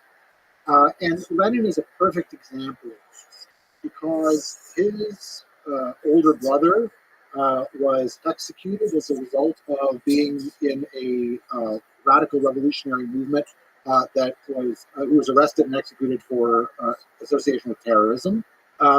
And earlier generations of Russian radicals had founded populist groups that would aim to engage in terrorism and resistance against the Tsarist regime. And this included people who called themselves nihilists. These nihilists were materialists who saw themselves ushering in a new age by absolute rejection of earlier religious traditions and aiming for material answers to the challenges of the day. Among them was Nikolai Chernyshevsky, who wrote what's been called the worst book ever written. It was, in fact, one of Lenin's favorite books. In Russian, it's Что делать. In English, it gets translated, What is to be done? And it's a utopian novel about revolutionaries and how revolutionaries should act with one another in open ways, new ways, non-traditional ways, in order to help usher in the coming revolution. Lenin loved the work and said it had the great merit of showing you how to be a revolutionary. So there's the Marxist influence, and then there's Russian populist nihilist influence, which is also a very live current in Lenin's thinking. And when you add these things together, you get an explosive mix. Because Lenin, as a result and part of this family trauma of his brother, becomes a absolutely irreconcilable enemy of the Tsarist regime. and sets about turning himself into what you might call a guided missile for revolution. He turns himself into a machine to produce revolutionary change. And I mean that with little hyperbole. Lenin at one point shared with friends that he loved listening to music, but he tried not to listen to beautiful music like Beethoven because it made him feel gentle. What the revolution demanded was realism, hardness, absolute steely resolve. So Lenin worries even the fellow revolutionaries by the intensity of his single-minded focus to revolution. He spends his days thinking about the revolution, probably dreamt about the revolution. And so 24/7, it's an existence where he's paired off other human elements quite deliberately in order to turn himself into an effective instigator of revolution. So when the opportunity comes in 1917, he's primed and ready for that role. It's interesting that nihilism, Russian nihilism, had an impact on Lenin. And traditionally, nihilist philosophy rejects all sorts of traditional morality. It's a kind of cynical, dark view. Where's the light? The light is science. Light is science and materials. Okay. The nihilists, some of them did a very bad job of hiding their political beliefs because they were famous for wearing blue-tinted spectacles, kind of sunglasses of the late 19th century, as a way of shielding their eyes from light, but also having a dispassionate and realistic view of reality outside. So nihilists, as the name would suggest, do reject all prior certainties. But they make an exception for science and see that as the possibility for founding an entirely new mode of existence. For most people, I think nihilism was introduced in a brilliant philosophical work. I don't know if you're familiar with it, by the name of The Big Lebowski. Nihilists appear there. And I think they summarize the nihilist tradition quite well. But it is indeed fascinating. And also it is fascinating that Lenin, and I'm sure this influenced Stalin as well, that hardness was a necessary human characteristics to take the revolution to its end. That's right. That's right. So prior generations of nihilists or populists had resembled Lenin's single-mindedness by being, by arguing that one needed total devotion for this. This was, if to play this role in society, it was not enough to be somewhat committed. Total commitment.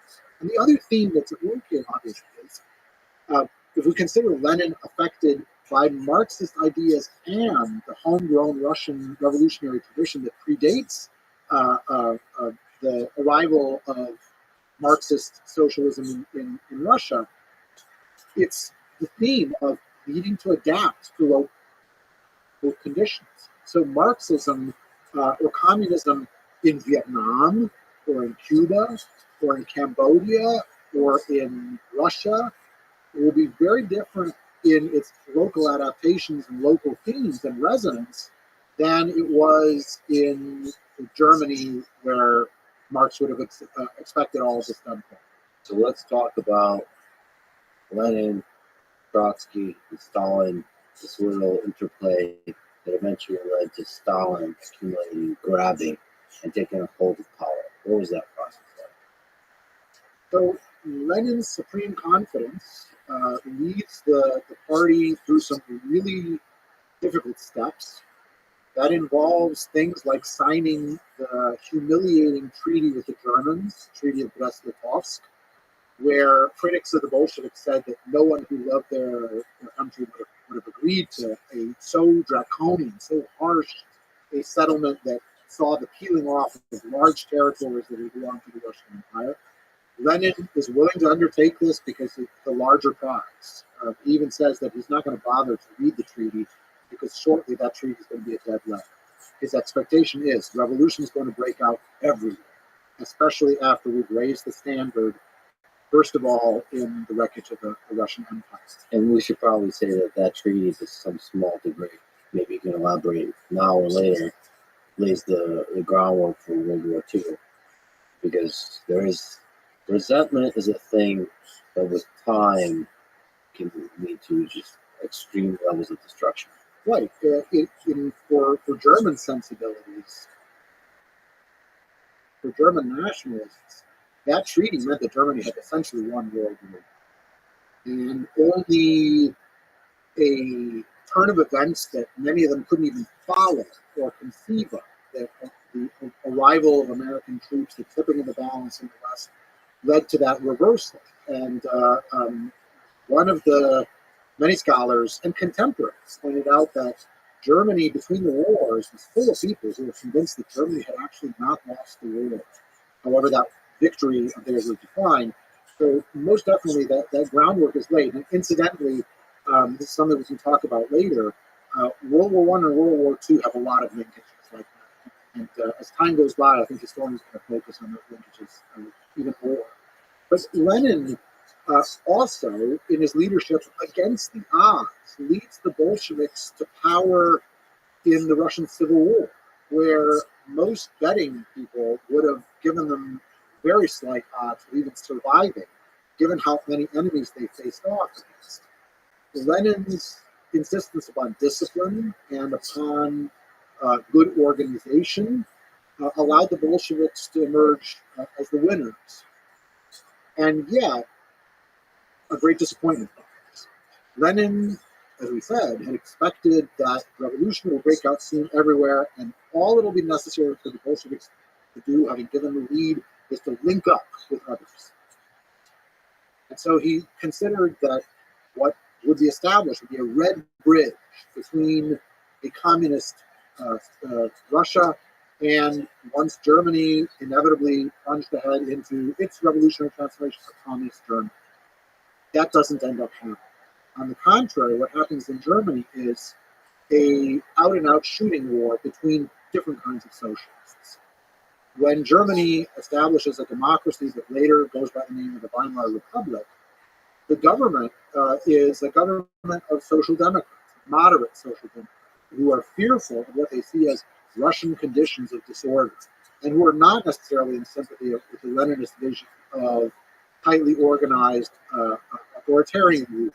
So communists who revolt in Germany are brutally suppressed by mercenaries, hardened front fighters, and nationalist radicals hired by the German socialist government. And the result is a wound that just won't heal in the German socialist movement as a result of this fratricide. It frustrates Lenin's ambitions. So too is the fact that Poland, rather than going Bolshevik, resists attempts by the Bolsheviks to move forward and connect up with Germany. The Poles, yet again, play a tremendously important historical role in changing the expected course of historical events. It's in the aftermath of these unexpected turns that Lenin and his colleagues realize that they're in this for the long haul. It's necessary to wait longer. They don't lose hope in, or confidence, you might say, in the eventual coming of international workers' revolution, but it's been deferred. It's been put off. So the question then arises: what do you build within a state that's established called the Union of Soviet Socialist Republics, or the Soviet Union? Lenin, as a result of an assassination attempt, is deeply affected in his health, and would have loved to continue for years longer to steer the regime.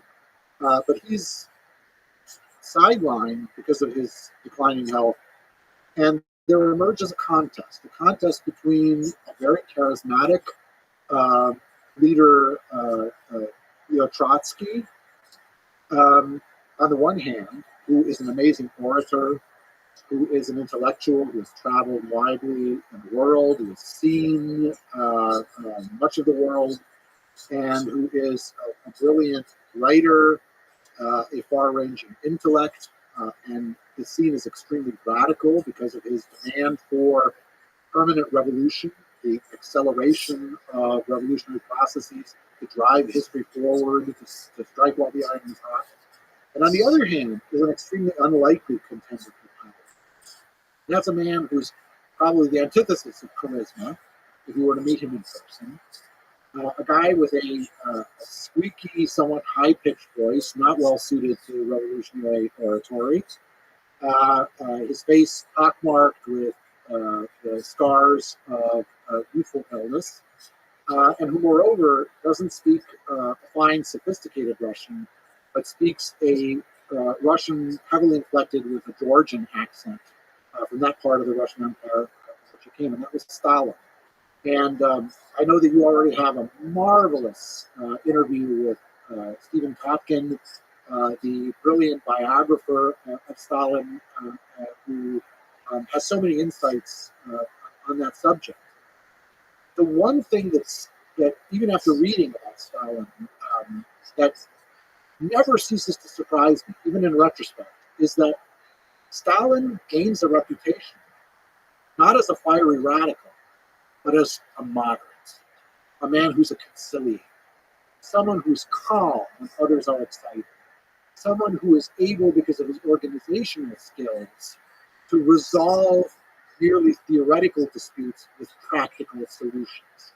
Now, to fully take this to board, we have to unknow what we know from our vantage point about Stalin's leadership, Stalin's brutality in eliminating his opposition, the cult of personality that, against all odds, got built up around Stalin so successfully, and the absolute dominant role that led him later to be described as Genghis Khan with a telephone, a brutal dictator with ancient barbarism allied to the use of modern technology.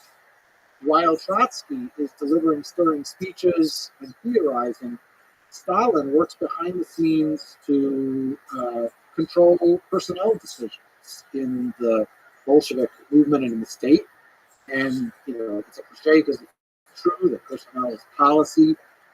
Trotsky is increasingly sidelined and then demonized and eventually expelled from the Soviet Union and later murdered in Mexico City. For Stalin, eliminating his enemies turned out to be the solution. So from that perspective, there's a lot of fascinating things here. So one is that you can have a wolf, a brutal dictator in moderate clothing.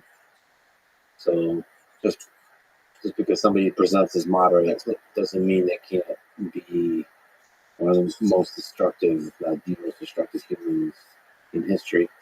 The other aspect is using propaganda, you can construct an image of a person, even though they're uncharismatic, not attractive, their voice is no good, all of those aspects, you can still have there's still to this day a very large number of people that see him as a religious type of godlike figure. So the power of propaganda there. Maybe we call that curating the image. Curating the image, but to the extent to which you can do that effectively is Also, we just talked about the way that how that was how that manifested itself. That's one angle you take. How did child manifest itself? Before getting to want to add other elements, letting people, Stalin, draw his way to the party of Stalin. By letters, somewhat rough around the edges, not very much of cosmopolitan, but reliable and committed revolution. So I think that one of the things that emerged, especially after archives, more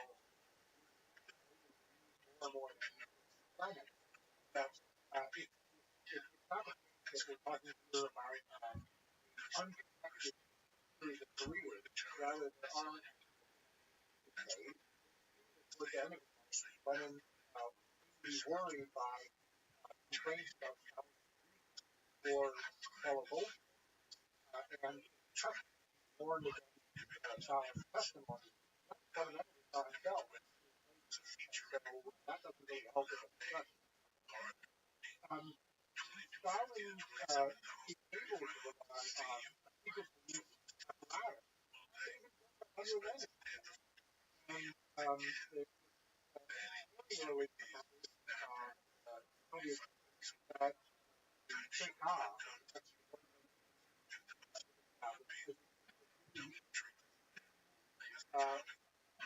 terrify the enemy, down the opponent, and to deny it. The person who comes with that also is an anomaly. That is a man of Polish aristocratic background. He comes to be known by the Nixon fire. Here's a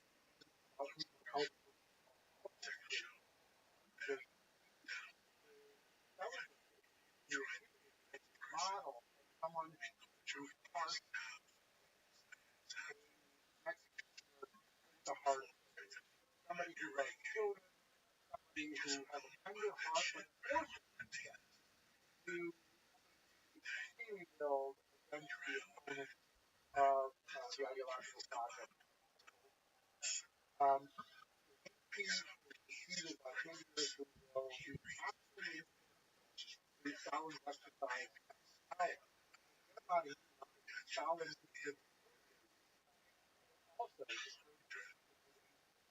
way of finding others on whom to reflect earlier gossip and where even uncertain what's going to happen next. And people are also you can do that with there are other influences probably across the area as well. What about Stalin? He spent a lot of time looking through Machiavelli's print. And Stalin's personal copy but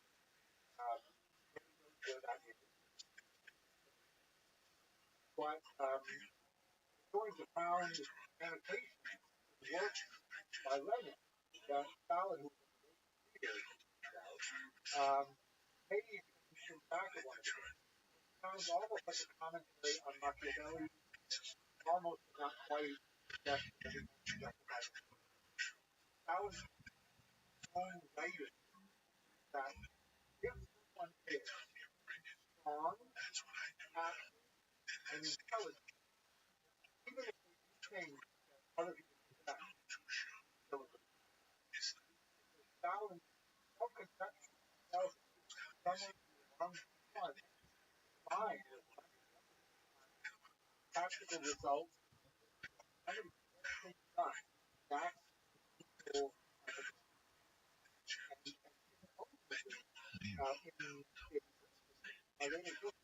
of morality. Question of what is the empathy law? By the notion that any ethical right or wrong, the product like that,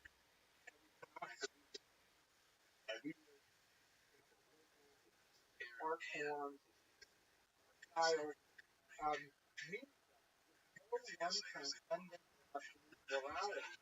It's all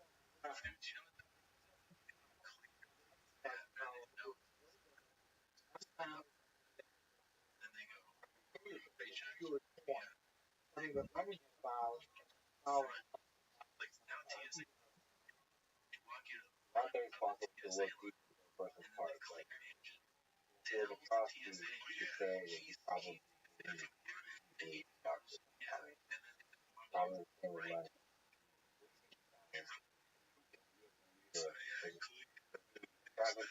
Use communism as a power, their ideology or propaganda, or get some project. That's an excellent question. You're quite right. Here, so for sure. My impression, though, is that this may be a false alternative, a false dichotomy. It's natural enough to see somebody who does monster things and say, well, this is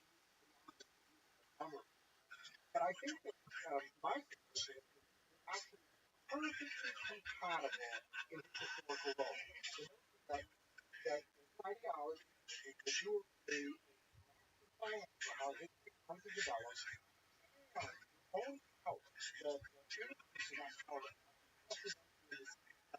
proportion format your own safe follow in order to Stalin was famous for people understand. It seems that for some people might not actually oppose, which is a very Clarifying the understand. Look at one Stalin's power as a representation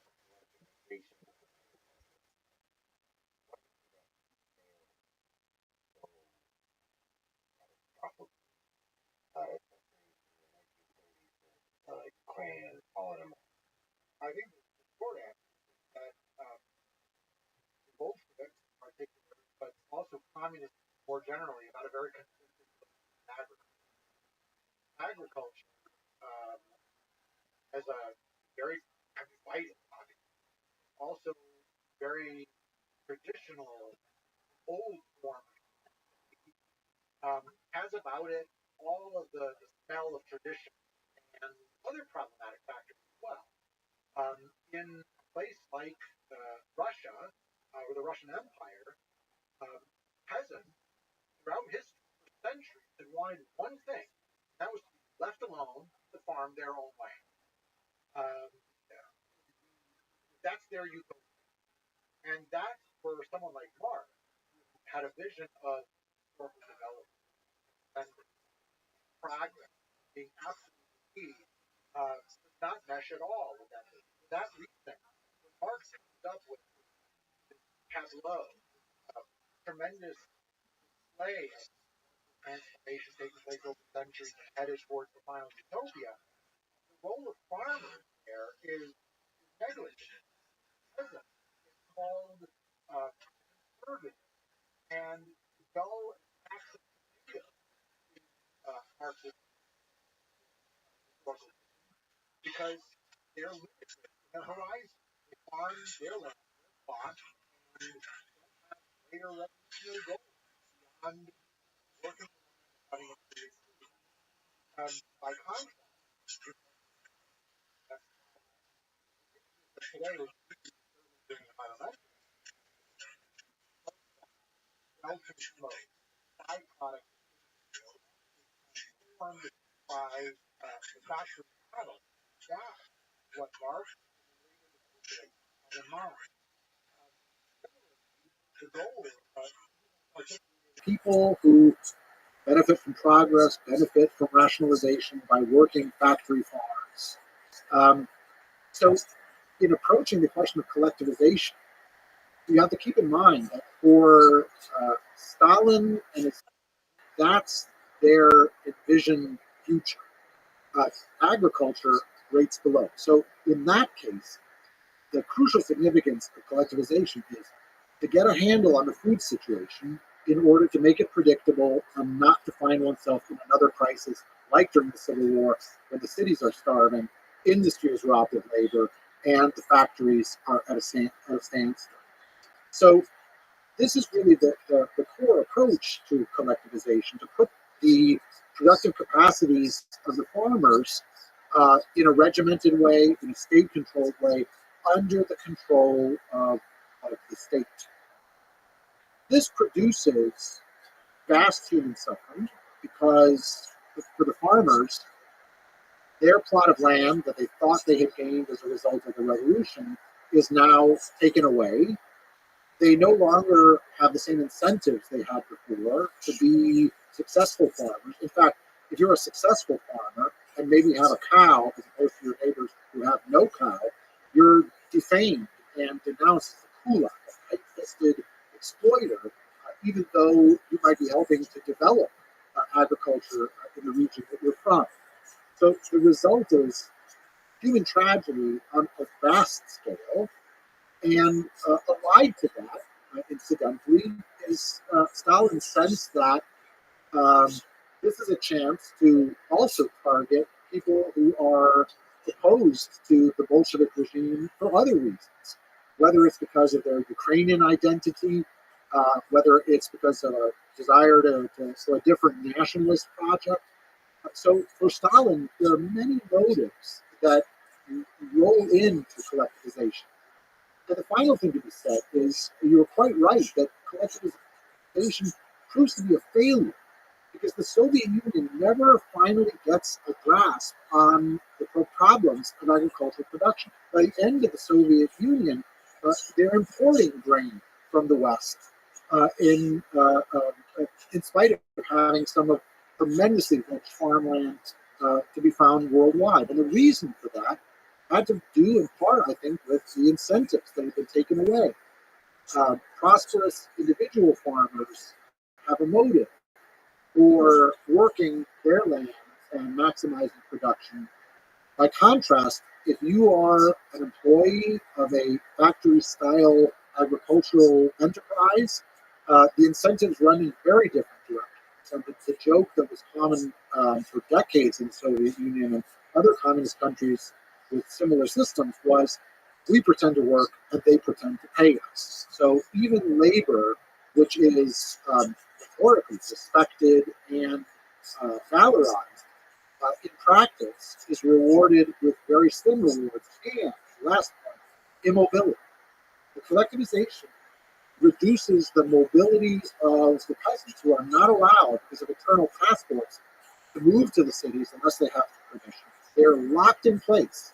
I gotta say, at the time and afterwards, that looked a lot like feudalism or neo-feudalism in terms of the restrictions on workers in the countryside. It is a terrifying, horrific, fascinating study how the ideal, meaning reality, fails. So the idea here is to make agriculture more efficient, to be more productive, so the industrialized model.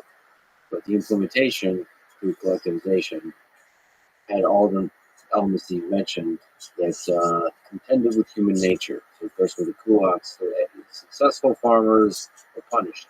And so then the incentive is not just not to be a successful farmer, but to like hide. Added to that, there's a growing quota that everybody's supposed to deliver on, that nobody can deliver on. And so now, because you can't deliver on that quota, you're basically exporting all your food, and you can't even feed yourself. And then you suffer more and more and more, and there's a vicious downward spiral of like you can't possibly produce that. Now there's another human incentive where you're gonna lie. Everybody lies on the data, and so even Stalin himself, probably as evil or incompetent as he may be, he was not even getting good data about what's even happening. Even if he wanted to stop the vicious downward cycle, which he certainly didn't, but he wouldn't be even able to. So there's all these like dark consequences of what on paper seems like a good idea. And it's a fascinating study of like things on paper. Yes, that's right. When implemented, can go really, really. That's right. And the outcome here is a horrific man-made famine. It's not a natural disaster, not bad harvest, but a man-made famine as a result of then the compulsion it's used by the Soviet state to extract those resources, cordoning off the area, not allowing starving people to escape. You put very well some of the implications of this case study and how things look in the abstract versus in practice. And those phenomena are going to haunt the rest of the experience of the Soviet Union. The whole notion that up and down the chain of command, everybody is falsifying or tinkering with or prettifying the statistics or their reports in order not to look bad and not to have vengeance visited upon them, reaches the point where nobody, in spite of the pretense of comprehensive knowledge, right? There's a state planning agency that creates 5-year plans for the economy economy as a whole, and which is supposed to have accurate statistics, all of this is founded upon a foundation of saying that's inadvertent. That's not an intended side. But what you describe as in terms of the internal dynamics of fostering conflict in a rural society was absolutely not inadvertent. That was deliberate. The doctrine was you bring civil war.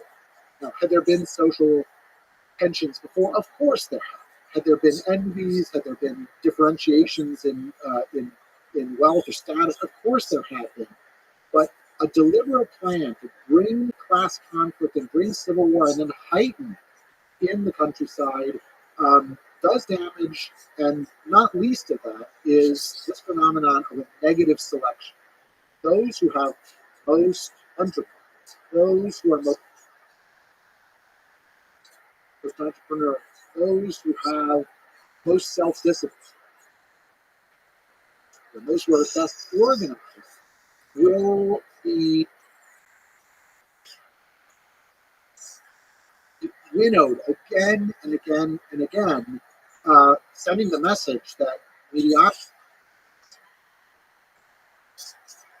is comparatively much safer than talent.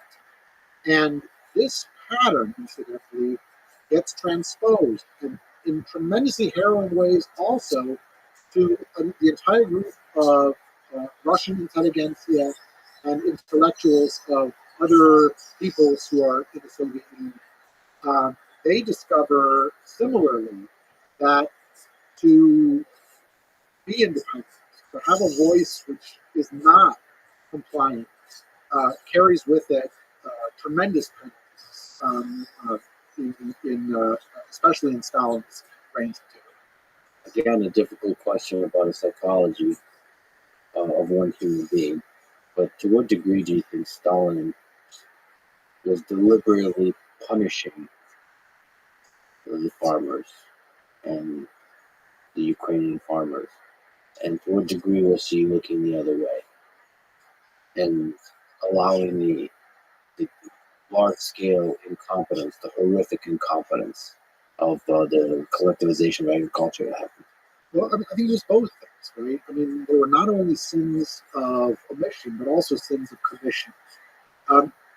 Incidentally, one should add, I don't think for Stalin it was personal. These are people who are very remote from him, never coming into contact with the people who are suffering in this way. Attributed to him is the quote that one death is a tragedy, a million deaths is a statistic. I think he, in action, certainly acted in a way that would vindicate that. But the process of collectivization was not just a bureaucratic snafu following on bureaucratic snafu. There was the mobilization of communist youth, of military, of party activists to go into the regions and to search for hidden food, to extract the food where it could be found. And we have testimony to this in the case of people who later became dissidents, like Lev Kopolev, who wrote in his memoirs about how he was among those who were sent in to enact these policies. And he saw families with the last food being taken away, even as signs of starvation were visible already in the present. And yet he did not go mad. He didn't kill himself. He didn't fall into despair because he believed. Because he had been taught and believed, at least then, that this was justified. This was a larger historical process, and a greater good would result even from these enormities. So I think that this was quite deliberate. Following this, as you mentioned, there was the process of the Great Terror, where the intellectuals, where the Communist Party officials, the military officers, the bureaucrats, everybody.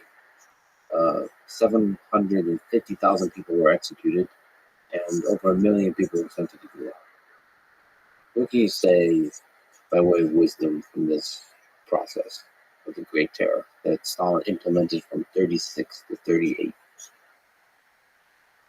Well, the terror had a variety of victims.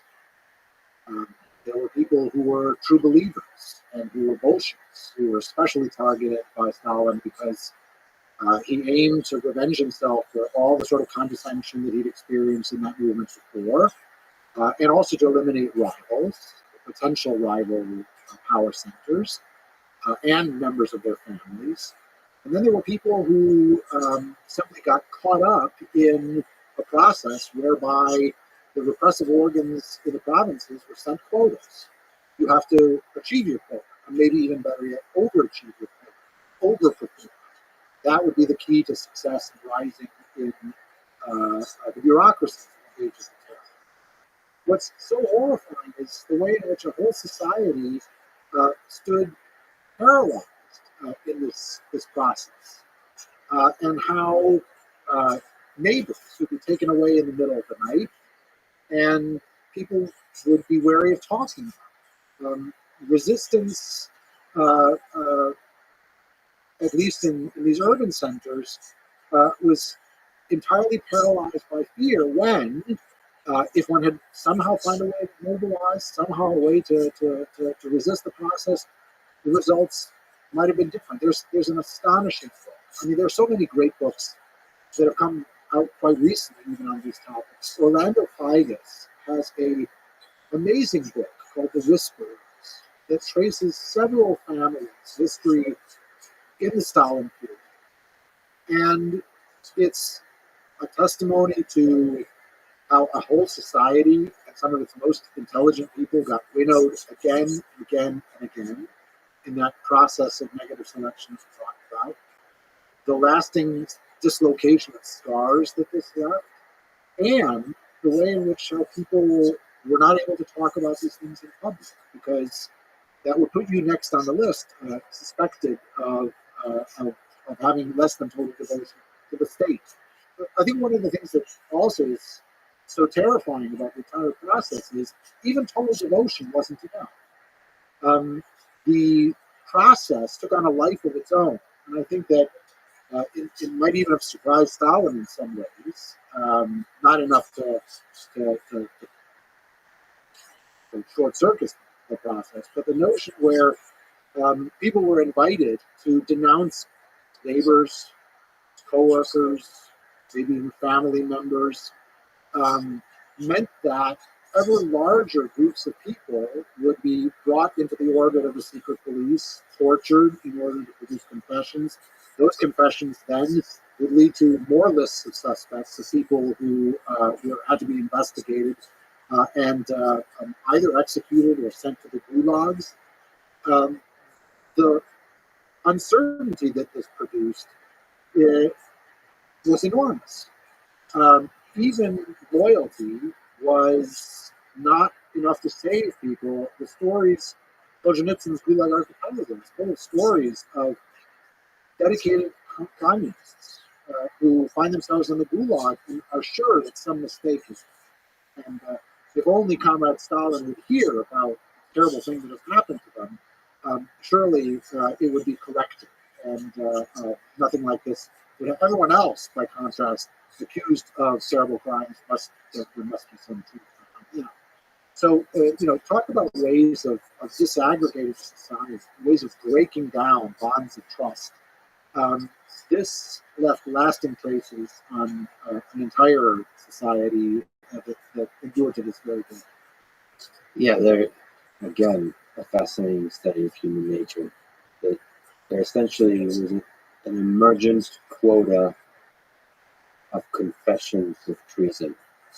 So, like, even though the whole society was terrified and were through terror loyal, there still needed to be a lot of confessions of people being disloyal. So you're just making shit up now.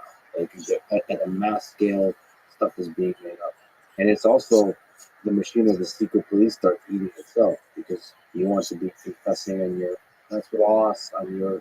It's this weird, dark, dynamic system where human nature is just is worse. Absolutely.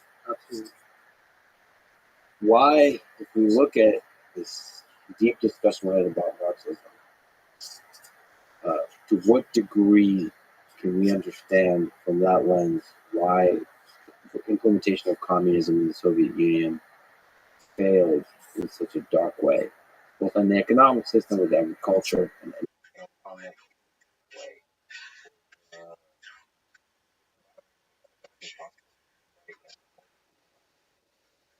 Gulag always holds. Well, I think some of it comes back to ethical ground. Ethics is a situation, and any ethical system is an outgrowth of particular class reality. That would be more wide open. So I think that aspect of I think that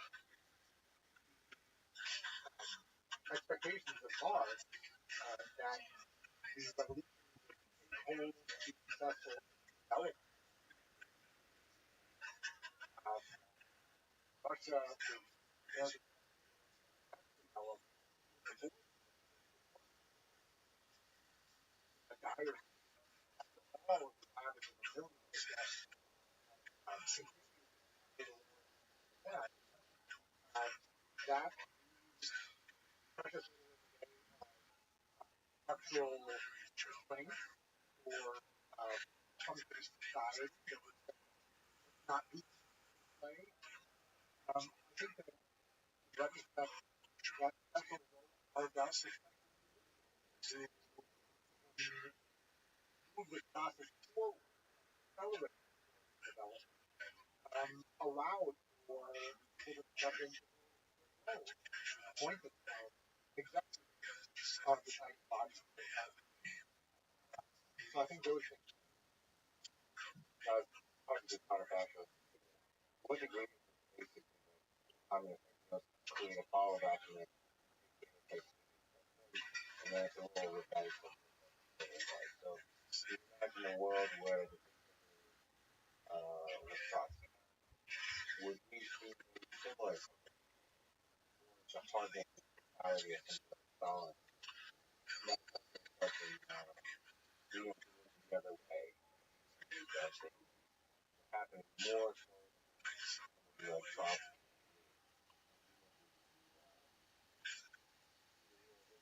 policy. Counterfactual is the heart. And when very quickly gets off of the water, there were contemporaries in college who thought by all might have been even more radical following tempo the slogan of permanent revolution. Also, we have so many directions. Also, shows almost totally about the construction of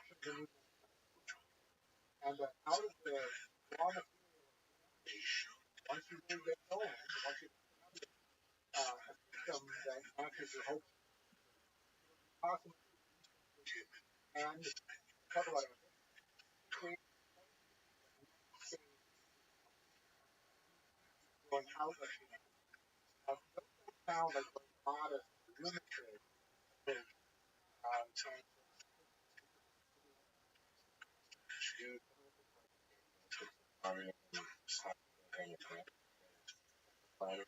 approach.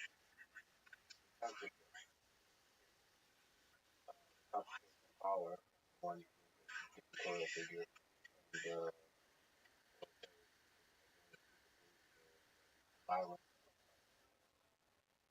What you add to those factors are how to interrelate logic and plan. Comes to power, and most of the result of the destruction of what came before power balance. Think of the fall of power. Think of the Alan puppet regime in the wake of World War II, that army moving into occupied areas. Consider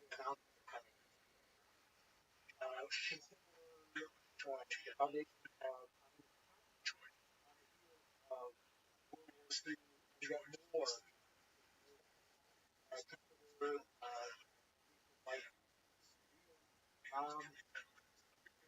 like right, but already key element is studying the price of concept of power.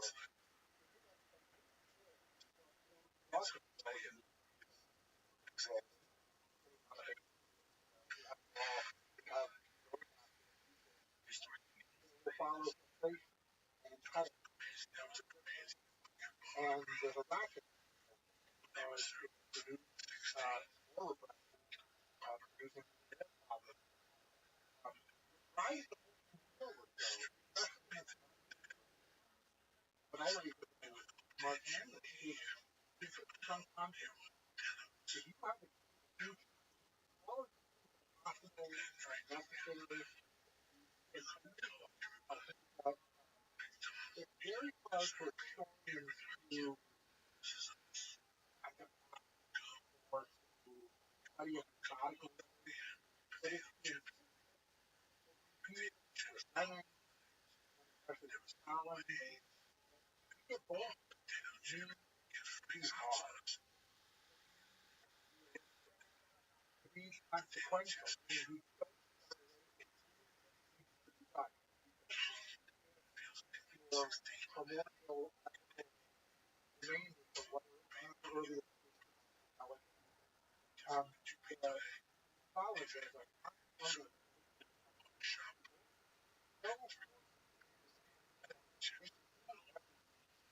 and the way the assumption that will can be moved forward and accelerated and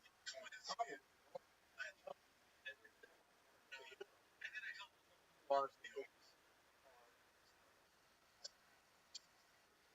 not obviously open confidence to go country home fascism implemented economic party was called the National Association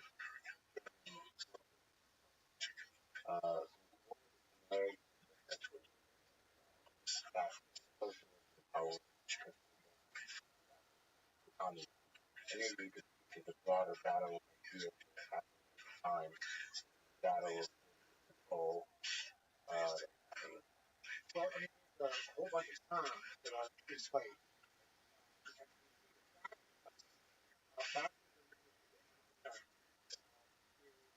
Radically founded in there was allegedly on the winning side of World War I, point the lack of rising national prestige of territorial after the so bizarrely enough, a social who crafts an ideological message of working the people at large united in a way on the march, ready to attack, and a overthrow of liberal ideas of the right or of representative democracy. Yeah, government power is one leader in order to replicate the ideal of total organization in war. Although the Nazis in Germany are inspired and borrow heavily,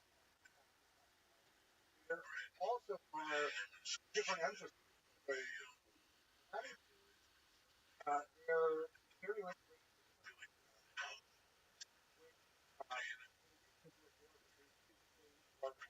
leader race that racial radical Nazi espoused idea along with humanizing or views of knowledge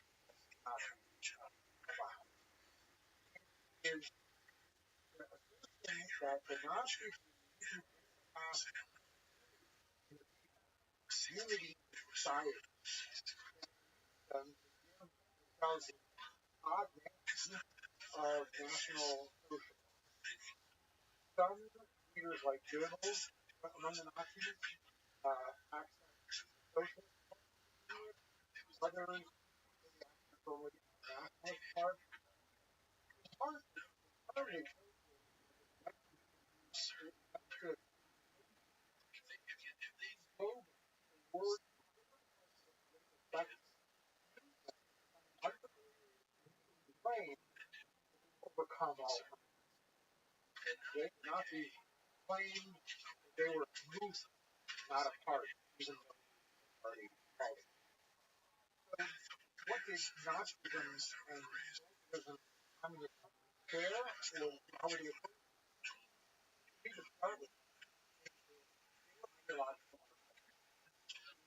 world opposite sides represented expression of the evil that needs to be justified from history in order for this power to be and this is framed and perverted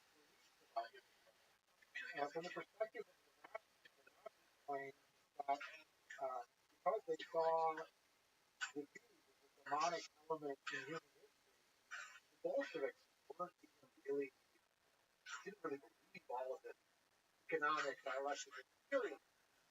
They were in fact a racial conspiracy to that. And so the Nazis used the term Judeo-Bolshevik to argue that communism is essentially a conspiracy by complete. For their part, communists and the perspective of the Soviet Union did not invest super capital. If the cosmological enemy are the capital owners, then all of the rigmarole of race and nationalism are distractions. They make the schools the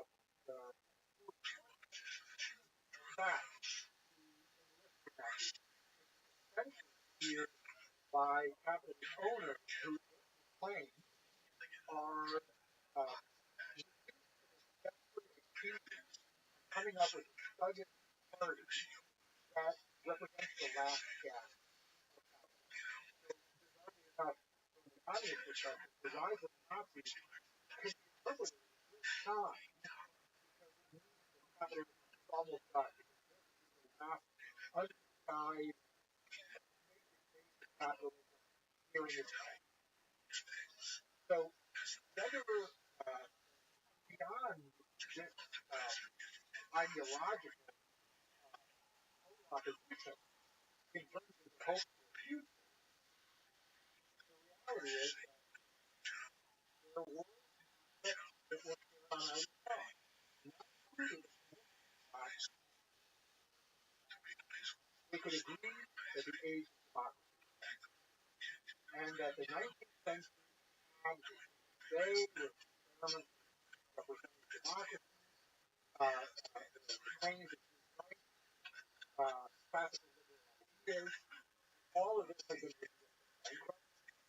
It has gotten you what? It got you First World War, the total conflict leaving tens of millions dead, and then economic Great Depression that was not far away.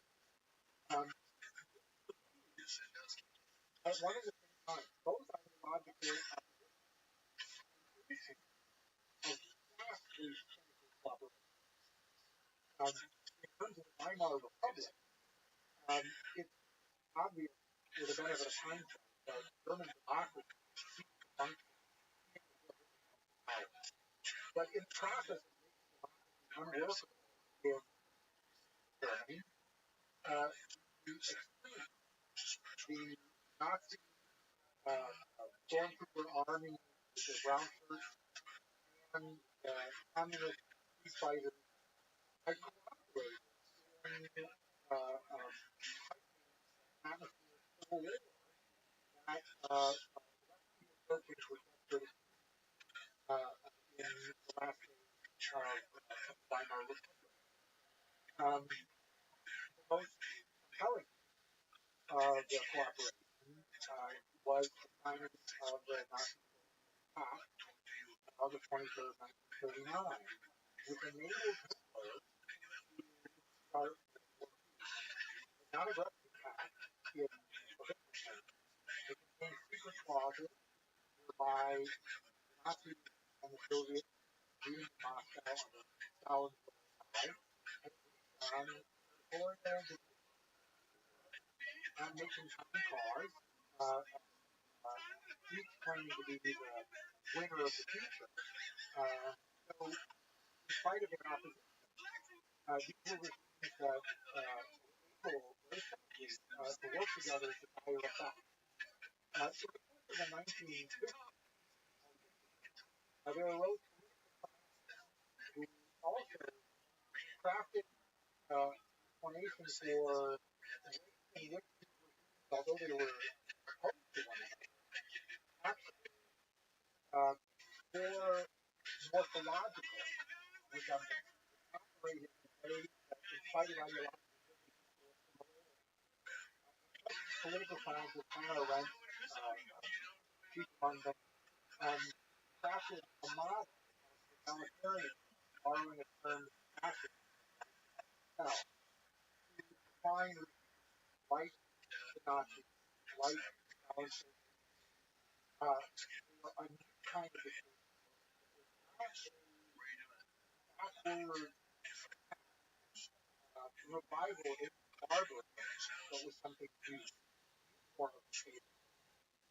Laid fingerprint on hearts and minds that didn't want passive obedience, that wanted fanatical loyalty, that combined fear in order to generate belief in a system, or at the very least, atomize the go along this model has often met with very strong criticism on the grounds that no but total control of the population under that's true, but that's not what Hannah Arendt was saying.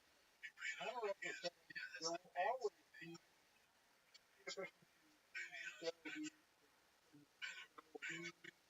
divergence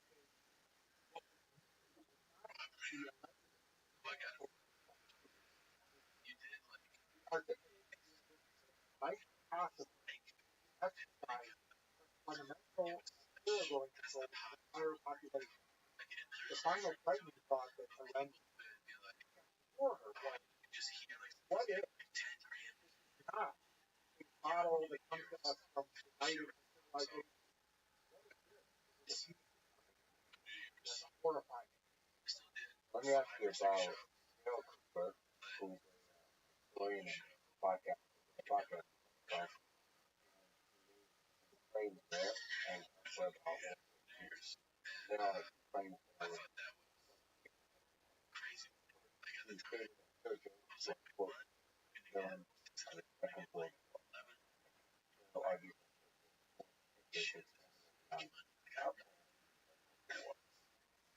second, not further polls from accident, byproduct, or the war isn't possible. So I was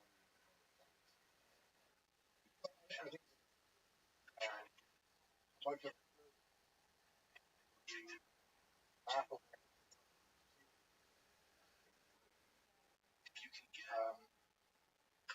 the rest of the points in time was not still on the potential. The notion that allegedly would escalate and expand a conflict that could that assertion is based on what Nazi ideology was. The Nazi racism was not a ideology that was in application towards world domination. The years since Nazi power sponsored programs of education of world policy, women, in content, content to keep themselves as one of the superpowers that would battle for the future of the world. And now, in retrospect, of course, Germany is not in a position to claim that. But the Nazis were anything but willing. In particular, this sort of argument has been tried out in different ways. In previous decades, there have been attempts by historians who are actually well read and well published argue that World War II had been, in part, a contingent event that had been brought about by absence or miscalculation, and such explanations argue that if ideology itself, several traditional German politicians like the now, I talk about when you put the ideology try to analyze past or alleged motives in the absence of the ideology, trying to rise in hateful detail in my Kampf and other manifestos is an exercise that you justify the mass murder of thousands was an event that happened as a result of unforeseen events as somehow being seen is also contrary to historical fact.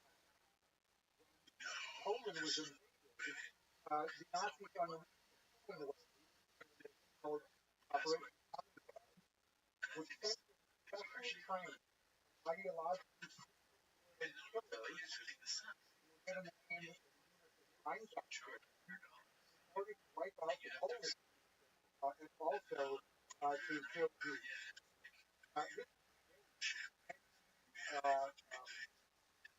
This Operation Barbarossa, Nazis invaded. The Nazis, moreover, in their ideology, had made clear that their plan to do this in Mein Kampf in Europe were subjugation and ethnic cleansing on a vast scale. So I consider both of these tracks of done. Do you think it was always found out the Germans? Mein Kampf, this is what's necessary in order to bring that race utopia back. So while the time frame might be flexible, while obviously constellation role in determining when something might be possible, on his list. I want to add that he's worked to explore some of these situations. My second book, which is entitled The German Myth of the Period October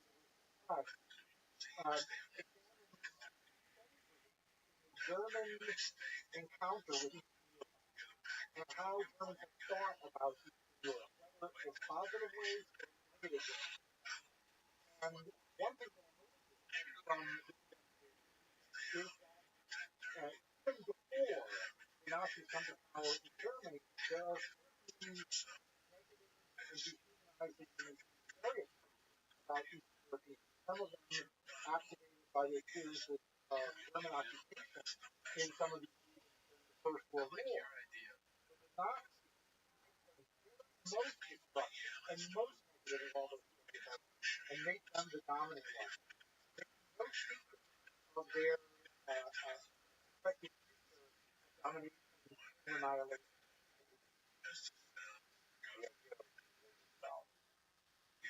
it possible to that idea without Ukraine? As Ukraine lies in, as one of the lies, and the Nazis passed war document, draft after miles of war coming against money. It's called Outcome of General Plan, like mega highway, travel to vacation, Crimea, or how their settlement will be scientifically wider spaces of Ukraine for agriculture. Like, so this is not peripheral Nazi. As I grew up, there the Nazis always wanted to, and there was always a racial component, not just about one thing. That's what Slavic Slav, which is special at conquering the things that were done to Slavic people would make the Holocaust significant. In my understanding, in terms of number, brutality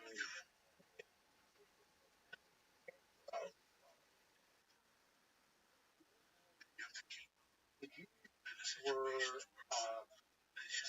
especially, and so the project of the domination involved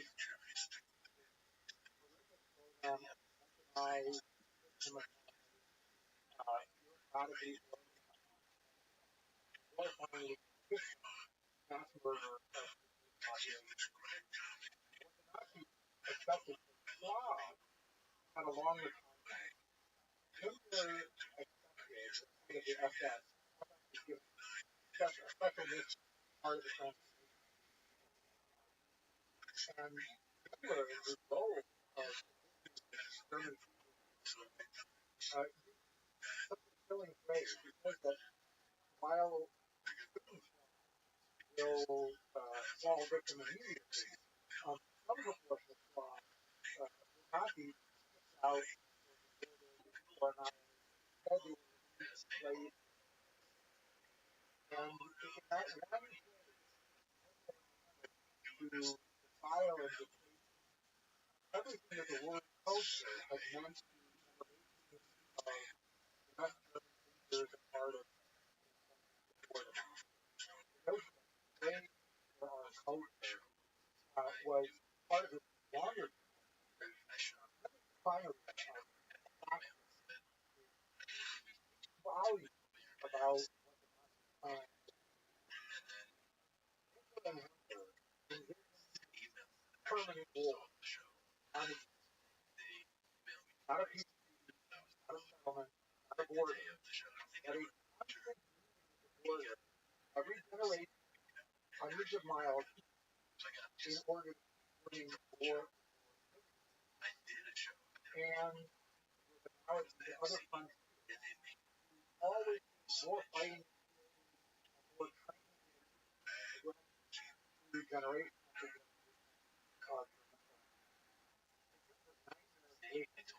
after popular when conquest great, great, popular, great, popular, and exterminated.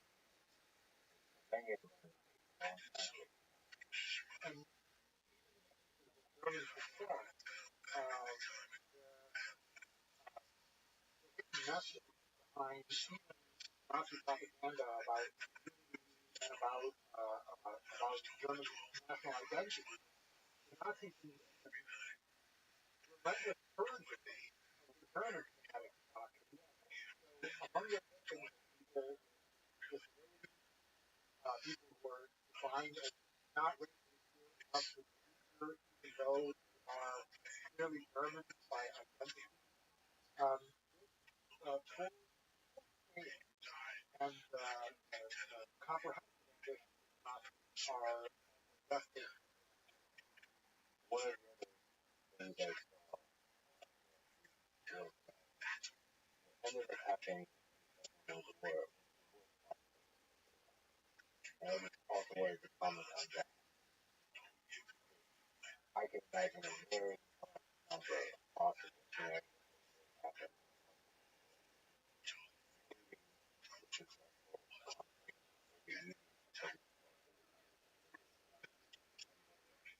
Total war ongoing again. About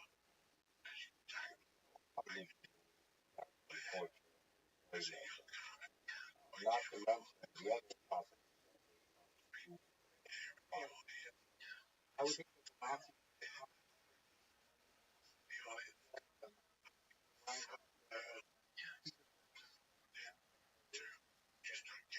Now, let's point that also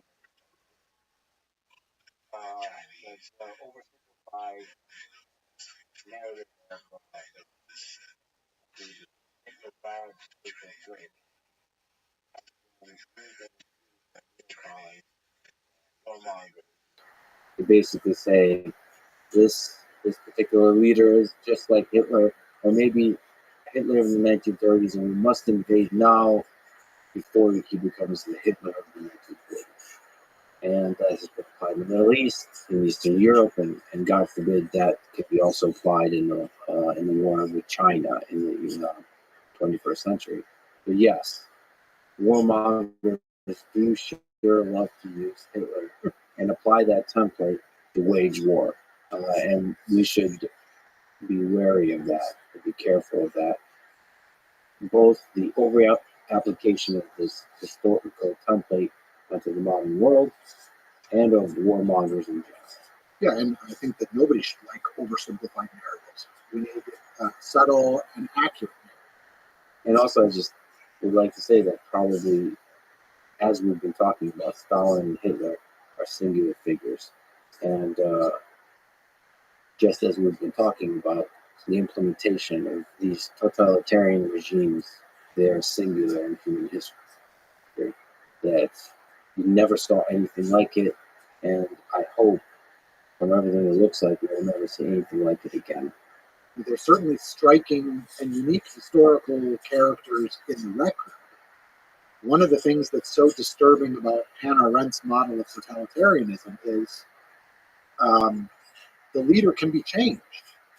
The system itself demands that there be a leader who allegedly is all-powerful and all-knowing and prophetic and the like. But whether particular figures are interchangeable in that role is a key question. Let me go back to the 1920s to sort of ask a counterfactual question. Given the battle between the Marxists and the communists and National Socialists, was it possible, and what would that world look like if the communists indeed won in Germany, as Karl Marx envisioned, and it made total sense given the industrialized expanse that Germany represented? Was that possible, and what would it look like if it happened? I would think that the reality is probably very remote, but that was certainly their ambition.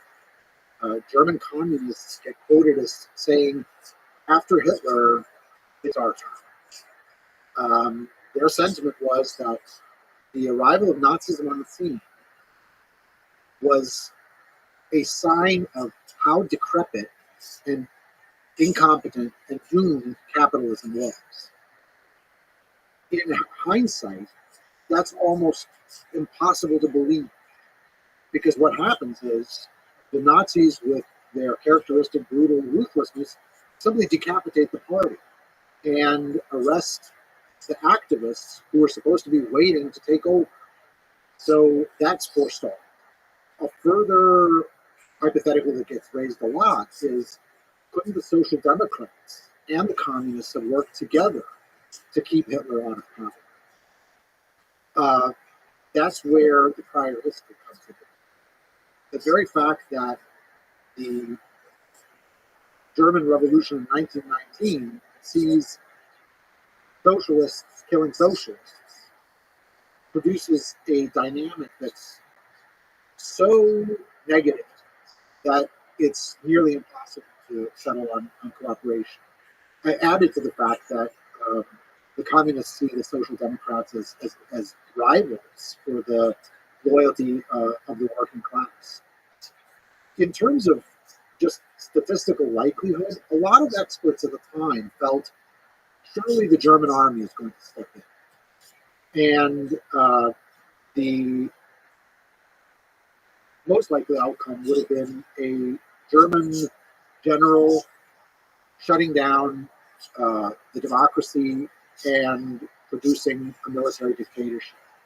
It says a lot about how dreadful and bloody the record of the Nazis was, that some people in retrospect would have felt that that military dictatorship would have been preferable if it had obviated the need for the ordeal under the Nazis. What do you think Marx would say about these centuries? Let's take it before we get to Mao and China, just looking at the Soviet Union and Nazi Germany. That's a really good question. I think that Marx was flexible in his expectations about tactics and strategies, even as he was sure that he had actually cracked a big intellectual problem of what the future is going to look like. So how it would play out, he was a man who had to deal with a lot of disappointments because in revolutionary uprising after revolutionary uprising, whether it was in the revolutions of 1848 across Europe, whether it was in Poland, whether it was in the Paris Commune, this is it. This is the outbreak of the real thing, and then it doesn't end up. So I think that he probably have tried to be patient about the turn of events. We mentioned at the outset that Marx felt it was unlikely that a workers' revolution would break out in the Russian Empire because for that you needed lots of industrial workers and they didn't have a lot of industry. There's a footnote to that, and it proves his flexibility. A Russian socialist wrote to Marx asking, might it not be possible for Russia to escape some stages of capitalist development? Would you have to rigidly follow that scheme? And Marx's answer was convoluted, but it wasn't a no. And that suggests that Marx was willing to entertain all sorts of possible scenarios. I think he would certainly have been very surprised at the course of events as it unfolded. It didn't match his expectations at the outset. Not to put this on him, but would he be okay with the price of Holodomor for the utopian destination of communism? Meaning, is it okay to crack a few eggs to make an omelet? No, we don't know what Marx would say if he would pose that question deliberately, but we do know in the case of a Marxist historian, Eric Hobsbawm, who was a prolific and celebrated British historian of the 19th and 20th centuries. And he was put this question in the 90s after the collapse of the Soviet Union. And he stated forthrightly that because the Soviet Union failed, such sacrifices were inordinate. But if the experiment had succeeded and a glorious future had been opened for mankind as a result of the Soviet Union's success, that would lead to a different reply. And that is one person's perspective.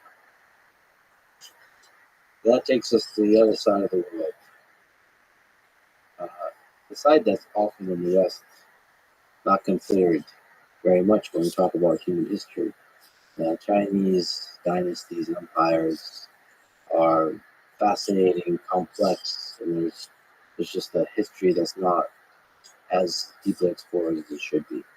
And the same applies to the 20th century. So Chinese radicals founded the Chinese Communist Party (CCP) in July 1921. Among them, as you talk about, was Mao. What was the story of Mao's rise? So Mao takes a page from the book of Lenin by adapting or seeking to adapt Marx's ideology to a context that would have surprised Marx significantly. And that is not only to set the revolution in an as yet not industrialized country, but moreover to make the peasants, rather than being conservative sacks of potatoes, to make them into the prime movers of the success of this political venture.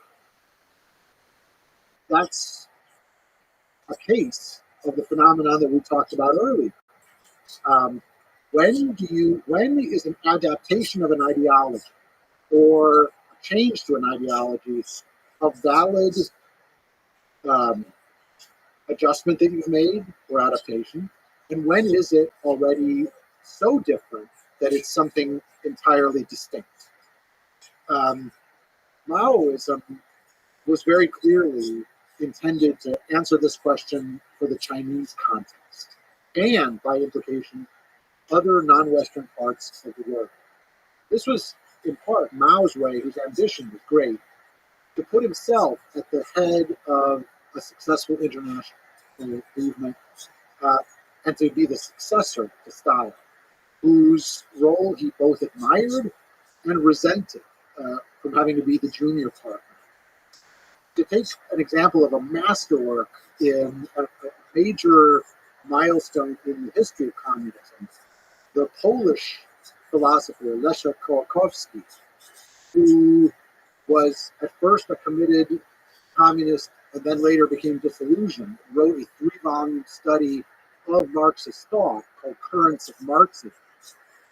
In that book, when he reaches Maoism, Kołakowski essentially throws up his hands and says, like, it's hard to even know what to do with this, because putting the peasantry in the vanguard role is something that is already at variance with the original design.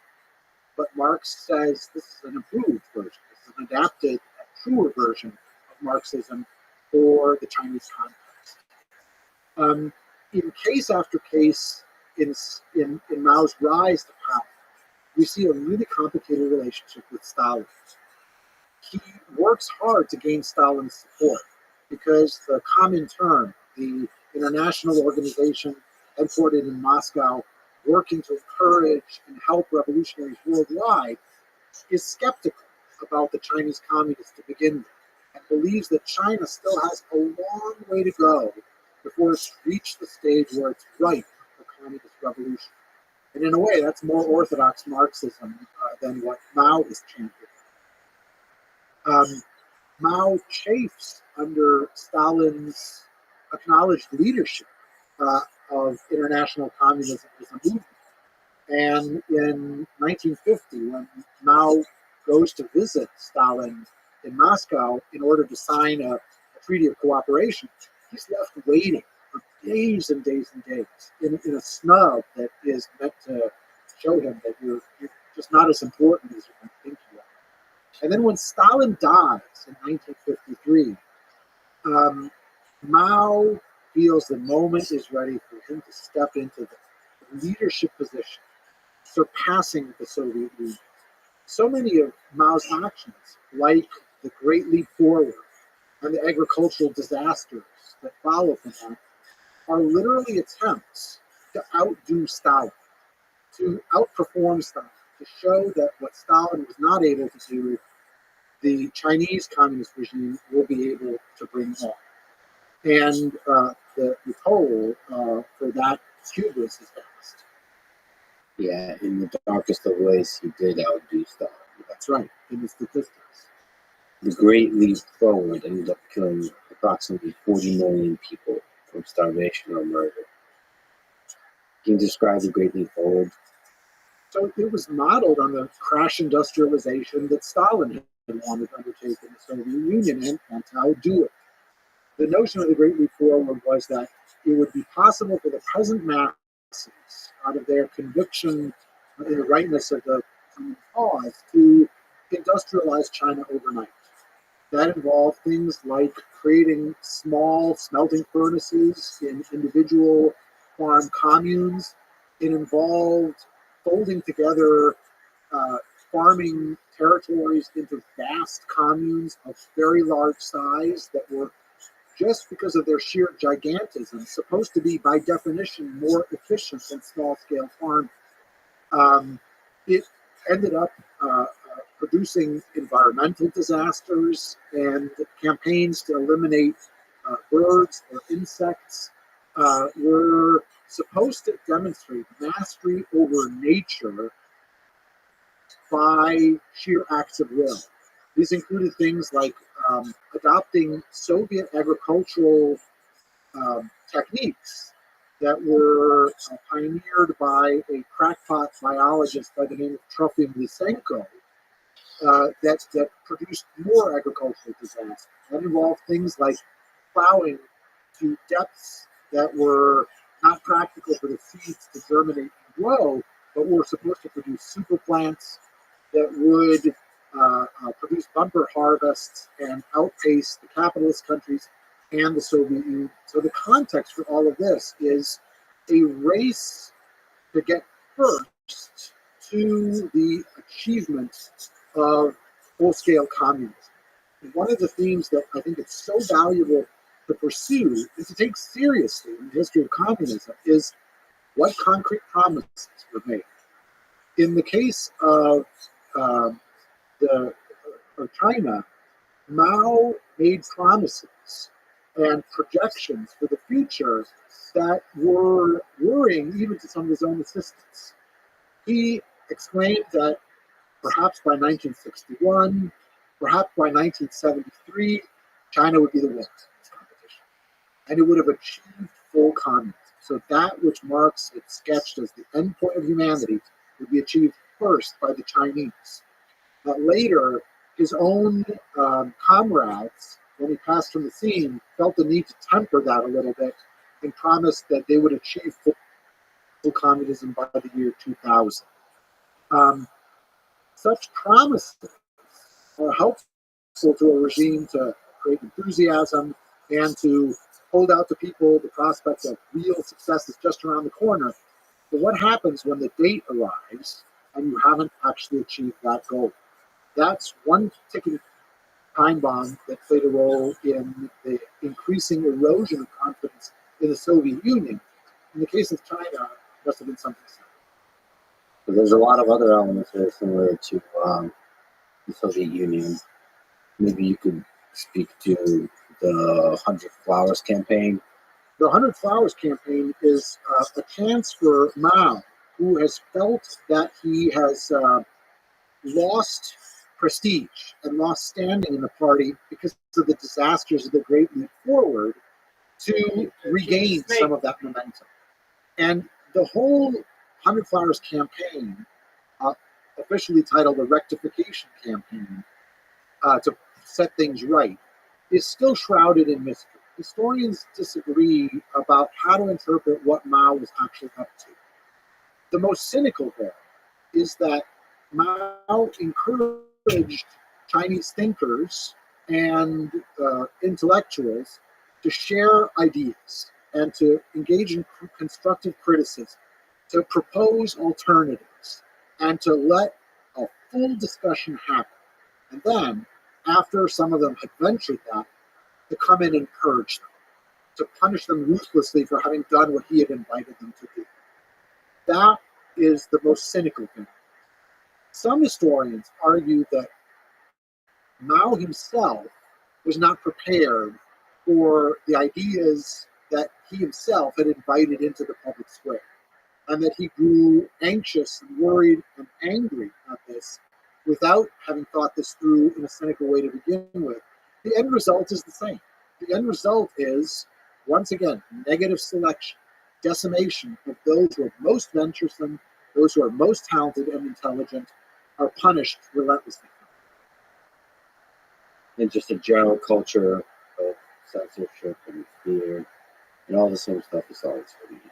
That's right. I mean, think of the impact on officials. We're loyal servants of the regime and just want to get along. The message goes out loud and clear. Don't be venturesome. Do not propose reforms. Stick with the tried and true, and that'll be the safe route, even if it ends in, ultimately, stagnation. So, as the same question I asked about the Soviet Union, why do you think there was so much failure of policies that Mao implemented in China during his rule? Mao himself had a view of human beings as being, as he put it, beautiful blank pieces of paper upon which we can write new characters. And that is clearly at variance with what you and I know about the complex nature of human beings as we actually encounter them. I think that in the process of hatching schemes that were one size fits all for a country as big and as varied in its communities as China, inevitably such an imposition of one model was going to lead to serious malfunctions. And so much of what other episodes in Chinese history show, the entrepreneurial capacity, the productive capacity economically of the Chinese people was suppressed by being fitted into these rigid schemes. What we've seen since, after Mao passes from the scene and with the reforms of Deng Xiaoping, one sees just how much of those energies had been forcibly suppressed for so long, and now we're allowed to be. Mao died in 1976. He wrote that the CCP in 81, looking back through the lens of historical analysis, said that he was 70% correct. 70, exactly 70% correct. Yeah, not 69, not 71. The scientific precision, I mean, we should say that again and again. The co-opting of the authority of science by Soviet Union, by Mao, by Nazi Germany, Nazi science is terrifying and should serve as a reminder that science is the thing that is one of the most beautiful creations of humanity, but is also a thing that can be used by politicians and dictators to do horrific things. Its essence is questing, not certain. Yeah, exactly. Humility, intellectual humility. So how did China evolve after Mao's death to today? Well, I think that there is, without denouncing Mao, without repudiating Mao's 70% correctness, the regime actually undertook a new venture. And that venture was to open up economically, to gain access to world markets, and to play a global role, always with the proviso that the party retained political supremacy. It's been pointed out that while Khrushchev tries in the Soviet Union in 1956, especially with a secret speech in which he denounces Stalin's crimes, he tries to go back to the founder's intentions of Lenin. Nothing like that, it's argued, is possible in the Chinese case, because Mao was not the equivalent of Stalin for Communist China. Mao was the equivalent of Lenin. Mao was the founder, so there's no repudiating him. They're stuck with that formula of 70%, and acknowledging that there were some problems, but by and large arguing that it was the correct stance of the party and its leader that was paramount. And the results of this wager are, where we are today.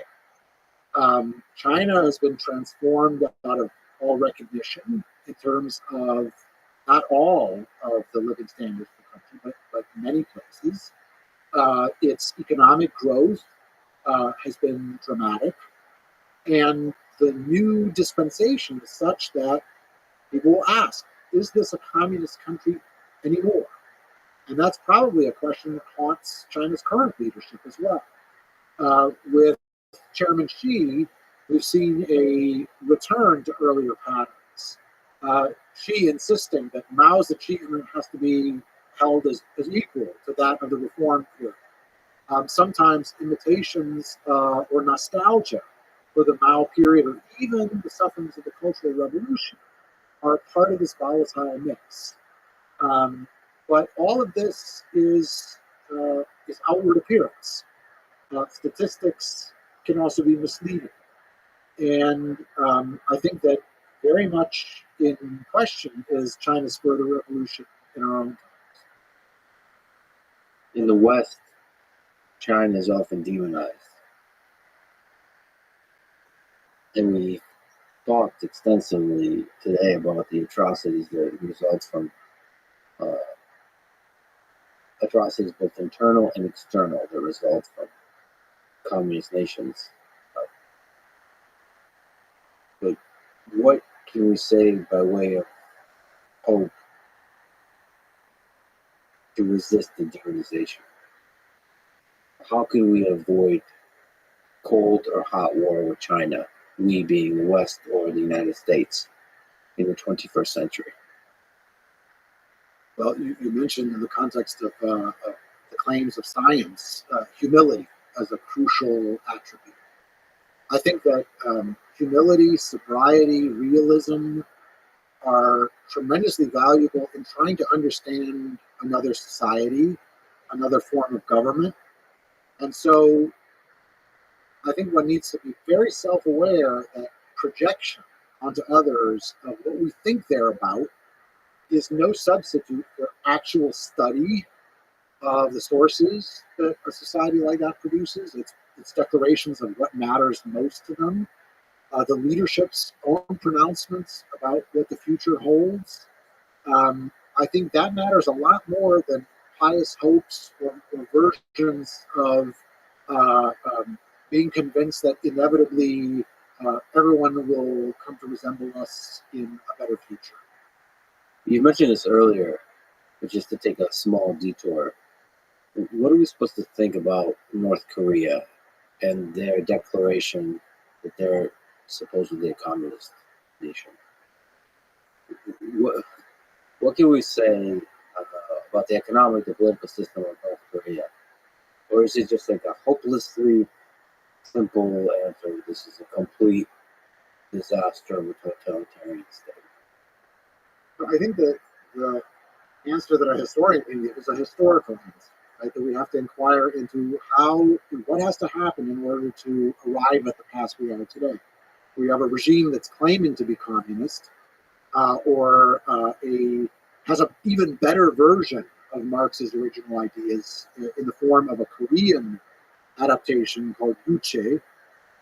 How does that mesh with the reality that we're talking about a dynastic government and a monarchy in all but name, but a communist monarchy, if that's what it is? I think that examining as much as we can learn about a closed society that is goes about its everyday in ways that are inscrutable to us is very, very challenging. But the only answer, when an example like this escapes your analytic categories, probably there's a problem with your analytic categories rather than the example being the problem in all its messiness. Yeah, so there's a component here in the release of China as well to bring like somebody like John Mearsheimer into the picture. There's a military component here too, and that is ultimately how these nations interact, especially totalitarian nations interact with the rest of the world. So nations interact economically, culturally, and militarily. And the concern with countries like North Korea is the way for them to be present on the world stage in the game of geopolitics is by flexing their military might, and they invest a huge amount of their GDP into the military. So I guess the question there to discuss in terms of analysis is how do we deal with this kind of system that claims to be a communist system, and what lessons can we take from history and apply it to that?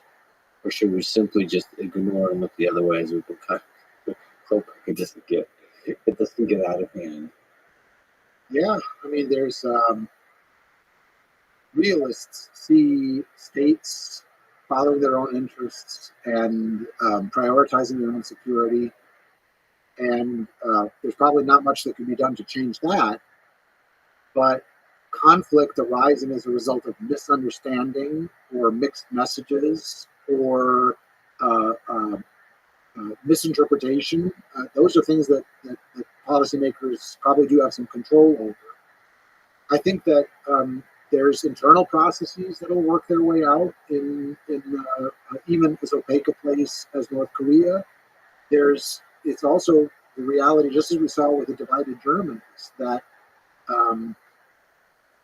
it's a precarious kind of twinned existence when you have countries that are across the border from one another, that are derived from what used to be a single unit, that now are kind of a real life social science experiment in what kind of regime you get with one kind of system, what sort of regime you get with another kind of system. That's a very unstable setup.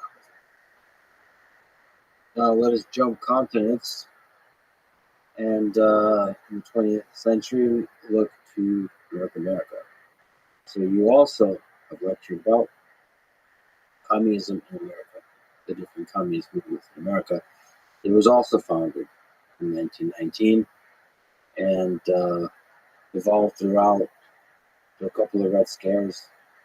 So what was the evolution of the Communist Party and just in general communists in America? It's fascinating to observe this story because one longstanding commonplace has been that socialism has less purchase or radical socialism in the United States than in European countries.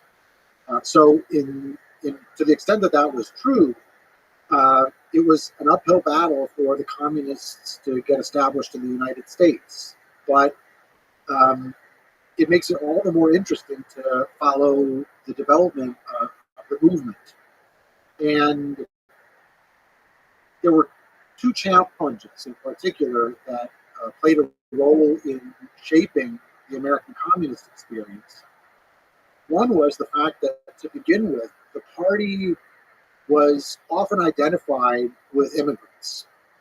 The communities that had come over across the Atlantic from Europe often had strong socialist contingents, and when this break happens within the socialist movement between radical socialists and more moderate socialists, there were fiery individuals who saw the opportunity to help shape the American communist movement. But the result was that for many American workers, they saw the sheer ethnic variety and difference of this movement as something that was unfamiliar. It would only be with the rise to the leadership of the Communist Party of Earl Browder, an American-born political leader with vast ambitions for creating an American communist movement, that image would start to be modified.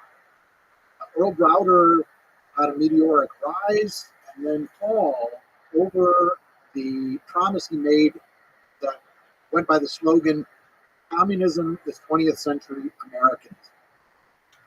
The notion was that communism could find roots in American political discourse and experience. Where Earl Browder fell afoul of other communists was in his expectations during World War II that it might be possible for the Soviet Union and the United States to make their current cooperation permanent and to come to some sort of accommodation that would moderate their rivalry. As it turns out, with the dawning already of Cold War tensions that would later flower more fully, That was unacceptable, and the movement divested itself of Earl Browder.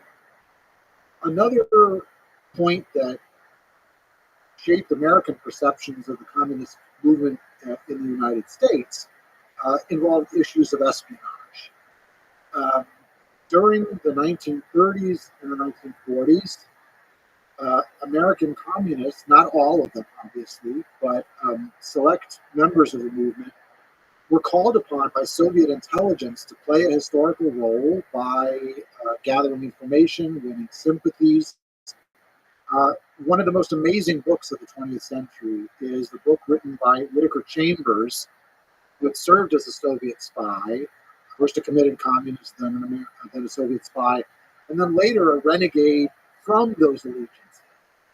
His book is entitled Witness in 1950, published in 1952, and it's one of the most compelling books you could ever read because it's so full of both the unique character of the author in all of his idiosyncrasies and a sense of huge issues being at stake, ones upon which the future of humanity turns. So talk about the ethical element being of importance there. Through the apparatus of the state, the Soviets managed to infiltrate spies into America's military as well as government institutions. One great irony is that when Senator McCarthy in the 50s made vast claims about communist infiltration of the government apparatus, claims that he was unable to substantiate with details, that reality had actually been closer to the reality of the 1930s and the 1940s than his own time.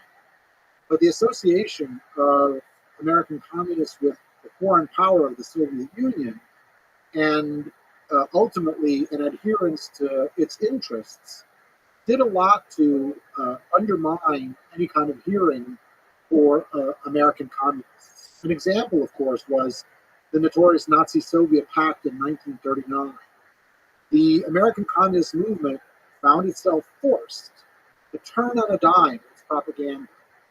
Before the Nazi-Soviet pact of August 1939, they had denounced Nazi Germany as the greatest threat to world peace. Just after the signing of the pact, they had to proclaim that this was a great win for peace and for human harmony, and to completely change their earlier relationship of being mortal enemies with Nazi Germany. There were many American communists who couldn't stomach this and who, in disillusionment, simply quit their party memberships or drifted away. But it's a fascinating story of the ups and downs of a political movement with radical ambitions in American political history. Yeah, the Cold War and the extensive levels of espionage sort of created, combined with Hollywood, created basically firmly solidified communism as the enemy of the American ideal, sort of embodied. And not even the economic policies, the political policies of communism, but like the word and the color red, the hammer and sickle, Rocky IV, one of my favorite movies. Well, that's canonical. Yeah.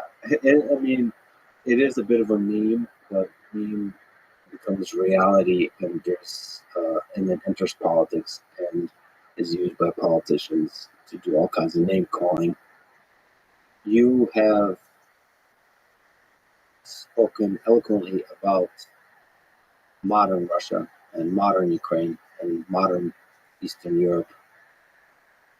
So how did Russia evolve after Stalin and after the collapse of the Soviet Union? Well, I think the short answer is without a full historical reckoning that would have been healthy about the recent past. In ways, that's not very surprising because given the economic misery of dislocations, and the cumulative damage of all of those previous decades of this experiment, it left precious little patience or leisure or surplus for introspection. But after an initial period of great interest in understanding the full measure of what Russia and other parts of the Soviet Union had undergone in this first initial explosion of journalism and of reporting and investigations, historical investigations with news sources. After an initial period marked by such interest, retreated into the here and now, and today. And the result is that there's been less that would be healthy of a taking stock, a reckoning, even an assigning of responsibility for those things that were experienced. No Nuremberg trial took place in order to hold responsible those who had oppressed others in the aftermath of the collapse. In other ex-communist countries, also precious little in the way of legal proceedings that would have established responsibility. Keep in mind, the Nuremberg trials had as one of their goals, a very important one, not even individual verdicts, individual people found guilty, but to collect and publicize information, to create knowledge and transparency about what the reality has been in the past.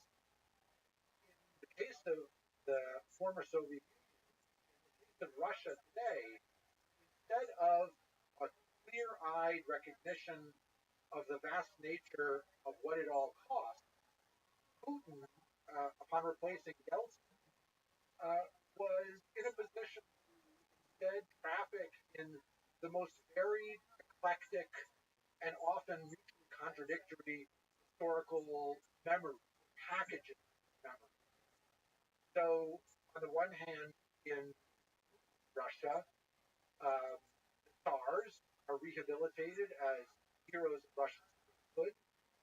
Uh, sees Lenin in a negative light because Lenin, by producing federalism as a model for the Soviet Union, laid a time bomb at the base of that state that eventually smashed it into many constituent parts as nations regained their independence.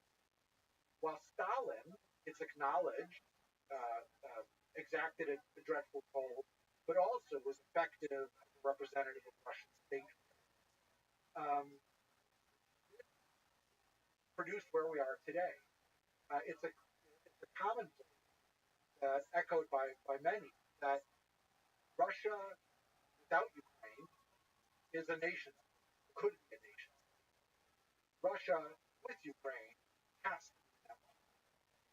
And who's not really seeking a revival of Stalin, but still is nostalgic about earlier forms of greatness and of strength of Russian state to the exclusion of other values, has undertaken a course of aggression that has produced results quite different from what we likely expected.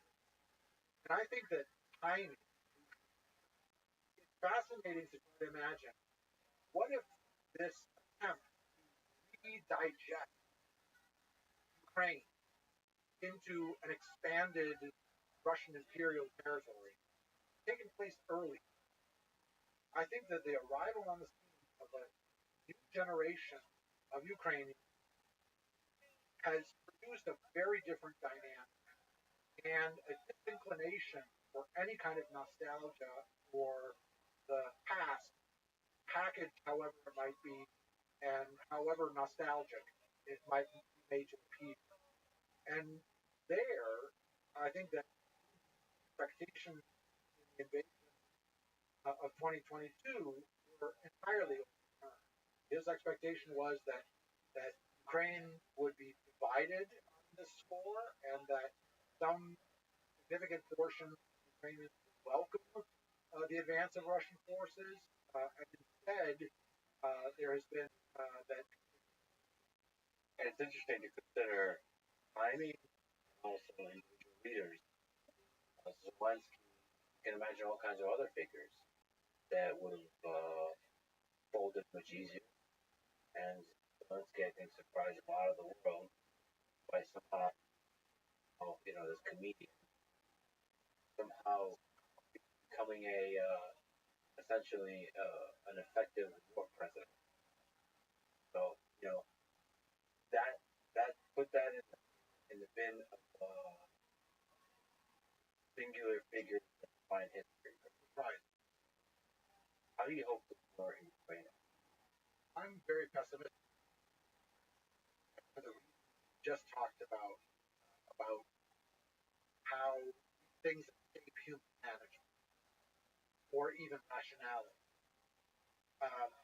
I think that war takes on a life of its own, has accumulated suffering, actually eliminates possible compromises or settlements that one might talk about in the abstract. I think that it's one thing for people far away to pose trades of territory or complicated guarantees or arrangements that sound very good in the abstract that will just be refused by people who actually experience what it's like in person, what it meant to them and their families and everyone they know in terms of lives destroyed. I think that peacemaking is going to face a very daunting task here, given all that's accumulated. Um, I think, in particular, just from the last days of the launching missile attacks against permanent or civilian targets, that's not easy. Let me ask a political question. We talked about Trump that elected before he is going into office. Uh, what would like that like? So we should mention that Russia has captured 4 regions of Ukraine now, the Luhansk, Zaporizhia, and Kherson. Also, Ukraine captured far more than Russia. You mentioned territories and NATO, European Union, also funding and military help from the United States directly to Ukraine is on the table. You think it's possible to have a fair deal that people, like you said, far away, where both people walk away, Zelensky unhappy, but unhappy, and peace negotiated? Equally unhappy is a very hard balance, right? Probably. Um, I think my concern is about the part of the equation that involves people being desperate and unhappy and laying the foundation. I couldn't imagine what that looked like, but that's once again the thing that is human control. So laying the foundation for wars to come. It's possible to have a ceasefire that lays the foundation for war and praying in a year, 5 years, 10 years. In a way, we may already be there because ratifying the use of force to change borders in Europe was taboo since 1945, and now look where we are. If that is validated and it sets up incentives for more of the same. If you look at the 20th century, as we're talking about, with horrendous global wars that happened then, you look at now, it feels like being in the war in Ukraine, breaking the contract of you're not supposed to do territorial conquest anymore.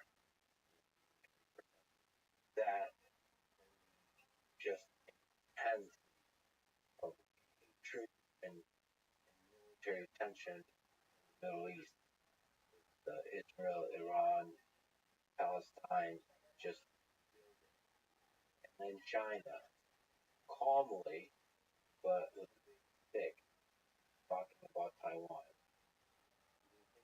Conflict would be out the way. It's possible that a global war happens.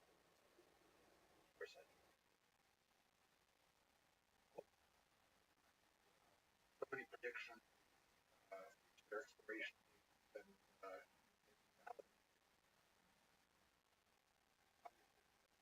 we're confronting it.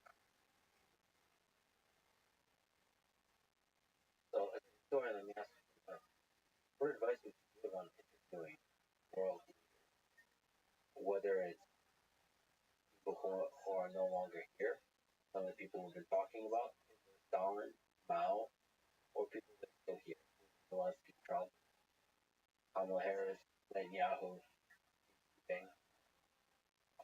As a historian, like, what is it possible to have an interesting conversation? It's a thought experiment. What kind of conversation would you like to have with the 1930s or Stalin? First of all, Anne was very clear. I would never presume to advise you about interviewing world leaders, honoring people, roster. But I know what I might. That is, um, in historical analysis, trying to understand the role. The more one understands about their prior background, and formative, the better a fix I think gets on the question of what are their expectations. What is the German? There's a beautiful word for this. Germans managed to mash together several words. One better word. German is Erwartung, rise of expectation. So, in the case of figures like Churchill or Hitler, their experience of World War I shaped their actions, their values were shaped in their childhood. Is there a way of engaging with someone you're interviewing, even obliquely, that gives a view in on their sense of what the future might hold? And I mean that obviously such people are expert at being guarded, not being down, but the categories in which they're a sense of what their own ethical grounding might be, their ethical code, and their behavior.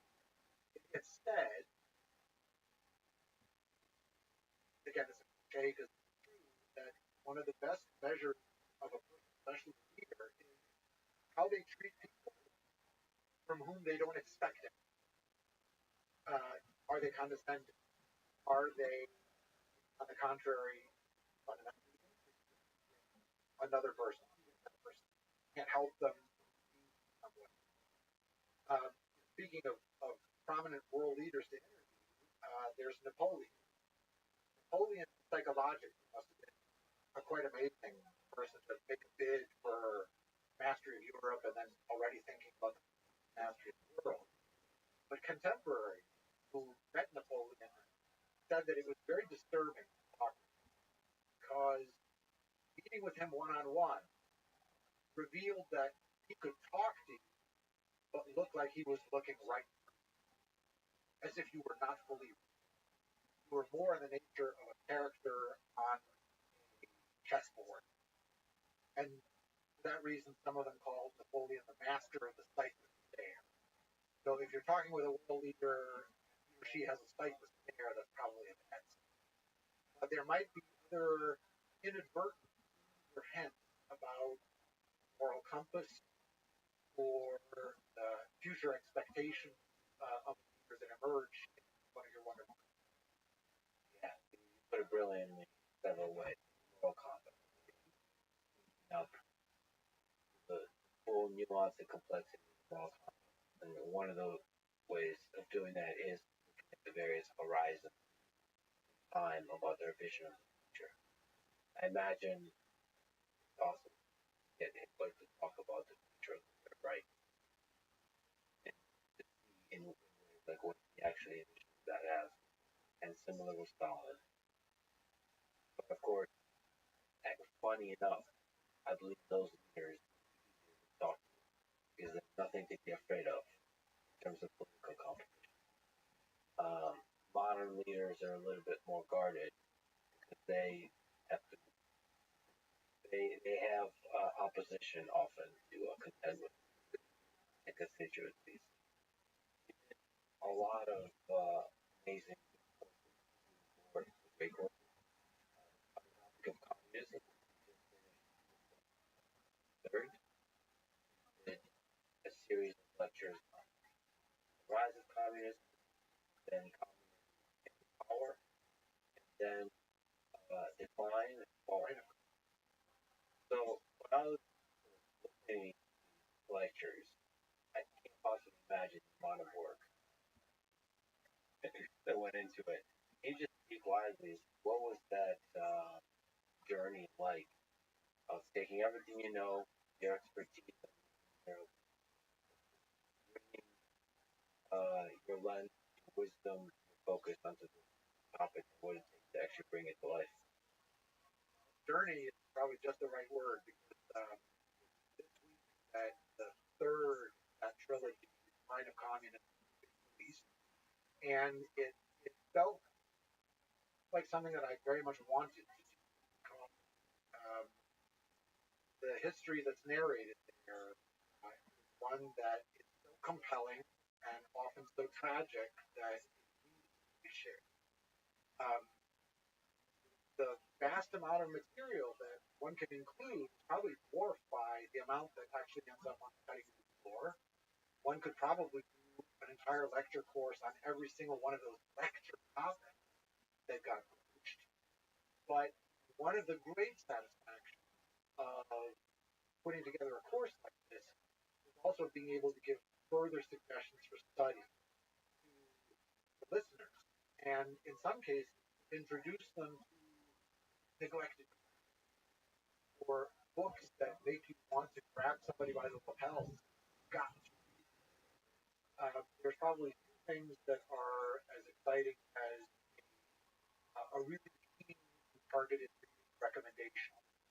In addition, I've also done other courses on the history of World War One, on the diplomatic history of Europe from 1500 to present, a course on the history of Eastern Europe, and also a course on dictatorship, of utopia and terror, and then also a course on wars and a course on turning points in modern times. And every single one of those is so rewarding because you learn so much, and it's really fun. And I should highly recommend sign up to the. First of all, there's great courses, buy the courses individually, but I recommend Plus things like a monthly membership, where you get access to all these courses. They're incredible, and I recommend people watch all of yours. You mentioned books, an impossible question, and I apologize ahead of time, but books you can recommend in your own life that you enjoyed, whether it's small or obvious recommendations that you recommend people read. It is a bit like asking what's your favorite band. Kind of thing. That's right. Well, with a book that got turned into a movie, absolutely. Yes. So in that case, all of us reflect on that magical moment of reading a book or seeing a movie that really got you launched some particular set of things that you're going to find fascinating for the rest of your life. And there's a direct line to the topics we were talking about today from myself in the Chicagoland area, kids seeing the film of Dr. Zhivago, and then later reading the novel, which was based on the film had to be filmed on location in Spain, revolutionary Russia. It was magical for the sheer sweep and tragedy and human resilience that it showed. The very way it was work of literature or cinematography captures so much. Um, I'm still amazed by that. And then there's also the spirit of recommending neglected classes. My favorite author. My favorite author is now a late Canadian author by the name of Robert Davis, who wrote uh, novel after novel in a mode that probably would be called magical realism, but is so much more. Robertson Davies was heavily influenced by Carl Jung and Jungian philosophy, but in literary, he managed to create stories that blend mythical, mystical, and brutally real. Paint a picture of Canada as he knew it, Europe as he knew it, the world as he knew it. And the most famous probably Deptford trilogy, 3 novels in a series that are linked, and they're just masterful. If only there were more books. The Deptford trilogy, Fifth Business, The Manticore, World of Wonders, and he got a really nice beard. Yes, it was amazing. Very 19th century. Okay, beautiful. What advice would you give to young people today that have just listened to us talk about the 20th century and the terrifying prospects of ideals implemented into reality? And by the way, many of the revolutions were carried out by young people. And so, the good and the bad and the ugly is thanks to the young people. So, the young people listening today, what advice would you give them? Well, it comes down to one word, and that one word is read. I'm, as a college teacher, I'm concerned about what I'm seeing unfolding before us, which is classes, not my class, but classes in which students are asked to read very little, or maybe in some cases not at all, or snippets that they are provided digitally. Uh, those have their place. It can be valuable. But the task of sitting down with a book and absorbing its message, not agreeing with it necessarily, but taking in the implications, learning how to think within the categories and the values of the author is going to be irreplaceable. And my anxiety is that with uh, with college bookstores now moving entirely to the paperless format, it changes how people interact with texts. And if the result is not a renaissance and a resurgence of reading, but less reading, that will be dreadful. Because the experience of thinking your way into other people's minds that sustained reading offers is so crucial to human empathy, a broadening of your own sensibilities of what's possible, what's in the full range of being human, and then what's best. What are the best models for what has been thought and felt and how people have acted? Otherwise, we fall prey to manipulators and the ability of artificial intelligence to give us versions of realities that never existed and never will.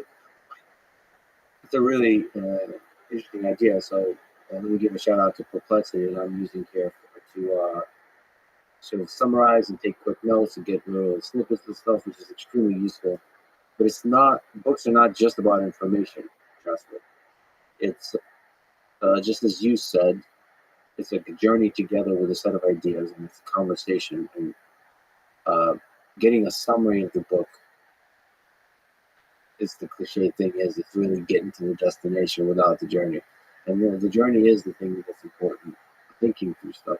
And I've actually learned, I've been surprised, I've trained my brain to be able to get the same thing from audiobooks also. It's a little bit more difficult because you don't control the pacing. Sometimes pausing is nice, but you can still get it from audiobooks, so it's an audio version of books.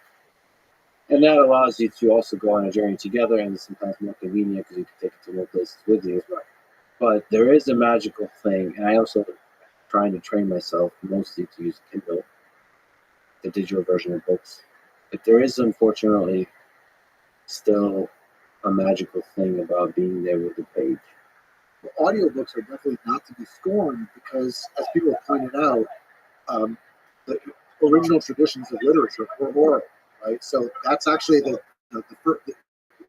1.0, right? And combining these things is probably the key. I think one of the things I find so wonderful about the best lectures that I've heard is it's a chance to hear someone thinking out loud, not laying down the law, but taking you through a series of logical moves, imaginative leaps, alternative suggestions, and that's much more than data transfer. The use case of AI as a companion as you read is really exciting to me. I've been using it recently to basically, as you read, you can have a conversation with a system that has access to a lot of things about a particular paragraph. And I've been really surprised how my brain, when given some extra ideas, other recommendations of books, but also just like a summary of other ideas from elsewhere in the universe that relates to this paragraph. It's like it sparks the imagination of thought, and you see the actual richness in the thing you're reading. Now, nobody's, to my knowledge, has implemented a really intuitive interaction between AI and the text. Unfortunately, partially because um, the books are protected under DRM, so there's like a wall where you can't access the AI can't access the thing. If you want to play with that kind of thing, you have to break the wall a little bit, which is not a nice thing, not a good thing. But just like with music, Napster came up. People started illegally sharing music, and the answer to that was Spotify, which made the sharing of music revolutionized everything. It made the sharing of music much easier. So there are some technological things that can enrich.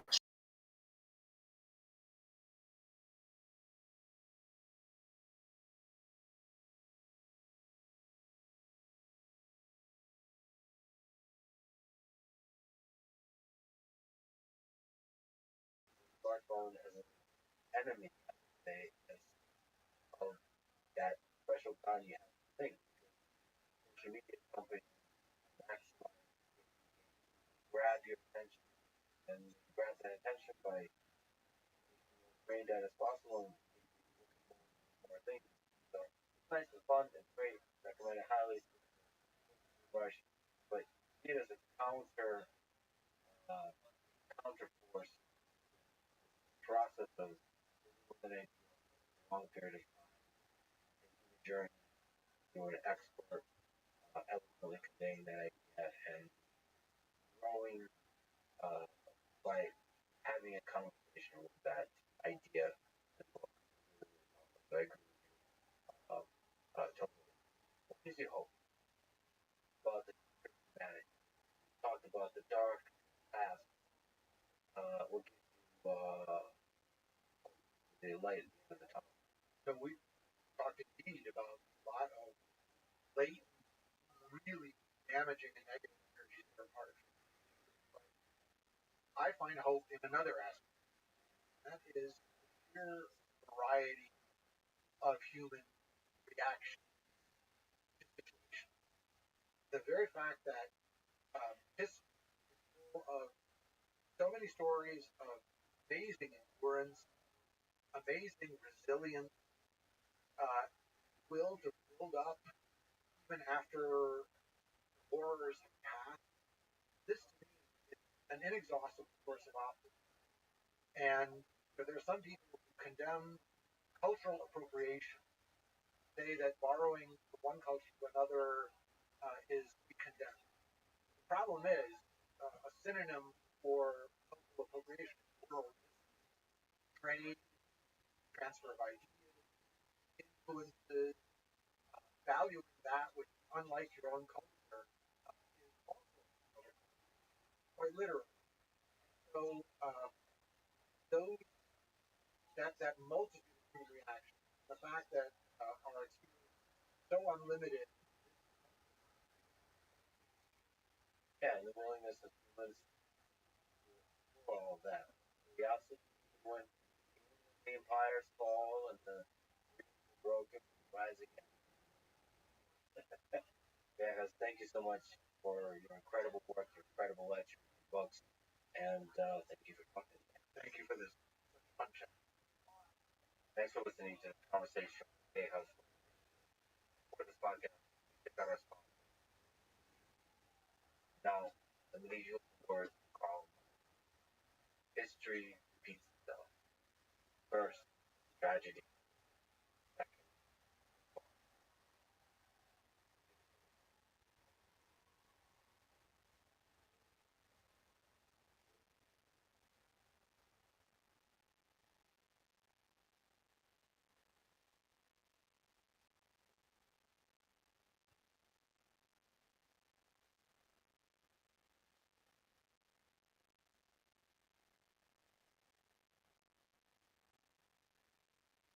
so Rome always wins because even if they lose battle, they go to the Italian allies and Hassan and raise new armies. How do you beat them? He can never raise that many troops himself. And Hannibal, I think correctly, figures out one way to maybe defeat Rome is to cut them away from their allies. Well, how do you do this? Hannibal's plan is, I'm not going to wait to fight the Romans, Spain, or North Africa. I'm going to invade, right at the heart of growing Roman Empire. And my hope is that if I can win a couple big battles against Rome in Italy, Italians want their freedom back, and they'll rebel from Rome and maybe even join me. Because most people who have been conquered want their freedom back. So this is a reasonable plan. But Hannibal famously crosses Alps, elephants, dramatic stuff. Nobody expects him to do this. Nobody thinks he can do this. He shows up in northern Italy. Romans Hannibal captures. Here is the second army. We know this story. Sends it against Hannibal. Hannibal wipes it. Rome gets clever. They say, okay, Hannibal's, we're going to take 2 years, raise 2 armies, and send them both out at the same time against Hannibal. They do this, and this is the Battle of Cannae, which is one of the famous battles in history. Hannibal is facing an army of 80,000 pounds, and he comes up with a strategy called double envelopment. Famous strategy where he basically sucks them over, surrounds them on the side. One afternoon, the Battle of Cannae, Hannibal kills about 1,000 Romans. Now, just to put that in perspective, that's 4 Romans hacked to death in one afternoon. The Americans died in 20 years. The following conversation with Gregory, a historian specializing in future road and military history. This is the Let's Figure podcast. Please check out our sponsors in the description. Now, what do you think is the ancient world and the modern world? Well, the easy answer, one you often get, is technology. And obviously, there's huge difference in technology from the ancient world. But I think some of the more interesting stuff is a little bit more structural. So I would say, first of all, childhood mortality. In the ancient world, Romans, Egyptians, really anybody up until about the Revolution, about 30 to 40% of kids died before they hit puberty. So I mean, put yourself in the place of the average family. You were an ancient person, 3 or 4 of your kids probably would have died. You're very difficult. Nowadays, you think of that. It's psychological. Multiple things. If you're a woman, for example, you were lucky enough to make it to, let's say, you probably would have to give birth 4 or 5 times in order just to keep the population dying out. Those kind of grim mortality, I think, are a huge difference psychologically between the ancient world and the modern. Fundamentally, much same elements of Greek love, hope, optimism, the underlying forces that result in war, all of that permeates human. I think human nature is roughly common. And for me, as an ancient historian, the kind of document I really like are not traditional literary sources.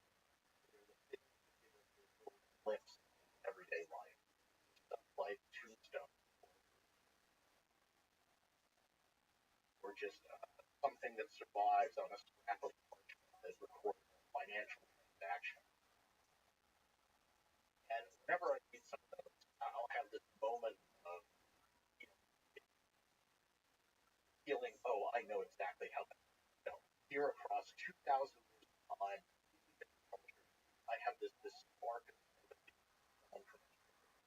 And I think as a historian, the way you begin to understand an alien foreign culture from the other, there's ways in which cultures are different. So you also those moments where you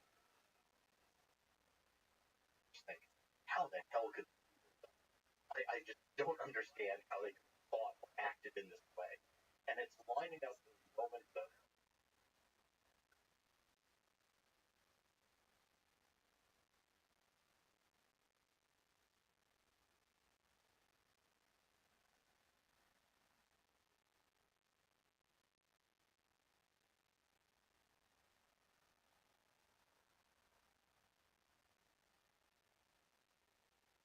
the Rome always wins.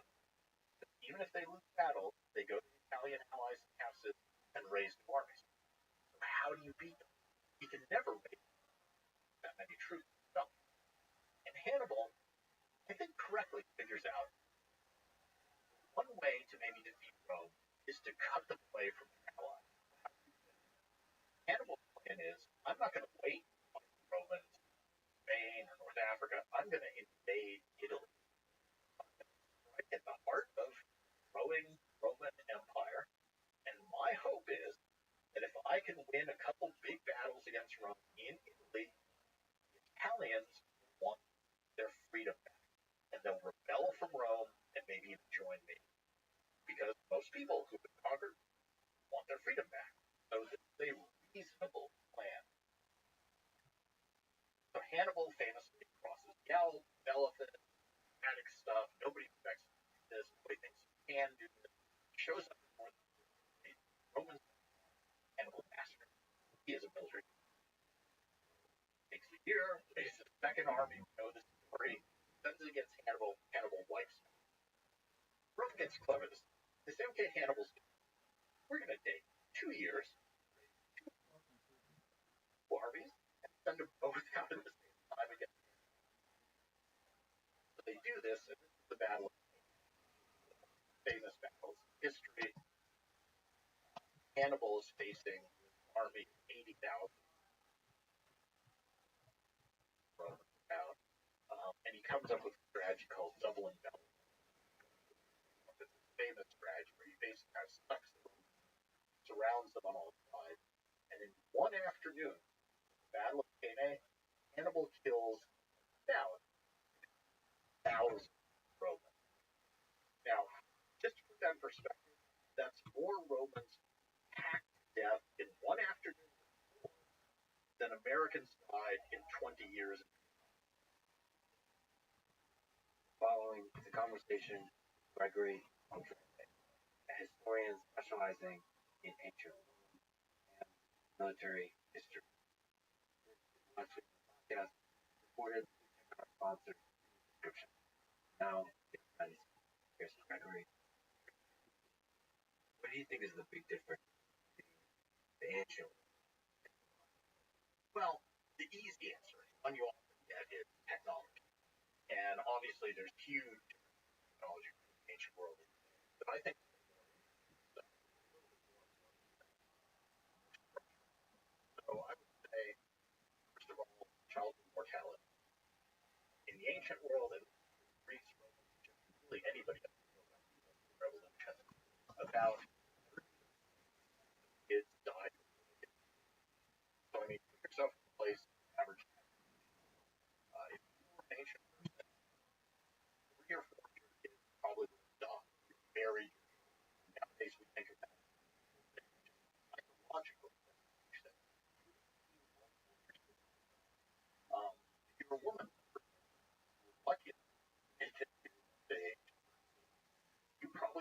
give birth 4 or 5 times in order just population dying out. Kind of grim mortality I think are a huge difference psychologically between the ancient world and the modern. Well, fundamentally, do you think nature changed much? Do you think that the same elements will fear, greed, love, hope, optimism, the underlying forces that result in war, all of that permeates. I think human nature is roughly constant. And for me, it's an historian kind of documents I really like traditional literary sources.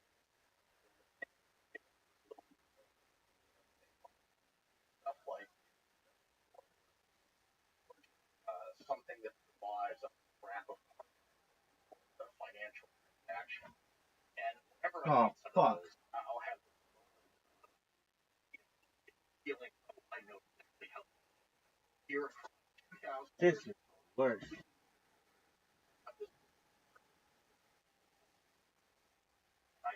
as a and culture on the other ways are wild. How the hell? I just don't understand thought acted in this way. And it's lining up this action that I think we get in a culture. Well,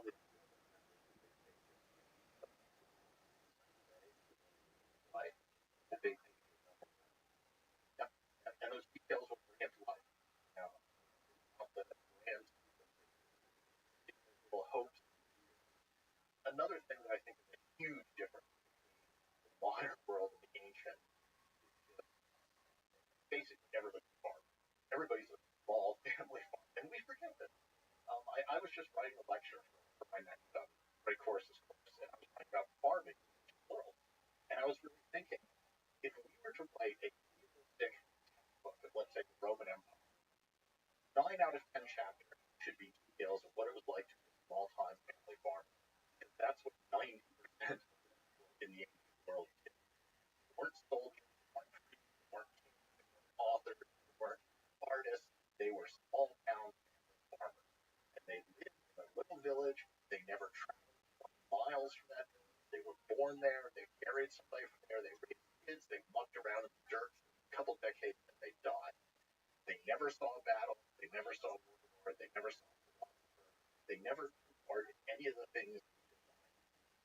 Pleasure to meet you, Bullwinkle, So period. that's us is the emperors and the philosophers and the artists and the warriors who carve his. I stream my life 24 hours a day, 7 days a week, 365 days a year for world peace, period.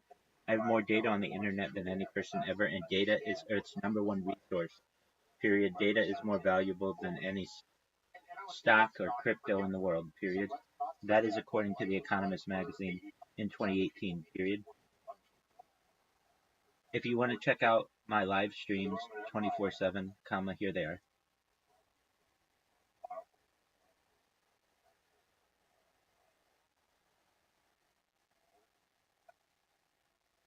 I mean,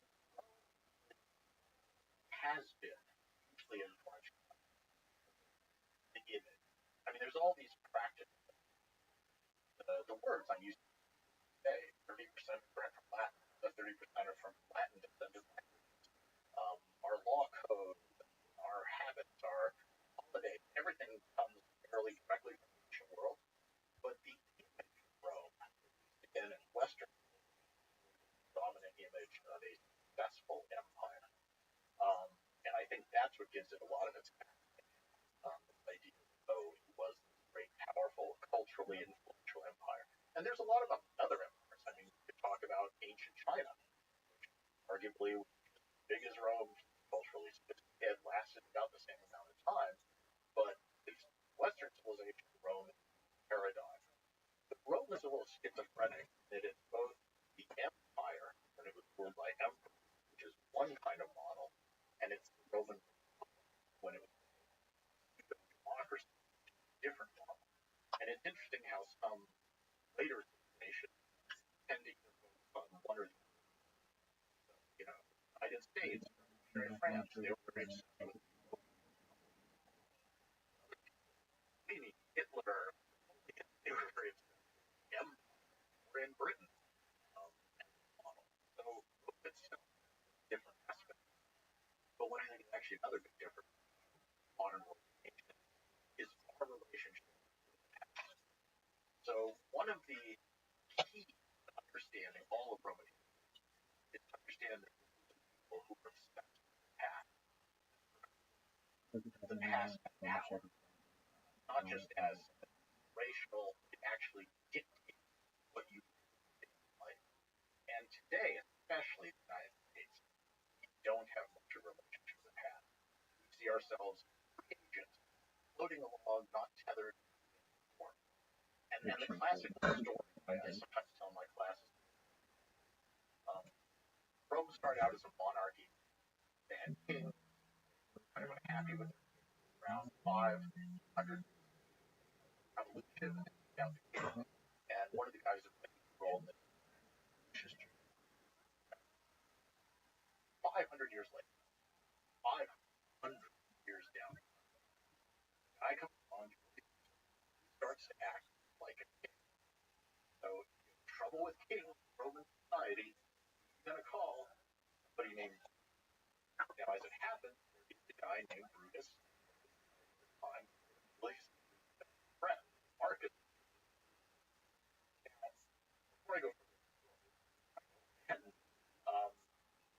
I talk about how important ancestors are in culture.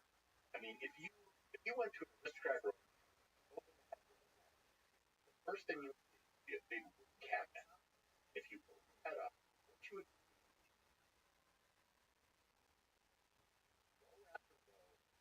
wax, death, act. So the Roman aristocrat died, they hung a big cabinet right inside. Every time you entered the house, staring at the faces of your ancestors. And every child would have obsessively memorized every accomplishment of every one of those. He would have known their career, what offices they held, what battles they fought in, what they did. When somebody new in the family died, there would be a big funeral, and they would talk about all the things their ancestors had did. The kids in the family would literally take out those masks, tie them onto their own faces, wear them in little procession. They're like wearing the face of your ancestors. Individual important, the latest iteration of that family. Enormous weight, huge weight, love. Roman especially past, especially every Roman aristocrat can tell you every one of his ancestors backstabbed. I can't go tell my grandparents, I can tell, but years.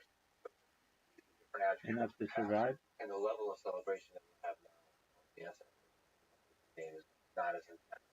No, it would. It's Oppressive. Oh, yes, because there's that weight act like You think not just philosophically, the limiting that you develop, yes, deeply constrained, limiting in a good way, bad way. you know, like everything, it's a little bad. On the one hand, it gives us more connection, it gives us the negative. It makes us traditional minded and conservative. Change.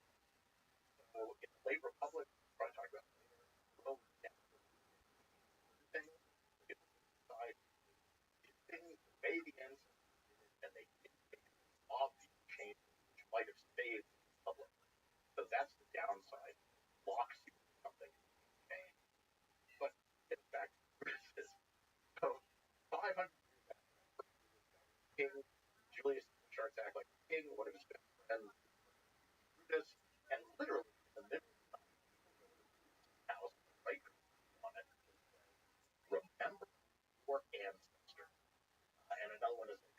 you're no real proof. And at that point, he really has no choice. He forms a conspiracy, hides of March 44 BC, senators, daggers, stick them in jail, and kill him practically. So, the way I always put my story, how many of you stick a knife to your best friend because of what your great great great great great great great great great great great grandfather did? That's the power of past. That's a society past is influential, dictates. And that concept, I think, is very alien to us today. We can't imagine murdering our best friend because of what some incredibly distant ancestor did 500 years ago. But to Brutus, there is no choice. You have to. And a lot of societies have this power of the past. Today, not so much, but some still. About a decade ago, I was in Serbia, and I was talking to some of the people there about the breakup of Yugoslavia and wars that had taken place. People turned against their neighbors, basically murdered people they had lived next to for decades. And when I was talking to them, some of them actually brought up things like, oh, well, justified battle, well, whatever, they did this. And I was like, wow, you're citing something from 800 years ago to justify your actions. That's a modern person who understands the power of the past, or maybe, crippled by it. Interesting point, and interesting to remember about what's thought, especially in the context of how power is transferred, hereditary, which changes throughout Roman history. It's interesting to remember that the value. And then the weight of tradition. Romans both maior, Latin, the way to get kind of word tradition. But that tradition is what your forefathers and what they did. You have to follow that example, and you have to. Does that mean that farmers, there was a major constraint in the farm? I mean, the Romans all even filthy rich Romans, their national identity is the citizen culture farming thing. Right. But it did, among the aristocrats, kind of ran things. Yeah, it was hard to break into that if you have famous ancestors. And it was such a big deal that there was a specific term called a homo, and man, for someone who was the first person in their family to get elected to a major office in the Roman government, because that was a weird and different and new thing. So you actually designated them. So yeah, you're absolutely May, well, maybe I'll help the audience to look at the different periods that we've been talking about. The Republic, Empire, and the King. What are the different periods of Roman, call it, what? Roman history. Roman history. And a lot of people just call that whole Roman Empire, right? So maybe can you speak to the different periods? Yes, absolutely. So conventionally, Roman history is divided into 3 chronological periods. The first of those is from 773 BC, 509 BC, called the monarchy. All the periods that names from the So this is the earliest phase of Roman history. It's when Rome is mostly just a fairly undistinguished little collection of mud huts, honestly, just like dozens of other little mud huts in Italy. So that early phase, about 750 to around 500, monarchy, they're ruled by kings. Then there's this revolution, they kick out the kings, they become a republic. That lasts from 500 roughly to about 31 or 27 date you pick for, but about 500 years.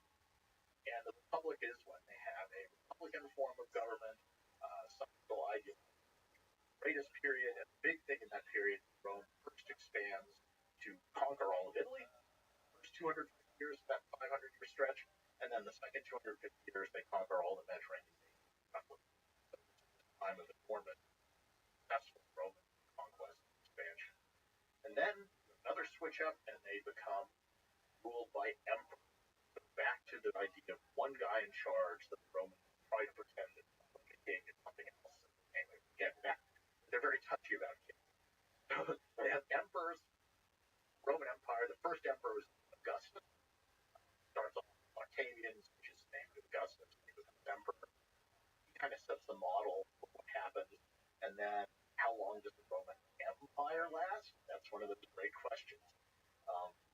conventional answer is usually sometime in this century, so 400. You're asking me too many About questions at another this 500 point. years.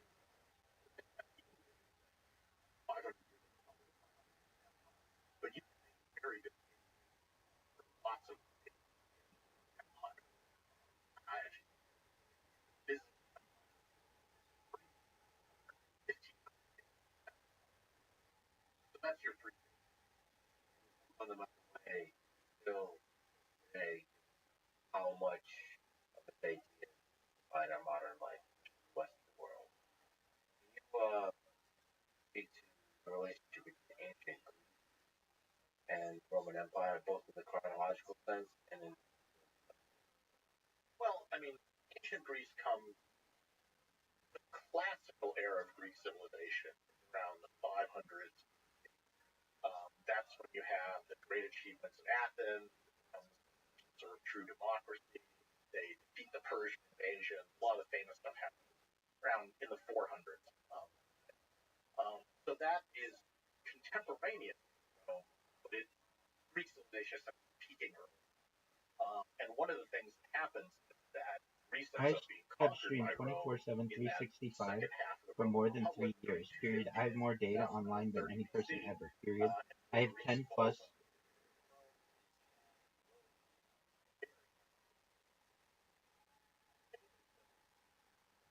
superior art. And another one of the things five, especially they care more about their status peers than they do about money or competition. When they conquer Greek culture, just one more arena of competition. So Romans will start to learn Greek. They'll start to memorize Homer. They'll start to quote more Take a look at my passages of 10 Homer in plus Greek in their letters simultaneous to one live another. streams whenever you want, 24 hours a day, 7 So days a Rome week, kind of 365 days absorbs a year. Period. I stream my life for world peace. the other thing I should Period.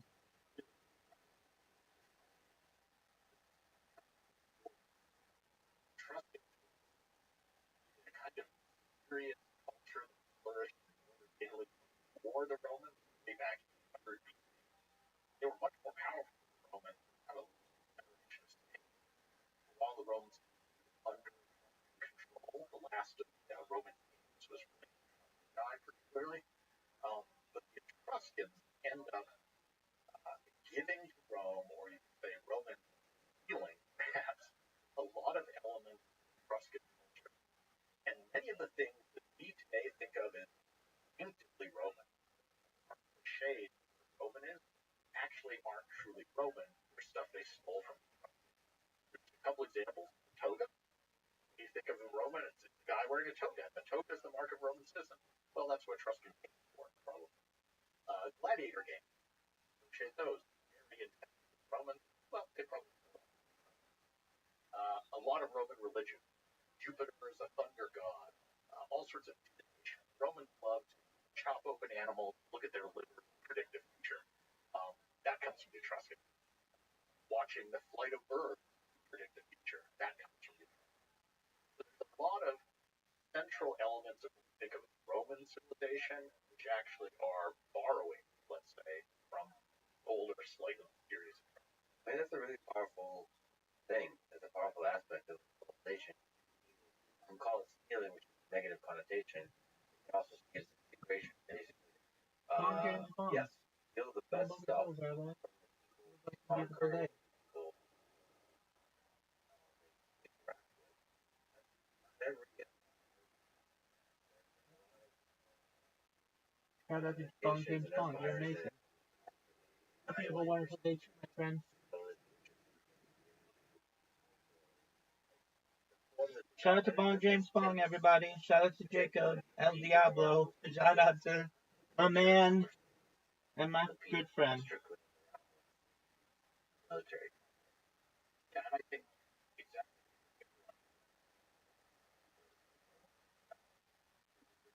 very integrating non-Roman or non-Roman ideas absolute crucial history when they're just one of these tiny little mud hut villages fighting dozens of other mud hut villages. Why does Rome emerge? Well, one of the things they do is finally defeat and conquer another alienated people. They do something very unusual. The normal world is conquer something, you conquer another city.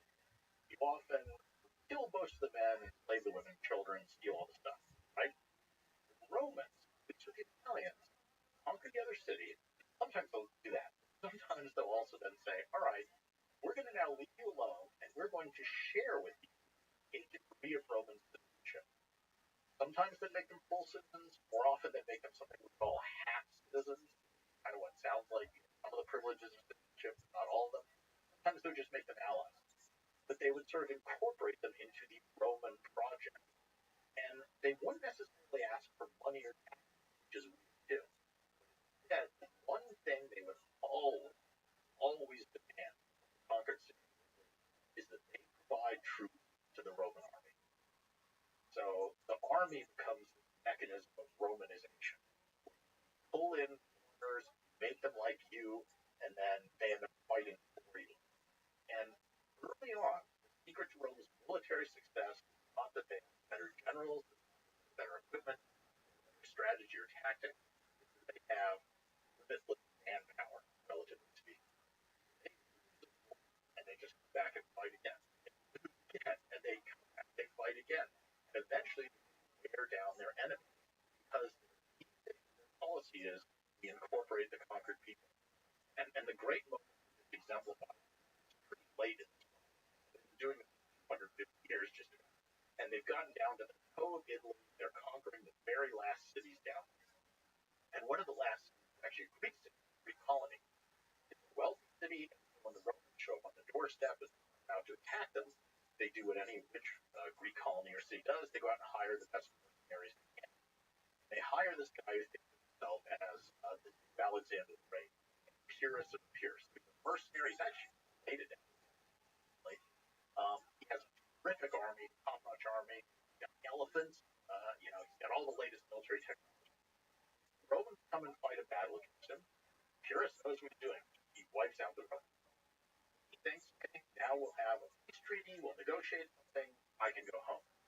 The Romans won't even talk. They go to their Italian allies and half-citizens. They raise the second army. They send it against Pyrrhus. Pyrrhus says, you guys are slow learners. Fine. Fights again, wipes them out. Now we'll have a Romans and the allies raise a third army and send it after Pyrrhus. And when he sees that third army coming, he says, I can't afford to win another battle. I win these battles, but each time I lose my troops, and I can't replace them. And the Romans just keep sprouting new armies. So he gets up and goes home. So Rome kind of loses every battle for war. And Pyrrhus, one of his his officers, a great line, going back to Greece, fighting Romans like fighting a hydra. And a hydra, mythological monster, cut off one head, two more grow in place. So you can just never win. So that's the secret of Rome's early success. It's not the military strategy. It's not technological asymmetry of power. It's really just Early on. And later, the Romans get very good when we're to the empire phase. Once they have emperors in the AD era of kind of doing the same thing by drawing in the best and the brightest, most ambitious, talented local leaders of the people they conquer. So when they go someplace that they conquer a tribe of them as barbarians, they'll often take the sons of the barbarian chiefs, bring them to Rome, and raise them as Romans. And so it's that whole way of kind of turning your enemies into your own strength. And Romans start giving citizenship to areas they conquer. So once they move out of Italy, they aren't in free will citizenship, but eventually they do. So they make Spain, and a lot of cities in Spain, they make also other places. And soon enough, the Roman emperors, the Roman senators, are not Italian. They're coming from Spain, North Africa, or Germany, or wherever. So, as early as the 2nd century, of the Roman Empire. So the first set of emperors, the first 100 years were all Italians. But right away at the beginning of the 2nd century AD, you have Trajan from Spain, and the next guy, Hadrian, from Spain. Then a century later, you have Cyrus, who's from North Africa. You later get guys from Syria. So, I mean, the actual leaders of the Roman Empire are coming from the provinces. And it's that openness to incorporating foreigners, making them work for you, making them want to be part of your empire that I think is one of Rome's strengths. Yeah, taking the sun. Yeah. Is this kind of generational migration? And the Roman military later in the empire is the giant machine of 500 million people that takes in foreigners and churns out. So the army is composed of two groups. You have the Roman legionaries, who are all citizens. But then you have another group that's just as large, 250,000 legionaries, 250,000. Second group called auxiliaries. And auxiliaries tend to be newly conquered warlike people that the Romans enlist as auxiliaries to fight with them. And they serve side by side with Roman legions for 25 years. And at the end of that time, when they're discharged, they get Roman citizenship. And their kids then tend to become Roman legionaries. So again, you're taking the most warlike and potentially dangerous of your enemies, kind of absorbing them, putting through this thing for 25 years. They learn Latin, they learn Roman customs, they marry someone who's already a Roman or a I've Latin. likely been trading live in They have kids with their kids become Roman legionaries and thoroughly integrate your biggest, greatest.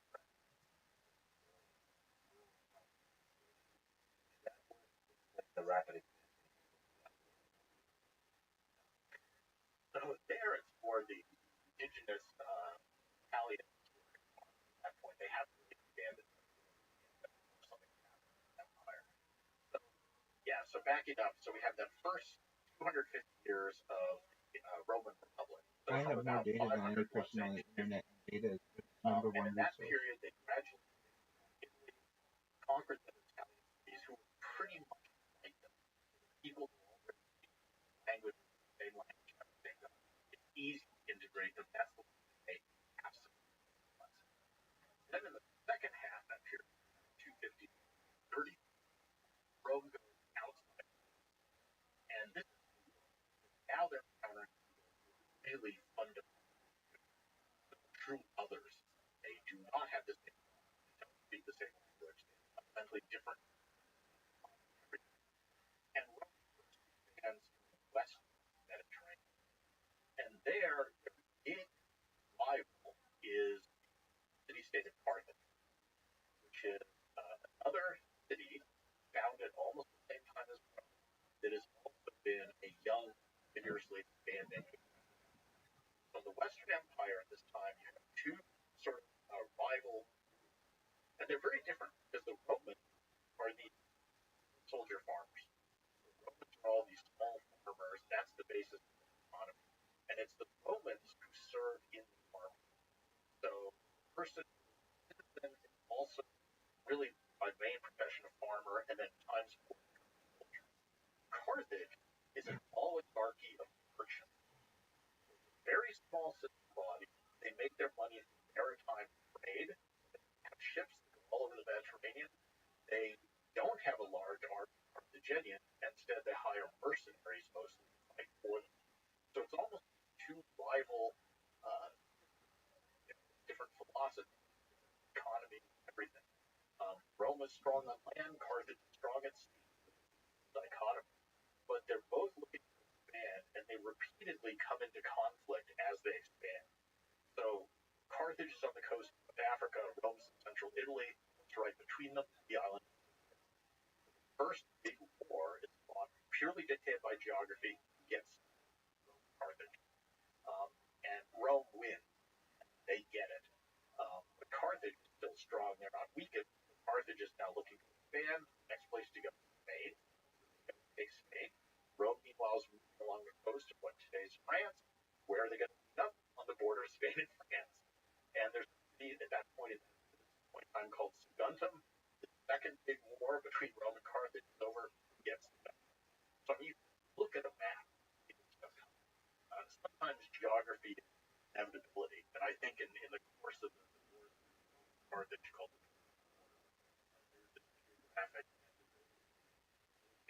punitive wars?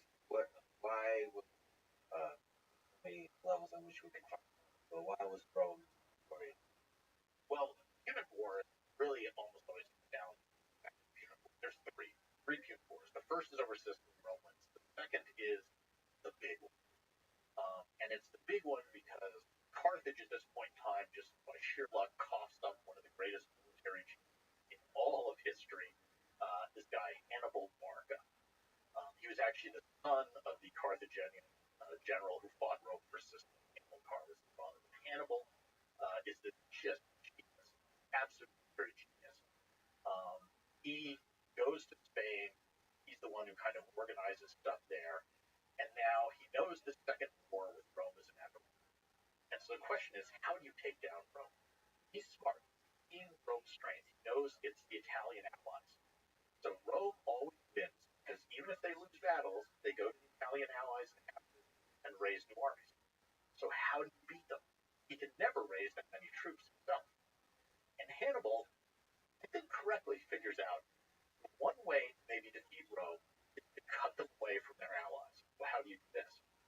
Hannibal's plan is, I'm not going to wait to fight the Romans in Spain or North Africa. I'm going to invade Italy. So I'm going to strike at the heart of growing Roman Empire. And my hope is that if I can win a couple big battles against Rome in Italy, the Italians want their freedom back. What's up, Siam? How you living, pimp? Because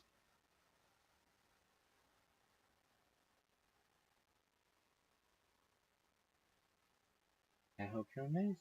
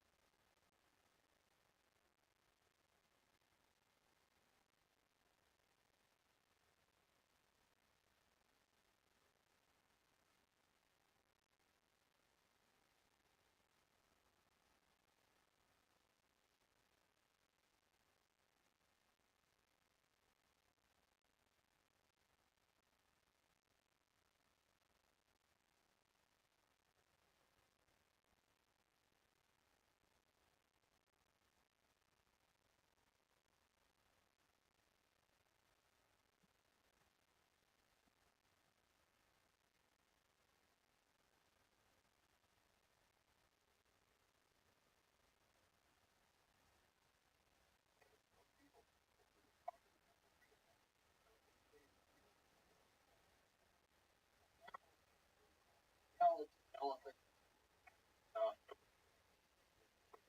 and shows up army.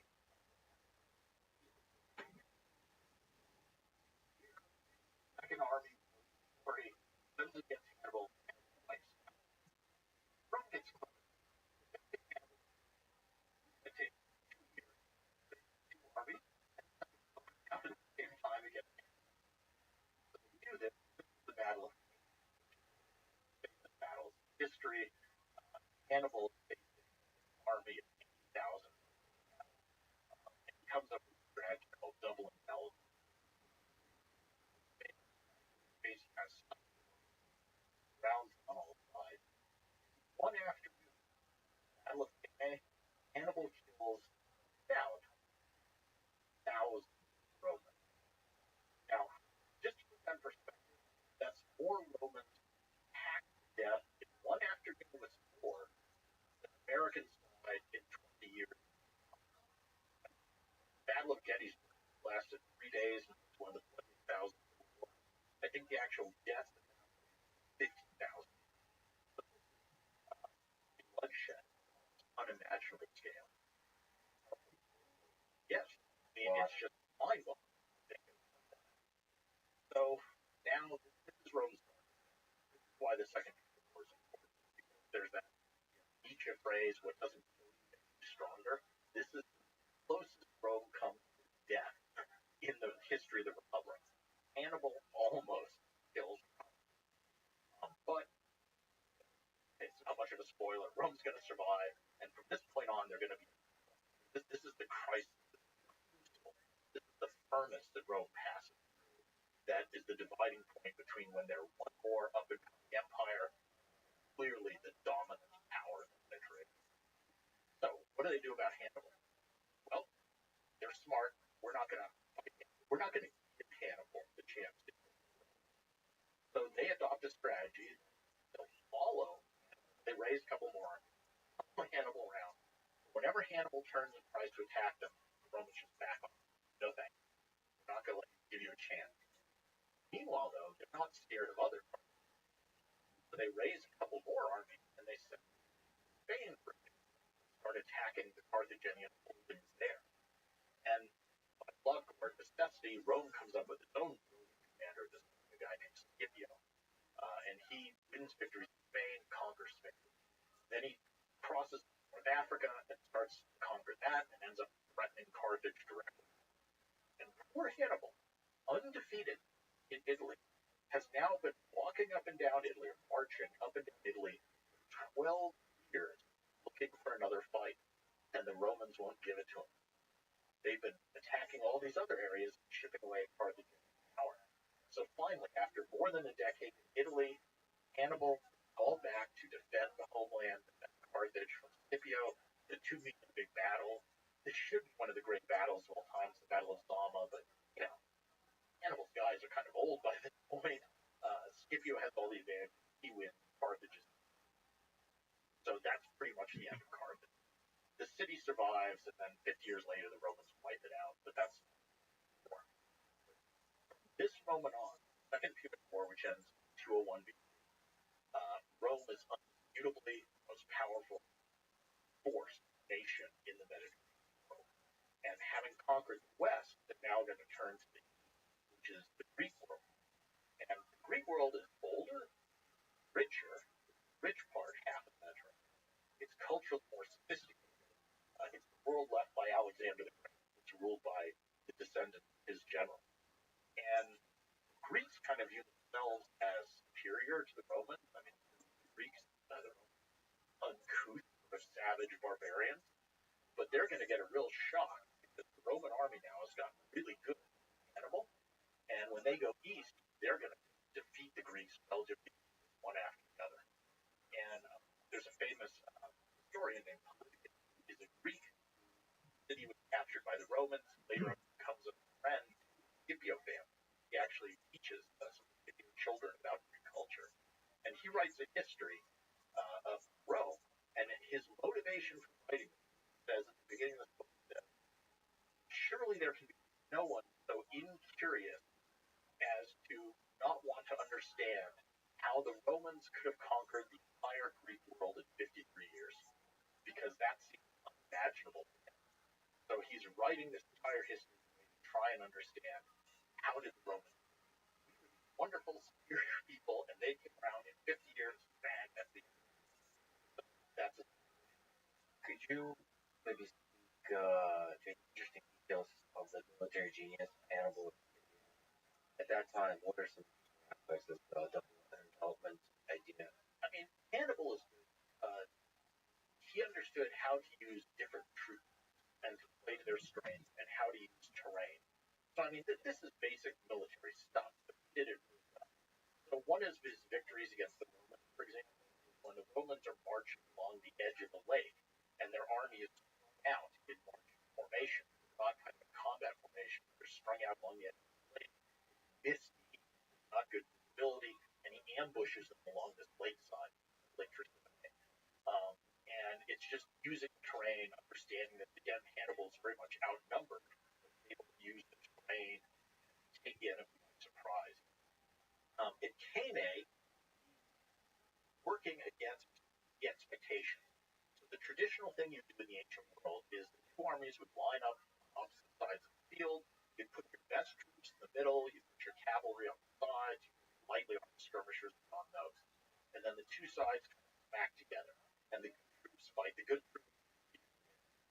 Now, Hannibal is hugely outnumbered by giant phalanx of heavy infantry, which is what the Romans specialized in. They're very good at heavily armed foot. So he knows, I don't want to go up against that. I don't have that many of that troop type. My guys aren't as good as the Romans anyway. So he lines up some of his less good troops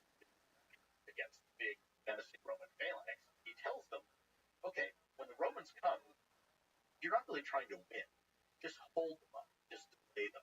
It even tells them you can give ground, so you can retreat and sort of let the line form a big kind of E-shaped crescent. Let the Romans sort of advance into you, but just hold that line. And meanwhile, he puts cavalry and good troops on the side. And on the sides, the good troops defeat the Romans. And then they kind of circle in behind the Romans and attack that big menacing Roman phalanx from the rear where it's very vulnerable. And so Hannibal catches the Romans in this giant cauldron of closing in from both sides. And they get pressed together, they can't fight properly, they panic, and they're all slaughtered. And that strategy of double development, sort of going around both sides, becomes the model for all kinds of military strategies throughout the rest of history. I mean, the Germans, their Blitzkrieg in World War II, a lot of it was kind of that, go around the sides, envelop the enemy. On the Eastern Front, they had a bunch of these sort of altered battles where they would go around and try to encircle huge chunks of the Soviet and Russian army and do the same thing. Supposedly in the Gulf War, as part of the strategy for invasion across double envelopment. So it's something that for the rest of military history has been an inspiration of the army. Speak to maybe the difference between heavy infantry and cavalry, the usefulness of it in the ancient world. The ancient world, sort of from the Greeks through the Romans, there's this consistent line of focusing on heavy infantry. So going back to Greece, they're fighting Persia, which at the time was the superpower of the ancient world, vastly richer, vastly larger than ancient Greece, tons more men. But Persians tended to be archers, tended to be light horsemen, tended to be light infantry, whereas the Greeks specialized in what are called hoplites, which is kind of infantrymen with very heavy body armor, a helmet, spear, and a really big heavy shield. And they would get that formation where you kind of make the shields overlap and just form a solid mass, bristling with spear points, and just slowly kind of march forward and wind up your enemy in front of you. And so that's that sort of block of heavy infantry. The advantages head on against other things. The disadvantages, slow moving. It's vulnerable from the sides and the rear. You've got to protect those. But if you can keep frontally faced, it's pretty much invincible. And that's taken even further by Alexander the Great, who comes up with the idea, well, what if we even give them a longer spear? So Greek spears were 15 feet long. Alexander the Great arms his armies with sarissa, 15-foot pike, extra long spear. And so the spear is that long, you don't even hardly need the shield anymore. It's just an incredibly powerful thing in frontal attack. And that's what he uses to make himself rule the known world. You know, conquers the Persian Empire, makes himself the Persian King of Kings with this phalanx of troops with the sarissa. So that's very powerful. The Romans go a different route. They have heavy infantry, but they focus more on fighting with short swords. So get up close and kind of stab. And the other thing the Romans do is they focus on flexibility and subdividing their army. So Alexander's phalanx is a mass of 5,000 guys, and it was one unit. The Roman army is organized in an ever decreasing number of subunits. So you have 8 guys who are a conjubarian and then a shared tent. Take 10 of those, they form a century, 80. You take a bunch of those, you form a cohort. You take a bunch of those, you form a legion. So the Romans are able to subdivide their army. And the big sticking point comes in 197 BC, the Battle of Cybersecurity, when the Roman legion goes up against one of the descendants of Alexander the Great who's using the military system. So this is Roman system of flexibility versus the old invincible Alexander system, the heavily armed so with long 15-foot poles. And the key moment in the battle is where they lock together and head-on clash. The Macedonians are going to win. But the Romans have the flexibility to break off a little section of their army, run around to the side, and attack the formation from the side. They win the battle. They prove tactically superior because of their flexibility. So it's always development and counter-development in military history. A fascinating little testing ground of tactics, technology. Adaptation. You have to keep adapting. That's, I think, the key thing. One of the fascinating things about your work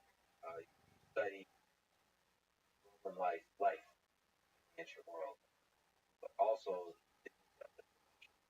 you are an expert in armor.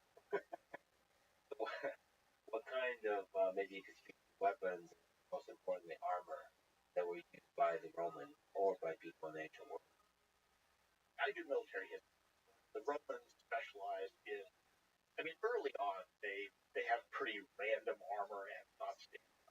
Remember, there's no factory in the ancient world. Nobody's cranking out 10,000 exactly the same armor. Each one is handmade.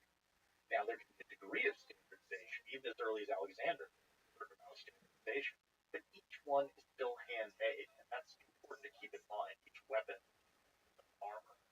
Um, Armor develops over time with the tactics. So the Greek hoplites, very heavy armor.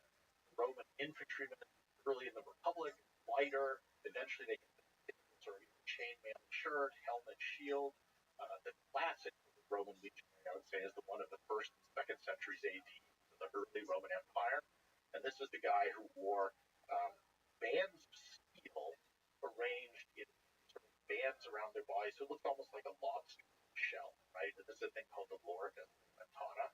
So it's solid steel, which is very good protection, but it's flexible because it has these individual bands that provide a lot of movement.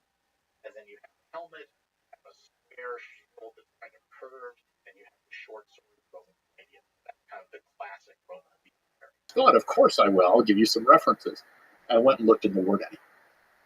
So at that point, I was like, tell you what, why don't you and I look into this and try to do a reconstruction using only the materials they would have had in the ancient world? And little did I know at the time, I thought maybe I'll get an article out of this, and it ended up being a 10-year project involving 150 students, a couple dozen other faculty members. Ended up having 3 documentaries made out of it, and Scott and I ended up writing a scholarly book on this. So this is how, you never know where your next project's going to come from. So it started with this undergraduate, turned into this huge thing. But it's what we did. We first said, all right, what are all the sources for this armor? And in the end, we found 65 accounts of it in ancient literature by 40 different authors. So we have literary descriptions. And then we looked at ancient art, and we were able to identify about 1,000 images in ancient art in vase paintings, pottery, bronze sculpture, or tomb paintings, all these different things showing this armor. And then using those 2 things, we tried to backwards engineer a pattern. Say, well, if this is what the end product looked like, what does it have to look like when you make it? And then we tried to reconstruct one of these things using only the glue and materials. So we had to use, animal glues, rabbit glue. We had to end up sort of making our own linen, which comes from the flax plant. So we had to grow flax, harvest it using only techniques in the ancient world. So modern flax goes through chemical processes. No, we had to do this the old-fashioned way, spin it into thread, so the thread into fabric, glue it all together. And then the fun part was, once we made these things, we subjected them to ballistics testing. So we shot them with arrows, which again were wooden reconstruction arrows using bronze arrowheads that were based on arrowheads found on ancient battlefields to determine how good protection would this thing have been. And of course, the kind of fun one that everyone always likes and that the documentaries always want is at one point, they'll go, can you put Scott in one of these and shoot him? And we're like, okay. I mean, at that point, we've done about 1,000 test shots. I grew up shooting bows and arrows. I knew exactly how far that was going to go. So it's one of these, don't do this at home, kids. So there's a million questions to ask you, but, in general, how well, in terms of ballistics, does it work? Like, Yeah. can it withstand arrows or direct strikes from like swords and axes and stuff? Bottom line is a 1 centimeter thick line of thorax. So laminated or even sewn, doesn't have to be laminated, layer of linen is about as good protection as 2 millimeters of bronze, which was the thickest comparable body armor of bronze at the time. And we're talking 4th century, 5th century BC here. So classical and Hellenistic Greece. And that would have protected you from, let's say, random arrow strikes on the battlefield. So you could have gotten hit by arrows and they simply wouldn't have gone through. What are the benefits? Is there a major weight difference? Yes. So the benefits of this are it's much lighter than metal armor. So the line of thorax is about 11 pounds. A bronze cuirass of comparable protection would have been about 24 to 6 pounds. The chainmail shirt would be about 28, 27 pounds. It's cooler. I mean, you know, the Mediterranean's a hot place with the hot sun. Even today, you know, a linen shirt is something you wear when you want to be cool. So it's much lighter. That gives your troops greater endurance on the battlefield. They can run farther, fight longer. It's cheaper. You don't need a blacksmith who's a specialist to make it. In fact, probably, this is interesting, any woman in the ancient world could have made one of these because they were the ones who spun thread and sewed it into fabric. So I can easily see in a household a mother making this for her son, a wife making it for her husband. So it's a form of armor you could have made domestically that would have been, you know, maybe not the greatest armor, but pretty good, pretty comparable to bronze armor. And it's amazing they used all the materials they had at the time, none of the modern techniques. But I should probably say, maybe you could speak to that, they were probably much better at doing that than you are, right? Because you know, again, generational, it's a skill. It's a skill that probably is practiced across decades, across centuries. I mean, in terms of producing the fabric, I'm sure they could do it 10 times faster than we could. Just that's a speed thing, but it's still incredibly labor intensive. Where I think there's a big difference between our reconstruction and ancient ones is in the glue. So we ended up using a kind of least common denominator glue. We used rabbit glue because it would have been available anywhere and it's cheap. But in the ancient world, they did have basically the equivalent of super glues. I mean, we found, for example, helmets that were fished out of a river in Germany that were had metal parts glued together that after 2,000 years of immersion in water were still glued together. So they had some great glues. We just don't know what the recipes for them were. So we went the opposite tack and said, well, we're just going to make something that we know they could have made. So it was at least this good. You know what I'm saying? But actually, this is a materials thing, but I think glue, aside from helping glue things together, it can also be a thing that serves as armor. So, like, if you glue things correctly, the way it permeates the material that it's gluing can strengthen the material, the integrity of the material. That's an art and a science probably that they understood deeply. The process of lamination did add something. So that there's actually a huge debate among scholars and actually sort of amateur archaeologists. That was this linothorax thing glued together, or was it simply sewn together? Was it composite, partially linen, partially leather, other materials? And my honest answer is, I think it's all of the above. Because again, every piece of armor in the ancient world was an individual creation. So I think if you had some spare leather, you put that in. If you wanted to make one that was just sewn together, or even quilted, stuffed with stuff, you do that. Maybe you were good at gluing stuff, you use that. So I think there's no one answer. We investigated one possibility because we just had limited time and money and resources. But I think all these other things existed at the same time and were variants of it. Just a small aside, I just think this is a fascinating journey. Answering really important questions about, in this case, armor, about military equipment and technology, and archaeology by using all the sources we can to understand the materials, at the time, actually, it's really cool. It's really cool that you see that there's a hole in the literature. Nobody studied and going hard and doing it the right way.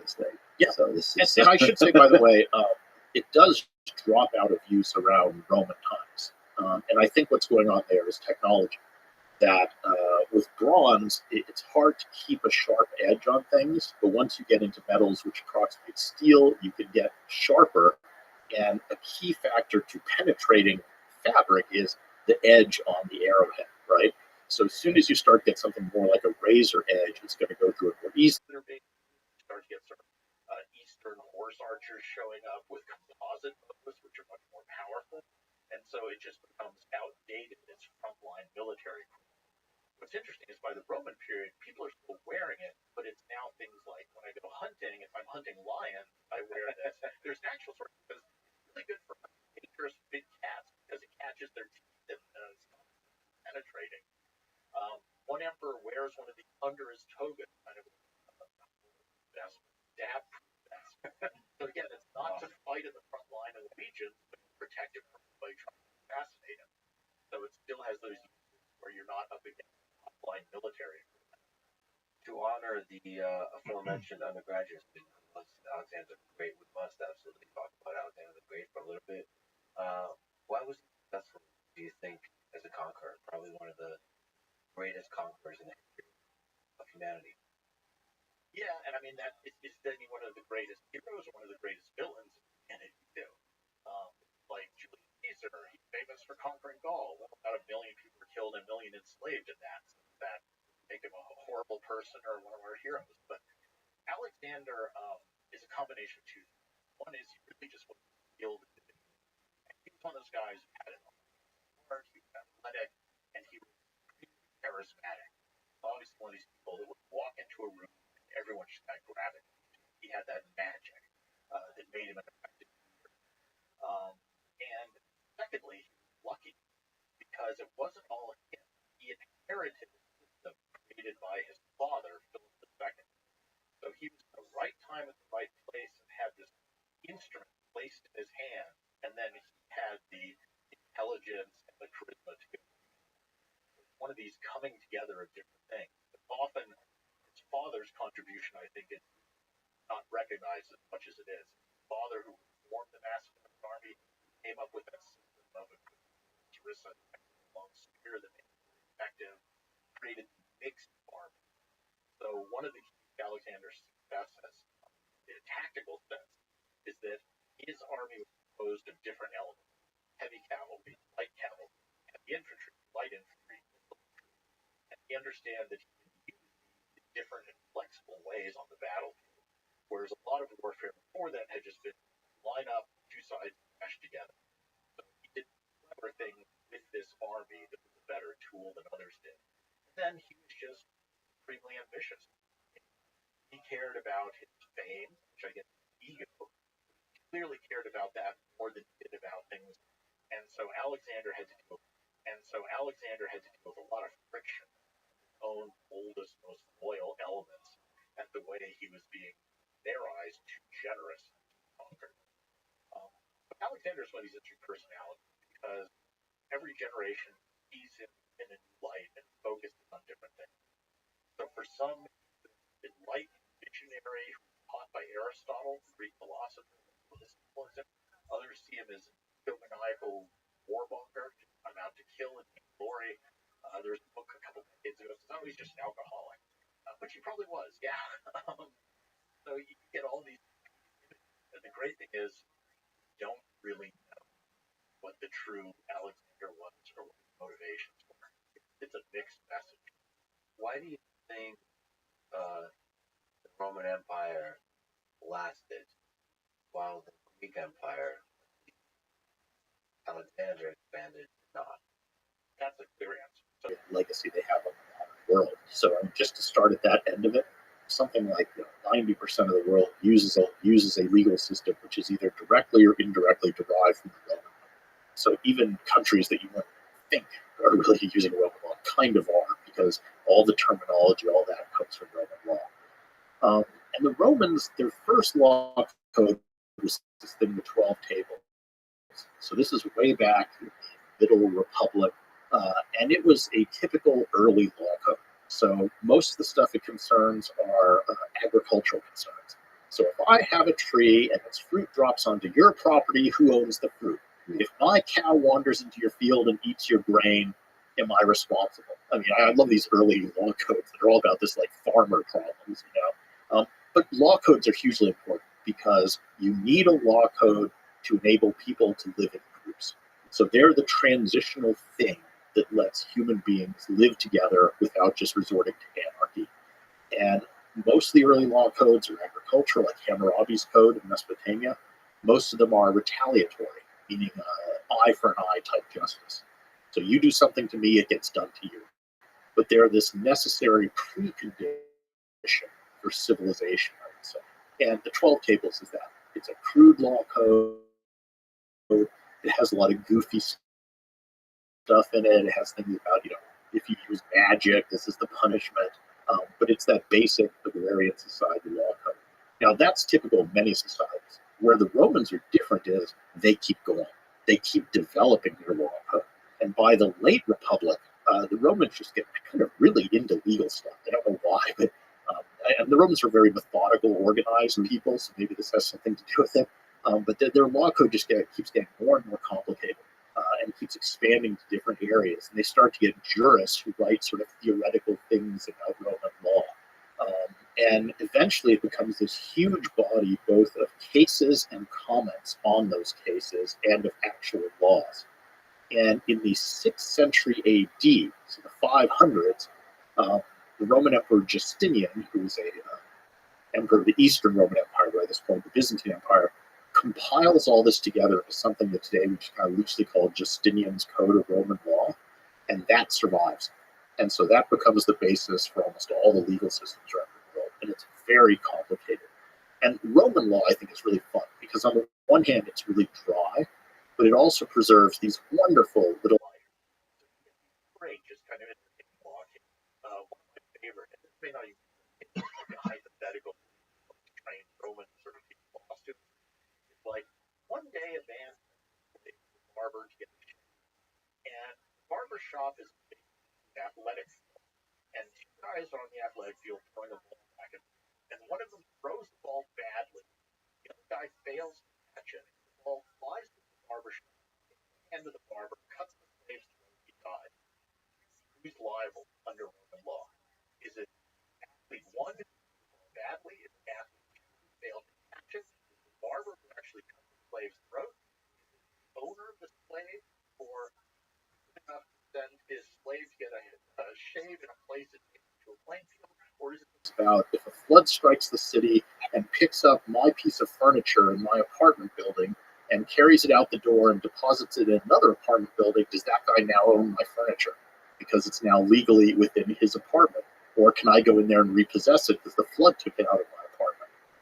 You know, this is the stuff laws handle, and that's how sophisticated Roman law are. Did kind of corrupt, unfair things seep into the law? Oh, yeah. I mean, it's biased in favor of the wealthy, obviously.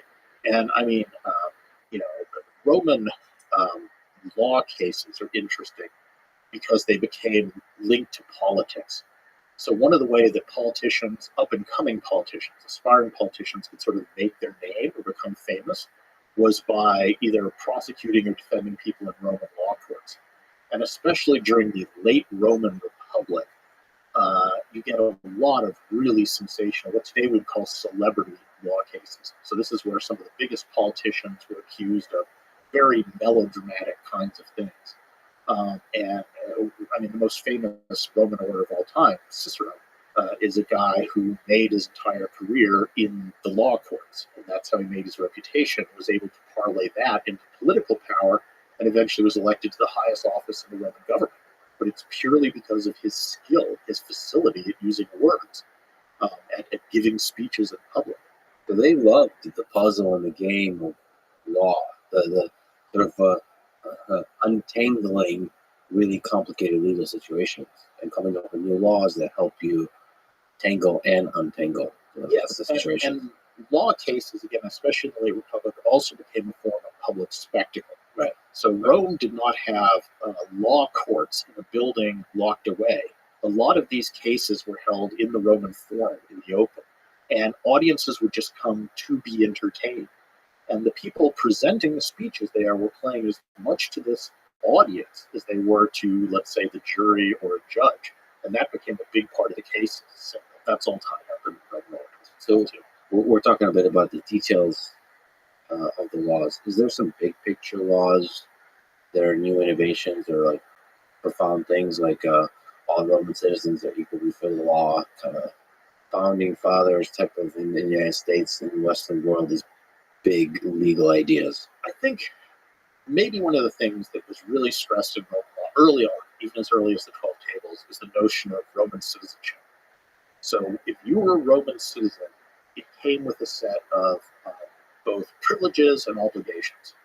So the obligations were you're supposed to fight in the army, you were supposed to vote in elections. The privileges were you had the protection of Roman law, and at least in theory, if not in practice, everybody was equal under that law.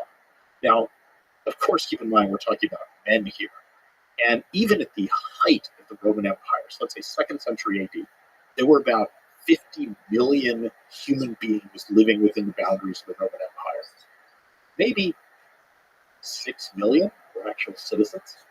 So, this is, we tend to go, oh, it's so great. If you're a citizen, you have all these things. Well, adult free men who are not slaves, who are not resident foreigners, they have this great stuff. And that's always a tiny minority of all the human beings who existed in this society. But still, the notion of citizenship is huge. And citizens, for example, early on, you had to be tried at Rome if you were accused of something.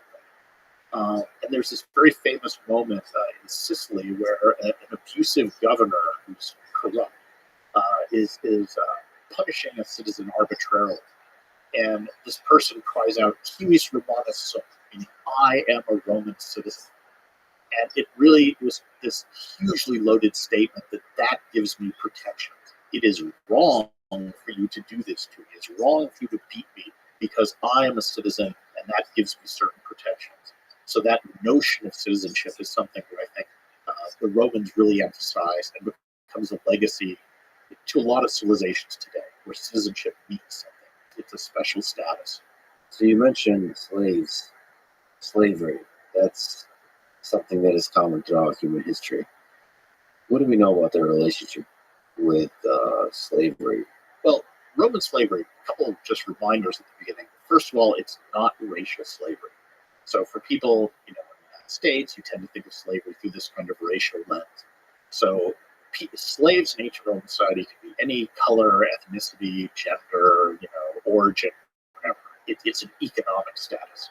Now, having said that, slavery is fundamentally horrific to human dignity because it is defining a human being as an object. And very famously, a Roman agricultural writer who's writing about farms, just as a kind of aside, says, on your farm you have three types of tools. You have dumb tools, and by dumb he means can't speak. So it's like shovels, picks, things like this, wagons. You have semi-articulate tools, which are animals, and you have articulate tools, which are human beings, slaves. And for him, these are all just categories of tools. It's so intensely dehumanizing to view people in that way. So Roman slavery is odd in that it doesn't have this racial component. It's horrible, and all slavery is horrible. But the other thing about it is it's not a hard line. It's a permeable membrane, and many people move back and forth across it. So you have many people in the Roman world who were born a slave who gained their freedom through one means or another. And you have many others who were born free and become slaves. And you have some who go back and forth.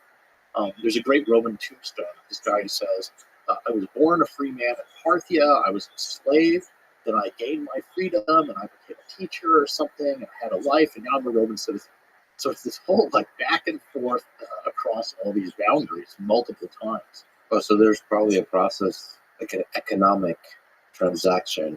The most common source of slaves in the Roman world was war. So wherever the Roman army went, in its wake would be literally a train of slave traders. So you're in war, you capture an enemy city, you whack the people over the head, and you turn around if you're a soldier, you sell them to one of the slave traders that's following your army around, literally. So that's probably the biggest source of slaves. Another big source is just children of slaves or slaves. And some people could literally sell either themselves or their children into slavery due to economic necessity or privation or something. So as terrible as that sounds, a father could sell a child if he needed money. Once you were a slave, though, the experience of slavery varied a lot because a lot of the slaves were agricultural slaves. So they would work sort of like in the American South, big plantations. They might be chained. They were probably abused. That's very similar to slavery as we think of it in, let's say the Caribbean, South America, or the United States prior to the Civil War, that kind of slavery. But a lot of Roman slaves were also some of the more skilled people. And this seems a little weird. So if you're a rich person, you have slaves, it's actually a good investment for you to train your slaves in a profession. So a lot of Roman doctors, scribes, accountants, sort of, all this sort of thing, barbers were slaves. Because if you train this person, and then they produce a lot of money for you, you get that money. And those slaves would sometimes be given an incentive to work hard where they could, and this is just sort of an agreement between the master and the slave, if they earned a certain amount of money, X amount of money, they could then buy their own freedom from the master. So this was your incentive to work harder. If you were trained, let's say, as a doctor, I work really hard, I can buy myself out of slavery. Or a lot of masters would free their slaves in their wills. So when they died, they would say, I manumit this slave and that slave. So it was a weird institution in that it was, elements were just as horrible as we think of as slavery and just as exploitative. And like I say, the overall notion of slavery is intensely dehumanizing. But yet there was this wide range of types of slaves. And the odd thing is, in the city of Rome, many of the worst jobs, so if you're, just a laborer hauling crap around, the docks or, things like that, you might well be a free person, and a slave would hold a skilled job. And that seems a little strange or counterintuitive to us, but you see how in the Roman economy it sort of works. And that could be one of the things that would be surprising to us coming from the modern day to the ancient world is just the number of slaves. So you mentioned one of the things we don't think about is that most of the people are farmers. Yeah. And then the other thing is just the number of slaves. And there's a big debate how many slaves were there. What percentage of the populace, let's say in the city of Rome, were slaves? And this is something historians like to argue about a lot. And we keep coming back to this theme of, sometimes it's the little things that illustrate stuff well. And for slaves, the one that always gets me is some slaves, and these would be sort of the more abused slaves, they would literally put little bronze collars on them with a tag that said, hi, my name is Felix. I'm the slave of so-and-so. I've run away. If you catch me, return me to the temple of so-and-so and you'll get a reward. So it's a dog tag, right? Except this is a human being. And you can see these in museums. You can go to a museum today and see this little bronze collar with a tag on it that's talking about a human being as if they're this kind of animal that's run away. And this is very telling too. We're talking about Roman law. Under Roman law, technically, when a slave runs away, the crime that he's committing is theft because he's stolen himself from his master. So again, it's this very dehumanizing view of it. And just a reminder, people in America thinking about this, we have a certain view and picture of what slavery is. A reminder that all of human history, most of human history has had slaves of all colors, of all religions. That's within us.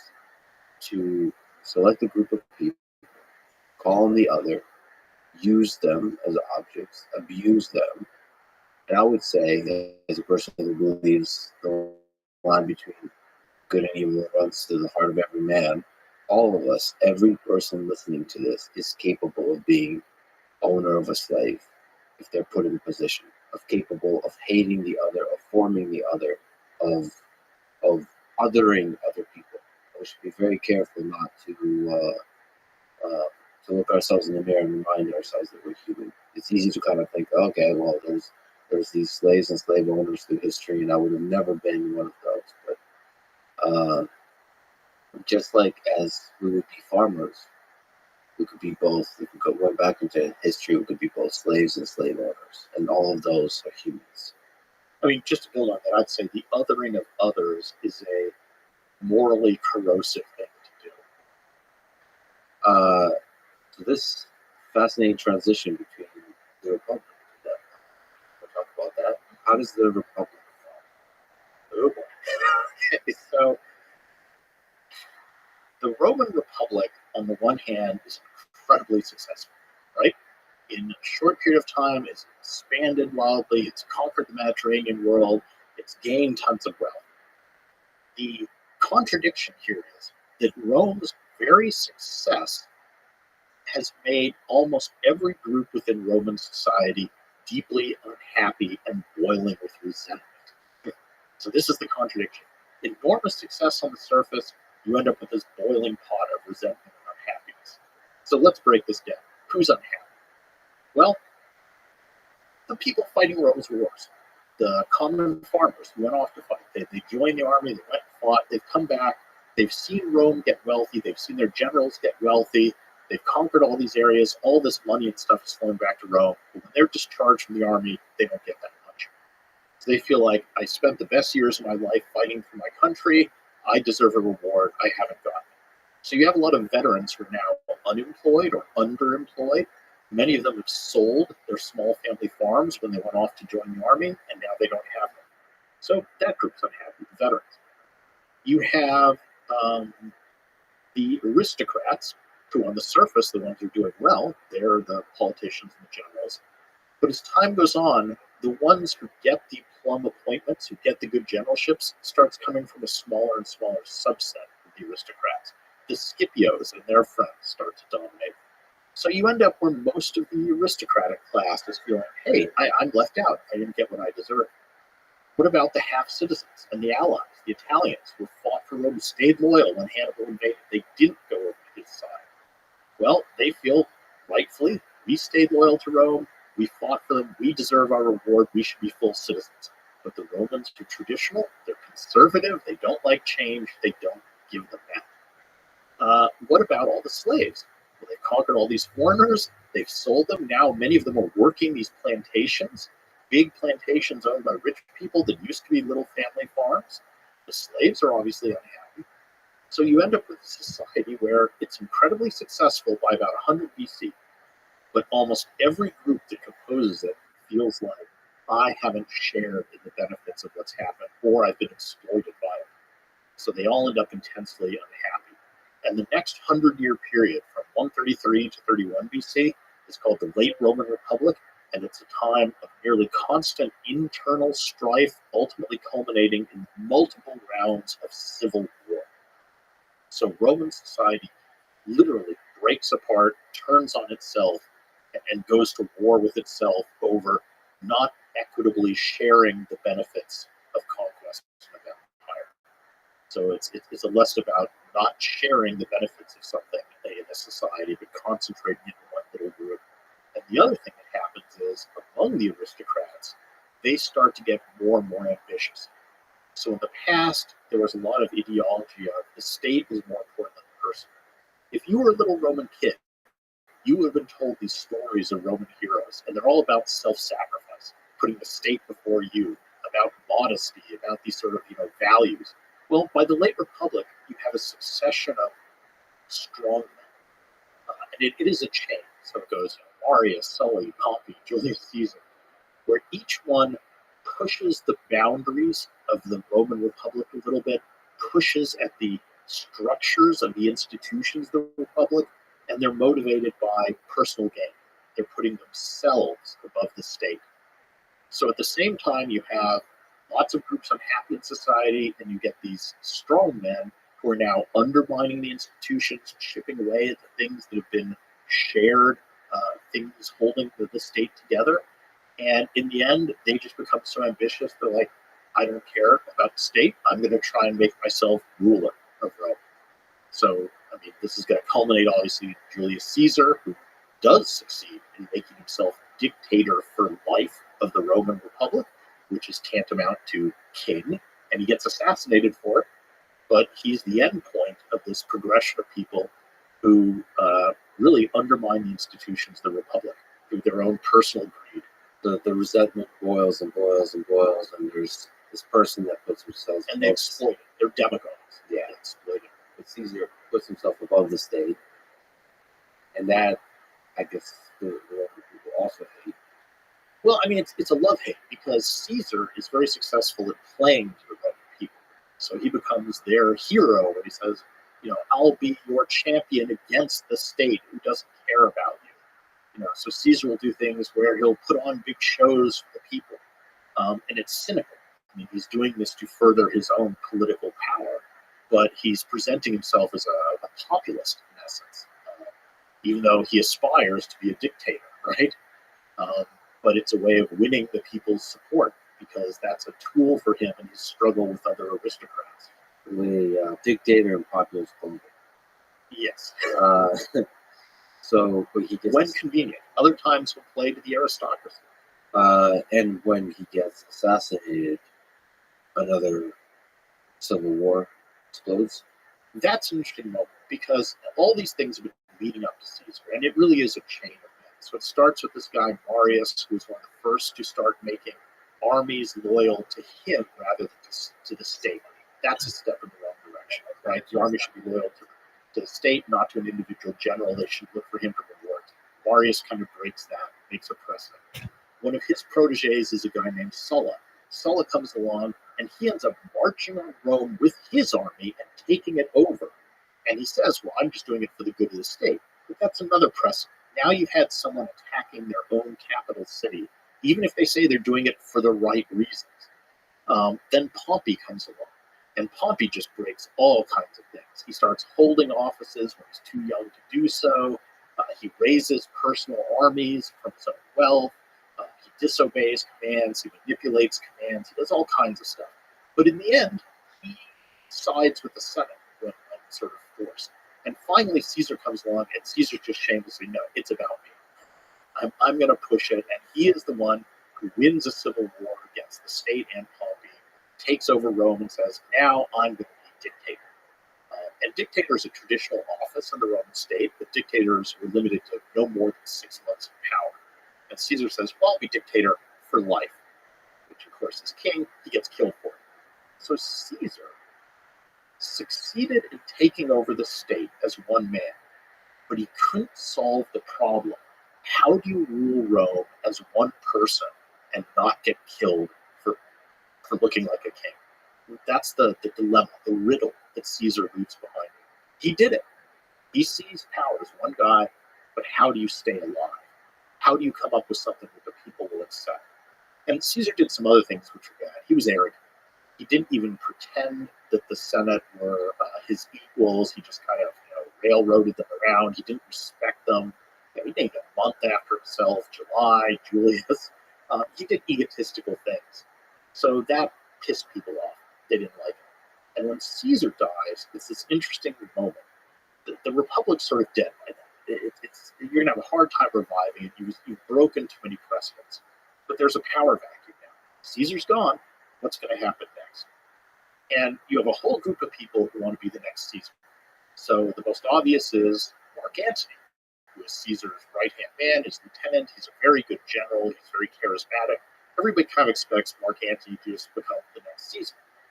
But there's also another of Caesar's lieutenants, a guy named Lepidus, sort of like Antony, but not quite as great as him.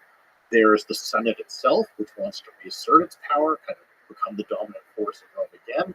There's the assassins who killed Caesar, led by Brutus and another guy, Cassius. They now want to seize control. And finally, there's a really weird dark horse candidate to fill this power vacuum, and that's Julius Caesar's grand nephew, who at the time is a 17-year-old kid named Octavian. Who cares? He's nobody, absolutely nobody. But when Caesar's will is opened after his death, so posthumously read, in his will, Caesar posthumously, and this is a little weird, posthumously adopts Octavian as his son. Now again, who cares? Antony gets the troops, Antony gets the money, the other people get everything. What does Octavian get? He gets to now rename himself Gaius Julius Caesar Octavianus. Who cares? Well, around the Mediterranean, there's about 12 legions full of hardened soldiers who are just kind of used to following a guy named Gaius Julius Caesar. And even though it's not quite logical, this 18-year-old, he's now 18-year-old kid, inherits an army overnight. So he becomes a player in this game for power. And the next 30, 40 years is going to be those groups all vying with one another. There's another candidate too, Pompey's son. Pompey was Caesar's great rival. He has a couple sons, and one of them, a guy named Sextus Pompey, basically becomes a warlord who seizes control of Sicily, one of the richest provinces, has a whole navy. He's vying to be one of these successors too. So for the next 40 years, it's, as you said, another civil war to see which guy emerges. Is it going to be the Senate? Is it going to be assassins? Is it going to be Antony? Is it going to be Lepidus? Is it going to be Sextus Pompey? Is it going to be Octavian? So now looking back at all that history, it just feels like history turns on so many interesting accidents, because Octavian, later renamed Augustus, turned out to be actually, that's how you define good, but a good king slash emperor. different than Caesar in terms of humility, at least being able to play, not to piss off everybody. But like it could have been so many other people. It could that could have been the fall of Rome. That, so like it's a fascinating little turn of history. Maybe Caesar saw something in this individual. It's not an accident. Yeah, it's. I mean, Caesar clearly did see something, and Octavian, to cut to the end, is the one who emerges from all that as the victor. We can talk about how he does it, but he's the one who sort of ends up in the same position as Caesar. It takes him 30 years, but he defeats all the foes. He's the sole guy. He now faces Caesar's riddle. How do you rule Rome as one guy and not get killed? And Octavian's, what makes him stand out, what makes him fascinating to me, is he wasn't a good general. He was a terrible general. He lost almost every battle he commanded. But what he is he's politically savvy, and he's very good at what today we would call manipulation of your public image and propaganda. So he basically defeats Mark Antony partially by waging a propaganda war against him. I mean, Antony starts out as a legitimate rival, and there are two Romans vying for power. At the end of this war, propaganda war, Octavian has managed to portray Antony as a foreign aggressor allied with an enemy king or queen, in this case Cleopatra, and who is an official enemy of the Roman state. And that's all propaganda. So he takes what's a civil war and makes it look like a war against a foreign enemy. And when Octavian becomes the sole ruler, he looks at what Caesar did wrong and he very carefully avoids the same mistakes. So the first thing is just how he lives his life. He's very modest. He lives in an ordinary house like other aristocrats. He wears just a plain toga, nothing fancy. He's respectful to the Senate. He treats them with respect. He eats simple foods. I mean, he's someone who cared about the reality of power, not the external trappings. Clearly, there's some rulers who love, I want to dress in fancy clothes, I want to be surrounded by gold, everything. This is what makes me feel good. Octavian's the opposite. He doesn't care about any of that. He wants real power. And then the other thing is, how is he going to rule Rome without looking like a king? And his solution to this is brilliant. He basically pretends to resign from all his public offices. Not pretends, he does. So he holds no official office. But what he does is manipulates so that the Roman Senate votes him the powers of the key Roman offices, but not the office itself. So the highest office in the Roman state is the consul. Consuls.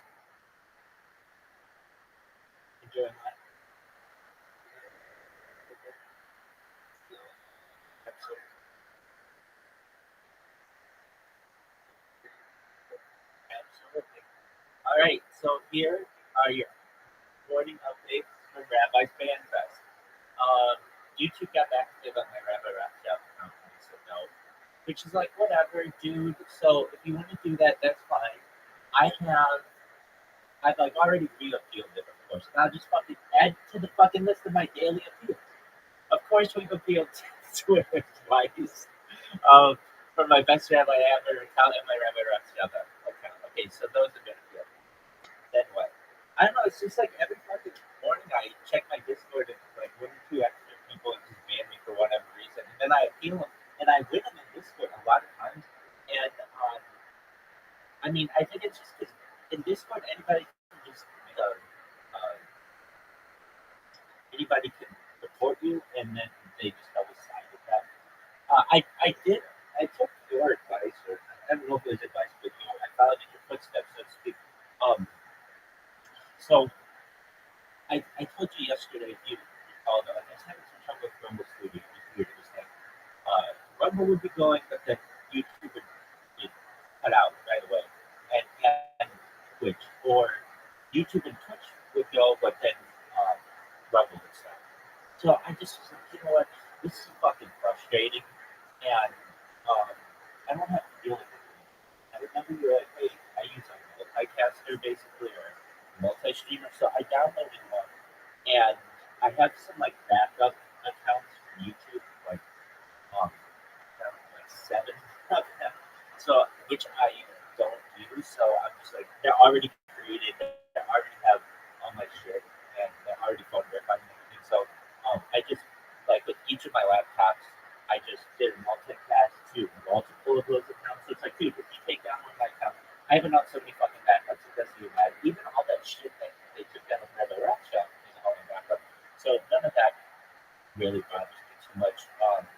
And the Rabbi Rothschild account that they took down was actually not my biggest account. I had another account to make my account bigger.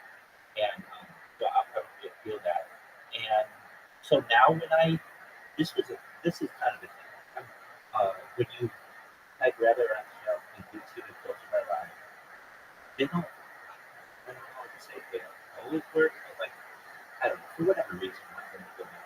But I've got 1, 2, 3, 4, 5, 6, 7, 8 simultaneously going right now, which which is good, and that doesn't even count that I'm sure. So it's like, all right, if you wanna dance, let's fucking dance.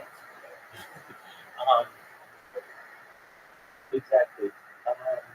So yeah, we've got some football on the agenda for today, and um, also I joined some new Discords, which I got some interest in overnight. I was asleep. But,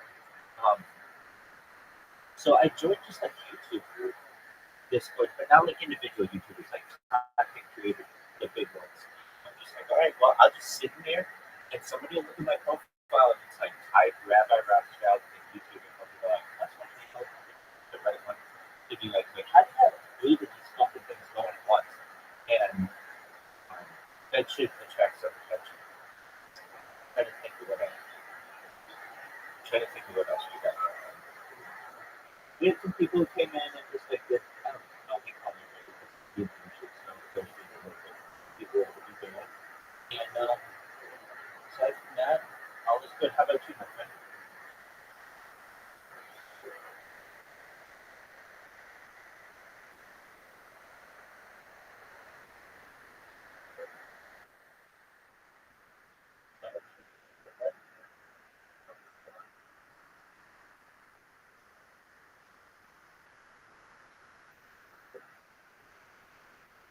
I did too, but I usually do get into their food today. That's exciting. Now, I have my fantasy football team that is just done. I'm like stuck in a